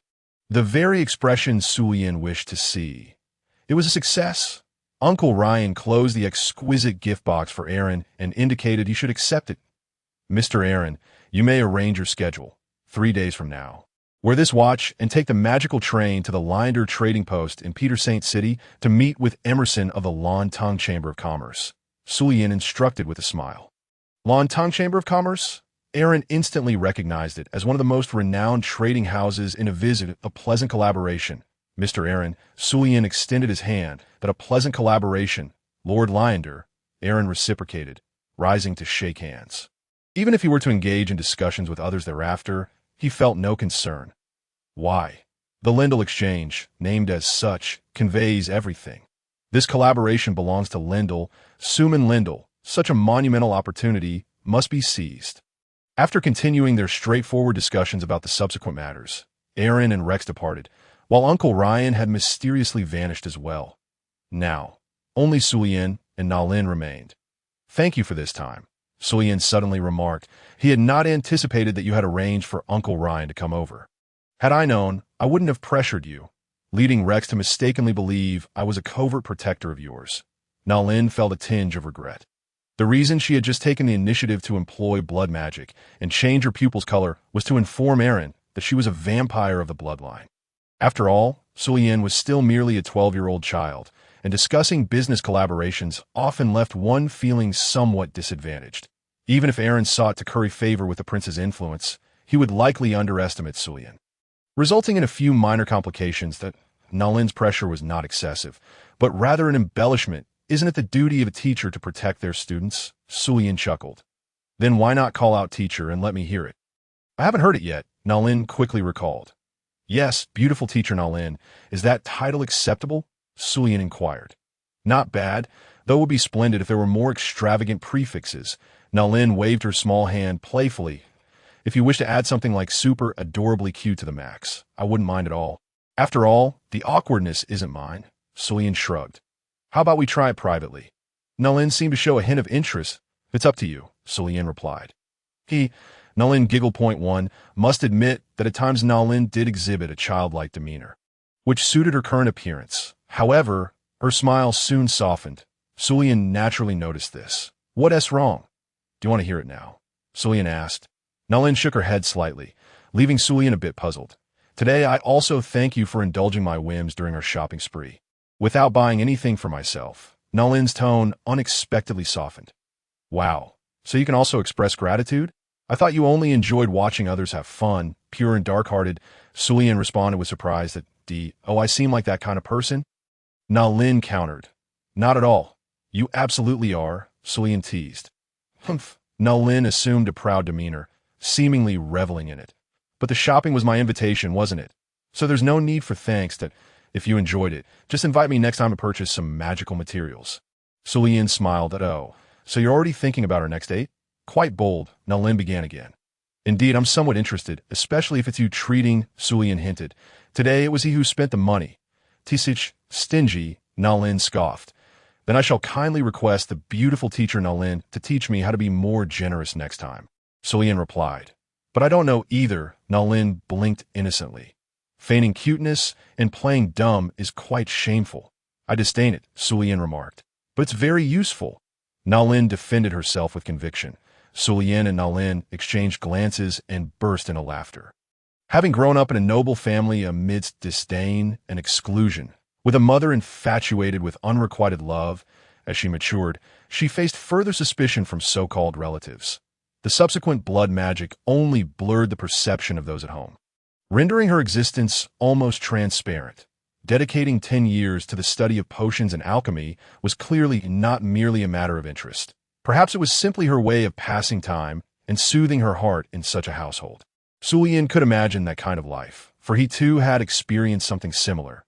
Living in a so-called family, he immersed himself in the mechanics he loved, tinkering with potentially dangerous contraptions, merely as a means of alleviating the monotony of that existence. In this life, he enjoyed a pleasant family environment, while she had nothing, just like now. On this weekend, she found herself in a foreign land, and he was clearly the only familiar person she could relate to, accompanying her on shopping excursions and indulging her whims. Perhaps it was merely a small satisfaction derived from her, reflecting upon his former self. "Nalin," Sulian suddenly called out. "What is it?" Nalin replied that if you have nothing to do on weekends, "Would you be willing to accompany my sister, Sevilla?" Sulian inquired. "Humph. You claim to have no ulterior motives, yet seek to use your sister to entice me into visiting your home frequently?" Nalin feigned a look of disdain. "If you don't want to go, that's fine," Sulian shrugged. "For the sake of your adorable sister, I shall reluctantly indulge your mischievous intentions," Nalin conceded. "The ticket will be self-funded. Mind you," Sulian reminded that, "Don't you have that annual pass?" Nalin retorted, "And one taught me how to be generous. So why would I lend it to someone else?" Sulian replied. Subsequently, Sulian had further self-study arrangements, and Nalin did not disturb him any longer as she returned to school. Borrowing someone's magical vehicle annual pass in the process, for when she would return it, that was likely not a concern. However, This self-study session was evidently not very smooth, as he had failed to procure the necessary materials for some anticipated experiments in the morning. It was only later that Uncle Ryan brought them back.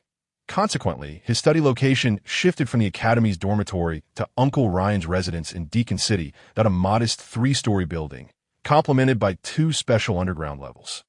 "Is there anything else, Uncle Ryan?" Sulian asked while purifying and shaping a piece of metal, attempting to assemble it according to his hand-drawn gun blueprint. Having lived abroad, he had previously acquired and disassembled such weapons through special channels. Commander Tatel took the morning off to enjoy a trip to St. Peter's Spring and returned quite pleased, Uncle Ryan noted. Sulian paused his work momentarily before swiftly resuming. "It seems the discussions went well." "It was worth my special trip back then," Sulian remarked. "Indeed, little Sulian, you contributed significantly." "According to Lord Isha, Tatel praised you highly," Uncle Ryan replied. "However, one person alone is insufficient. The military requires more collaborators. Otherwise, if we take action externally, a lack of mediators could lead to substantial trouble. And regrettably, there isn't much I can assist with in that regard." Sulian expressed some disappointment. "That is already quite commendable," Uncle Ryan reassured him. "Well, is there anything else?" "Any updates on the reform?" Sulian inquired. "Everything is proceeding smoothly in that regard. The voices within the territory are unprecedentedly high. The funds needed for the initial stages have seen active cooperation from farmers and nobles alike. Simultaneously, the kingdom requires a trending topic to overshadow the magical vehicle's capabilities showcased during the magical disaster. The nationwide publicity has unexpectedly been quite favorable," Uncle Ryan succinctly described that. "So, that is what you wanted to ask about, Nalin?" Sulian deduced. "Yes, little Sulian, you are indeed overly concerned about her," Uncle Ryan stated directly. "Her appearance and other values are significant to me for the future. Are those reasons sufficient?" Sulian candidly articulated. "Sufficient, but we still know too little about her. It would be unwise to allow her to freely visit home," Uncle Ryan cautioned. "Can she detect your presence in secret?" Sulian countered. "No, she cannot," Uncle Ryan replied confidently. "Isn't that precisely the opportunity to observe her credibility in secret?" Sulian chuckled. "Understood," Uncle Ryan acknowledged. "When she returns, I will remain at the Academy to study, and I could even have Teacher Mavis protect me, so safety will not be a concern. Uncle Ryan, you can discreetly protect Sevia instead. Next year, you will need to protect her rather than continue safeguarding me. Once we ascertain whether Nalin poses a threat, I will feel more at ease bringing her to the Empire of Alpha. I might act on my emotions, but I will never lose my rational judgment so easily." Su Lien had a distinctly clear plan, and his final words bluntly conveyed to Uncle Ryan that "It was my oversight." "Indeed, after you, little Su Lien, brought Miss Mei Wei Si into the fold, she would certainly be capable of protecting you well. Uncle Ryan, such a formidable and beautiful teacher, Su Lien would naturally not forget her, nor would he pass up any opportunity to utilize her." Su Lien concluded by assembling the handgun in his hand with a decisive click. He retrieved a pre-prepared bullet filled with alchemical powder, chambered it while casting a wind-based soundproofing spell, and aimed at the metal plate on the wall. Pulling the trigger, the gun fired with a resounding bang. The bullet struck the metal plate with precision, embedding itself in a distorted manner. The power was commendable. He planned to present this along with the schematics to Uncle Cam upon his return, optimizing it for mass production for the territory's private military. Su Yin reloaded the magazine and promptly handed the handgun and blueprints to Uncle Ryan. Aside from heavily armored soldiers, it seemed no other soldier could handle this mechanical weapon up close. "Little Su Yin, your invention is indeed astonishing." Uncle Ryan could not help but praise as he accepted the handgun and blueprints. As a warrior of royal caliber, Uncle Ryan could naturally deduce the actual power and long-range degradation from the bullet's velocity and its current performance. A head-on strike to an armored soldier would suffice. Could a helmet withstand the thickness of that metal plate? Even if it couldn't pierce through, the shock would surely leave their heads aching. Su Yin was well aware of its power. Indeed, Uncle Ryan, Su Yin quickly tidied up the table where he had crafted the handgun, ensuring nothing was left behind. Is there anything else?" Su Lien inquired once more. "Not for now," Uncle Ryan replied. "Then I shall return to school." Contact me if anything arises. Sulien at him, Uncle Ryan S. Sulien departed. Uncle Ryan discreetly followed him into the academy's gates. At this juncture, both business and the current phase of weapon development had reached a temporary halt, and he would need to earnestly resume his studies and maintain relationships with the Academy's talents as for the management of the territory. It was best left to Isha and his associates for the time being. Conquering the world could not be rushed in the subsequent days. Life at the Academy became somewhat monotonous for Su Lien. As an older soul trapped in a younger body, he clearly struggled to integrate with the surrounding students. Even the casual conversations he engaged in were driven by clear ulterior motives. However, this circumstance also allowed him to discreetly recruit several promising talents. Currently, Prince Isha was rising to prominence in the Avisu Kingdom. With the continuous operation of magical vehicles, substantial trade profits were steadily flowing back into the St. Peter territory, a kingdom that was quite content to enjoy the benefits without exerting much effort.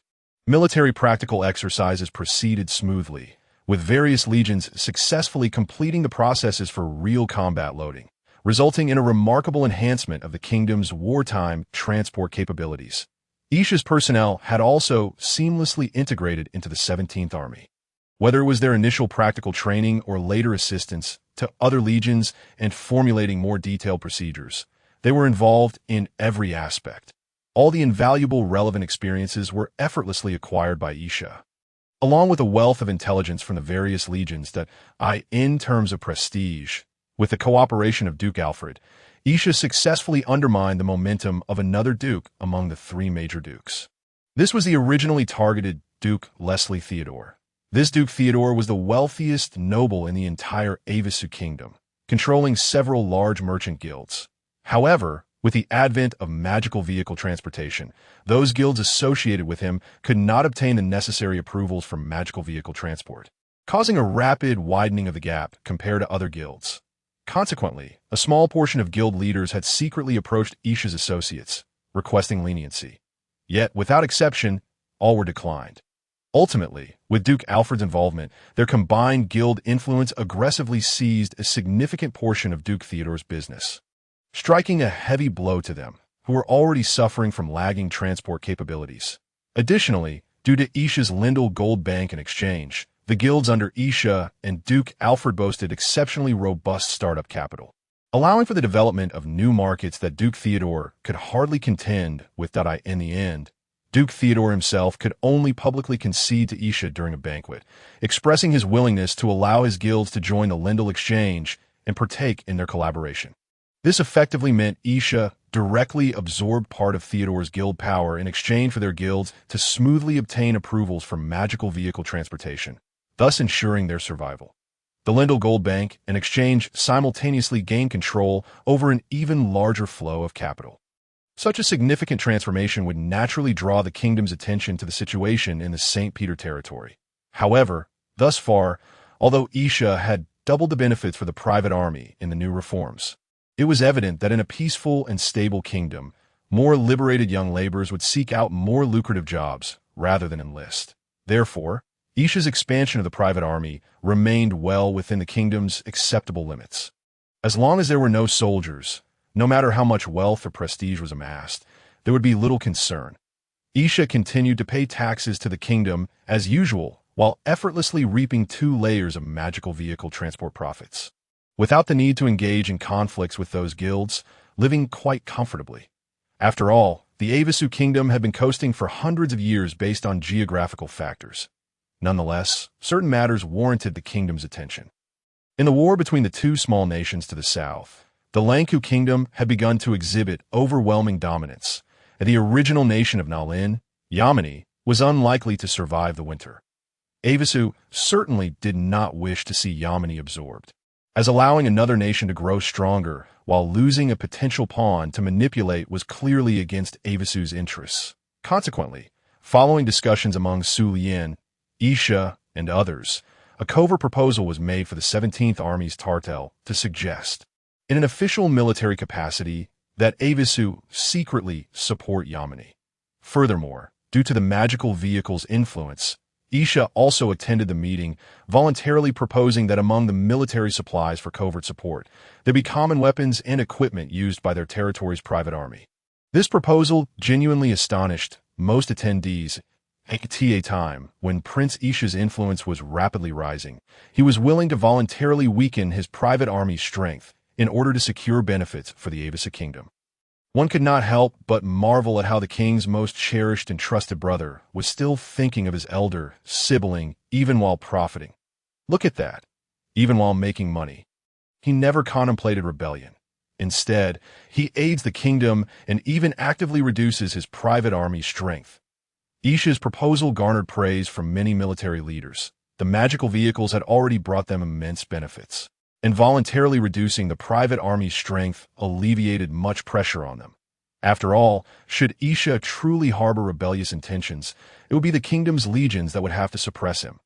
However, unbeknownst to them, the proposed reduction of common weapons and equipment by Isha actually referred to the armaments they were soon to phase out. Both armor and conventional weapons were set to be significantly retired in the future, and thus, utilizing them for disposal would serve to better exploit their additional utility. It would effectively lower the vigilance of the kingdom and the military. As time gradually passed, Su Yin was soon approaching the end of the first term. Su Yin yawned in boredom while seated in a corner. The reason was simple. This particular class was related to magic, and he had originally intended to skip it.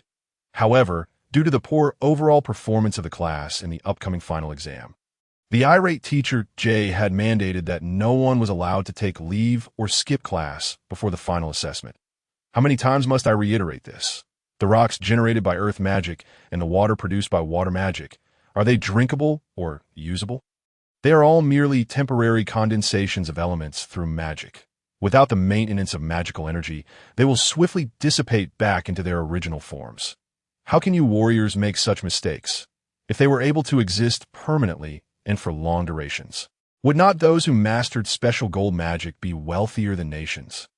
Teacher Jay exclaimed, slamming the desk in frustration.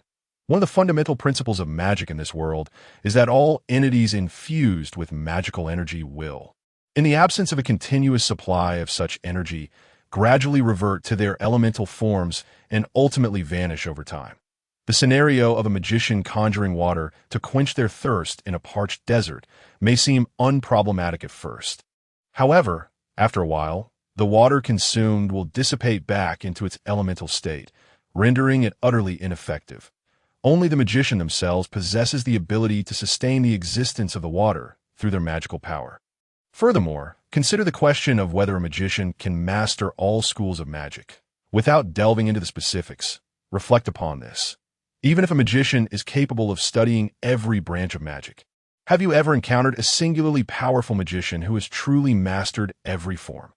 Even the esteemed archmage of our kingdom, despite excelling in 3 primary schools, has only attained the status of a grand mage in 3 others. Human constitution and innate talent vary significantly. No matter how intelligent one may be, it is implausible for a single individual to simultaneously excel in alchemy, potion-making, mechanics, politics, history, and geography. Can you not ponder this thoughtfully? The fact that such questions are answered incorrectly leave me quite exasperated. I long for a senior magician to enlighten you all.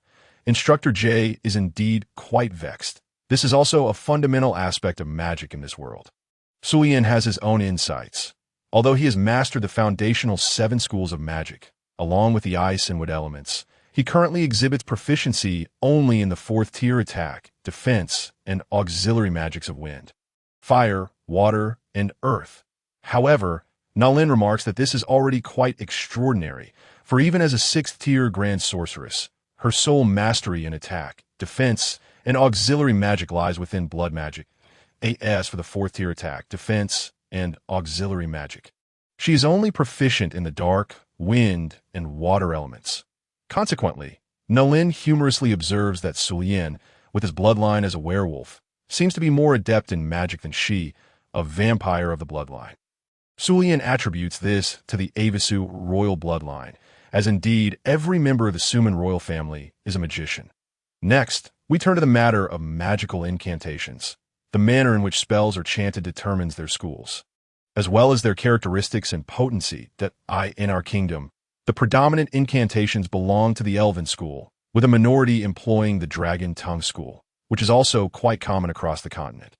This should be easily recognizable to you, as you have likely heard your fellow magician students chant them numerous times. However, you must remember the other schools, as they will dictate whether you choose to engage in prolonged combat or temporarily retreat.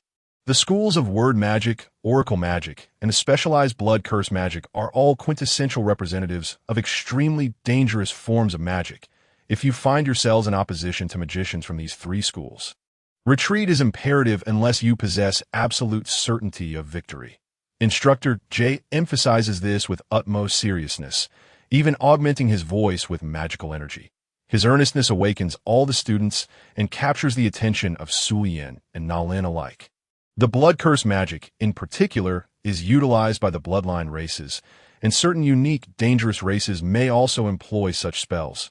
Moreover, blood magic is exclusively guided by incantations from the blood curse school, and some curse spells may also utilize this school's incantations. The categorization of magical incantations is indeed a crucial standard for assessing levels of danger. But, instructor, only a select few dangerous races can wield spells from these three schools. Right? Would they truly impart their incantations and magic to others? A student raises their hand to inquire. The representatives of word magic, nearly exterminated and driven to survive on remote islands in the east, are the demon races.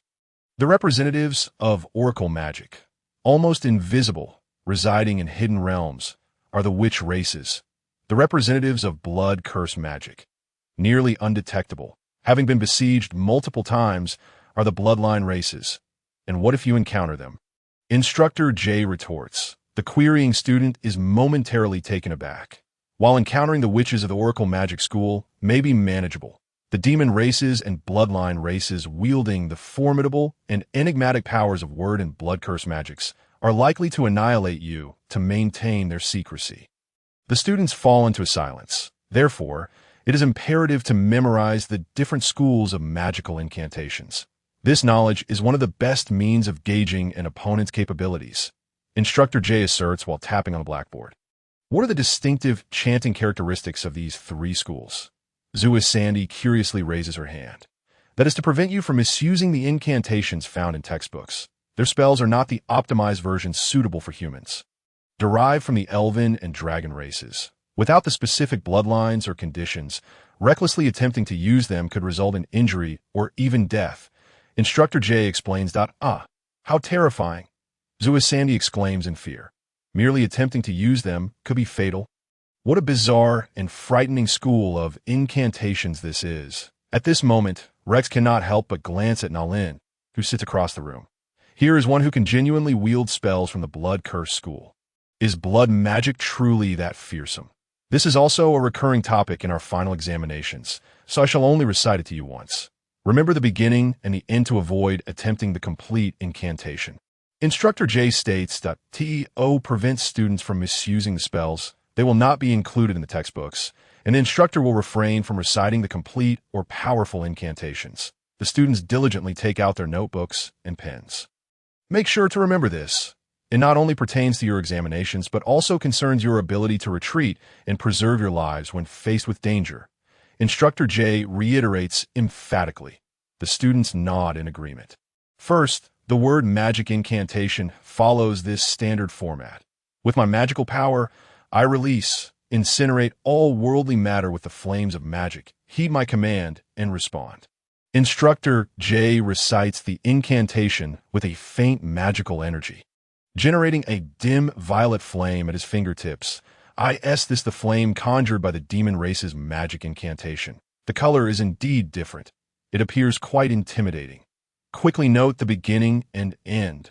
All magical incantation schools share a defining characteristic. Regardless of how the middle portion may vary, or even if the beginning and end differ, the overall chanting rhythm and method remain unchanged. This is immutable. Should everything be altered, it would signify an ability to cast spells without incantation, and what is uttered would likely be a diversion intended to mislead the enemy. Their magical incantations are characterized by the release of magic through one's own magical power and commands. Consequently, ordinary individuals are unable to control the magic unleashed under such conditions. Commanded magic behaves like a feral beast, capable of annihilating foes while potentially consuming its wielder. Instructor J speaks gravely, extinguishing the violet flame from his fingertips. Is this truly word magic? It certainly aligns with the legendary dominance of the demon race. Sulian diligently takes note. His previous tutor had merely mentioned it, but had never demonstrated the actual incantation. After all, mishaps in such demonstrations could lead to dire consequences. Instructor J has certainly executed this demonstration numerous times, and only through the use of such minimal magical energy does he dare to perform it as a human. Have you recorded it? Those who have not can refer to their classmates. Instructor J scans the room. The students he observes all nod in affirmation. Then let us proceed to the Oracle Magic School. It is crucial for you to remember this school, for only the legendary witch race can wield its spells. They are a race favored by the divine and are the only ones capable of mastering all schools of magic without the limitations of innate talent or constitution. With an average lifespan exceeding a millennium, it is said that even the dragon race cannot rival them. They possess exceptional talent and ample time to delve into the magical studies they pursue. Instructor J elaborates. What are their racial limitations? Sulian inquires directly. Powerful races often possess inherent flaws, such as the dragon race's poor reproductive capabilities. That is an excellent question. The greatest flaw of the witch race is that they are all female, with no males in existence, rendering their method of reproduction unknown. Instructor J responds. The students are taken aback. The witch race is indeed entirely composed of females. Not a single male. They appear to be exceedingly mysterious and powerful. Sulian, however, furrows his brow. The concept of witches in this world truly so vastly different from that of my original world. Vampires and werewolves share certain commonalities, while witches in this realm are surprisingly referred to as the favored ones of the divine. And the incantations they wield are distinctly categorized under the Oracle School of Magic. It seems that if any common races were to emerge in the future, one could not rely on the standards of the original world to judge them. However, are there truly long-lived beings proficient in all forms of magic? I genuinely wish to witness such a phenomenon that if there are no issues, Professor J surveyed the room once more to ensure everything was in order. Listen closely to the Oracle incantation. Fire, take form, descend. Professor J recited it in its entirety without any flicker of flame in his hands. I asked at it. Is this truly a complete incantation? So simple. The students murmured in disbelief. This is the Oracle School, which can be likened to a divine summons, directly manifesting the desired magic. The only drawback is the necessity for a certain solemnity during the chanting. One cannot recite it at a hurried pace. Professor J assured them that it was indeed that straightforward. The simplicity and directness of the incantation seemed to evoke no threat. Yet, they could clearly sense that the magical energy he summoned during the chant mirrored that of the magic word school, yet without any reaction. This implies that casting such a spell as a human is exceedingly challenging. The success rate of the incantation often determines the strength of the magic. Indeed, the power of oracle magic is quite formidable. This simple incantation should be easily remembered. And now we shall proceed to the final category, blood magic. Professor J took a deep breath, seemingly preparing for something significant. Blood magic is perilous, often intertwined with curses. However, I will refrain from employing any curse-related spells today to avoid any potential mishaps among you. Therefore, I will utilize a blood magic spell based on myself. Professor J was exceedingly cautious. Some students, upon hearing this, even nervously swallowed. Listen carefully. Professor J began.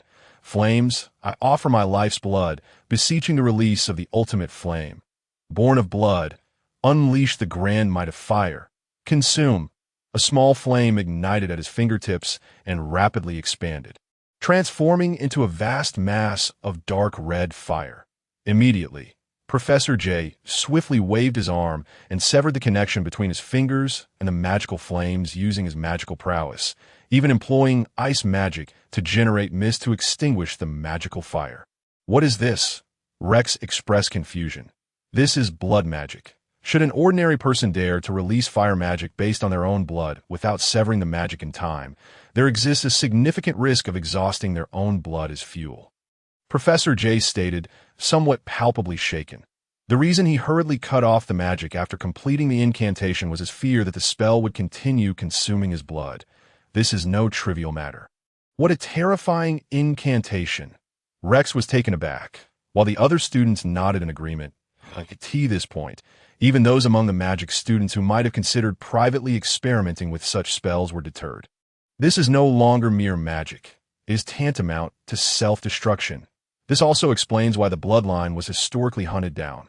Their blood combat techniques and blood magic invariably consumed their own blood.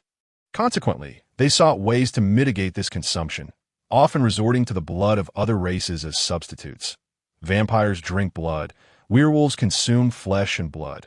Thus, the result is a bizarre amplification of magical power, far exceeding that of spells from other schools. This is quite easy to remember. Whenever you hear a spell that requires the offering of blood, just flee. This is not merely a retreat. I strongly advise you to escape. Professor J emphasized this point. Given the bloody peril associated with such magic and the practitioner's character and circumstances, it is likely the most dangerous among the three magical schools discussed. The students nodded in acknowledgement. Having firmly committed this knowledge to memory, only Su Lien, sitting in the corner, and Na Lin, who was perched by the window, which was Sandy, appeared rather indifferent. Professor J, noticing this, furrowed his brow at Su Lien. Have you grasped the dangers inherent in blood magic? I specifically requested your presence in class today. Do ensure you absorb the material. Professor J called him out directly. Have I drawn attention due to my uncharacteristically calm demeanor? Next time, I should feign more engagement. Remember, the magic incantations that require blood as an exchange are perilous blood magic, akin to certain curse spells that necessitate sacrifices or catalysts. However, curses are typically cast in secrecy, as a magician casting a curse openly is likely to be slain before the spell takes effect. Su Lien added humorously, prompting laughter from the rest of the class. Point 1. Can easily imagine the plight of those curse spells that demand a gradual buildup of power. Should they encounter a warrior, they might very well be slain before completing the incantation. Casting a curse spell in plain sight is indeed foolish.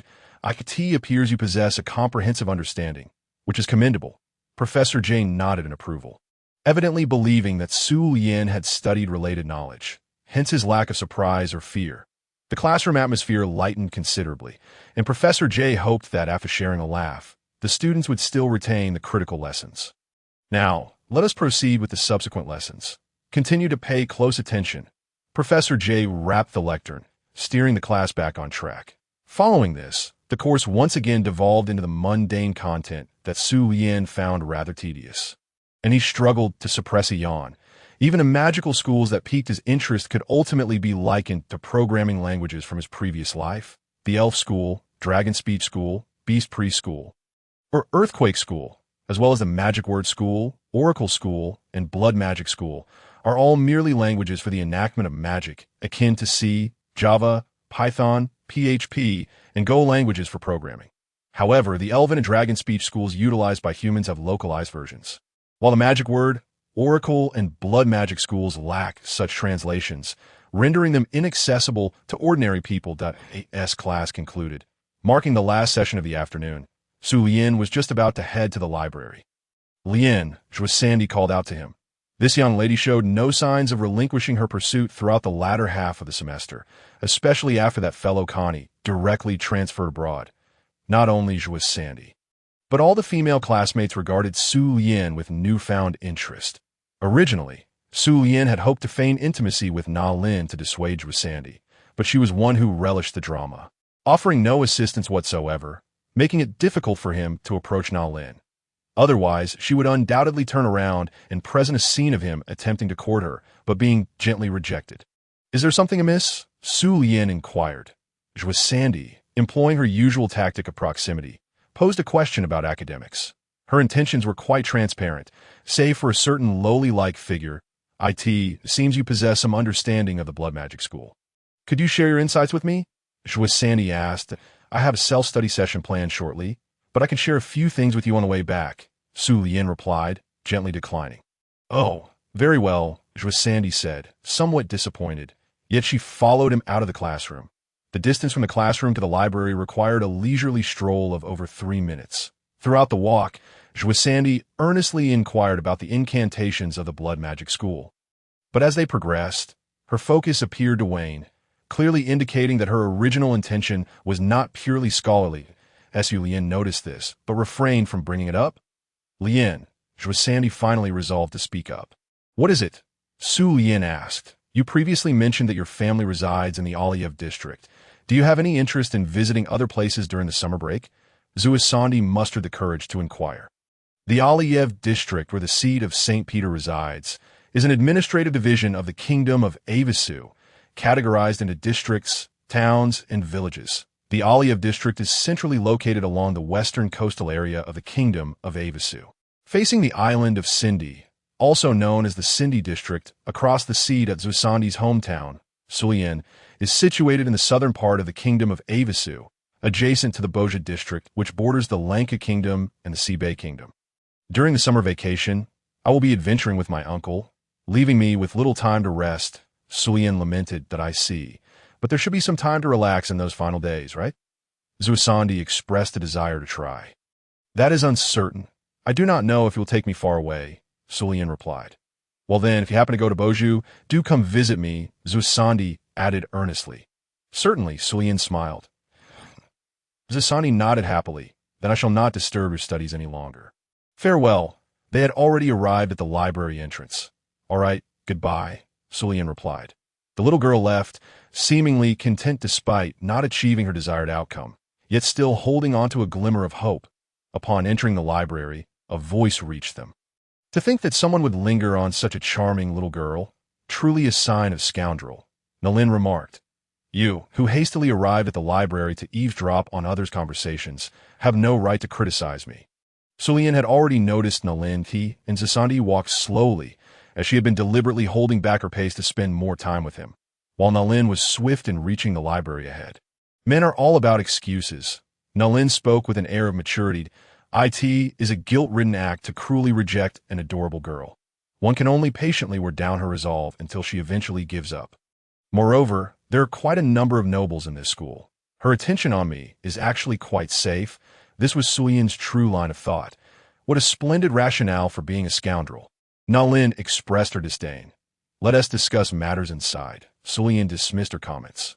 Nalin did not press the matter further and followed him up to the third floor of the library. The collection at Polaris Academy is exceedingly vast, encompassing a comprehensive array of texts from the entirety of the Kingdom of Avisu. Even if the original texts are absent, there are often facsimiles available. Thus, barring particularly rare genres, one can generally find what they seek here. In the basement area, there exists a category of forbidden books that require special permissions to access, such as tomes on blood curses and magical incantations. What are your plans for the summer? Nalin posed the same question. Adventuring, Sulien simply replied, placing the selected books onto the table. Yeminik? Nalin had already made a guess. Who knows, it could very well be Lanku, Sulien responded. Can I accompany you? Nalin inquired. No, Sulien stated flatly. How dull, Nalin remarked. Clearly, Sulien and his companions were preparing to covertly intervene in the conflict between Lanku and Yeminik, striving to preserve the kingdom of Yeminik and prevent Lanku from absorbing it and augmenting its own power. The notion of summer vacation had ceased to exist for Sulien. From the moment he chose this path, he had no intention of turning back. After the final examinations, Sulien passed with unremarkable scores. Whether in practical or written assessments, Nalin fared similarly. They shared a propensity for maintaining a low profile. Due to these various minor accomplishments, Nalin was regarded as exceptional. Little Sulien, my beloved grandson, you have finally brought your charming granddaughter-in-law back from the academy. How I have missed you both! Upon returning home, a silver-haired grandmother, somewhat unfamiliar to Sulien, warmly embraced him. Despite her seemingly frail appearance, she possessed considerable strength, making it impossible for Sulien to break free. Philomena Lycan, a pure-blood werewolf, had intentionally altered her aged appearance to maintain a semblance of youth akin to Isha. Nevertheless, even in her current state, one could discern from her facial structure that she had once been a quintessential beauty. However, Sulien found his grandmother's personality somewhat perplexing. While she adored her grandson Sulian and granddaughter Saiwei, her attitude towards her son Polly was rather lukewarm, reflecting a standard mother-son dynamic. Upon her daughter-in-law, Aiwei's return to the estate, Philomena had not once regarded her with any respect. Moreover, she was exceedingly fixated on the idea of Nalin as her granddaughter Dash and Dashlaw. In summary, she was a relative that Sulian found utterly incomprehensible. Grandmother, how many times must I say it? As a boy, I am more than willing to be surrounded by beautiful girls. However, you must also consider the feelings of the young ladies, Sulian said, exasperated as he freed himself from her embrace. Does little Nalin not like our little Sulian? Grandmother Philomena inquired. Oh, I like him very much. He is undoubtedly the boy I hold in highest regard, Nalin replied earnestly.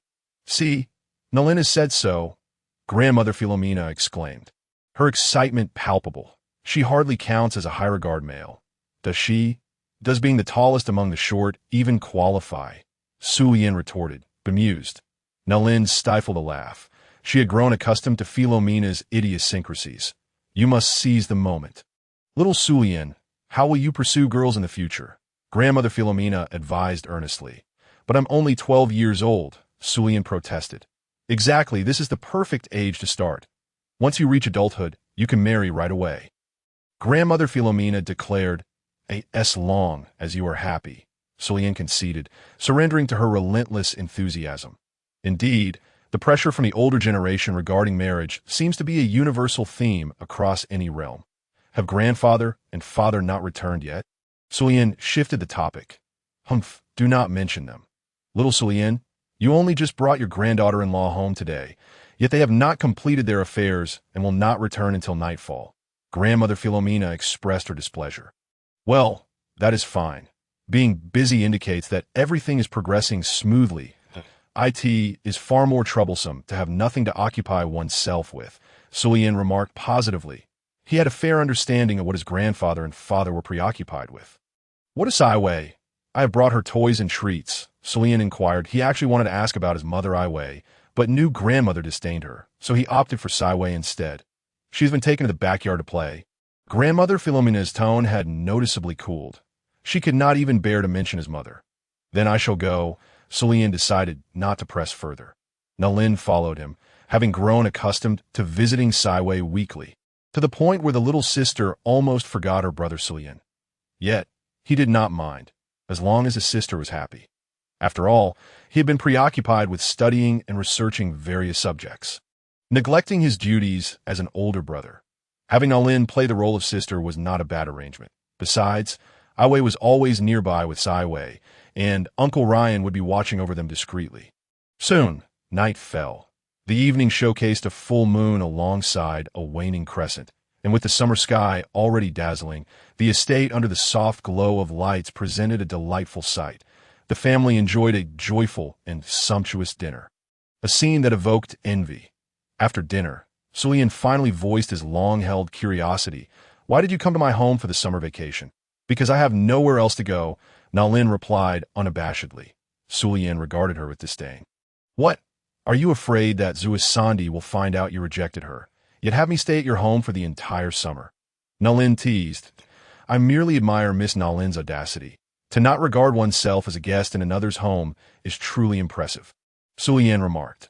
Just so you know, Nalin, with her chest held high in pride rather than shame, left Su Yin feeling helpless. Yet he could only relent he had intended to invite her to stay at his home, as the studies in blood magic required continuity. However, she displayed no semblance of a guest decorum, accompanying him home without hesitation as soon as the break commenced. The significant reason why Grandma Philomena could become their CP leader was largely due to Nalin. Are you still planning to tag along? Su Yin suddenly inquired. Of course. It's my first time witnessing this, Nalin responded with evident curiosity. Feel free. After all, Grandma won't refuse your company, Su Yin replied, aware that he had important matters to attend to that evening. They were heading to the Doveransha, the fifth largest prison in the kingdom of Avisu. A unique aspect of the laws in the Avisu kingdom is that while nobles within their territories possess legislative powers, any incarceration of prisoners must be uniformly managed by the kingdom. This is to ensure the legal rationality of various territories is monitored and not excessively deviating from fundamental moral standards. Consequently, no territory is permitted to establish private prisons. That evening, Isha brought Su Lian here to select his quarry. As the heavy alchemical metal gates swung open, they arrived at the area designated for death row inmates. Every individual here had committed heinous crimes resulting in death sentences. Whether sorcerers or warriors, even nobles could be found in this place. In the kingdom of Avisu, death sentences are typically not executed immediately, as sometimes the condemned possess special utilities, even being subjected to lethal experimentation in the eyes of this nation. Once a person has been sentenced to death, they have forfeited their rights as a human. For instance, one could be sentenced to death for the crime of murdering a child. For such vile individuals who obliterate a child's potential future of decades, even a torturous death would be deemed lenient. Thanks to this simplistic and brutal legal framework, the number of death row inmates in the Avisu kingdom is relatively low. However, many remain incarcerated for extended periods as a reserve, resulting in numerous inmates across various prisons. Choose one, your prey, Isha remarked indifferently, harboring no affection for the death row inmates, fully aware of what kind of individuals were confined here. The younger one seems preferable. How about that man in that cell? Su Lian suggested, pointing towards a particular cell. Following Isha's signal, the prison guard swiftly dragged the frail man out. Who are you? What do you want? The man exclaimed in terror. Good expression. I chose well. This one will do. Su Lian nodded. Please sign here, and kindly specify the intended use for the condemned. The guard presented a small booklet. Isha nodded, signing with brevity. The man's fate was sealed. Very well. Please ensure that his remains are returned within the stipulated time to confirm the validity of your intended use. The guard concluded. Understood, Isha acknowledged. Although death row inmates serve their purposes, even a noble of Isha's stature cannot whimsically torture them for amusement. This is not to genuinely protect the inmates, but to prevent the release of certain twisted desires harbored by some nobles. Thus, the retrieval of remains is a matter of significant importance, especially to avert the occurrence of bizarre magical experiments. Please, don't kill me. I'll do anything. Just don't kill me. The condemned man pleaded desperately as the guard expertly knocked him unconscious with a swift kick to the nape. Let us go, Su Lian stated. They departed from the Doveransha prison with the death row inmate in tow. Outside the prison, Polly and Grandma Philomena awaited their return, accompanied by Nalin, who had come to join in the excitement. Is it a man? I thought you would choose a more attractive woman. Little Su Lian, Grandma Philomena expressed her mild surprise. Does it make a difference? Su Lian replied. The effects remain the same, Grandma Philomena shrugged. Then it doesn't matter, Su Lian concluded. Without further ado, Isha initiated a spell, and the four of them, along with the condemned, flew back to the St. Peter's territory. Rather than returning to the estate, they arrived at the mountainous forest where their military research facility was located. Positioned on a mountainside, it was perfectly aligned to bask in the moonlight of the full moon, while the waning crescent was obscured by the mountainside. Are you ready, little Su Lian? Just don't hesitate when the moment arrives. Grandma Philomena queried. I am prepared, Su Lian affirmed with a nod. Once assured, Isha awakened the bound death row inmate, who upon regaining consciousness, was immediately engulfed in dread upon perceiving the eerie and desolate forest surrounding him. What do you want? Please, don't kill me. I'll do anything. The condemned man cried out in fear. Su Lian had glanced at the reason for this man's death sentence when Isha signed. It was straightforward. He had committed a heinous crime of burglary, during which he raped the woman of the household and nearly murdered the child, who was fortunately saved in the end, resulting in his death sentence after 4 years of incarceration. I merely need to end your life. It will be over swiftly, Su Lian stated coldly. No, please, don't. The condemned man continued to plead. Su Lian silenced him with his magic, fixing a cold, indifferent gaze upon him while conjuring an ice blade that shimmered ominously in the moonlight. He intended to instill fear in this condemned man, to make him acutely aware of the impending death that loomed near. This was essential for the complete awakening of his werewolf bloodline. Fear-driven slaughter. According to Isha and Grandma Philomena, Su Lian had been awakening normally throughout his growth, as evidenced by his self-healing abilities. However, he still lacked the final crucial factor that would transform him into a true werewolf, enabling him to cultivate blood combat techniques properly. In ancient times, bloodline werewolves typically underwent awakening rituals by capturing a human, beastman, or dwarf to kill and consume their blood and flesh for awakening. Vampires would employ similar methods, but the current bloodline has long abandoned these rituals. After being hunted down multiple times, they naturally refrained from engaging in such practices that would provoke enmity with the various clans. Nevertheless, as members of the bloodline, they still require blood for complete awakening. That it is not merely a matter of having someone donate a little blood. It necessitates personally committing murder, accompanied by the blood of one filled with fear of the slayer. Therefore, contemporary bloodlines generally seek out their enemies, or, like Isha, pursue those already sentenced to death for this purpose. Yet until now, Su Lian had never taken a life. If you're too afraid to do it, Grandma can assist you. If the effect is lacking, just kill a few more, Grandma Philomena remarked at that moment. It's not that. I'm just feeling a bit reflective, Su Lian replied. Reflective? Isha and the others appeared puzzled. Indeed, Su Lian's mind was filled with contemplation. The thought of waging war in the future, a decision made long ago, yet he had not taken a single life thus far. Even during his previous adventures, he had only slain some magical beasts. He truly wondered where he found the courage to initiate a war. Was it the royal blood coursing through his veins, the royal blood that yearned for world conquest? Hidden deep within his being, just as it was now, knowing that the ice blade in his hand was about to extinguish the life of the man before him, he felt not a shred of fear or guilt regarding the act of killing. Was this the outcome of possessing a werewolf bloodline? To him, slaughter seemed devoid of any moral implications. He even felt capable of taking the life of this individual, regardless of whether he was a condemned criminal or not. The previous version of himself had hesitated even to kill a chicken, yet now he pondered, when had he transformed into such a being? Was it from the day he crossed over into this life, or the moment he awakened to his royal and werewolf bloodline? Or perhaps, was it that the original self in this world was always like this, merely suppressed by the peaceful existence around him? Contemplating this brought an odd sense of comfort. What did that mean? He truly was no longer a normal person. Lifting the ice blade in his hand, he stepped closer to the condemned man, swinging the blade with resolution. With a swift motion, blood gushed from the condemned man's neck, splattering onto Su Lian, who stood there without flinching, the terror in the man's eyes fixed on him. In the depths of this somber and shadowy forest, beneath the luminous glow of the full moon, he seemed to behold, just before his demise, the eyes of Su Lian radiating with an insatiable desire for ruthless slaughter, accompanied by an unfathomable, yet profoundly awe-inspiring dread. He shall undoubtedly ascend as the ruler of this realm. What he witnessed was not merely the awakening of a werewolf, but the emergence of a king, Su Man Lian Del. Awakening. At this moment, Su Lian was drenched in the sanguine blood of terror and carnage.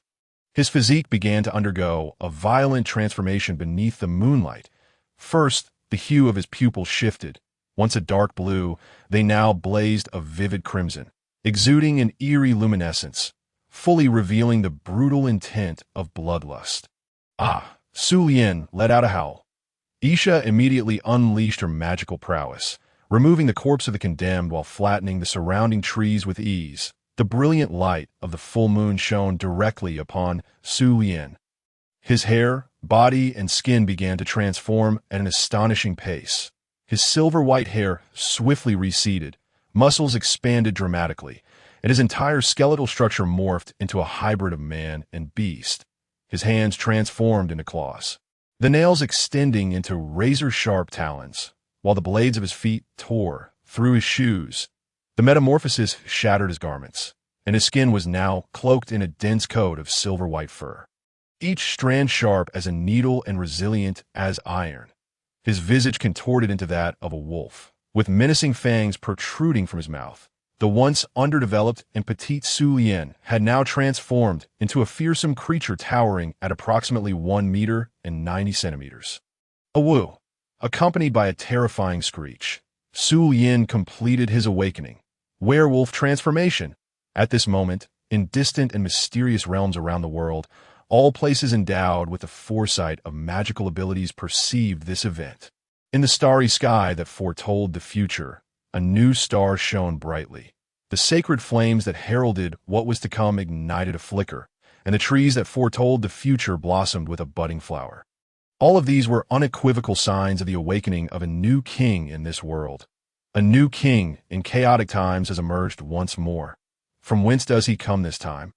Let us hope it is not the birth of a new human king. They all sense the arrival of the new king.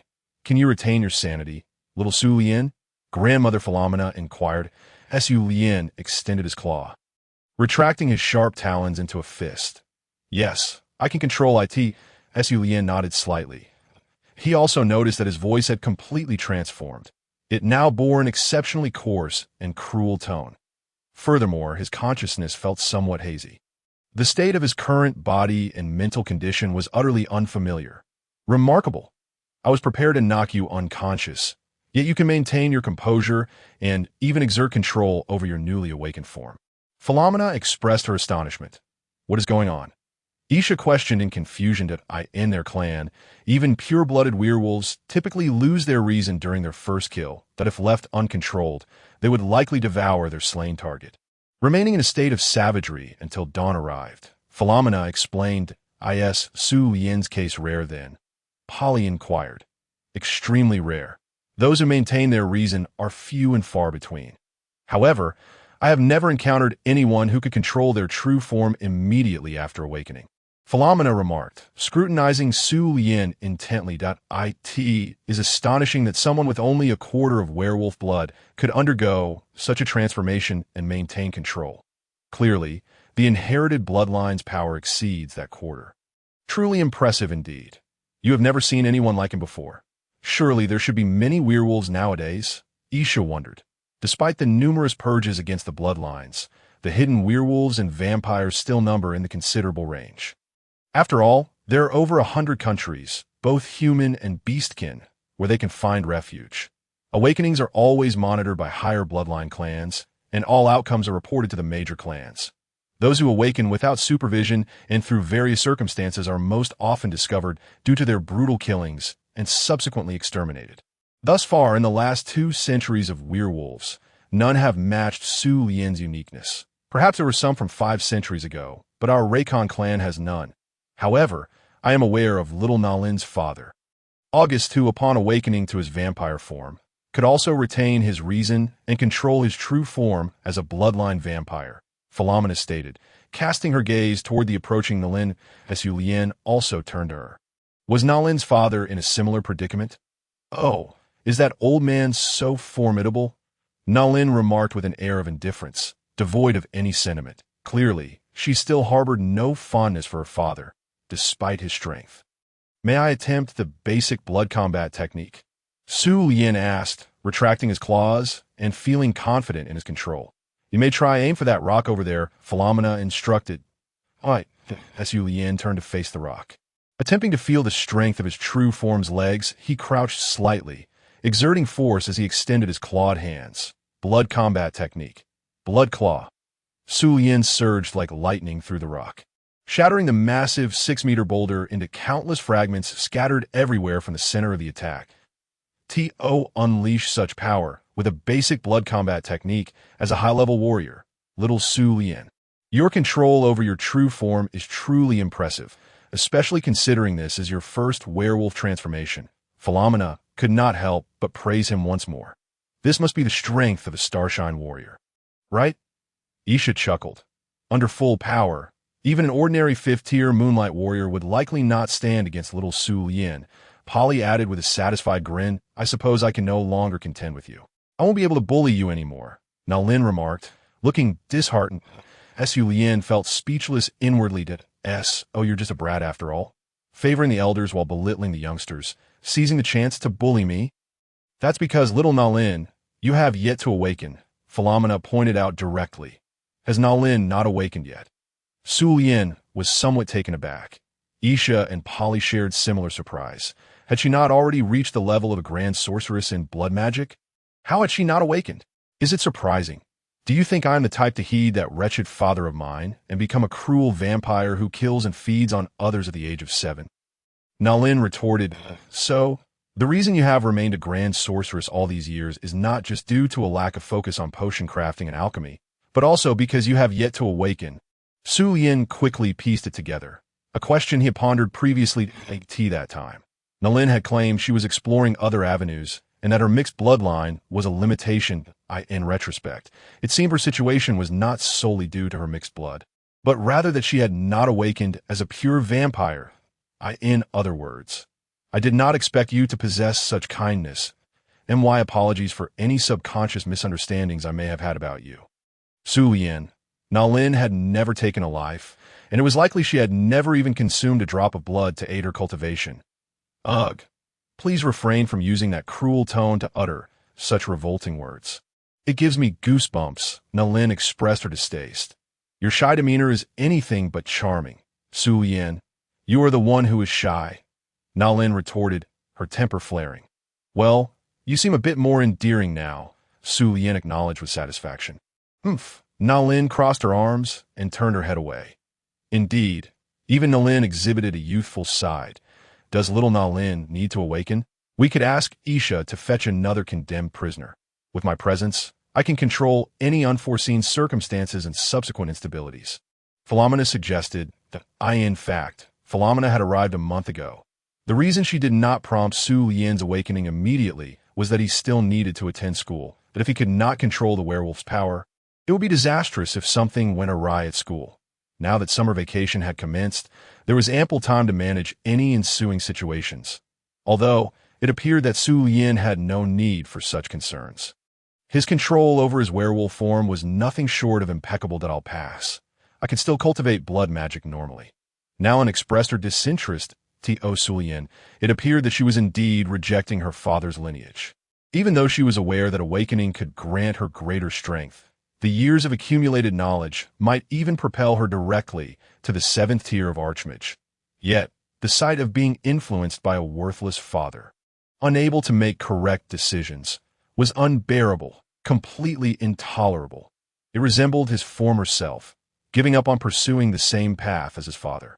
Despite possessing exceptional knowledge, he had merely immersed himself in his own pursuits, neglecting to utilize the resources provided to him to tread a similar path as others. He could have ventured into the mechanical industry, established a company, and created a team to delve into the subjects he adored. With funds, knowledge, and connections at his disposal, he had squandered an opportunity, all because he did not wish to become like those he despised. Grandfather, Su Yin called out. Isha replied, puzzled, go find another death row inmate for Nalin. Preferably a young woman, Su Yin stated directly. This was, of course, not an issue, but Isha glanced at Nalin. Please do not make decisions for others. I have no desire to awaken any vampire essence, judging by your appearance. You would undoubtedly be hideous post-awakening, Nalin exclaimed, her demeanor one of refusal. Is it the vampire essence you detest, or is it Augustus? Su Yin inquired coldly. Nalin began, her gaze averted. Su Yin fixed his eyes upon her, his ferocious werewolf visage and those terrifying crimson eyes making her flinch. What a frightening sight! How could anyone dare to look at you? Nalin averted her gaze, evading his stare. Even though you know I am exploiting you, you willingly remain in my home, even striving to leave a good impression on Grandma. Is it not because you wish to harness our formidable power for the opportunity to exact revenge on your father? Su Yin stated bluntly, we might assist you, but are you truly willing to entrust your aspirations to those you merely see as tools? Answer my question. Do you despise the vampire essence or Augustus? That father you loathe? Su Yin pressed once more. Why should you concern yourself with such matters? I simply do not wish to awaken, Nalin retorted, turning away without a backward glance. Su Yin did not pursue her, but called out from a distance. 12 years is your exterior, not your inner self. Determine your goals and resolve. Nalin, however, continued onward, vanishing into the dense forest of the night. Witnessing this, Isha shook his head with a hint of helplessness, and Polly shared his sentiment.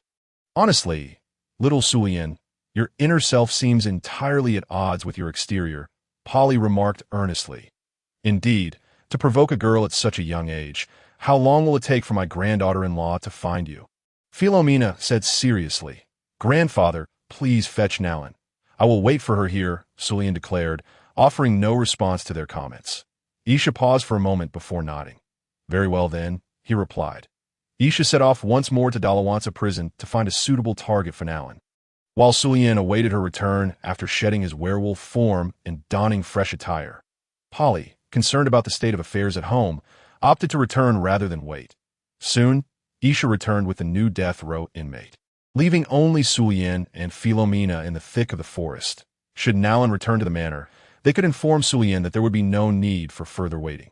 However, with no news of her return, Sulian called out, Hey, Aunt Philomena, what will I become after awakening my true form? Nalin's voice echoed from the depths of the forest. Awakening signifies slaughter. This is why, despite numerous purges throughout history, the bloodline, which many believe has vanished from the world, still refuses to live as ordinary beings, as a scion of the bloodline. Sulian would not seek to excuse his identity. Killing is killing, and he remains acutely aware of this. After all, the bloodshed he would soon unleash is far beyond what he could possibly remember, so much that he might become numb to it. If he could not discern such matters, he risked losing himself in the carnage of the future. The first night of the summer vacation would undoubtedly leave a lasting impression on both Sulian and Nalin. The following day, is Grandma not coming along? Sulian inquired at tea that moment. They had boarded the magical train heading to the capital of the Avisu Kingdom, Small. Your awakening is stable, and even mixing blood into your breakfast today did not trigger wolf transformation. So it is evidently not an issue. Conversely, Nalin should exercise caution. Although she was conscious last night, she could not control her vampire form like you, Isha remarked. They were now en route to the military department to discuss forthcoming aid to the Yamnik Kingdom. Control, Sulian murmured, repeating the word. What's the matter? Isha asked, perplexed. Nothing, just marveling at my own talent, Sulian chuckled. It seems it's not just me who can maintain clarity and control during awakening. Right, Nalin? Do not be too pleased. Today we're going to the military headquarters, where those fierce individuals exert considerable pressure. Are you certain you want to attempt this so soon? I think remaining in the shadows would serve you well. Isha suggested earnestly. Our nation is stable, but that does not mean hawkish elements do not exist. If I do not showcase my value and qualifications in advance, it may be difficult to win them over later. We must take the matter of undermining the kingdom seriously, Sulian replied. Well then, little Sulian, good luck, Isha said with a smile, no longer opposing him. They were not merely attending a meeting.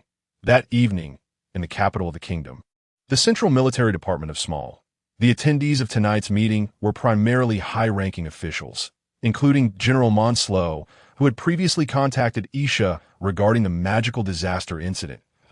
In Avisa Kingdom, military ranks and noble status are separate.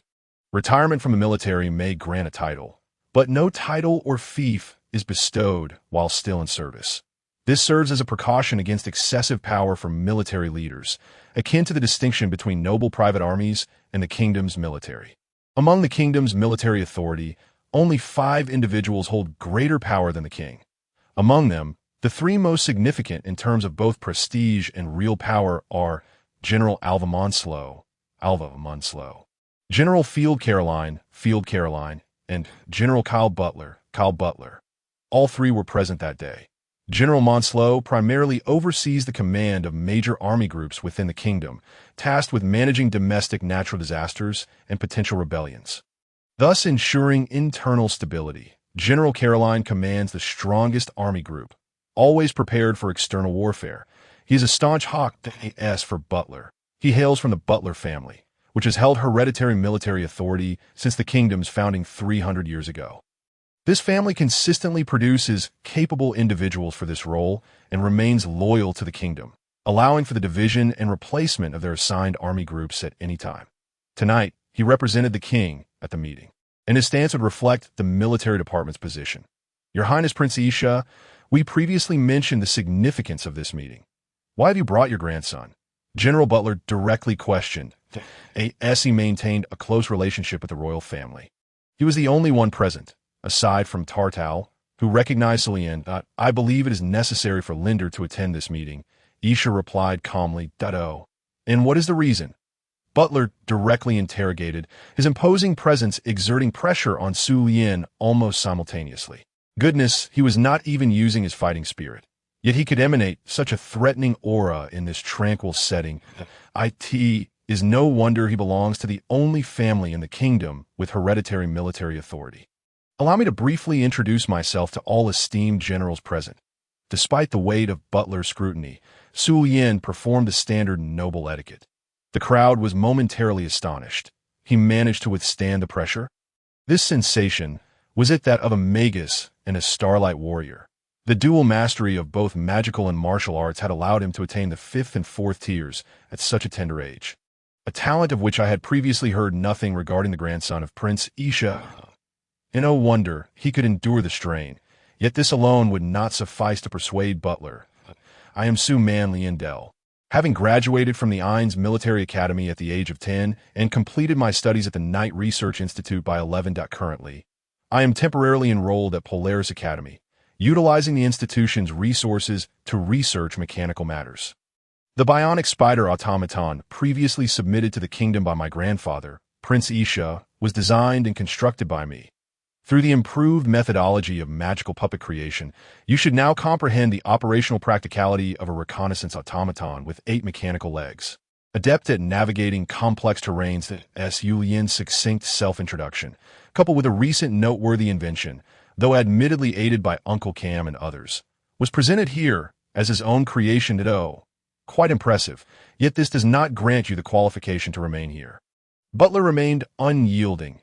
His exceptionally forceful demeanor reflected his displeasure with Su Lien's presumption that a mere invention could allow him to act so frivolously in this esteemed gathering.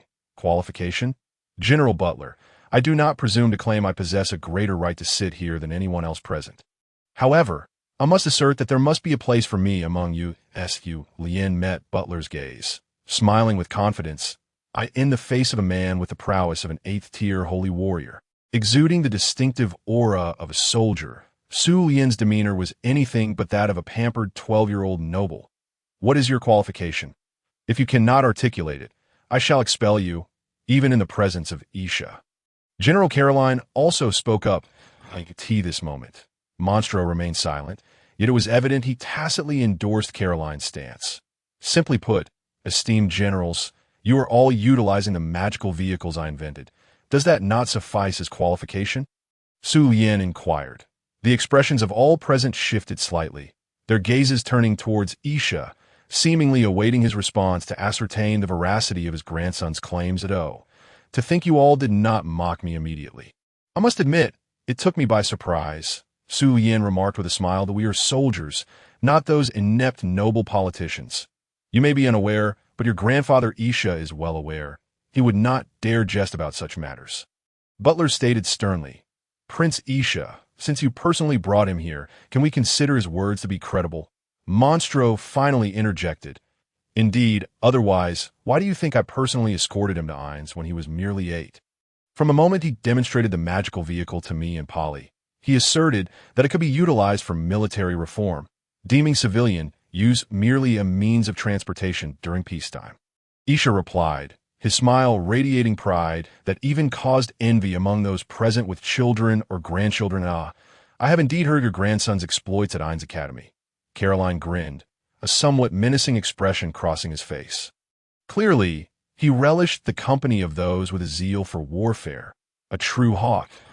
If only I were not so young, I would have followed in the footsteps of my contemporaries like Brother Walker and joined one of your corps upon graduation.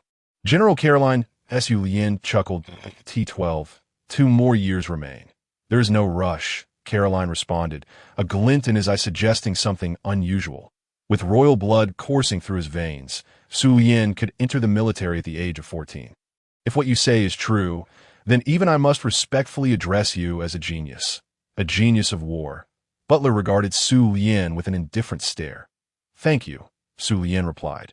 However, our kingdom currently has no plans for external warfare. Therefore, after graduating from Polaris Academy, would you be interested in serving as a logistics officer in my military? Butler inquired. Hey! Caroline slammed the table twice. You want him to languish in your decrepit logistics? Such a genius deserves better than to be stifled. The development department under my command would be a far more suitable place, Monstro suggested. That has nothing to do with you. Caroline pounded the table, clearly on the verge of losing his temper. The other corps commanders sipped their water tactically, having understood that their respective superior generals were vying for the young prodigy to have invented the magical vehicle and subsequent military machinery. To have entered the military academy at 8 and graduated smoothly 2 years later, while also garnering admiration from contemporaries. No general could afford to overlook such a talent, especially someone like Caroline, who had a pronounced inclination for war. They asked for why they could believe so readily. The reason was simple. They did not completely trust that Su Yin was the true inventor of the magical vehicle. Yet even disregarding that, Su Yin's achievements thus far and his calm demeanor in the presence of the 3 top generals already signified his merit to be here. He was undoubtedly worthy of their efforts to recruit such a genius into their ranks. However, apart from Tadal, no one knew that Su Yin had no intention of joining any military branch of the kingdom after graduating from Polaris Academy at 14, that he and Prince Isha aimed to wage their own war. Subsequently, although the 3 generals had some disputes regarding Su Yin's affiliation, they quickly settled down. The discussion shifted back to a more conventional topic. Concerning aid for Yeminik, the best and most traditional approach they could conceive was to have their army don Yeminik's military uniforms during combat, thus facilitating the covert provision of various supplies to balance the forces of both sides, at least until the arrival of winter. Though Lanku and Yeminik lay to their south, they were still situated in the northwestern part of the continent. Once winter arrived, it would generally signify a cessation of hostilities. If they failed to achieve victory this year, it would be exceedingly challenging for the Kingdom of Lanku to initiate new hostilities the following year. Supplies remained the foremost challenge. Prince Isha, you previously proposed that, aside from certain equipment from your private military, you would also support the introduction of a newly developed weapon into this assistance, correct? Butler inquired. Indeed, it is also developed and realized by Lien delegate if necessary. We can demonstrate its power at this moment. Isha replied, IT sounds like a rather lethal contraption. You dare to manufacture such a thing? Caroline was immediately intrigued. This is IT. Su Lien retrieved it from his magical ring, delicately placing it on the conference table with his magic. This action startled many, for it appeared to be an explosive device. Utilizing a very antiquated design reminiscent of goblin bombs, the threatening aura emanating from it was palpable to the soldiers present. What is its power? Butler furrowed his brow, slightly displeased yet not overly concerned. It is filled with specially formulated alchemical magic powder, encased in a specially designed alchemical metal shell, and inscribed with explosive magical runes. This brand new weapon, even if deployed on the battlefield, would not allow the Kingdom of Lanku to blame us for it. With subsequent iterations and upgrades, it could be utilized normally in the future in terms of power. This explosive, which I have named the Nostalgic One, guarantees a force equivalent to 6-tier fire attribute area magic. This is currently the pinnacle of what I can produce. The other Nostalgic Ones I can mass-produce possess only 5th-tier power, Su Lien succinctly explained. The corps commanders present, each possessing at least 7th-tier warlord strength, were not deterred by the potential for an explosion. Rather, they observed it with keen interest. What is the magical detection level? Caroline inquired. The magical detection level refers to a classification term akin to a scouting radar, a common presence on the battlefields of this world, where mages are naturally prevalent. Even though the number of individuals capable of wielding magic is scarce, those who can ascend to the rank of high-level sorcerers are even fewer. Nevertheless, they do exist, particularly in the realm of area effect magic. It proves devastating against soldiers, who are predominantly ordinary individuals that counteract this. Specialized magical devices have been developed to detect the intensity of impending magical attacks based on fluctuations in magical energy. The level of detection achieved is referred to as the magical detection level. Utilizing a 3rd-tier explosive magic inscription, the detection level is limited to Tier 3. Furthermore, these devices can be deployed from great heights, rendering it nearly impossible for the enemy to disperse their formation in time upon detection. Su Lien. This is it, declared Caroline, slapping the table in affirmation. Given a relatively concentrated formation, even a barrage of around 10 Tier 5 explosives could potentially inflict casualties exceeding 1,000. If the number is sufficiently high, we may not require extensive military support. Butler nodded in agreement, indicating his approval of this strategy, as minimizing the casualties of their kingdom's army was undoubtedly the best outcome. "How many have been produced?" asked Monslow directly. Due to limited time and materials, including the experimental devices with Tier 4 potency, only 9 have been created thus far. That's rather insufficient. It lacks the necessary impact. We will be initiating action in approximately 10 days. How many more can you produce? Perhaps we could share the technology and have our research team assist in the manufacturing, Caroline suggested candidly. Once the technology matures, it will naturally be shared, similar to the spider mechanical puppets. Currently, however, this is still in the experimental phase, and I am reluctant to risk the safety of our research predecessors with immature technology. After all, my instructors at the Polaris Academy have repeatedly warned me against privately experimenting with such perilous devices. However, given 10 days, producing an additional 20 to 30 should be feasible, provided I am supplied with materials. Su Yin calculated that in truth, their military factory still has over 100 units in stock. Uncle Cam has repeatedly urged Isha to dispose of those dangerous items, as immature explosives pose significant hazards. "Is that sufficient?" Butler inquired, glancing at Caroline. "Absolutely, it's more than enough," Caroline assured. "The Lanka Kingdom is dispatching a total of 50,000 troops to attack the Yemenic Kingdom, while also needing to remain vigilant against the Spy Kingdom to the east and the Finkong military coalition to the south. They cannot commit all their forces. With a sudden strike from these explosives, if we inflict casualties exceeding 3,000 on their main force, they will prudently retreat," Caroline confidently affirmed, as he was primarily responsible for orchestrating this aid mission. The rationale behind why a 50,000-strong army would hesitate to advance after losing 3,000 is straightforward. Firstly, they cannot ascertain whether there are more of these unfamiliar weapons in reserve, until they devise a means of defense. They would be reluctant to proceed with a reckless assault.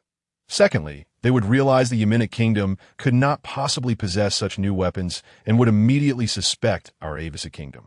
Consequently, if 3,000 are harmed, they would ponder who inflicted that pain. Retreating becomes their only option. Let us draft a more detailed plan, which will facilitate those politicians and nobles in addressing diplomatic matters. Butler nodded, his agreement reflecting the king's stance. The subsequent steps involved the straightforward creation of a detailed plan. Initially, they had intended to draw personnel from various army groups to secretly board magical vehicles headed for the border city, cross the Hidra mountain range, and rendezvous with the Yemenic Kingdom's forces, disguising themselves as their reinforcements in the war. However, it was now evident that cooperation from the commanding generals was unnecessary. Only a small contingent was needed to assist in the bombing. Nonetheless, some were puzzled as to why Su Lian insisted on personally participating in the bombing. Was he eager to experience the battlefield firsthand? After all, he is the sole grandson of Prince Isha, and his safety would undoubtedly be ensured. Thus, the generals felt no need to meddle. Once there, the bombing locations would also be determined at the request of the Yemenic side. Therefore, it sufficed to send someone to ensure Su Lian executed the plan as instructed. The day after their deliberations, Su Yin and Isha returned to the Peter Saint territory with the relevant materials provided by the military. The journey back to the estate was smoother than anticipated. Surprising Su Yin, did they agree to your request to go to the battlefield personally, or did they refrain from insisting you develop this? Isha inquired that it could be both. Perhaps they perceive my youth as a sign of diminished wariness. Or maybe they have other intentions? Su Yin speculated. Why not take a guess? Isha replied with a smile, not rushing to provide an answer. Their current perception of your grandfather remains amiable and entrusting you. They also believe I will not act recklessly in such matters. Additionally, arrangements have been made to accompany you, ensuring any unforeseen circumstances can be addressed swiftly, allowing them to trust your journey. Furthermore, since they are already aware of this new weapon, they can quickly formulate corresponding countermeasures. Thus, there is no urgency in requiring detailed weapon production. Coupled with my procurement of materials, they merely need to keep a close watch on our territory's acquisition of such materials to gauge whether we are clandestinely mass-producing them. Hence, everything remains within their controllable range, which explains the smoothness of the process. Su Yin articulated his conjecture. Very astute. That is indeed the case, Isha replied, clearly pleased. Almost, Su Yin probed. What is the discrepancy? Because you still do not comprehend their affection for talent. They, too, wish to see the extent of your capabilities. Isha explained at I see. Su Yin responded, beginning to grasp the situation. Upon further reflection, if one has a promising junior with considerable talent, even if there are some risks involved, it is reasonable to allow them to attempt something. Witnessing the growth of a protege and ultimately nurturing them is indeed a gratifying endeavor. After all, everything remains within their controllable range. However, they may experience a tinge of disappointment, as what I intend to test is not this underdeveloped nostalgic. This is the design I plan to use for crafting rocket artillery, rather than for use as grenades. Su Yin stated with a smile, shaking his head. Then I shall preemptively wish you success in your experiment, little Su Yin, and hope you do not bear any psychological burden as a result. Isha expressed, harboring a hint of concern. It is essential to recognize that what Su Yin is undertaking, to put it bluntly, involves taking lives, many lives indeed. Simultaneously, Isha is aware that having chosen this path, Su Yin will inevitably face more such outcomes in the future. War, after all, is inescapably lethal. Yet, even now, Isha hesitates internally about whether to allow his 12-year-old grandson to engage in such activities. Grandfather, I carry the blood of the Saman royal family, established through warfare, as well as the bloodline of the bloodthirsty werewolves renowned for their slaughter. Is such concern truly warranted? Su Yin countered. Isha gazed at his grandson before him, the deep blue of his eyes concealing a thirst for blood and slaughter, alongside an ambition for world conquest that had been evident since childhood. This grandson, who consistently surprises him and evokes a sense of unfamiliarity, seems indeed to warrant little concern. Then I shall merely await your success, little Su Yin, Isha declared with a smile. Certainly, Su Yin replied. Returning the smile point 3 days later, upon Su Yin's return from the capital's military headquarters, he remained within the estate. Isha had informed him that individuals had been dispatched by the military to monitor him covertly, so he could only feign engagement in the development of new weapons. Therefore, for the foreseeable future, he was unable to leave the estate freely to pursue other endeavors. However, this arrangement was not without merit, as it afforded him the opportunity to learn blood combat techniques under the guidance of Philomena. Each night, Su Yin and Nalin would practice blood combat techniques together, with Philomena ready to intervene at the first sign of trouble. The latter part of the training was dedicated to Nalin instructing Su Yin in blood magic. It must be said that blood magic is indeed powerful, albeit fraught with peril. The essence of pure blood magic is beyond question. It is entirely guided by one's own blood, resulting in formidable blood attribute magical attacks, defenses, or enhancement effects. For instance, the blood scythe magic favored by Nalin is, in fact, a unique form of weapon magic. Similar to the manifestation of ice swords, lightning spears, and fire bows, the hallmark of such magic lies in its lack of a fixed level, growing stronger in accordance with the wielder's abilities. When a being of divine caliber employs this type of weapon magic, even a 7th-tier spell cast instantaneously without incantation could undoubtedly obliterate the vast majority of forged weapons. However, the blood scythe formed through blood magic necessitates a certain degree of one's own blood as a conduit.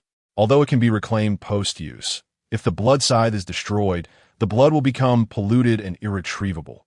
For those not of the bloodline, possessing weak control over their own blood, or lacking any innate affinity for the blood attribute, there exists a significant risk of depleting their blood entirely and succumbing to death when attempting to wield such pure blood magic. Similarly, even the less perilous blood curse magic, which is often perceived as the vampire's most commonly employed elemental magic, still relies on one's own blood, as demonstrated previously by Teacher J. Within the confines of the Nightshade Manor, TSK, Su Yin appeared somewhat uncomfortable. The enhancement blood magic in conflict with blood combat techniques. It cannot be easily stacked like other enhancement combat skills and magic, he inquired. That moment, the blood within him surged, akin to boiling water, causing considerable discomfort. Now, do you see how memorable this experience is? I hope you refrain from attempting such things in the future. Philomena chuckled in response. When Su Yin expressed his desire to pursue this, she did not intervene, intending for him to endure the pain, thus ensuring he would remember and refrain from reckless usage thereafter. It seems that since both require the utilization of blood, the interaction of combat energy and magical force under such conditions leads to turmoil within the blood. Even when employed separately, the two forms of amplification, both guided by blood, can still conflict. Nalin speculated, and oh wonder vampires and werewolves prefer to avoid each other's company. The abilities among bloodkin can indeed be at odds. Su Yin seemed to grasp this notion. It elucidated why. Even in this world, vampires and werewolves, despite sharing a bloodline, remain discordant. However, your progress in magical studies is truly remarkable. You have already mastered all the intermediate blood magic I have imparted, and you can even cast weapon magic at high levels without incantation, achieving a normal chant level of up to 5 tier. Nalin expressed her astonishment. Su Yin began his studies in blood magic upon Philomena's return. And yet, it had only been a little over a month since in such a brief span, mastering over a dozen intermediate spells and more than 30 lower-tier spells that Nalin had taught him.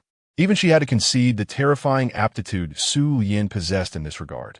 Could it be that he is, in fact, a magical prodigy, yet he is merely a 5th-tier magus?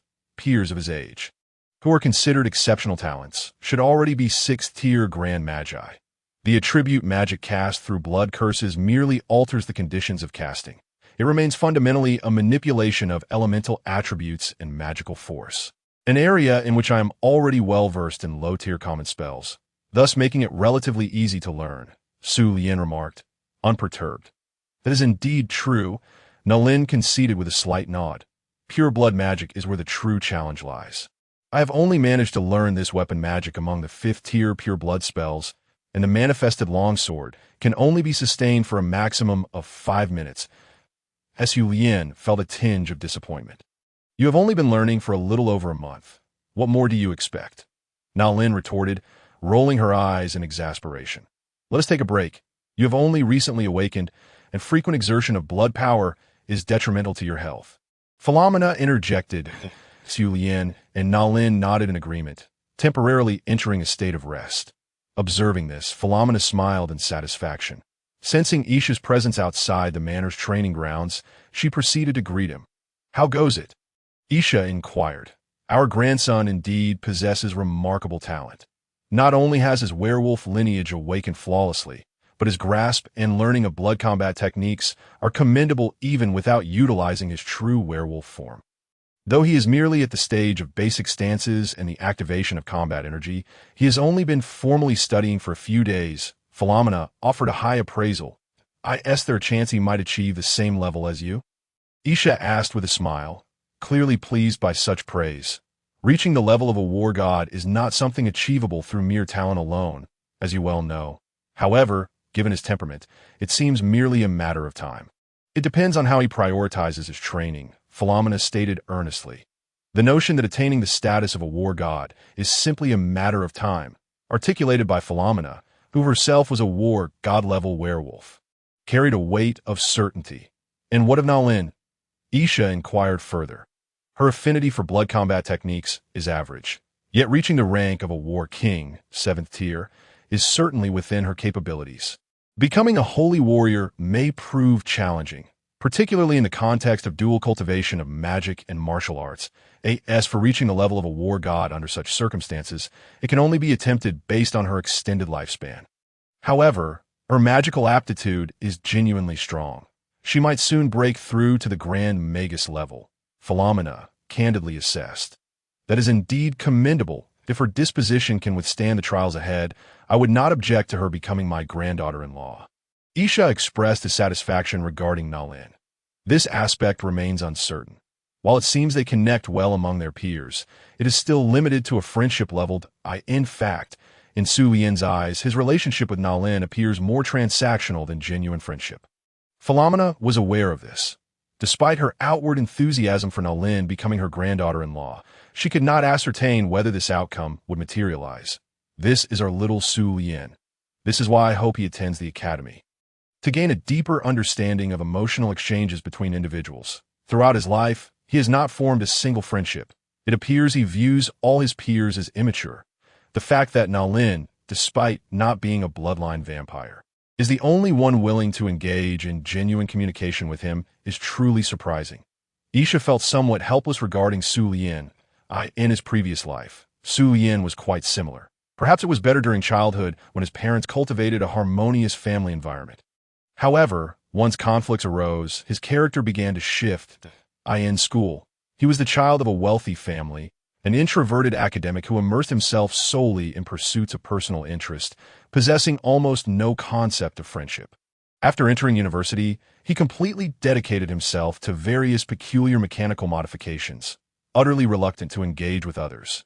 Even when interactions occurred, they were strictly utilitarian, aimed at achieving specific goals. For instance, if he desired firearms, he would cultivate relationships solely for that purpose, determining whether to maintain contact based on perceived future utility. His upbringing and the character it fostered destined him to become the eccentric individual who tinkered with machines in solitude, ultimately leading to his demise through an explosive mishap in his previous life that in this current existence. He cherishes his family deeply, yet he maintains a detached demeanor toward others that why you have yet to disclose to him any information regarding his mother or grandparents? Philomena inquired with a neutral expression. Perhaps it is best to wait until he genuinely recognizes the importance of emotions before considering it. Isha sighed softly. But what if he were to inquire? Philomena pressed. He will not ask, for he is quite astute. Isha replied. That's so. Philomena observed Su Lian, meditating across from Nalin under the night sky. Intelligent, aware of boundaries, and possessing fundamental decorum and manners, he seems to be devoid of flaws. Yet through this past month of interaction, one should have realized that Su Lian, regardless of whether it be towards you, me, or even Polly and Ivy, as well as the recently introduced Selena, regards us all as equals and family. He exhibits the politeness, respect, and affection inherent among family members, embodying all the traits of an ideal family member. However, he is merely maintaining the facade of this familial bond that Isha's tone was tinged with a sigh, accompanied by a hint of helplessness. Deep within his heart, there lingered an inexplicable sense of estrangement towards his grandson, who could be regarded as more exceptional and deserving of pride than anyone else. Indeed, he could feel that regardless of whether he was a werewolf, a formidable warrior, or merely an ordinary villager, their little Su Lian would still harbor the attitude expected of him towards a grandmother. It was a sentiment rooted in obligation, as if he must act that way simply because he was family, rather than doing so out of a genuine familial bond. Philomena had sensed this as well. To them, Su Lian was a cherished family member, yet merely one who was obligated to be treasured. The concepts of should and must were distinct. However, it was of little consequence. Philomena suddenly smiled, remarking, "This is truly a fortunate dilemma. Just think of those young scions who only argue with their elders or cause trouble. Our little Su Lian is nothing short of remarkable." "That is indeed true." Isha chuckled in agreement. "Yet, I find myself pondering more seriously about Nalin's situation, especially considering that Augustus could be quite troublesome." Philomena's expression turned slightly grave as she spoke.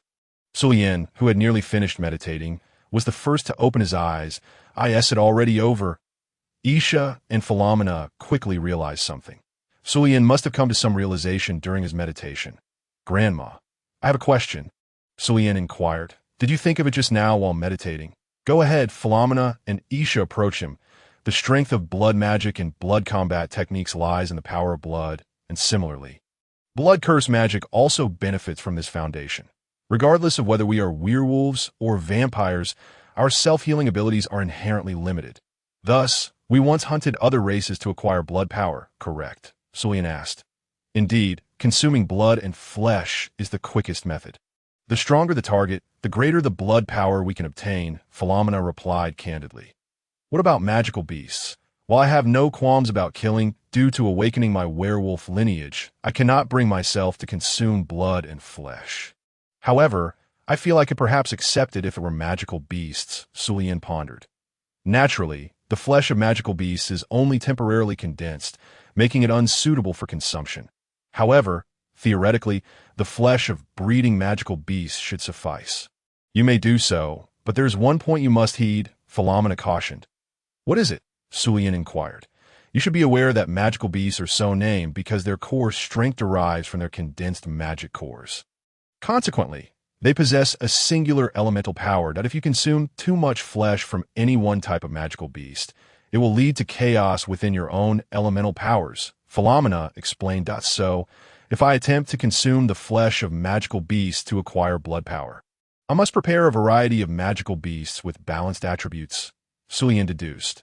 Yes, therefore, in emergency situations, you may resort to magical beast flesh for temporary sustenance rather than as a primary source of power.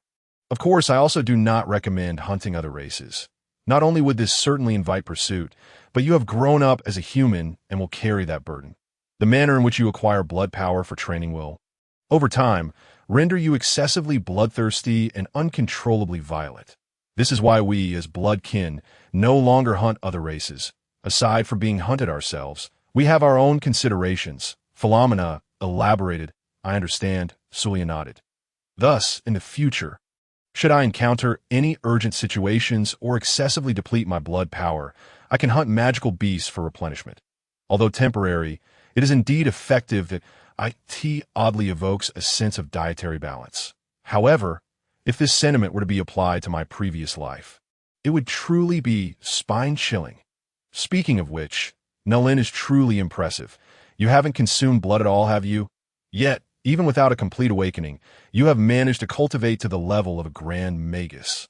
Philomena praised this moment. Nalin had also ceased her meditation, attentively listening to their conversation. It's not a big deal. I began learning blood magic at the age of 7, even without a complete awakening. I still inherit a relatively pure bloodline as a bloodkin, so normal training poses no issues, and I can also learn other blood curse magic quite well. Nalin replied, nonchalantly, to be honest. Nalin, I suggest you start consuming blood now. Prolonged abstinence for blood power is not beneficial for bloodkin. Ordinary blood will suffice. You can find someone to purchase it through a normal transaction.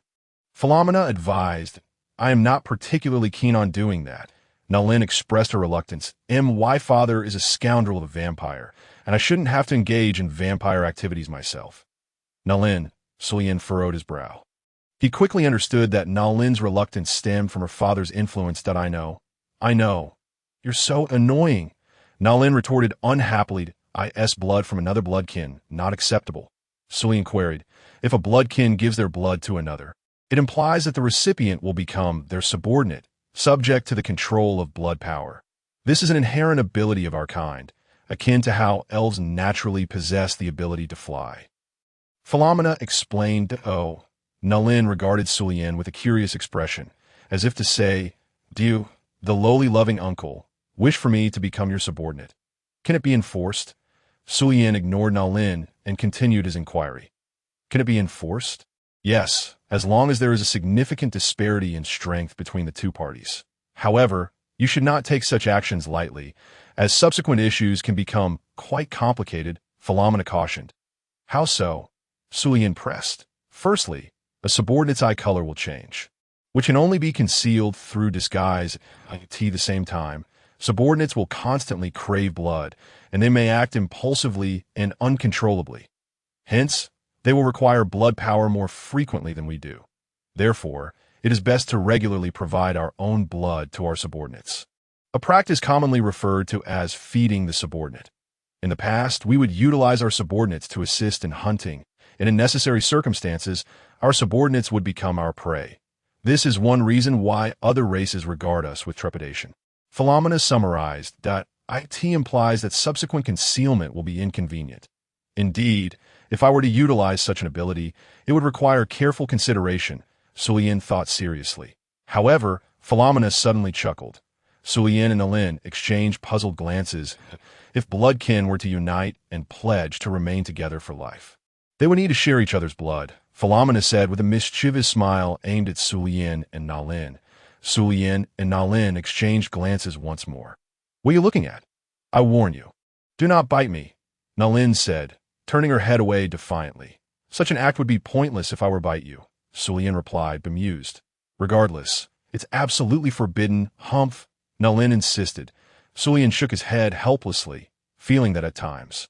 Nalin still possessed a youthful innocence. Philomena, on the other hand, wore a satisfied, ant-like smile. He felt somewhat resigned, but upon reflection, considering Philomena's age in relation to the lifespan of bloodkin werewolves, it was understandable that she would possess such thoughts and ideas. However, since blood is required, it would be prudent to seek someone of greater strength, wouldn't it? Sulian inquired. Indeed, Philomena replied. Teacher Mavis should have gone to the military factory yesterday. She would likely agree to provide a small amount of blood. Sulian mused. Wow, how pampered, Philomena remarked. Enough, Grandma, Sulian retorted. It's not as if an ordinary person wouldn't suffice. You specifically chose a powerful woman, which certainly gives the impression that Sulian is doting on Nalin. Yet in truth, Nalin understood that Sulian's considerations were purely for her benefit. And through their collaboration, he could secure better guarantees for his own interests. Coincidentally, I should also visit the magic vehicle factory tomorrow. As a genius mechanic, it would be appropriate to take a leisurely stroll through my family's factory. The military side shouldn't suspect anything, Sulian stated. Yes, Kim had been wanting you to visit yesterday. There are matters that require your attention, Philomena confirmed. Isha. Very well. Let's go together tomorrow. Sulian glanced at Nalin. It doesn't matter. Nalin replied. The military personnel naturally recognized Nalin, as she was also an exchange student attending Eins AS for why she spent her summer vacation residing in Prince Isha's household instead of returning to the Yemenic kingdom. That was a matter of personal choice, particularly because Prince Isha's grandson, Lynder, was her classmate at Polaris Academy. Why should military officials meddle in her personal affairs? The following day, as Sulian and his companions made their way to the magical vehicle manufacturing plant, Nalin was led by Philomena to seek out Mervis, while he proceeded directly to the military factory to find Uncle Cam. The little boss has finally arrived. Come and take a look at the self-propelled magical cannon we developed based on your original tank design. I feel like this magical cannon could pack more of a punch. It seems a bit lacking in power, Uncle Cam exclaimed as he immediately pulled Sulian over. Reducing the attack range to increase power? Sulian quickly discerned Uncle Cam's intent. The magical cannon relied on pure elemental condensation for its magical projectiles, and like most forms of magic, its potency diminished with distance due to the weakening of magical energy. Indeed, little boss, what do you think? Uncle Cam inquired eagerly. Just do as you see fit, Uncle Cam. Just ensure that the structure of the cannon is distinct from that of the vehicle, and I will provide you with a new artillery design later. Sulian replied. New designs? Uncle Cam's eyes lit up, and he leaned in closer. Come on, spill the details. Patience. Just follow my instructions, and ensure the mobility exceeds that of standard Dalida. Sulian smiled. Tisich, how dull. Then I shall proceed with the modifications to the magical cannon as I see fit. Uncle Cam retorted. Agreed, Sulian affirmed. By the way, those students you recruited from the academy seem rather enthusiastic. Are you certain they won't leak any information about our operations here? Uncle Cam queried. As of now. Our private military has a force of 20,000. How many tanks and aircraft are stored in our underground warehouse? Sulian asked playfully. Counting the operational ones, surely there are over 1,000, perhaps even 2,000. Uncle Cam estimated, showing little concern for the specifics. And how many soldiers and Dalida mechs are stationed in the Sindhi district across the strait? Sulian countered. Also just over 20,000, Uncle Cam suddenly realized. Whoa, Sindhi Island is directly across from the Aliyev district, where the Peter Saint territory is located. Although divided into districts, its area is not significantly larger than that of Peter Saint. So, you mean to say that you initially had us build a warship there not solely for securing maritime transport, but also for potential offensive actions against Yemenic or Lanku? Uncle Cam exclaimed, realization dawning upon him. Indeed, a well-thought-out contingency plan, Sulian stated, should the kingdom discover their intentions and still perceive them as a threat after negotiations. They would seize Sindhi Island with absolute air superiority. Capturing Sindhi Island within 3 days would likely pose no challenge for them. Shoo, Sulian cautioned. Uncle Cam instantly understood, grinning as if to say that the little and big bosses enjoyed playing with fire. They continued to address subsequent matters, including Senior Josh, who had agreed to join their ranks and negotiated his post-graduation salary. However, his research remained challenging to actualize. For instance, the most pressing question was whether ice elements could be easily transformed into fire elements in frigid conditions. Transformation, it was possible, but it required the expenditure of magical energy for harmonization. Where does that magical energy come from? Sulian asked. Magic cores, magic crystals, natural magical stones, and magical storage devices can all be used. But none of these are affordable for commoners. Moreover, the crux of the matter was that if I already possessed magical energy, wouldn't it be simpler to directly generate fire elements? Currently, my research focuses on creating magical devices that minimize the magical energy consumption required for transformation, ensuring it remains lower than the energy needed for direct generation. By pairing this with devices that slowly store magical energy, we could better facilitate elemental transformation. In this way, we could essentially meet the needs of the populace. For instance, in our kingdom during winter, commoners could keep warm without having to burn firewood. By continuing to optimize, reducing costs, and increasing efficiency, we might not maintain warmth around the clock, but we could at least ensure heating during the night. However, for you juniors who desire rapid elemental transformation, that seems unfeasible. The efficiency would likely be negative. Senior Josh lamented regarding his challenges. Creating something for civilian use seemed plausible and currently very successful. With further research, it would undoubtedly lead to excellent civilian elemental transformation solutions, potentially providing warmth in winter and coolness in summer. In simpler terms, this would be akin to inventing air conditioning and heating systems. He might not be the first to achieve this, nor the one aiming to minimize costs while maximizing efficiency for civilian use. However, he was undoubtedly fortunate to encounter individuals like Sulian who were willing to support such meaningless endeavors. Because to pursue such matters, one must first possess the knowledge of alchemy and related disciplines that in this world, noble mages seldom engage in pursuits benefiting the common folk. Some even regard commoners as lowly beings. Even if there are those willing, the time and financial investment required for research are burdens that few can bear. In a world so vast, with over 100 countries and regions, surely there exists a wealthy mage with such aspirations. Right? Yet, once developed, who would disseminate it? The production process still requires mages, which entails labor costs. Creating magical devices naturally incurs material costs. Even if a product is painstakingly created under such costs, how many commoners could afford to purchase it at the most economical price? Those with a bit of wealth can easily buy ample firewood. Furthermore, they could directly use enchanted magical devices. Why would they opt for your complex new invention? If aiming for high-end solutions, that might be even more problematic, as wealthier individuals might prefer to hire someone to set up a magical array in their homes. Or they might even afford to employ a mage themselves. Where would you fit in? Thus, elemental conversion through magic holds little utility in this world. Mages have no need for it. Commoners cannot afford it. The middle class looks down upon it, and the wealthy dismiss it. Come this way. Sulian instructed without directly answering Josh, gesturing for him to follow. While Josh felt puzzled, he complied and accompanied Sulian to the dining hall of the military factory. They entered the kitchen, and, as Josh watched with confusion, Sulian began boiling a pot of water. What is this for? To assist in heating with fire elements, Sulian explained.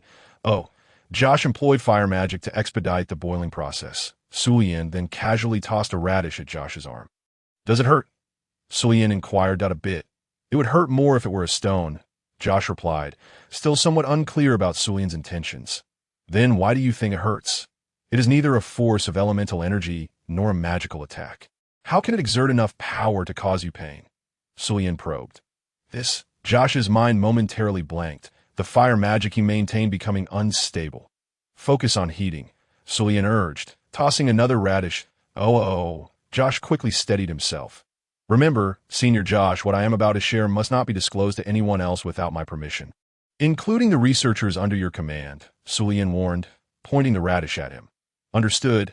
Junior, I will keep it to myself. Josh nodded vigorously. His mind began to race with numerous emerging hypotheses. Our world, due to the existence of elements, prompts individuals to primarily rely on condensed energy and magical power. Especially at the pinnacle of these forces, they can reach cataclysmic levels of destruction. Thus, People often overlook another force that has always existed in our lives, one that we continuously employ yet neglect: pure physical power. Sulian shifted the radish in his hand, preparing to throw it. Throwing objects, ordinary punches, wielding weapons. These all utilize that power. Josh quickly grasped up precisely in terms of weaponry. What do you think utilizes this power best? Do you know its current embodiment? Sulian queried. Throwing weapons? Josh ventured uncertainly. Correct. Traditional catapults and the archers present in every army have consistently harnessed this power.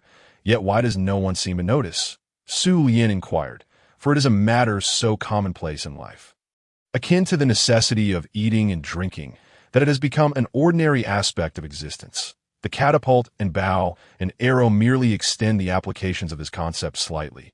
Josh quickly responded, acknowledging the brilliance of researchers whose thoughts are indeed remarkably agile and adaptable. Indeed, it is a power so commonplace that it is often overlooked, Su Yin remarked with a hint of nostalgia, that in a past life. The bow and arrow, along with the catapult, were ultimately the most rudimentary kinetic weapons, invented long ago. However, it was only thousands of years later that their true potential was harnessed. Moreover, in this world of magical energies and combat aura, where elemental power far surpasses kinetic energy, who would pay heed to such trivial forces? Thus, Su Yin comprehended why, even to this day, the world remains oblivious to the limits of kinetic power, from magic and combat aura. The essence of elemental power is indeed exceedingly formidable. These dynamic physical forces, let us refer to them as physical energy or kinetic energy, Su Yin stated succinctly. Kinetic energy, to put it simply, Josh added. Su Yin chuckled. For despite having offered another term, Josh instinctively gravitated towards kinetic energy. The water is boiling. Let us cover the pot. Su Yin abruptly shifted the topic to, oh, Josh replied. Though uncertain, he complied. Thanks to the assistance of fire magic and heating, a large pot of water quickly reached a boil. Even after the fire magic was withdrawn, the flames beneath continued to burn, keeping it bubbling. The sound of steam continually pressing against the pot lid produced a rhythmic clanging. Josh glanced at Su Yin and then at the lid being lifted by the steam, as if a realization dawned upon him. Observing this, Su Yin directly inquired, what force imparts kinetic energy to the lid when no one is touching it?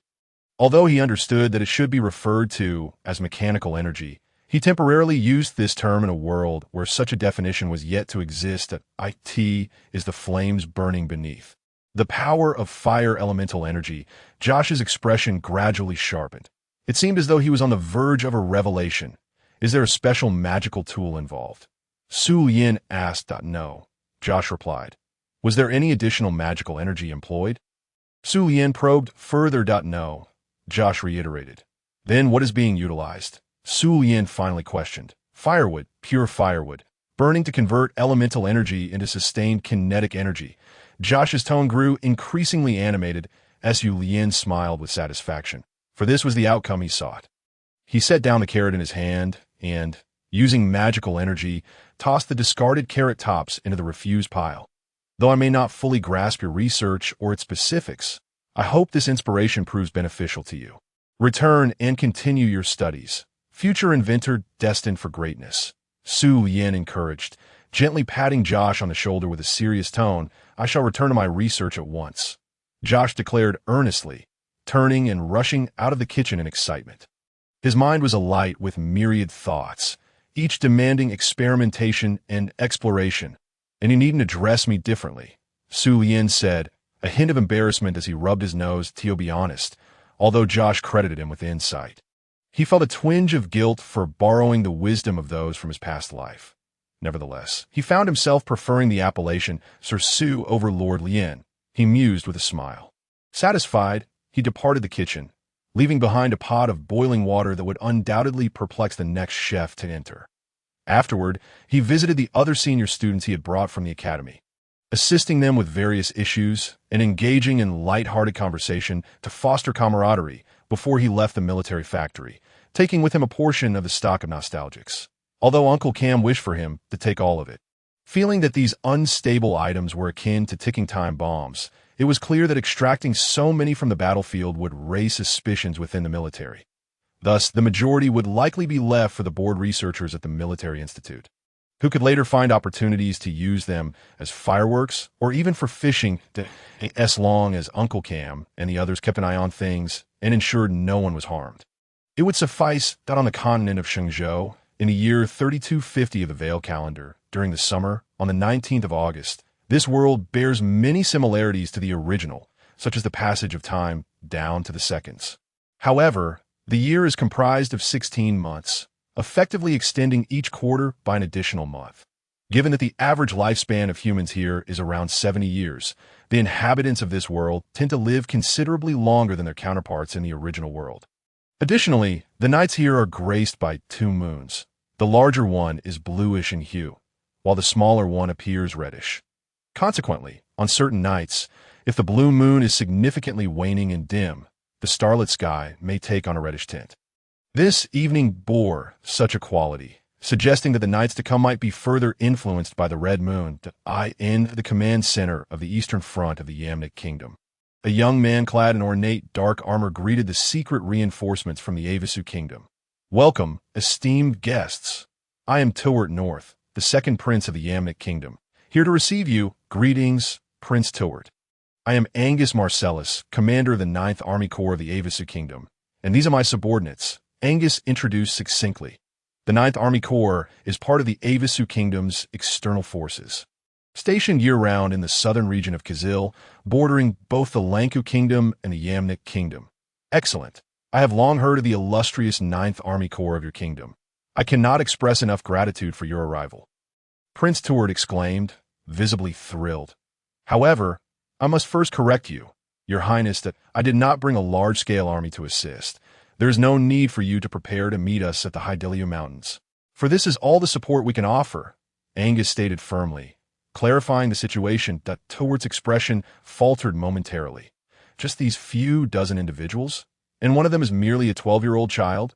Yet true to his royal nature, the prince quickly regained his composure, maintaining his smile. "May I inquire what assistance your kingdom is providing?" Torrent asked. "Here? You wish to know?" Angus countered. "My apologies. I was rather presumptuous. This way, please." Torrent quickly understood, since it was not an army. It must be the case that powerful magical tools or alchemical weapons had been transported via magical rings. Soon, under Torrent's guidance, they arrived at a heavily protected tent, with only Angus's aide and Su Lian permitted to enter. The area was rife with numerous anti-eavesdropping magical formations, alongside several concealed, special magical devices. "Please, Commander Angus, could you elaborate on the assistance your kingdom is providing?" Torrent inquired directly at a newly developed specialized weapon. With a magical detection level of Tier 3 and a destructive capacity equivalent to Tier 5 fire magic over a wide area, we have brought a total of 50 units, Angus explained without hesitation. Torrent and those beside him fell into a momentary contemplation. 50 Tier 5 spells equated to the maximum destructive power achievable by a mage battalion. It is worth noting that even in a world dominated by magic and combat aura, mages are a rare breed. Even when present, it is quite challenging for them to cultivate to a formidable level. In the majority of nations, the usual mage corps is predominantly composed of high-ranking sorcerers, with their most formidable spells merely reaching the 3rd tier of powerful area magic. It is only through the collective casting of spells that they can unleash the mightier 4th, 5th, or even 6th tier devastating area magic. Furthermore, despite being referred to as a mage corps, in smaller nations like Yamani, the number of high-ranking sorcerers in a single corps does not exceed 200, and when including mid-tier mages, the total merely amounts to around 500. In stark contrast to the grand armies that can mobilize thousands, the personnel count of a mage corps appears rather scant. It is akin to providing almost guaranteed firepower support from a mage corps. Sufficient indeed. After a moment of contemplation, Turt nodded earnestly. With a reconnaissance level of merely 3, it would indeed be easy to succeed, especially since they certainly would not have any relevant defenses against the new weapon. If fortune favored them, they could potentially inflict casualties exceeding 3,000. Those nearby also made rough estimates. This outcome aligned closely with General Caroline's calculations. Given that Su Lian was bringing 50 units, The estimate indeed surpassed 3,000. You may decide the target of the attack. We will handle the deployment, Angus stated clearly once more. Should there be any casualties, Turt felt it necessary to clarify that we will bear the responsibility ourselves. None of us carry any identification. That is agreeable. I appreciate your efforts, Turt replied, feeling completely reassured. Such assistance would suffice. They understood that as long as they could inflict significant damage on the invading forces of the Lanka kingdom, it would become evident that this was not solely the capability of the Yamani kingdom. Considering the pressures from the Avasu kingdom, along with the Spy kingdom and the Finkan military alliance, they surely would withdraw, refraining from further incursions for the foreseeable future. Simultaneously, they comprehended that this represented the least costly assistance for the Avasu kingdom, as for their battlefield being turned into a testing ground for the Avasu kingdom. There is little left to complain about. Instead, they could gain early insight into such new weaponry, thereby understanding how to prepare against it. It would be impossible to inflict such high casualties again. Subsequently, Sullian and his companions were arranged to rest. Turt did not express any further inquiries regarding Sullian, merely assuming he was the child of a certain legion commander or general, sent to this battlefield for a first-hand experience. Moreover, due to his youth, there was a relative leniency regarding his movements within the military camp. May I go over there to take a look? Sullian inquired, gesturing toward a nearby area. This was a high-ranking warrior, one of Turt's assigned protective, observational, personnel. The soldier glanced at the area Sullian indicated, noting that it was merely a resting zone for regular soldiers, devoid of any military secrets. You may, but do not stray from my line of sight. The soldier nodded. Thank you, Sullian smiled. Indeed, his identity as a child proved beneficial. It seemed that among the blood magic of vampires, there existed a potent transformation spell at the 6th tier, which he might exploit in the future. As he pondered this, he arrived at the soldiers' resting area.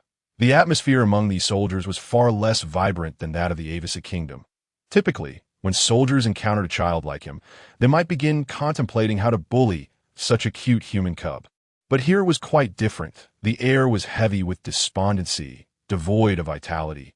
Each day, they could be thrust into battle at any moment, facing potential death as the clearly disadvantaged side, leaving them with nothing but endless despair. This was precisely why the Yamani kingdom was compelled to seek assistance from the Avasu kingdom. They truly had no chance of victory. Sullian observed them with curious eyes, much like an ordinary noble child, while the soldier trailing behind continued to watch him, now standing idly and smoking. All of these actions seemed entirely unremarkable, without any hint of suspicion, yet beneath Sullian's gaze lay an intense scrutiny. Which one would be suitable as my target? Ideally someone younger, appearing shrewd, perhaps even possessing some martial prowess, that moment. A young man, sitting in a more secluded corner, idly polishing his sword, caught Sullian's attention. He was youthful, with lively eyes, exuding a cleverness reminiscent of a sly fox. Notably, he was a mid-tier warrior, seemingly on the cusp of advancing to high rank. The insignia on his arm indicated he was a squad leader. It is you, Sullian decided on his target. Casually passing by him, a barely perceptible wave of magical energy flickered from his fingers. Unbeknownst to anyone, he utilized space magic to slip a note beneath the young leader's seated legs.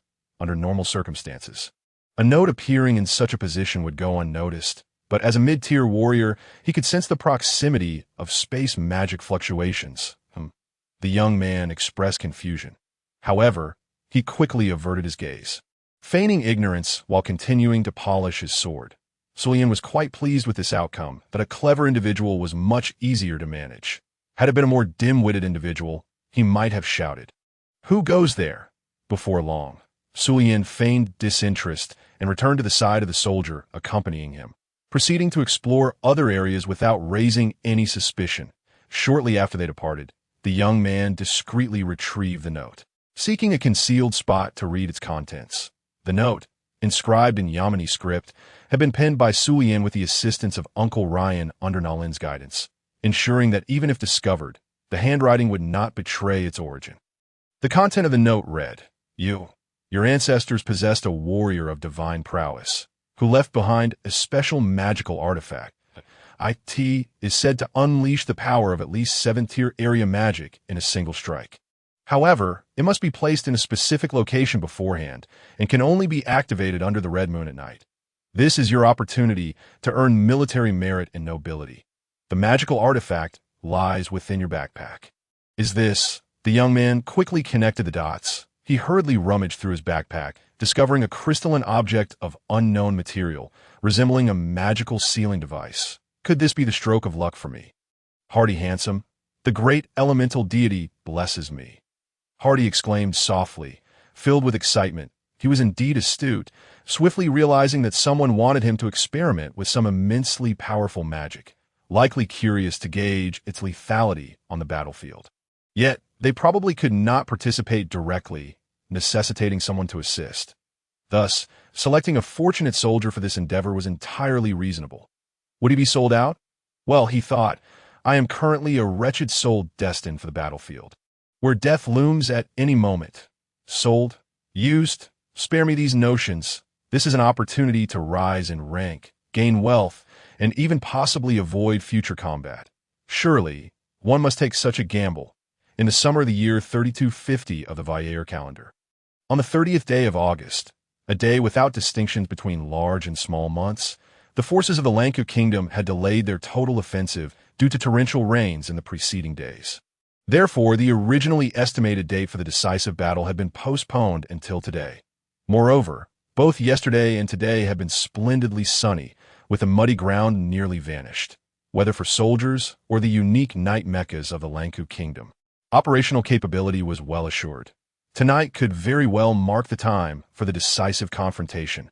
As anticipated, the scouts of the Yamani kingdom had also detected movements from the Lanku kingdom as dusk approached. The 2nd and 3rd army groups of the Lanku kingdom from the west, along with 153rd tier night mechas, 282nd tier night mechas, and 671st tier night mechas, were all poised and ready. The surging magical elemental power cores could be felt even from a distance. A large contingent of troops had already infiltrated the densely vegetated hilly terrain, with various military units positioned in their designated spots. A total of 23,000 soldiers were prepared to advance at any moment. Pressure has suddenly descended upon the kingdom of Yamanik, even though they are separated from the enemy by a narrow river, and have erected defensive fortifications towering 10 meters high along the riverbank. They are still hindered by the fact that their entire army consists of merely over 50,000 troops, due to prior casualties from battle. Their current strength has dwindled to a mere 27,000, of which only 12,000 can be dispatched to the main battleground. The operational 3rd-tier night mechas are limited to a mere 96 units, while the combined total of 2nd and 1st-tier night mechas amounts to a scant 375. Even the defenders find themselves in an undeniable disadvantage. Should they retreat to the fortress, they would face the grim prospect of being cut off from reinforcements, effectively leaving them to perish as isolated defenders within the fortress. Therefore, they must resolutely hold their ground along this narrow river, which is at most 20 meters wide. With the setting sun, the magical horn of the Lanku kingdom sounded the call to arms. The entire army launched a full-scale assault. Warriors of the Lanku kingdom, seize the front lines, and the kingdom of Yamanik shall be ours. Before the reinforcements from the kingdom arrive, the wealth and beauty of the cities behind will be your spoils. For the glory of the Lanku kingdom, for the honor of our warriors, charge forth. As the commander's rallying cry echoed through the ranks, the soldiers stationed on the hills commenced their assault towards their designated targets, spurred on by the night mechas clearing the path ahead. Kill, charge, slay those feeble swine of Yamanik. The morale of the soldiers surged to its zenith at this moment. Meanwhile, behind them, the mage corps were chanting the invigorating morale spell, a collective, area of effect enchantment designed to bolster the spirits of large legions, diminishing the soldiers' fear and enhancing their fighting spirit. Upon the successful casting of the first wave of morale spells, they swiftly followed up with various enhancement spells for the duration of their magical reserves. Thus, the slaughter began in earnest. Soldiers, the vile scoundrels of the Lanku kingdom, are before us. Behind us lies our homeland, the place where our families reside. Grasp your weapons and repel these detestable invaders. For the sake of our homeland and our families, Prince Turd also stepped forward to raise the overall morale. Their mage corps was engaged in similar endeavors, but rather than primarily uplifting morale. Their focus was on eradicating fear. Within the hearts of their soldiers lingered not only the dread of imminent defeat and death, but also the terror of failing to protect their families back home. They had no knowledge of whether they could hold their ground, and even if they did, how many would survive? Would the soldiers remaining in the homeland, under the king's direct leadership, be able to defend the last stronghold of the capital? They were in the dark and dared not delve too deeply into such thoughts. The only course of action was to confront the enemy ahead. Boom! Boom! Boom! The magical cannons of the third-tier mechas unleashed turbulent magical elements, wreaking havoc upon their foes. The specially crafted 4th and 5th-tier knight mechas belonging to the opposing generals were already entangled in fierce combat. In the rear, Sullian and his companions stood on the highest platform of the fortress, clad in the military garb of the Yamanique kingdom, silently observing the unfolding chaos of war that lay almost within arm's reach. Sullian, his eyes enhanced by the eagle-eye spell, scrutinized every detail of the battlefield. The battleground was rife with hills, with elevation differences reaching up to 100 meters. Despite the overwhelming numerical disadvantage, the defenders maintained a stronghold that made it difficult to determine a victor in the short term. Angus calmly analyzed the situation. His words, though unnecessary, were clearly intended for others to hear. This Prince Turt possesses remarkable audacity, Sullian thought, focusing on Turt, who stood in the center of the defensive works, a position of prominence. To maximize the concentration of enemy forces and provide us with the greatest opportunity for inflicting damage. This is the best bait he can offer to lure the enemy into targeting him as their commanding general. Angus continued to speak with a calm demeanor, yet he appeared as an emotionless, cold individual, viewing the chaos around him merely as a collision of ants that in their perspective, the scene indeed resembled that of ants engaged in a struggle under the fading hues of dusk. Amidst the radiant bursts of magical attacks, General Angus, Sullian suddenly called out, "You may simply refer to me as the Legion Commander," Angus replied, humbly rejecting the title of general. "When you witness such a scene, do you not harbor the thought of never allowing war to occur within your own nation?" Sullian inquired. The others shifted uneasily at his words. This was a sentiment that undoubtedly crossed each of their minds. As they observed the scene before them, wishing fervently to prevent their homeland from experiencing such devastation.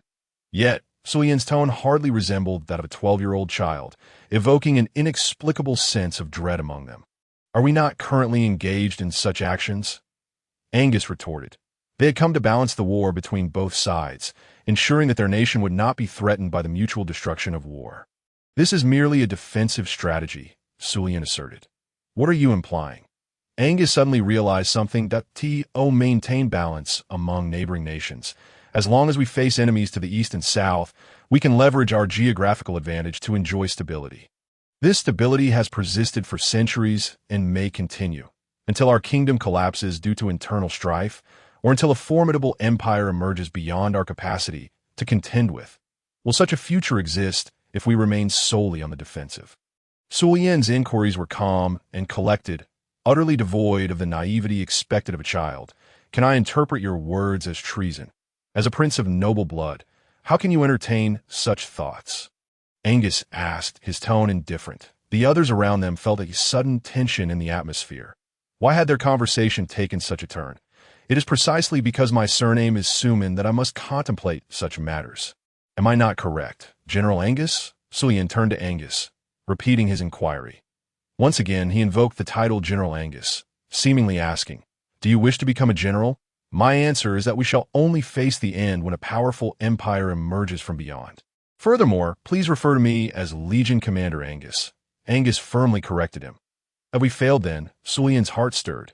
"That is a most standard response. What solutions might we explore?" Sullian continued to probe.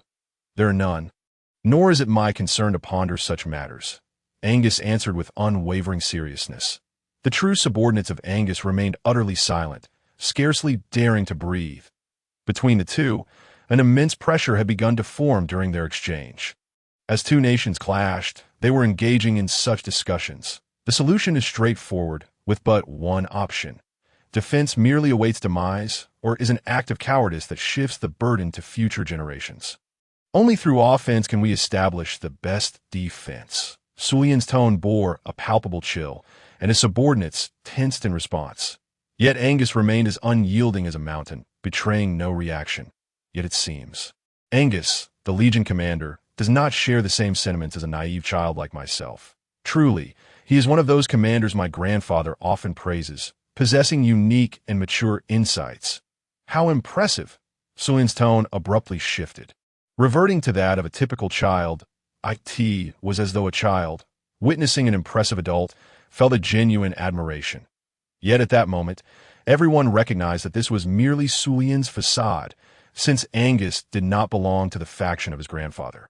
The implications of what he had just stated were merely the innocent musings of child. This grandson of Prince Isha is truly formidable. A collective thought emerged within their minds. A 12-year-old child? What a jest! How could one so cunning, with such eloquence and demeanor, possibly be considered a child? Even if his age were doubled. No, tripled, it would still seem insufficient. He is terrifying. At this moment, Su Yin's gaze returned to the battlefield ahead. As if nothing had transpired moments ago, Angus's subordinates finally relaxed, only to realize that some of them were already drenched in sweat. Deep down, Su Yin felt a hint of disappointment. It was evident that Angus could not easily draw allies to his side like Tatel could, just as his grandfather had deemed him one of the least suitable candidates. However, the fact that General Caroline had sent this commander to accompany him suggested that there was more to this than merely preventing him from swaying allegiances. After all, prior to this, he had merely presented himself as a 12-year-old child with a penchant for research. Su Lien narrowed his eyes as he contemplated. The battle between the two sides intensified, and casualties began to mount. It was apparent that the kingdom of Yeminik, despite its defensive posture, was on the verge of collapse, particularly at the Central Army's position, which relied heavily on the small river as its primary defensive line. Due to the presence of Torrent, numerous eager squads sought to launch assaults as close as possible to this area. Whoever managed to behead the second Prince of Yeminik at this juncture would not merely dream of promotion. This situation persisted until deep into the night. Under the continuous illumination of magical light, both sides engaged in a brutal melee. Deaths occurred incessantly, and wounded soldiers were transported back to the rear. Where the priesthood awaited, it seemed as if the outcome would be decided that night. Yet both sides were acutely aware that if no resolution was reached before midnight, the morale and stamina of their soldiers would reach their limits. Even if the kingdom of Lanku yearned for victory, they would have to announce a temporary withdrawal for rest, at least, from the current state of affairs, having almost obliterated all frontline lines spanning approximately 1.5 kilometers before the small river. They had already gained significant advantage that night. What remained was to see if they could breach the central position before midnight and attempt to eliminate the second prince, Torrent, who was there to boost morale and command in the heat of battle. And the opportunity was at hand. Receiving the command from Prince Torrent to act within 5 minutes, Angus received a secret magical transmission. His subordinates, along with Su Lien, adjusted their mechanical watches and prepared to move. General Caroline had advised Angus regarding Su Lien's involvement in this operation, and Angus, with his 7th-tier Battle King prowess, kept a keen eye on Su Lien as he approached the designated battlefield location to deploy the nostalgic ones. Su Lien was well aware of this, but he remained unconcerned, for once he reached the battlefield, Angus, who was not a magician, would lose his ability to track him amid unexpected powerful magical fluctuations. It was quite reasonable. Meanwhile, even though the battlefield was illuminated by magical light, one could distinctly observe the blue moon in the sky, now reduced to a mere sliver, while the red moon was nearly full, casting a crimson hue across the night sky. General Daquins, please trust me. I truly possess a formidable magical artifact from my ancestors. At that moment, the lucky one, Hadi, was fervently recounting the legacy of his war god ancestor to his superiors. For the sake of this war to protect his homeland, he was willing to present it on the battlefield. Prior to this, he had described this to every high-ranking officer he could find. Naturally, without exception, no one believed him. After all, this fellow was intent on claiming all the credit for himself, so he did not reveal the artifact directly, but falsely claimed to have hidden it in the safest place, only to be utilized during the decisive battle for maximum damage against the enemy. Whether anyone believed him was one matter. He merely needed to ensure that the high-ranking officials were aware that if a 7th-tier magical attack occurred, it would be his accomplishment. It was the glory of his ancestor, Hansa, to selflessly offer his ancestral magical artifact for the crisis of his homeland. All right, I get it. I don't have time to indulge your nonsense. Hurry back to your defense and hold off those ruffians' final assault. Daquin's completely disregarded Hadi's ramblings. Why don't you believe me? Hadi feigned disappointment as he departed. However, his objective had been achieved, to inform his superior of the impending magical artifact attack. Even if it did not occur, he would suffer no losses. Others would simply view him as a fool frightened by war, lost in delusions. But should it truly happen, then he, Hadi Hansa, would receive unparalleled accolades. At this moment, Su Yin was about to traverse the ranks of the Yemenic army and reach his originally designated position. His mind, however, was entirely detached from this operation, that he merely intended to follow the stipulated time. Toss the assigned nostalgic ones into the designated location and trigger an explosion to inflict 5th-tier fire magic level area damage. His mental focus was in the skies above. To be precise, it was 1,000 miles high. His mind was racing with calculations. The orbital kinetic weapon system, prototype Heaven's Punishment, is ready. Detected magical guidance crystal has been placed at the battlefield's center by the target, over 1,000 meters away, ready for use without self-guidance. Thus, the restrictions on prototype Heaven's Punishment have been lifted, and the propulsion magic along with wind resistance magic has been activated simultaneously. Heaven's Punishment descends. Estimated impact on the designated area in 7 minutes.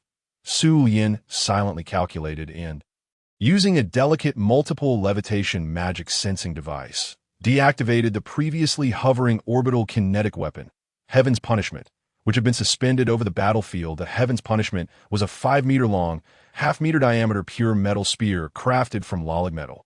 One of the 3 quantifiable high-strength, high-hardness, and high-mass metals provided by Professor Bunyan, at this moment, high above the sky, where elemental energy was scarce. This Lalig metal spear relied on a magical storage device to remain suspended at such altitude for an extended period. By employing 5 similarly suspended magical devices for connection and control, Su Yin canceled the fixed levitation magic, deploying both the front and rear ends with specially crafted alchemical metal engravings. Wine magic sliced through the air resistance, accelerating its descent toward the Earth. This was the Heaven's Punishment, developed from the design system for orbital kinetic weapons known as the Staff of God, tailored for this world, based on his experimental results from weekends spent on a remote island. It was easy to deduce that the time of impact would be 7 minutes. This meant that, accounting for the time he had already initiated, it would strike the battlefield 3 minutes after he threw the nostalgic ones. The estimated impact would create an effective kill radius of 1 kilometer. Even in the most dispersed hilly regions, such area damage would be sufficient to annihilate nearly 10,000 soldiers. This power was indeed commensurate with the strongest 7th-tier area magic. Capable of obliterating a town, Su Lien executed a swift ground stop, halting at the designated position, where he concealed himself in a pit. Simultaneously, he retrieved 2 nostalgic ones from his magical ring, while the remaining 48 would be released by the other 24 at their respective positions. Su Lien glanced at his mechanical watch. He merely needed to wait for the designated moment to throw them. However, his greater concern was the impending strike of Heaven's Punishment from the sky. Less than 5 minutes remained. Su Lien took a deep breath, his heart racing, for he understood clearly that he was about to cause the deaths of nearly 10,000 individuals, all of whom were soldiers of the kingdom of Lanku, with whom he had no connection or animosity, most of whom had families and vibrant lives. They were about to perish under the weapons of his experiments, which was precisely his aim, experimental weapons designed to maximize the weakening of the Lankum military, paving the way for his subsequent assault on the kingdom of Lanku. And now, without a self-destruct mechanism, Heaven's Punishment was descending, and the forthcoming catastrophic strike was inevitable. Calmness. He must remain calm. Consider yourself a 7th-tier Grand Sorcerer, unleashing a devastating area of effect spell that claims the lives of 10,000 foes on the battlefield. This is merely the ordinary carnage of war, a fate I am destined to encounter and must endure in the future. However, This particular spell will not be detected by the enemy due to its prolonged casting time and the formidable magical fluctuations upon its activation, allowing them to react defensively and scatter. It is a uniquely crafted spell of low magical detection, yet possesses overwhelming power. So, gulp, do not harbor any psychological burdens. Su Yin swallowed hard, preparing himself mentally for the final time. He has taken lives before, and during his awakening, he bore no psychological weight. Yet this time, it involves the deaths of thousands. Lacking the universal condemnation of a capital offense, therefore, remain calm. Su Yin, you are destined to become a leader in this world. Do not falter. Even the demise of millions must be borne by you. Su Yin gritted his teeth and clenched his fists, channeling his magic to evaporate the nervous sweat that had just surfaced, and took a deep breath to the fullest extent he is ready. For the moment,